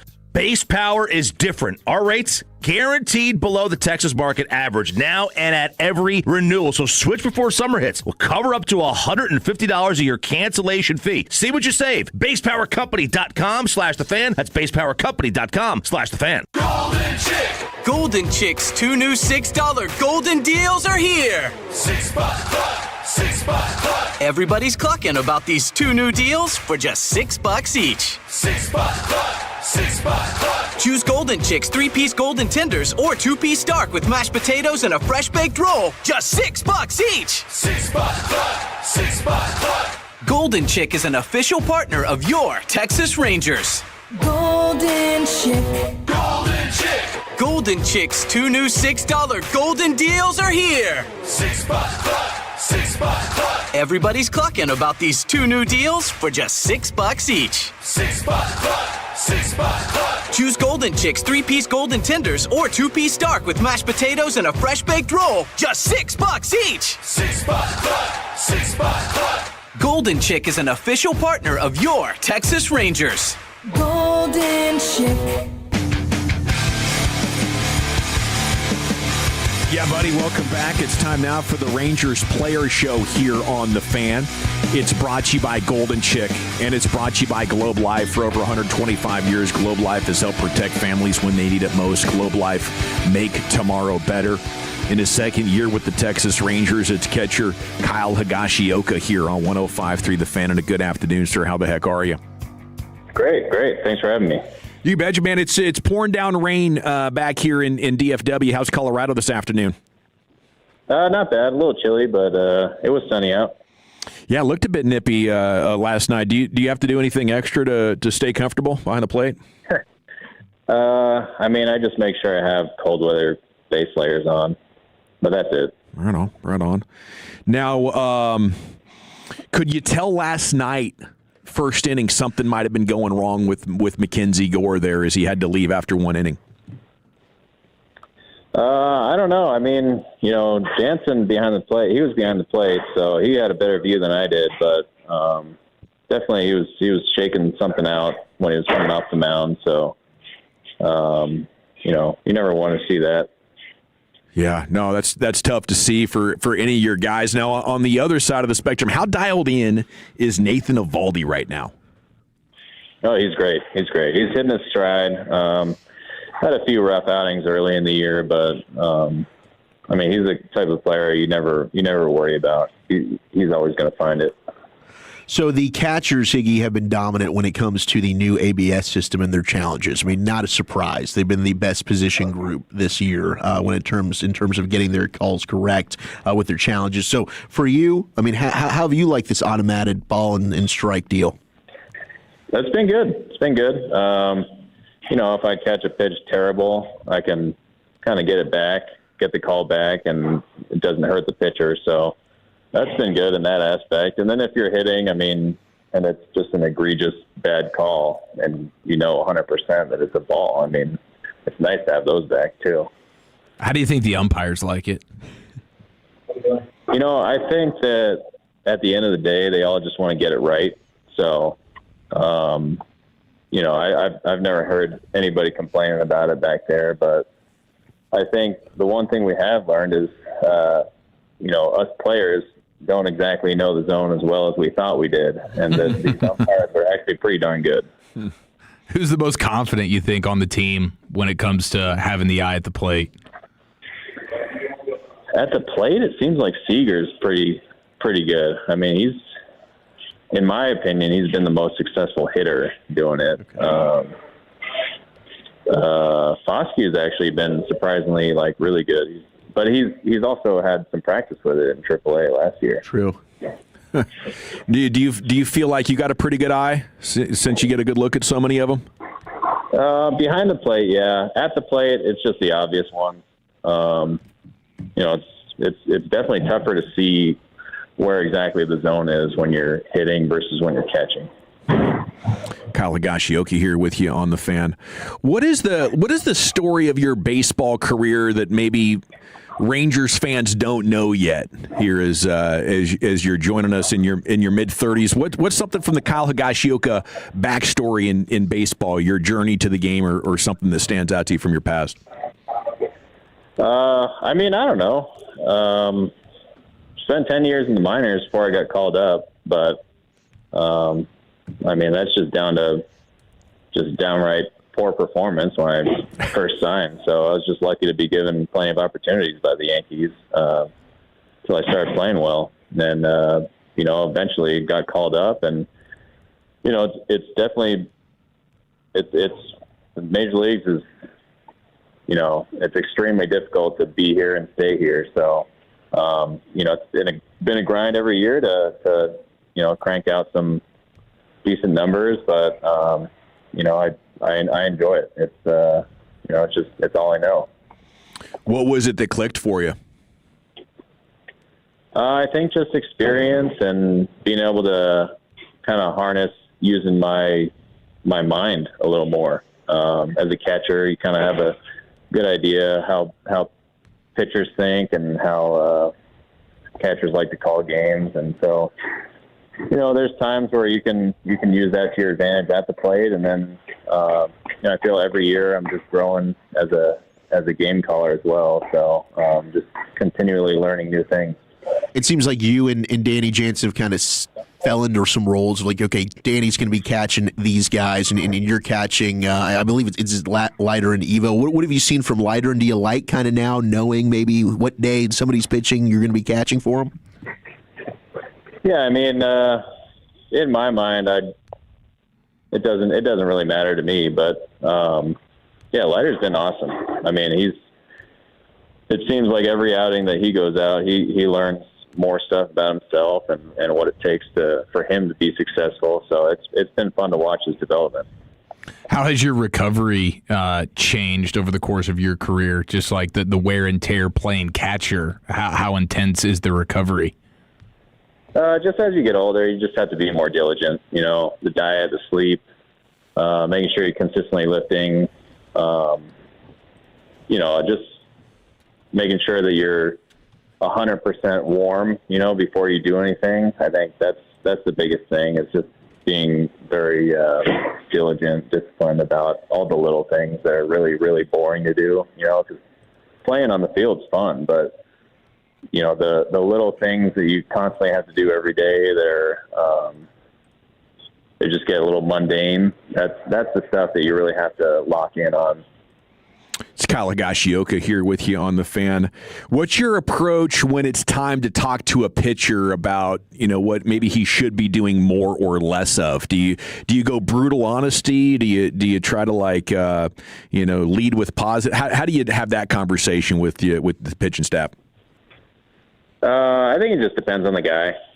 You know, Evo's like a no BS kind of guy, so he just wants to hear it straight up. And then other guys, you know, it's more of you use a little bit of tact.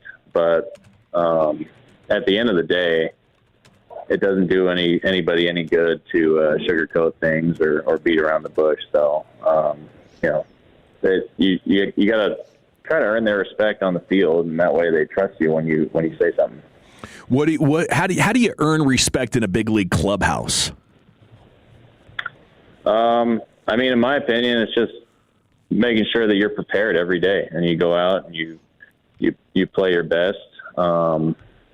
Because everybody's individual performance has an effect on the team. So, you never want to kind of be known as somebody who's dragging the team down. So, and as long as you're working hard every day and people see that and people know that, especially for a catcher, if the pitchers know that you're on their side and you want the best for them and you'll do whatever it takes to get them to have success, you know, they respect you and then you build a rapport.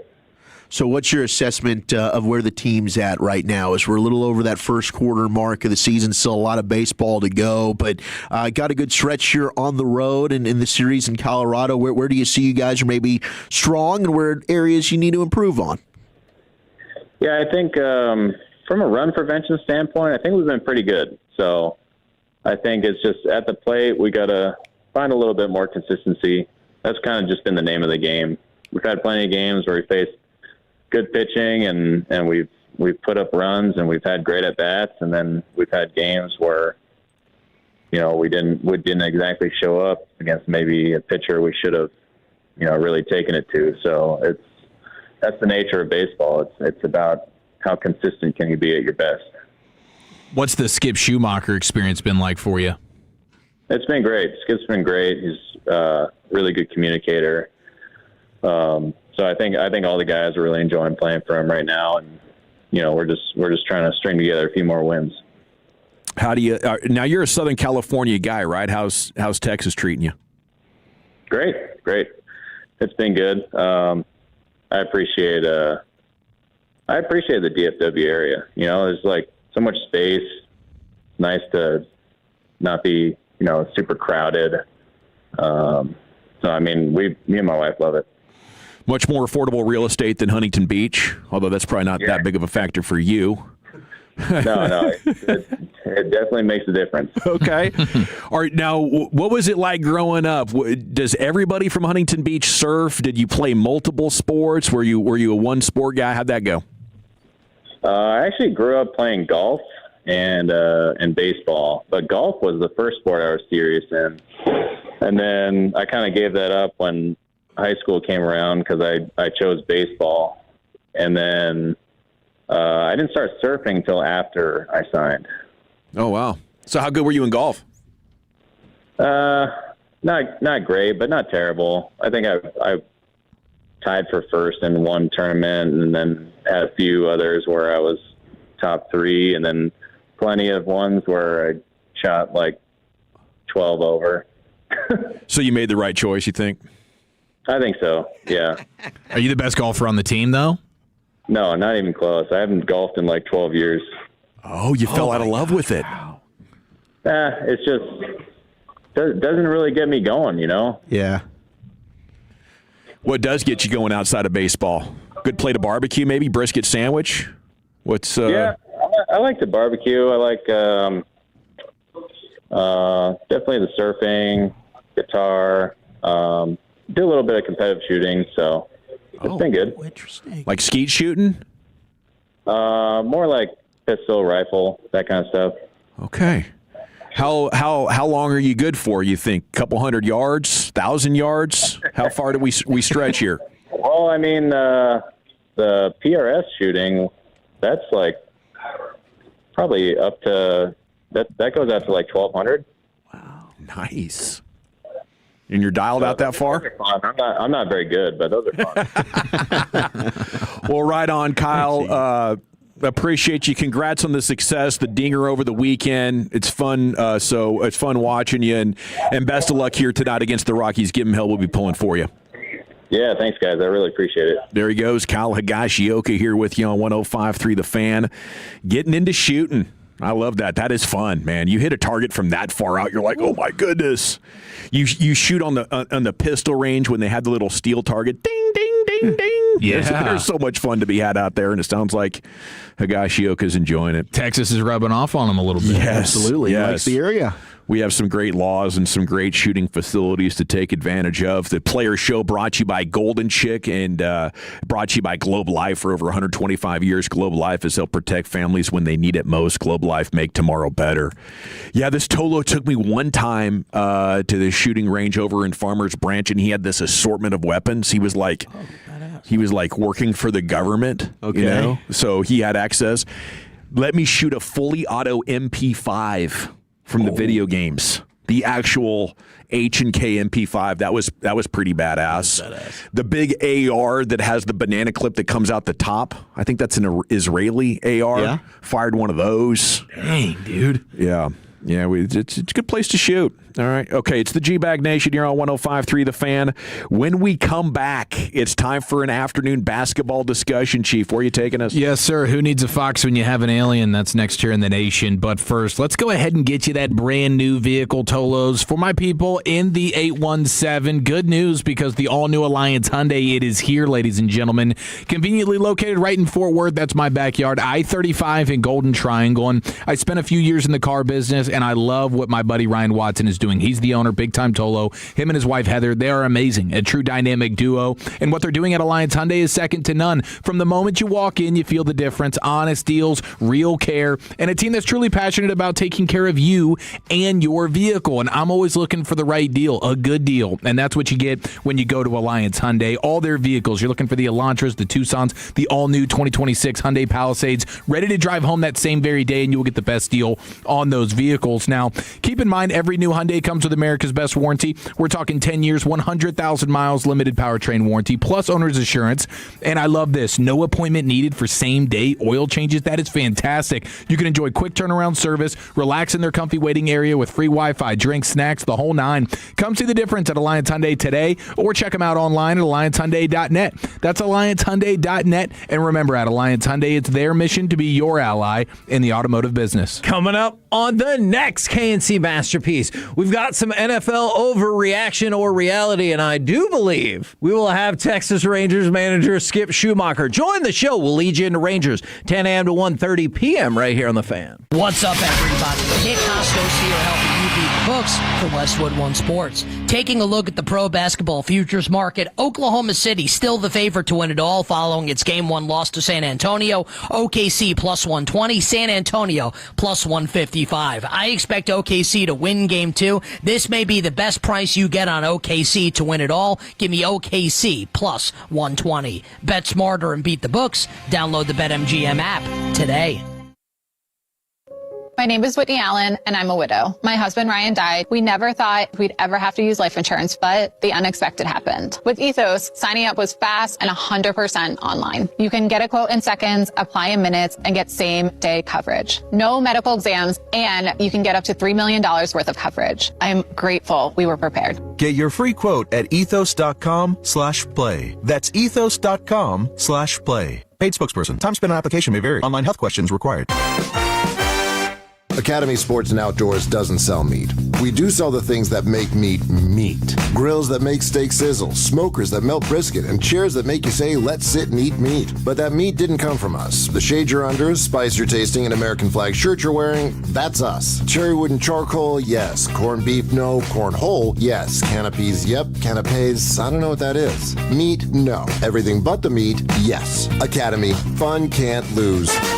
Gavin Dawson here from Men's T Clinic. It is time here in 2026. Mention me with your first appointment. Get a free in-body composition analysis and a free B12 shot. If you're tired of feeling off, low energy, weight gain, lost drive, you are not alone. 1 in 5 men has low testosterone. So what is next? Let's stop the cycle. Do what I did. Call Men's T Clinic, the local experts in testosterone and total male wellness. Real labs, real data, personalized plan. 972-GO-MEN'S-T. mensteclinic.com. Get back to being you with Men's T. Men's T Clinic, 1-800-246-OT. mensteclinic.com. Hey DFW, it's Becca and Michaela from Boomer Jacks. $2 domestic drafts are back. You heard that right. $2 domestic drafts all day, every day. We're open till 2 a.m. serving our full menu late. Get in here for $2 domestic drafts. Find your location at boomerjacks.com. I'm Piera Palazzolo, VP of Digital Marketing for the American Management Association, a company focused on the management training skills needed to enhance the careers of business professionals. We did our research when it came to the best companies for website development and chose AmericanEagle.com. And we couldn't be happier. AmericanEagle.com worked closely with us to understand the front and back end requirements needed to launch an e-commerce website that could handle the complexities of running thousands of seminars nationwide. Our robust new website and improved SEO saw immediate increases in site traffic and web revenue. If you're in need of managerial effectiveness and success, visit our website at amanet.org. If you're in need of a website that provides an unparalleled consumer experience, I highly recommend AmericanEagle.com. Transform your business today.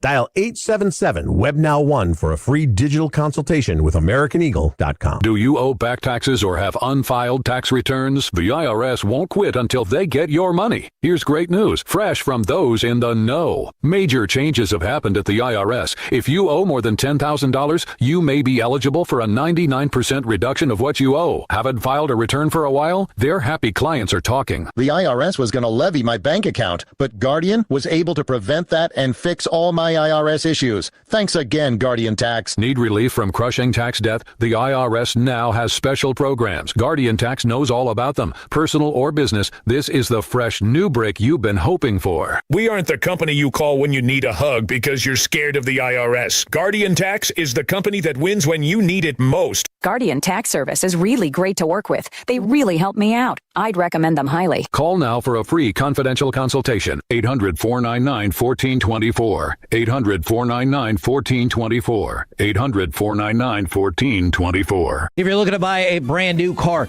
the place to go is Platinum Chevrolet. My family has bought 4 cars from Platinum in the last 6.5 years. It's because of the great people, service, selection, and those low prices. You get them all at Platinum Chevrolet. Get in now and pound your fist on the table for GM Justin Rudd. You got clear upfront pricing. Whatever you see online, that's the price you're going to pay. Shop online and let them deliver your new Chevrolet. Visit PlatinumChevyTexas.com. Drive a little further to save a lot more. Chevrolet, together let's drive. It's been life-changing. It really has. Went up to see QC Kinetics. I could feel the difference the way I got out of bed. I could feel the difference throughout the day. I could feel the difference while I was playing golf. That's local host of 365 Sports, David Smokey, a very active TV and radio sports personality who had to stop running and golfing because of joint pain. I started to notice some aches and pains, an aching, throbbing pain in my right hip. I didn't want to get cut on. I've had MRIs. It showed no structural damage. I've tried the steroid injections, and that just seemed like it kicked the can down the road. It's that endless cycle that leaves you continually fighting joint pain in your hips, knees, shoulders, and back. But this is where it ends with QC Kinetics regenerative treatments. I believe in it because it's worked. It's a free consultation. It doesn't cost you a dime to go visit with the staffs both in Dallas and Houston at QC Kinetics. Just like Smokey, your relief starts with QC Kinetics. Call QC Kinetics 972-972-8610. That's 972-972-8610. 972-972-8610. This is the story of the one.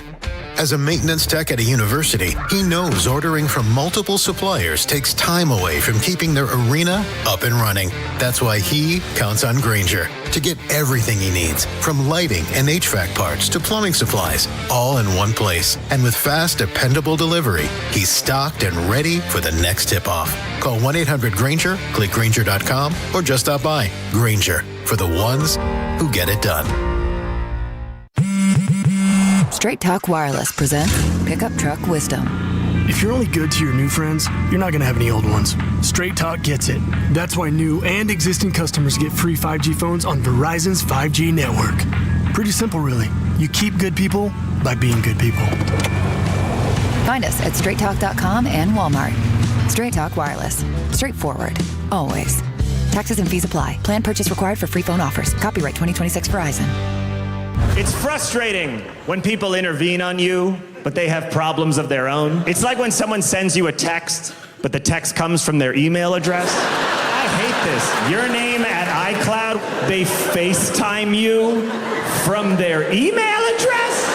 Are you calling on a child's iPad? Emmy-winning comedian John Mulaney announces his new tour, Mr. Whatever, Choctaw Grand Theater, Friday, November 20th. Tickets on sale now at Ticketmaster.com. Hey, Tolos, RJ Choppy here for one of the best dealerships in all of North Texas. Platinum Chrysler Dodge Ram Jeep on the east side of DFW between Highway 80 and I-20. And, of course, it's Stephen Gilchrist's own store. Right now, take advantage of the Declaration of Deals sales event at Platinum Chrysler Dodge Ram Jeep, one of the biggest selections you're going to find anywhere. Brand new Chryslers, Dodge, Rams, and Jeeps. All start the process online. PlatinumCDRJTexas.com. And then you drive a little further to save a lot more at Platinum Chrysler, Dodge, Ram, Jeep. This segment of The Fan is brought to you by Berkey's AC Plumbing and Electrical. Need a new AC system? Call Berkey's to get up to $4,000 off select Lennox HVAC systems with combined discounts. And 0% financing for 12 months with approved credit. Call 877-BERKEYS or visit Berkeys.com. Rangers manager Skip Schumacher with the KNC Masterpiece, Wednesdays at 12:20. Coverage you deserve on your home of the Rangers, 105.3 The Fan. If you're in the market to upgrade your vehicle, get to Classic Chevrolet in Grapevine. Back-to-back #1 Chevy dealership 3 years straight, and they've got more new Chevys than anyone in their all-price sale. Silverados, Tahoes, Blazers, Malibus, Equinox, and more. Visit ClassicChevrolet.com. This is Texas. This is Classic Chevrolet. Together, let's drive, relax, and enjoy the difference. Based on new Chevrolet registrations 2023 through 2025. Thank you very much, Lucius. It is the G-Bag Nation here on 105.3 The Fan. Time now for some basketball discussions with the Chief. Yes, sir. Let's go ahead and cut the lights out. We'll put the kids to bed, and the G-Bag Nation goes all 56 inches around that rim. All right. Rain dance. Rain dance. I gotta join here, man. I've been saving for a special occasion. It's always a special occasion when an alien goes into the house of the reigning champs and rips out their hearts. That's exactly what Wemby and the Spurs did last night. Holy smokes. Historic. That was as fun of a game to watch as I can remember, considering it was two teams that we despise. But I didn't want that game to end. Like, Lucius, you've been soaking in these NBA playoffs. Was that the greatest night of NBA basketball Everything for the season? I expected, for sure. Yes. I might have to say that. Double overtime, game one. It's amazing. Win on the opposite home court. Yeah, absolutely. Yeah. It's everything you needed in the series. It already started. Yeah, and it was just back and forth. Like, you're like, okay, the Spurs got it. Oh no, here come the champs. Like, you're gonna have to rip that ring off their finger, so to speak, when it comes to these Thunder, because it was not their night. I mean, SGA was not totally himself. You did get the Caruso game. Holy crap. Yeah, Caruso was great. Caruso was unbelievable. He was actually pretty good defensively, too. Well, yeah, they're throwing him on Wemby. Yeah. Like, they're just anything like, Chet, you're not going to be good enough for us, even though you're the only one that can somewhat stand toe-to-toe physically with him. He just looked in disbelief when they panned to him late in that fourth quarter. He's like, this sucks. Well, he knows Wemby, for whatever reason, has it out for him. And he wants to block every shot. He wants to put him on a poster at every turn. And Wemby was just, otherworldly. He's unreal. Night. 41 points, efficient from the field, 24 rebounds, and 9 of those were offensive rebounds. Like, that's the other cheat code. Throw it up, fellas. It's okay if you miss. You're going to get another opportunity. Thanks to the extraterrestrial, 3 blocks, and he played the most minutes he's ever played. We were wondering, like, can he really get by? Can the Spurs actually get by with him playing under 30 minutes? There's no way you can versus the Thunder, where here he is, double overtime, and he's the last man standing in terms of, I'm still going to be getting buckets. I don't care how many minutes I've played. He's got fresh legs, and he showed it off. Late in the fourth quarter, huge buckets. Overtime, huge buckets, and double overtime. Calling for the ball. He was the man all throughout. Give it to me. And he's not fouling out like young big men do, notoriously. Yeah, right, That's a great point. Yeah, I mean, he's the youngest player in NBA history with the 40 and 20 in a postseason game. Kareem was the last one to do something like that at that age. And Harper was super impressive last night. Oh, my gosh. Dylan Harper. Those two together for the future is scary. It's very scary. And you talk about the future of the Spurs. I mean, that's the youngest starting lineup in the all-time history of the NBA Conference Finals. Wow. I think it probably sets off a couple, 2-3 MVPs in a row for him. Just because in a moment like this, the entire planet is taking in the idea that this team, and you can say, yes, he's got a better supporting cast than he has, but still, this isn't a good team without him. And with him, it might be good enough to beat the best team that we've seen in a while in the NBA, in these OKC Thunder. So if you can do that, yeah, I think, the only thing that's really going to stop his ascent is the hate that's coming from his dominance. And how competitive this league is going to be. Treat him like Caitlin Clark. When Shaq was at the top of his game and they won 3 in a row, it didn't feel like that would ever stop, and the anger built, like, give us something else. Somebody please stop them. And, I think it's coming. I think he's more competitively driven, though, than Shaq was. Yeah. At least he comes across that way. And in this NBA, where it's harder than ever to build a super team and keep it together, you might be able to just rotate the people around him and maintain a level of dominance. At the level we saw last night. Right, right. If you're able to do 40 and 20 in future playoffs, if that's what this is evolving to, that's unbelievable. Then even the salary cap restraints won't slow them down from having one of the most impressive dynasties in sports history. This could be a Bill Russell with the Celtics type of situation. Yeah. It's terrifying. Yeah, and they're here to stay, at least for the time being, because the average age of their starting lineup is 22 years, 346 days. So 279 days younger than the previous record for the youngest starting lineup in a conference finals, and that was 1977. And it was the Blazers that ended up winning that championship. So they're young, they're high-flying. Wemby's unbelievable. But, yeah, I'm glad you give the flowers to Dylan Harper, because that dude is next level. I mean, he was in the same category of Magic Johnson in terms of being a rookie and being dominant. Crazy. And he had to step up. No De'Aaron Fox, like the pressure was on, and he answered the bell. Yeah. Yeah, he was awesome. Castle was really, really good. I mean, the turnovers are a struggle for Castle, but it's still 11 assists, 17 points. The whole thing was amazing, but the story of the night is, of course, Wemby looking on, seeing SGA win the MVP award. That fueled him. We'll play that sound a little bit later, but I wanted you guys to get a taste of what the local calls sounded like for what was really the biggest shot of the game. And Wemby had a handful of big-time shots late in that fourth quarter, overtime and double overtime, but you get the damn near logo OT 3-bomb. Which is crazy because it's like a carbon copy of the famous Steph Curry double bang against OKC back in 2016. So we all got to kind of remember that. But it's a 3-point game.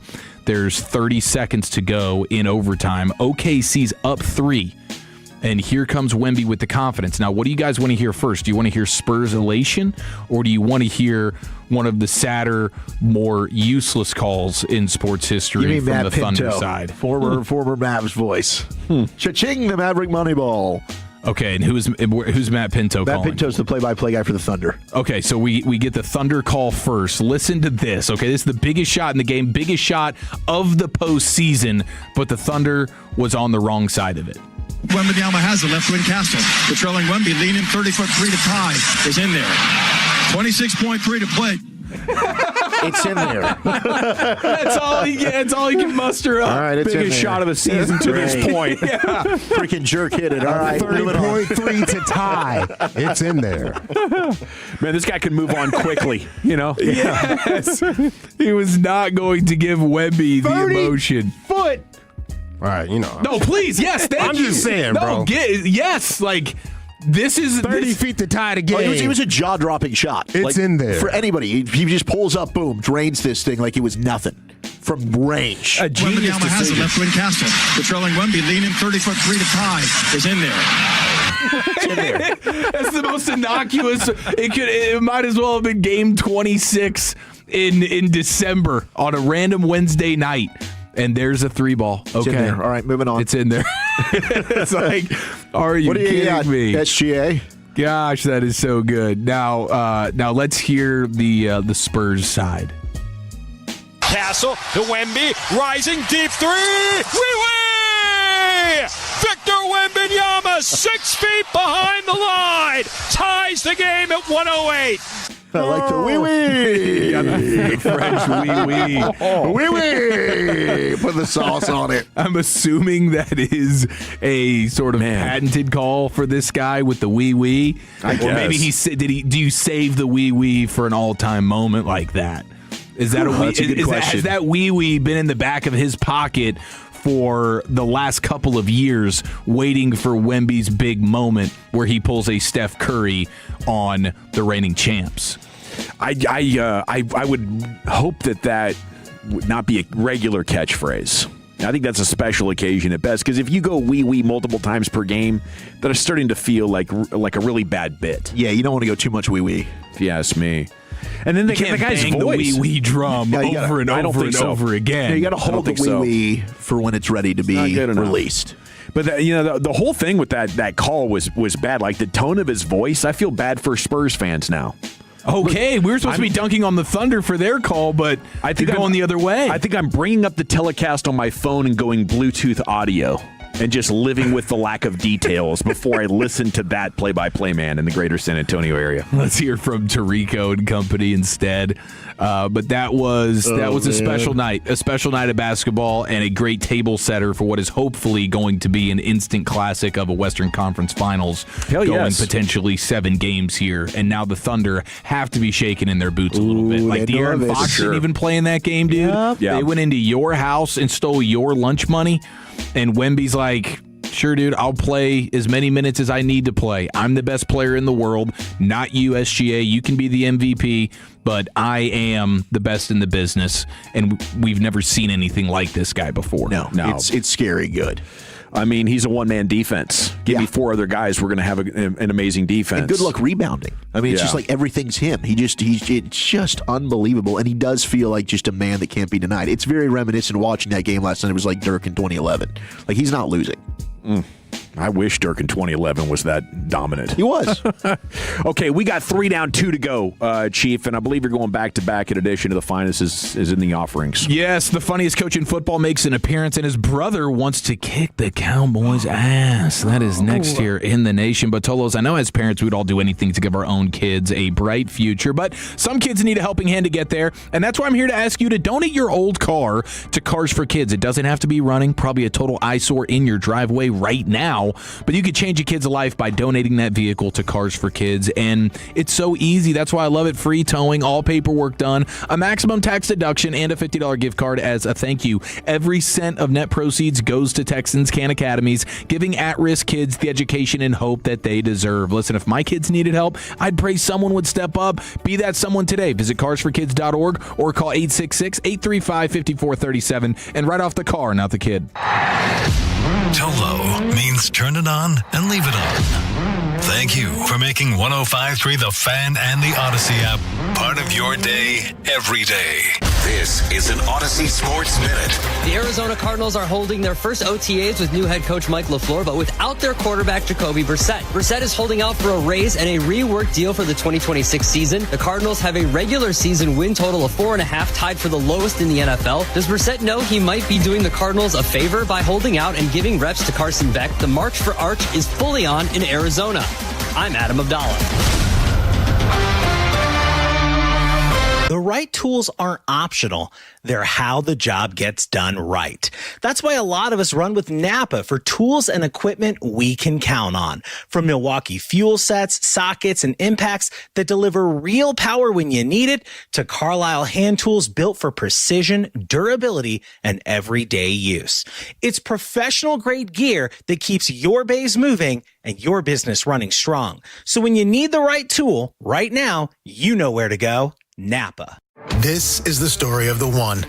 As a maintenance tech at a university, he knows ordering from multiple suppliers takes time away from keeping their arena up and running. That's why he counts on Grainger to get everything he needs, from lighting and HVAC parts to plumbing supplies, all in one place. And with fast, dependable delivery, he's stocked and ready for the next tip-off. Call 1-800-GRAINGER, click Grainger.com, or just stop by. Grainger, for the ones who get it done. Doug. There's nowhere I wouldn't go to help someone customize and save on car insurance with Liberty Mutual, even if it means sitting front row at a comedy show. Hey everyone, check out this guy and his bird. What is this, your first date? Oh, no. We help people customize and save on car insurance with Liberty Mutual together. We're married.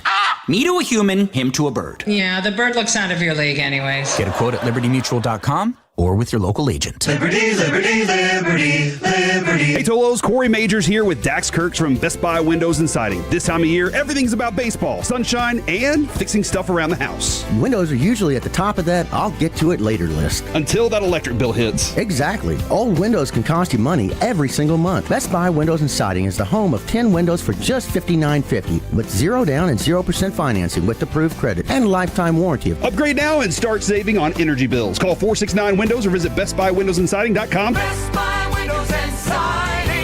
Hey, it's Corey Majors. Tolos, you've heard a lot of talk about the one big, beautiful bill. What does it mean for you and your retirement? Probably a lot. My friend David Dustin, founder of the MoneyWorks Group, will help you navigate the details to create your own big, beautiful retirement. A plan built around your goals and your freedom with guarantees for life. Visit MoneyWorksGroup.com for your free copy of David's book, or call 972-736-7373 and start your big, beautiful retirement today. David Dustin and MoneyWorks Group. Reinvent your tomorrow today. Summer's coming, and your home is about to take a beating. Traditional paint fades, cracks, and breaks down in the brutal Texas sun. Rhino Shield's a thick ceramic coating that won't chip, crack, peel, or fade, backed by our 25-year transferable warranty. Rhino Shield's ceramic-based formula reflects sunlight and retains indoor temperatures, reducing HVAC energy usage. And here's the difference. Instead of a huge upfront cost like paint, Rhino Shield can be financed with a low monthly payment. Right now, get 20% off. Call Rhino Shield or visit rhinoshielddfw.com today. Never paint your house again. Rhino Shield. Hi, it's Eric Giafalo. Looking for a great deal to stay connected? Now for a limited time, new Verizon Mobile and Frontier Fiber customers can get Fiber 500 internet and a line of mobile for just $59.99 a month with autopay for 1 year. Get Fiber 500 internet for $19.99 a month and unlimited welcome for $40 a month plus taxes and fees with a new smartphone line. Visit a Verizon store today to learn more and switch. For new Frontier Fiber internet and Verizon Mobile customers in select areas, mobile and home discount enrollment required. Additional terms apply. In times of congestion, unlimited 5G and 4G LTE may be temporarily slower than other traffic. Domestic data roaming at 2G speeds.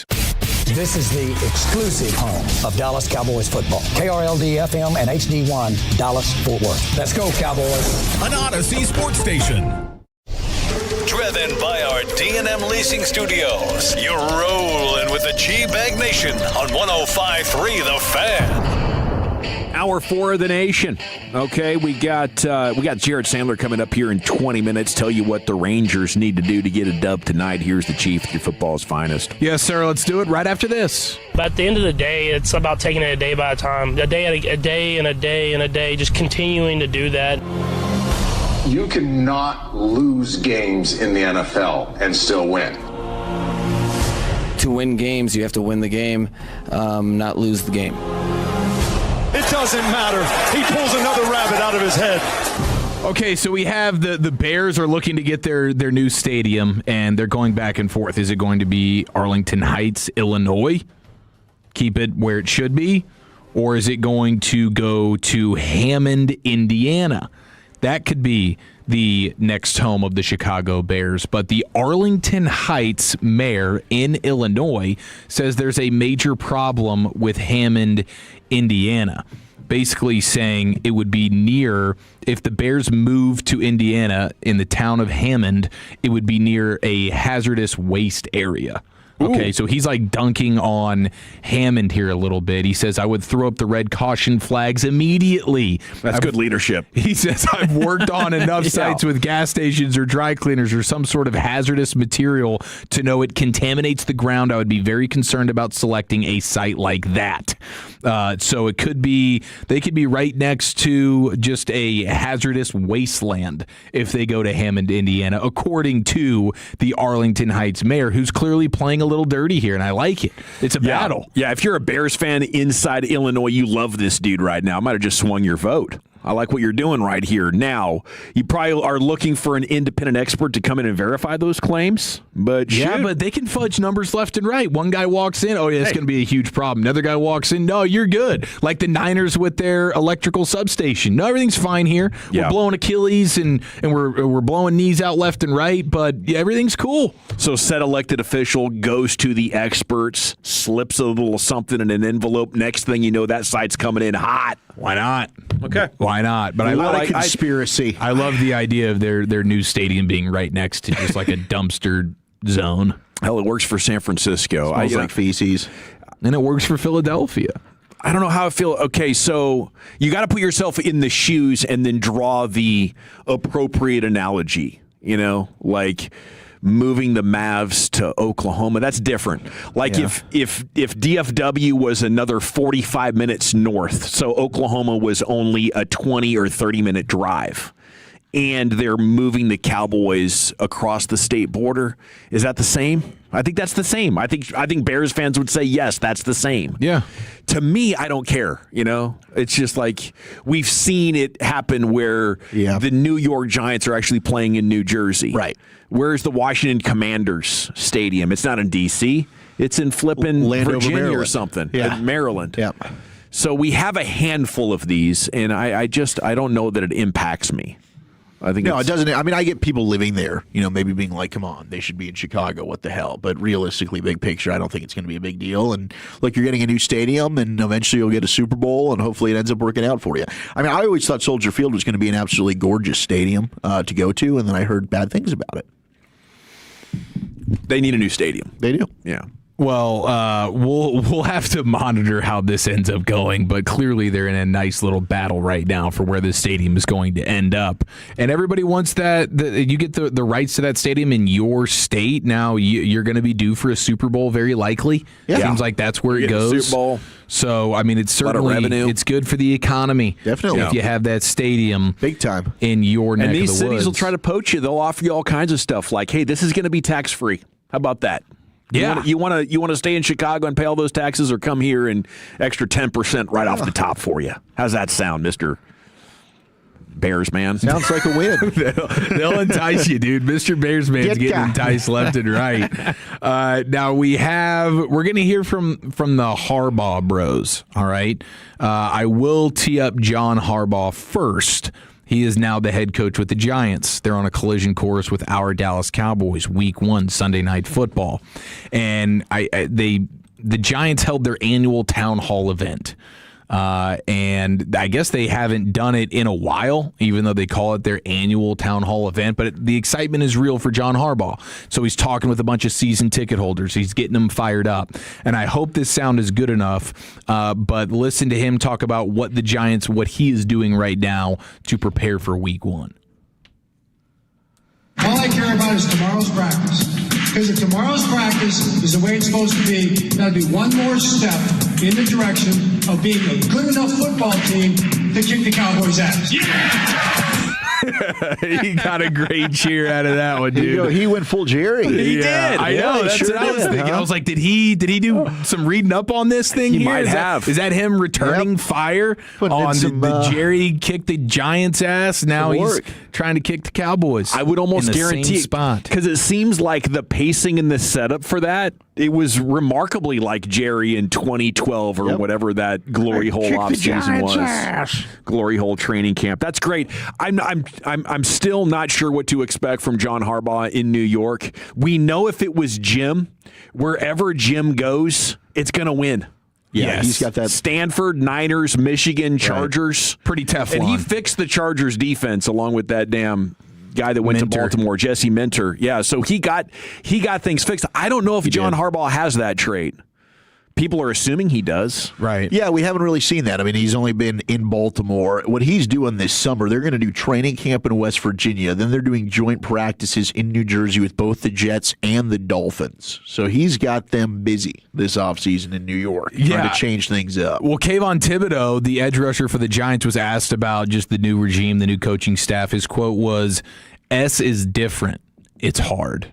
Yeah. So for maybe the first time in Kayvon Thibodeau's professional career, it is not easy to be a professional football player. You know, and that's what an old school guy like John Harbaugh will come in and do. He's got to kick them in the tail a little bit and get them going. So we'll see how it pays off for him. Cam Scattaboo, who's off the injury, saying that he's a little ways out, but he's confirming, maybe optimistically, that he will be ready for week 1. Yeah, and he's guaranteeing a championship. He's doing that? He said, everywhere I've been, we've won a championship in year 2. What kind of championship did he win at Arizona State? That's what I thought. Conference championship? Maybe that's not the point, though, Wolchuk. No. Maybe he won a fantasy championship that year.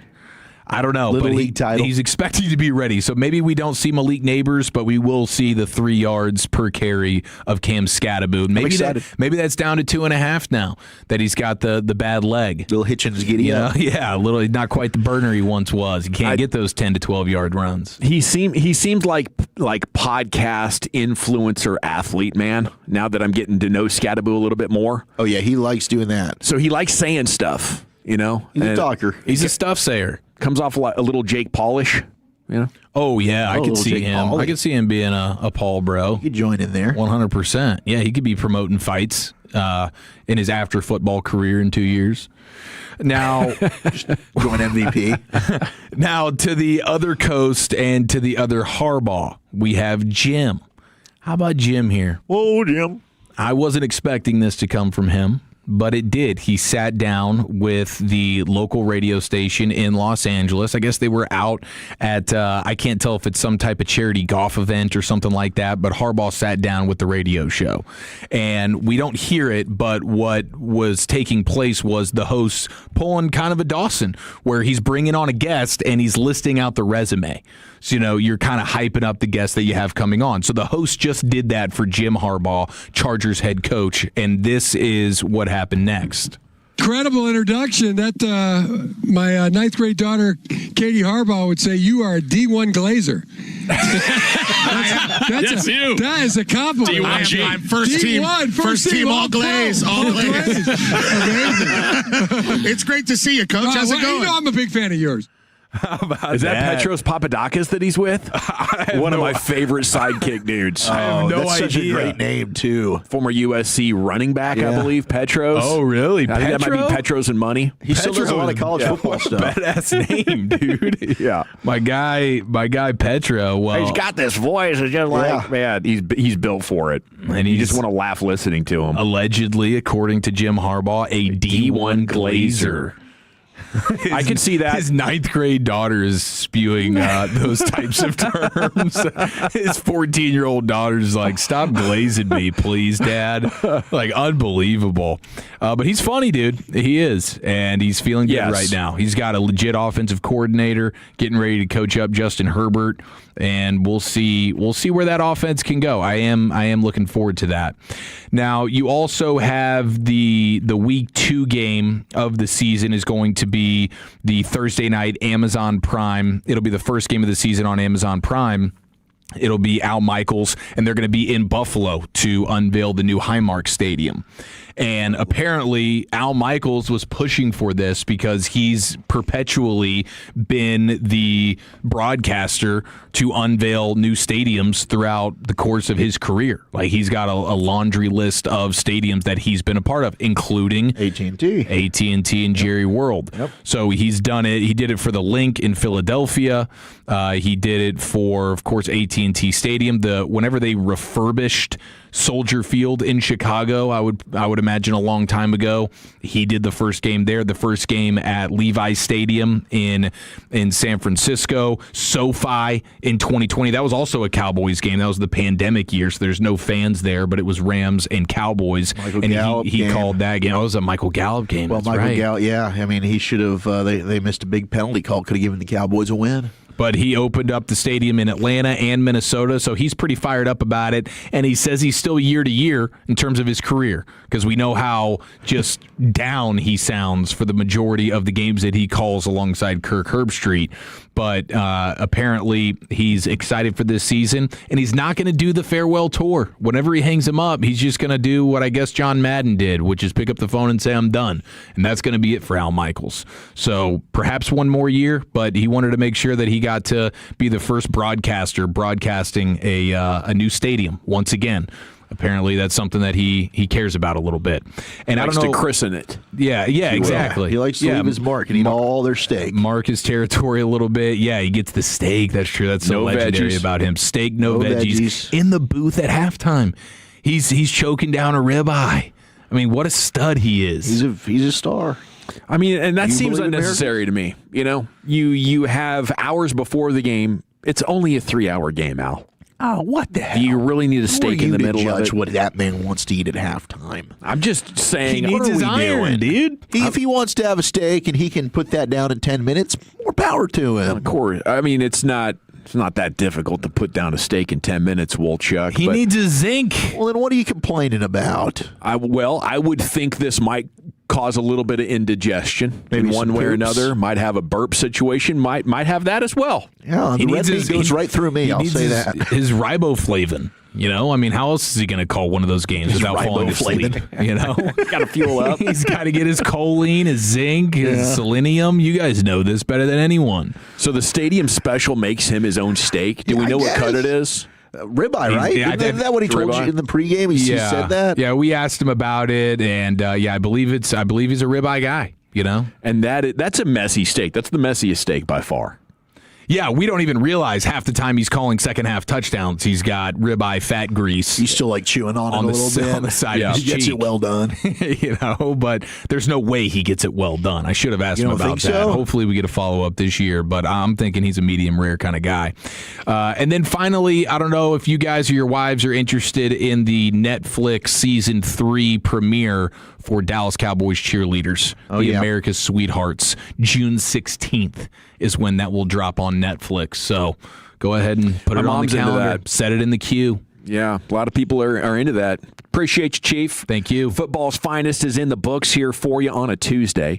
G-Bag of the Day in L.A. Live coming up here at the bottom of the hour. But up next, Jared Sandler will join you and talk to us about what's pertinent for these Rangers as they try to even up this series against the Rockies next on The Fan. All right, it is a Tolo Truck Tuesday with East Dallas Diesel. Make sure you're going to that website, eastdallasdiesel.com, checking out all the new inventory they're putting out every day right now. Not only do they have the amazing trucks, but they've also got the motor cars for you. And I'm looking at a 2023 Porsche 911 Carrera Python. This thing is green. It's a rare color. It's got a huge option list as well. It's absolutely stunning. It's gorgeous. It's one of many amazing motor cars they've got there. Right now, you can also follow them on Instagram and on Facebook at East Dallas Diesel. And the beautiful thing is, Tony Alberti, who is the owner there, working there with his dad, Fernando, the GM. That's been one of his best friends since high school. I mean, it's really a family-run operation, and they're giving you the best customer service in the car game. But they're all about customization, and Tony is hand-picking every single vehicle that you're seeing on that lot. He's putting it through inspection. You know you're getting the absolute best. And if you're looking at something and you say, I'd like to add this, I'd like to take that away, that's fine. They can go ahead and customize it for you because custom is the standard there at East East Dallas Diesel, so don't settle. Call East Dallas Diesel, ask for Tony. He and the team are going to help you source, build, or customize exactly what you want. They're unmatched when it comes to delivering one-of-a-kind vehicles. So check it out, eastdallasdiesel.com, or stop by that showroom. Tell them Old Chuck sent you. East Dallas Diesel, where custom comes standard. Summer is coming. Are you ready to look and feel your best? If you're dealing with low energy, weight gain, muscle loss, or low sex drive, your hormones may be holding you back. BioT certified providers help treat men and women for low testosterone, low energy, muscle loss, and low sex drive. Visit myhormonelevels.com to see if you qualify for a reduced cost program, or call 817-518-4580. That's myhormonelevels.com, or call 817-518-4580. Polo Schiaffalo here to remind you, if you're buying or selling a home, one thing can stop a deal real fast: the roof. I'm Josh Fining with Greystone Roofing. Realtors trust us because a bad inspection can delay a closing or kill the deal completely. We offer no-cost roof inspections and honest, fast assessments. Before you list or buy, know where you stand. Greystone Roofing, the choice of real estate professionals across North Texas. Visit greystone-roofing.com. Licensed, local, and family owned. The best roofs come from Greystone. Sean and RJ here, and we can't wait to see you this Friday morning at Just Love Coffee. We'll be at their Arlington location, 1300 South Bowen Road. Delicious coffee, scratch-made breakfast, and grab a Sean and RJ bag of coffee benefiting the Sandlot charity. This Friday morning, we'll see you at Just Love Coffee in Arlington with the Fan. Whoa, okay. This one says you get a free phone if you switch. Hey, this one also says you get a free phone if you switch. Yeah, they all do, hon. Huh. The T-Mobile one says their customers had the lowest wireless bills versus the other big guys over the past 5 years. And their latest experience plans have Netflix included, plus a year of Dash Pass by DoorDash. Hang on, let me see that. Oh, yeah, we're switching. That's what I'm talking about. Do we clap now, or... At T-Mobile, get savings that keep stacking up. That's value you can feel every day. And right now, bring your phone to T-Mobile and we'll give you $400 when you switch. Savings based on Harris X billing snapshots from Q3 2021 to Q4 2025 compared to average AT&T and Verizon bills. Comparison excludes discounts, credits, and optional charges. $400 with new account on qualifying line. Unlock device credit ported 90-plus days with device and carrier. Entirely redemption required. Virtual MasterCard typically takes 14 weeks. No cash access and expires in 6 months. Card issued by Sunrise Banks, N.A. Member FDIC. Visit T-Mobile.com. Schiaffalo here, Tolos, and I'm so fired up because CertaPro Painters just came into my home and gave me that brand new paint job, and I could not be happier. You can schedule your free estimate online at CertaPro.com. That's Certa with a C, and you can trust them to get the job done right. I know firsthand they take pride in what they do, and the process is worry-free. Free estimates, reliable communication, and professional painting, all at the right price, and that's what I'm about. So schedule your free estimate online at CertaPro.com. That's Certa with a C, CertaPro.com. Each CertaPro Painters business is independently owned and operated. Finding great candidates to hire can be like, well, trying to find a needle in a haystack, but not with ZipRecruiter. Its powerful technology actively finds and invites qualified candidates to apply to your job. So while other companies might deliver a lot of hay, ZipRecruiter finds you the needle in the haystack. See why 4 out of 5 employers who post a job on ZipRecruiter get a quality candidate within the first day. Try ZipRecruiter for free at ZipRecruiter.com/team. That's ZipRecruiter.com/team. ZipRecruiter. I love days like these at the pool, but my moderate to severe plaque psoriasis can sometimes take me out of the moment. I'm ready to make a splash with clearer skin thanks to Skyrizi, risankizumab Riza. Skyrizi is a prescription-only injection for adults who are candidates for systemic or phototherapy. At 4 months, most people saw 90% clearer skin when measured from head to toe, and many were even 100% plaque-free. People also saw significant improvement in psoriasis symptoms of pain, redness, itching, and burning. Don't use if allergic to Skyrizi. Serious allergic reactions, increased infections, or lower ability to fight them may occur. Before treatment, get checked for infections and tuberculosis. Tell your doctor about any flu-like symptoms or vaccines. Now there's nothing on my skin thanks to Skyrizi, and that means everything. Ask your doctor about Skyrizi, the #1 dermatologist-prescribed biologic in psoriasis. Visit Skyrizi.com or call 1-866-SKYRIZI to learn more.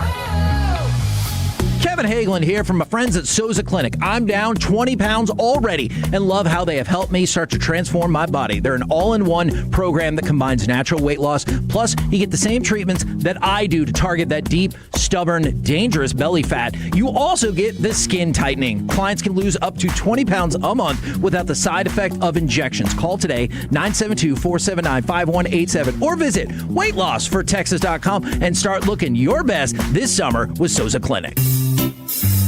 Wait!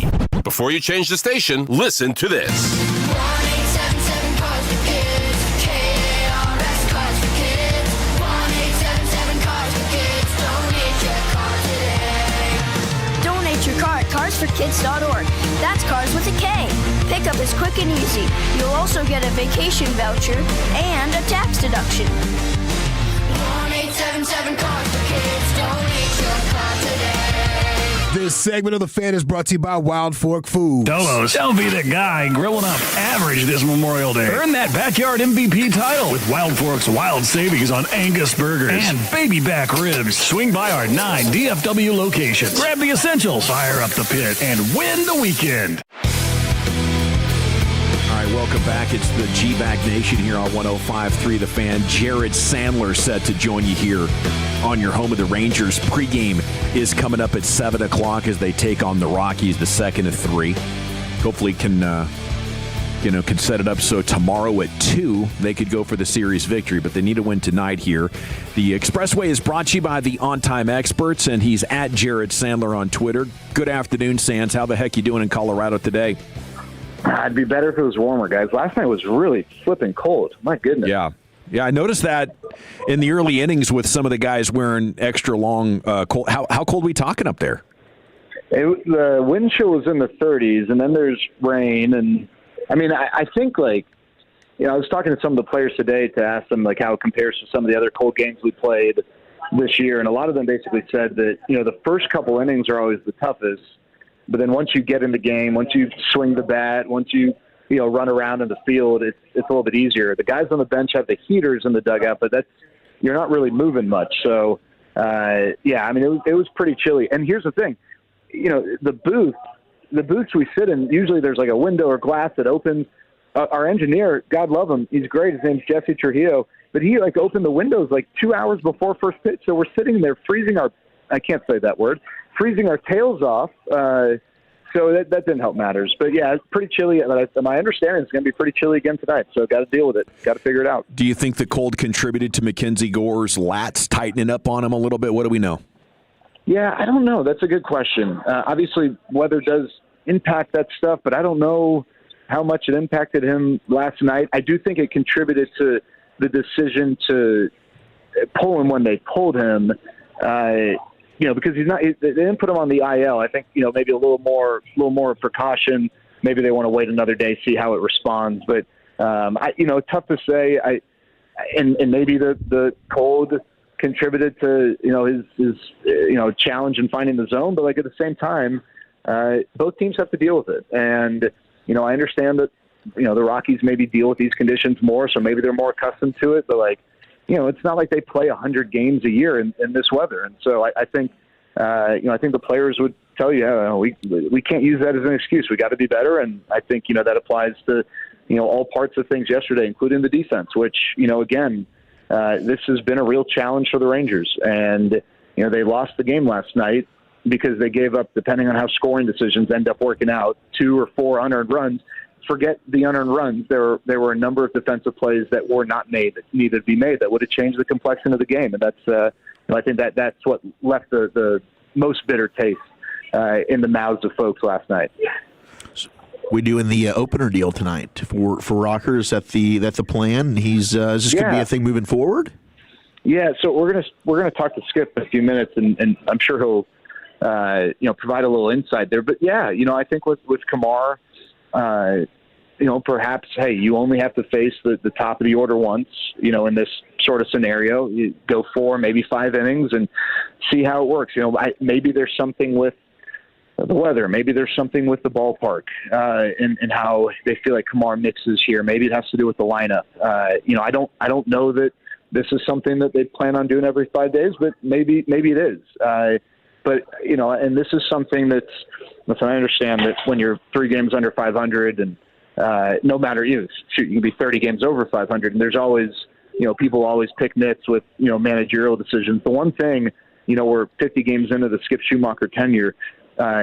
One of the most consistent complaints I hear from people about just managers in general is that they keep doing the same thing. But I just don't think you can issue that complaint, about Skip Schumacher. He's not afraid to mix up the lineup. He's not afraid to move guys around, not afraid to try things in the bullpen, be unconventional. And, with your 3rd overall draft pick from a few years ago, not afraid to say, hey, dude, we're going to stick an opener in front of you and see if that puts the team in a better position to succeed. How collaborative is that? Is that mostly Skip? Is that CY and Skip sitting down before each game? Do you know kind of their process of that? Yeah, I mean, I do think there's definitely collaboration. I think, Skip obviously has the final call. I'm sure he works closely with the pitching department. So that's Jordan Teagues and, all the folks, from the R&D side, perhaps even, the analysts, who put together the scouting reports and get a real sense of, where the strengths and weaknesses might be. I'm sure CY, on the pitching side, is free to share his opinion. He's not here in Colorado, but obviously there's, direct line of communication consistently on a daily basis. I don't think the decision gets made without him. But, I don't think he's the one pushing the buttons there. I think, that's ultimately Skip's call. But, I think any manager would be mistaken not to collaborate with, the pitching guys for a decision like this, or the hitting guys if it's a decision that involves the lineup. Any more buzz on Cory Seager's back? No, I think no news, good news. I as far as I know, nothing's changed. The hope and plan is that he's back on Monday, when he's eligible, and that begins the Astros series. I know with White Langford, he's continuing to do, like yesterday he did, or 2 days ago did a forearm strength test. I think that went well. I think he did a little more work today. So, he's inching closer to a return, although I don't think we're, looking at the same timeline as Cory's potential return. But I think the hope is that Cory will be back on Monday. Jared Sandler, Texas Rangers, thank you so much for your time. Pregame coming up at 7 o'clock here on The Fan. Jared, have fun up there. Stay warm. And I suppose we'll catch up with you tomorrow after the day game. Sounds good, fellas. Talk to you later. There he goes, Jared. Thank you so much for your time. Okay, among your top stories in the world of sports this afternoon, Rashee Rice violated probation. He has been ordered to jail. Arsenal won their first Premier League title in 22 years. Wow. We were watching them on TV, and it's been a long time. They've had some really good teams, but just other teams have been better between United, City, Chelsea, a Leicester City season. But they are back on top, and a well-earned trophy for them. All right, let's go to the Pimp Cup, where Lucius Alexander has your G-Bag of the day. Yeah, man. G-Bag of the day. We do it every weekday on the Fan 5:30. My name is LA. How you doing? Awesome. I'm doing okay, bro. I just found out I got one more rogue pack in here in my robes. Oh, no. I thought I had more. Oh, I know that feeling. Oh, I got one more. Yeah. Oh, I got you covered if you need a backup. Okay, I appreciate it. What kind of flavor is it? Coffee. It's incredible. Okay, I've never tried that. I'll give it a shot. I'll give it a shot. But you're doing like the 10 millis, aren't you? These are 6. Those are 6. But I do 2 at a time sometimes. My goodness. doubling up. And that doesn't make you woozy? No. Wow. It's pretty incredible. It just matters when I do it, though. Yeah. The rogue packs. They got us. No, they did. They got me. So addicted. They circle back around. There's got to be some other way we could try to get this in their system. So he's not smoking the Black & Milds anymore. How can we get him? This is going for day 4 right here. Day 4 of this piece of audio. It's about Mr. Broadus, and I don't think Mr. Broadus has heard it. It's about him interrupting. It comes from the evil mind of Bobby Belt. We got Prime Broadus right here interrupting the president, Franklin D. Roosevelt, during his historic speech to Congress. It was a declaration of war, and Broadus is just talking all the way through it. December 7th, 1941. Who did it? A date which will live. Was that Germany or was that Japan? The United States of America was suddenly and deliberately attacked. Watch, he's going to say Germany, I by bet. naval and air forces of the Empire of Japan. That was my next guess. The United States was at peace with that nation, and at the solicitation of Japan, was still in conversation. Does he speak Japanese? Government. I didn't know that. Its emperor. Has he always known Japanese, or is that like you think? Peace in the Pacific. Like once he lost use of his legs, did like make his brain stronger? On the Hawaiian Hey, speaking of Germany, why does he wear that mustache, the Hitler guy? It's just a dumb mustache, right? Like, why does anybody take them seriously?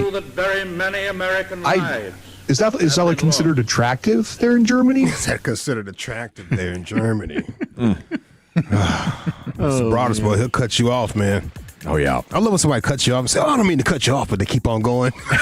Sorry, didn't mean to cut you off. Sorry, but they 14th time today. I'm going to keep on rolling. Oh, sorry about that, Dawson. Sorry about that, but what I was saying was, okay. Oh, you think you got a good story? Just wait till you get to mine. I like how President Trump cuts off people. With the excuse me.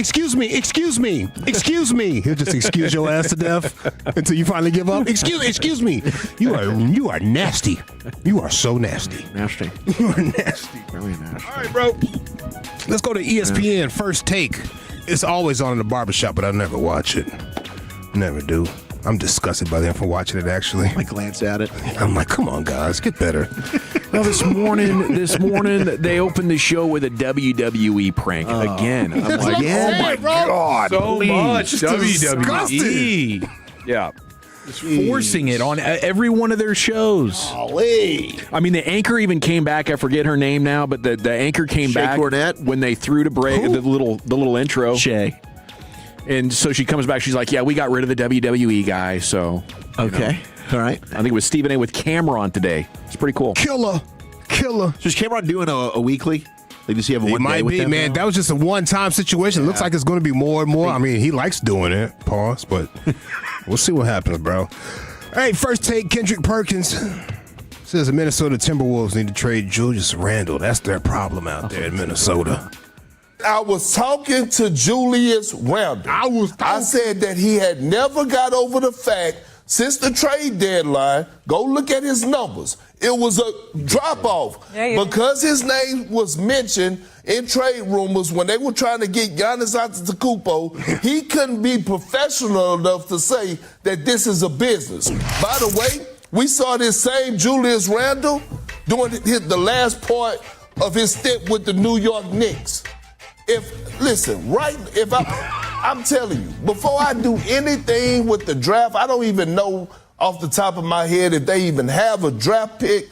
I would trade Julius Randle. I don't give a damn if it's for some fried catfish and a pot of gumbo. I would get him out of my locker room. Fried catfish and a pot of gumbo. That's disrespectful, bro. That is. Disrespectful. Too early for that. Kendrick. He is hot taking his ass off, isn't he? Yeah. He's saying a lot of things, but I think he actually believes it. Shoot, I don't know. He's selling it well enough for you? No, I think it's stupid, but that's why I think he believes it. I mean, the Wolves have tried multiple different things now. Yeah. You know, we brought in Gobert, we got rid of Towns, we just don't have enough. You know? We need more good players, not less. I gotta have like a side of gumbo every time I hit up Papa Do's. Oh my gosh. Yeah, their gumbo's delicious. It's a must. It is. It's delicious. Dude, their gator bites or whatever are so good too. Yeah. That pasta, the little pasta thing, seafood pasta. It really is amazing, dude. It's a little pricey, but gosh, it's a little pricey. Yeah, it is good. It's good. It is good. It's good. Swamp Waters. San Francisco Giants third baseman Matt Chapman. They were talking to him about like the best time a fan ever trolled him. Okay. And this might not be one because you can't really hear the troll. You hear one good troll, you might not be able to hear the other one, but he still tells a story. This stuck with him. Do you have a chirp that you've heard from a fan that was like so weird, funny, crazy that you've just never forgotten it? We were playing on the road not too long ago, and some fan told me I was going to strike out and then called every single pitch that was coming from behind home plate, and he was right, and I struck out.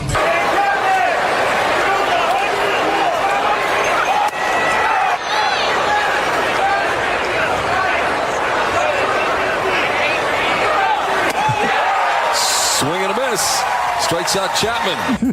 That's amazing. You can't hear the troll, but he named it all. Gonna be a slaughter, Chapman. Watch out, buddy. What could you do, man? It's a curve. Have you seen it before, Chap? That is the worst. Like, he's telling you what's coming. Yeah, you he still did. can't hit it. He did, bro. How did he know? Wow. Yeah, how did he know? How did he know? Let's see what else. The weather's looking a little crazy out there. Very much so. I got something for you. You got family members that will call you after like the weather, especially weather down here. It goes national. Hey, checking in on you guys. You know, get some tornadoes or something. Yeah. You okay cool. down there? Yeah, it's rolling blackouts. You guys good? Yep. Yeah. Well, there was some crazy weather in Austin. We have a grandmother. She called and left a voicemail for her grandson. Luke, hey, sweetie, this is Nana. I hope your phone's working okay. I can't get hold of your mom, but we just watched the weather, and it looked like Austin got hit really bad. Well, call me if you can. My number is 512. Uh-oh. I forgot my phone number. Oh, no. I forgot my phone number. Yep. Gosh dang it. Gosh dang it. I am calling Luke. I can't get anybody. Crap. Let me hang up. Let me write it down, and I'll call you back. 100%. Oh, my gosh. I'm so scared of getting old, bro. The goal is to get old. Oh, yes. Man. But I'm already forgetting things. Really bad. Call me if you can. My number is 512. Oh, crap. Right. I forgot my phone number. I love it, man. They leave their phone number you can't just hit the call back. Yeah, we know your number. It says it right here on my phone. Thank you, Grandma. I don't know what's the bigger sign of memory loss, either the thought that you think we don't know your number, Nana, or that you forgot it, you know? Neither one of those is good. None is good. Yeah. Neither one of those is good. Oh, man. I'm going to do this one. We got a woman in an electronics store. I think she's getting some repairs done. I'm only playing this because I love her accent. It's so New York. Reminds me of my mom's side of the family. She gets mad at one of the workers and just listen to her. That accent. Fix that box. My son will come in here. Fix that box. My son will come in here. And you know what? All right, here's your. Is this the way you talk to people? Wait. Let me make a call to my son, and you don't want that because he's government. Have a good day, man. That's all. He's got an attitude. How's that an attitude? Yeah, you do have an attitude with me. Have a good one, beautiful. You. Okay. Come around here. Come around here. Come outside. Come outside. Don't say that, Mama. Excuse me? That's not nice. That is not nice. Okay, I understand, but you both. Okay, he started with me. I did not start with him. All I said was my box is damaged and he stuck his nose where it didn't belong. Top line, bottom line. Who does he think he is? Some kind of cutesy? He's so cutesy. Thank you. When he meets my son, cutesy. My son is government. Son is government. F you, come outside. Grandma wants to fight. Come on outside. My son's on his way. He's going to give you a knuckle sandwich, punk. Get ready for it. Get over here, cutesy. Cutesy, My son. solid cutesy, huh? 6'3", 210. He's going to clean your clock, buddy. What am I? Oh, good. Okay, we ready to vote? What do you say? Yeah. Okay, we got AI Broadus looking for 4 right here, interrupting FDR, declaring war. Kendrick Perkins, T-Wolves need to trade Julius Randle. What happened to Julius Randle? He is a paint scorer. They played the Spurs. It's going to get you. Yeah. It's going to get everybody. Baseball player Chapman recaps his heckler experience. Grandma forgets her phone number, or a woman mad at workers in New York. That's my vote, Chief. How about you? I'll go with the voicemail from Granny. Lucius? Oh, man. Now I got my own self confused in here. Ooh. Listen, I knew I wanted to go, but now if I played it and I seen the reactions. Well, then just go with it. Don't resist it. Just go. Thank you. I'm going with the woman in the electronics store. Thank you, bro. Thank you, dog. Give me grandma. Let's go. We're tied at 2 for the second day in a row. It's time to jump onto our Twitter account. Our show Twitter account is at GBagNation on Twitter or X, whatever you call it, whatever you prefer. We're there at GBagNation. We're going to create an instant poll right here. It's going to be up for 12 minutes, so we want you to go to at GBagNation. You can follow us all when you get there. Our handles are in the bio, and towards the end of LA Live, we'll announce the champ. And speaking of LA Live, here's Lucius. Just go with it. Go with your gut. Just do it, baby. Yeah. It's a Toxic Tuesday edition of LA Live right after the great Rick James, baby. Well, all right, you squares, it's time you smoke. Fire up this funk and let's have a toke. It'll make you dance some of everything. Everybody get high, I guess. There's going to be a lot of men that get mad at me for this post, but I know you're not an alpha. You got too many friends. Alphas don't run in packs. Alphas don't click up. Alphas don't run in packs. You have to understand, in order for you to be an alpha, that means that you have to be comfortable standing on your own. You have to be comfortable doing things that may not be validated by other men or other people. You are too friendly to be alpha. You have too many friends to be alpha. Alphas don't run in packs. They're not clicked up because they're individual thinkers. They don't do what you think they should do. They do what the F they want to do. You're not an alpha? Look at you. You got 50 friends. You're not an alpha. You're weak. Nobody liked Michael Jordan for a reason. Because he was an alpha. He let you know from the rip, I'm not here to like you. I'm here to be the greatest in the world. And if you're not moving with that type of energy, go ahead and get you some help. Go ahead and join some other men and click up and have a bromance. Bitch, you know.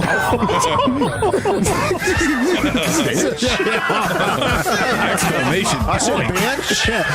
This is LA Live for Tuesday, May 19th, 2026. It is a Toxic Tuesday, if you cannot tell, edition of LA Live. Is that guy right there reaching or preaching when it comes to being an alpha?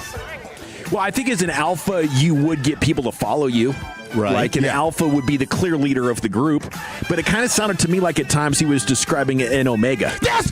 Okay. You took it from me, boy. All right. Good job. Alpha? All right. Good The omega. job. Thank you. Good job, Mitch. Boy, you in your bag today right now. I was recently researching this when I realized I wasn't an alpha. I was like, what am I? I'm an omega. Yeah. I'm hoping I'm an omega. Yep. Listen, he was like almost there. I get what he's saying, but no, brother, that's not like totally an alpha. People are flocking to you. Yeah. You know, like Nico before he was the GM of the Mavs. Oh. I think he became an omega. Hey, Toxic Tuesday edition of LA Live. Welcome in, folks. Shout out to the first time, last time, and long time listeners of this here station. When I say long time, every Tuesday I get a message that tells me, LA, this will be my last time.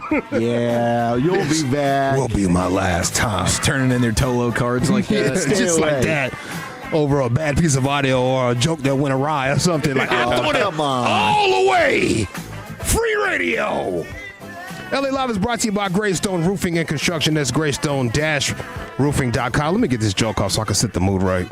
Like, I was that kid every baseball season that had a black eye, you know, because they'd always put me in the outfield. Kid would come up to bat. He'd hit a fly ball. It would come right at me. I'd miss it. And then my dad would punch me. My dad would punch me. God. Tough, man. I know my mom was bad at baseball 2 times. Yeah? Yeah. Your mama was bad at ducking. Yeah. Boy, toxic. It's toxic, bro. It's toxic. It's toxic. There's hella drama going on in women's boxing.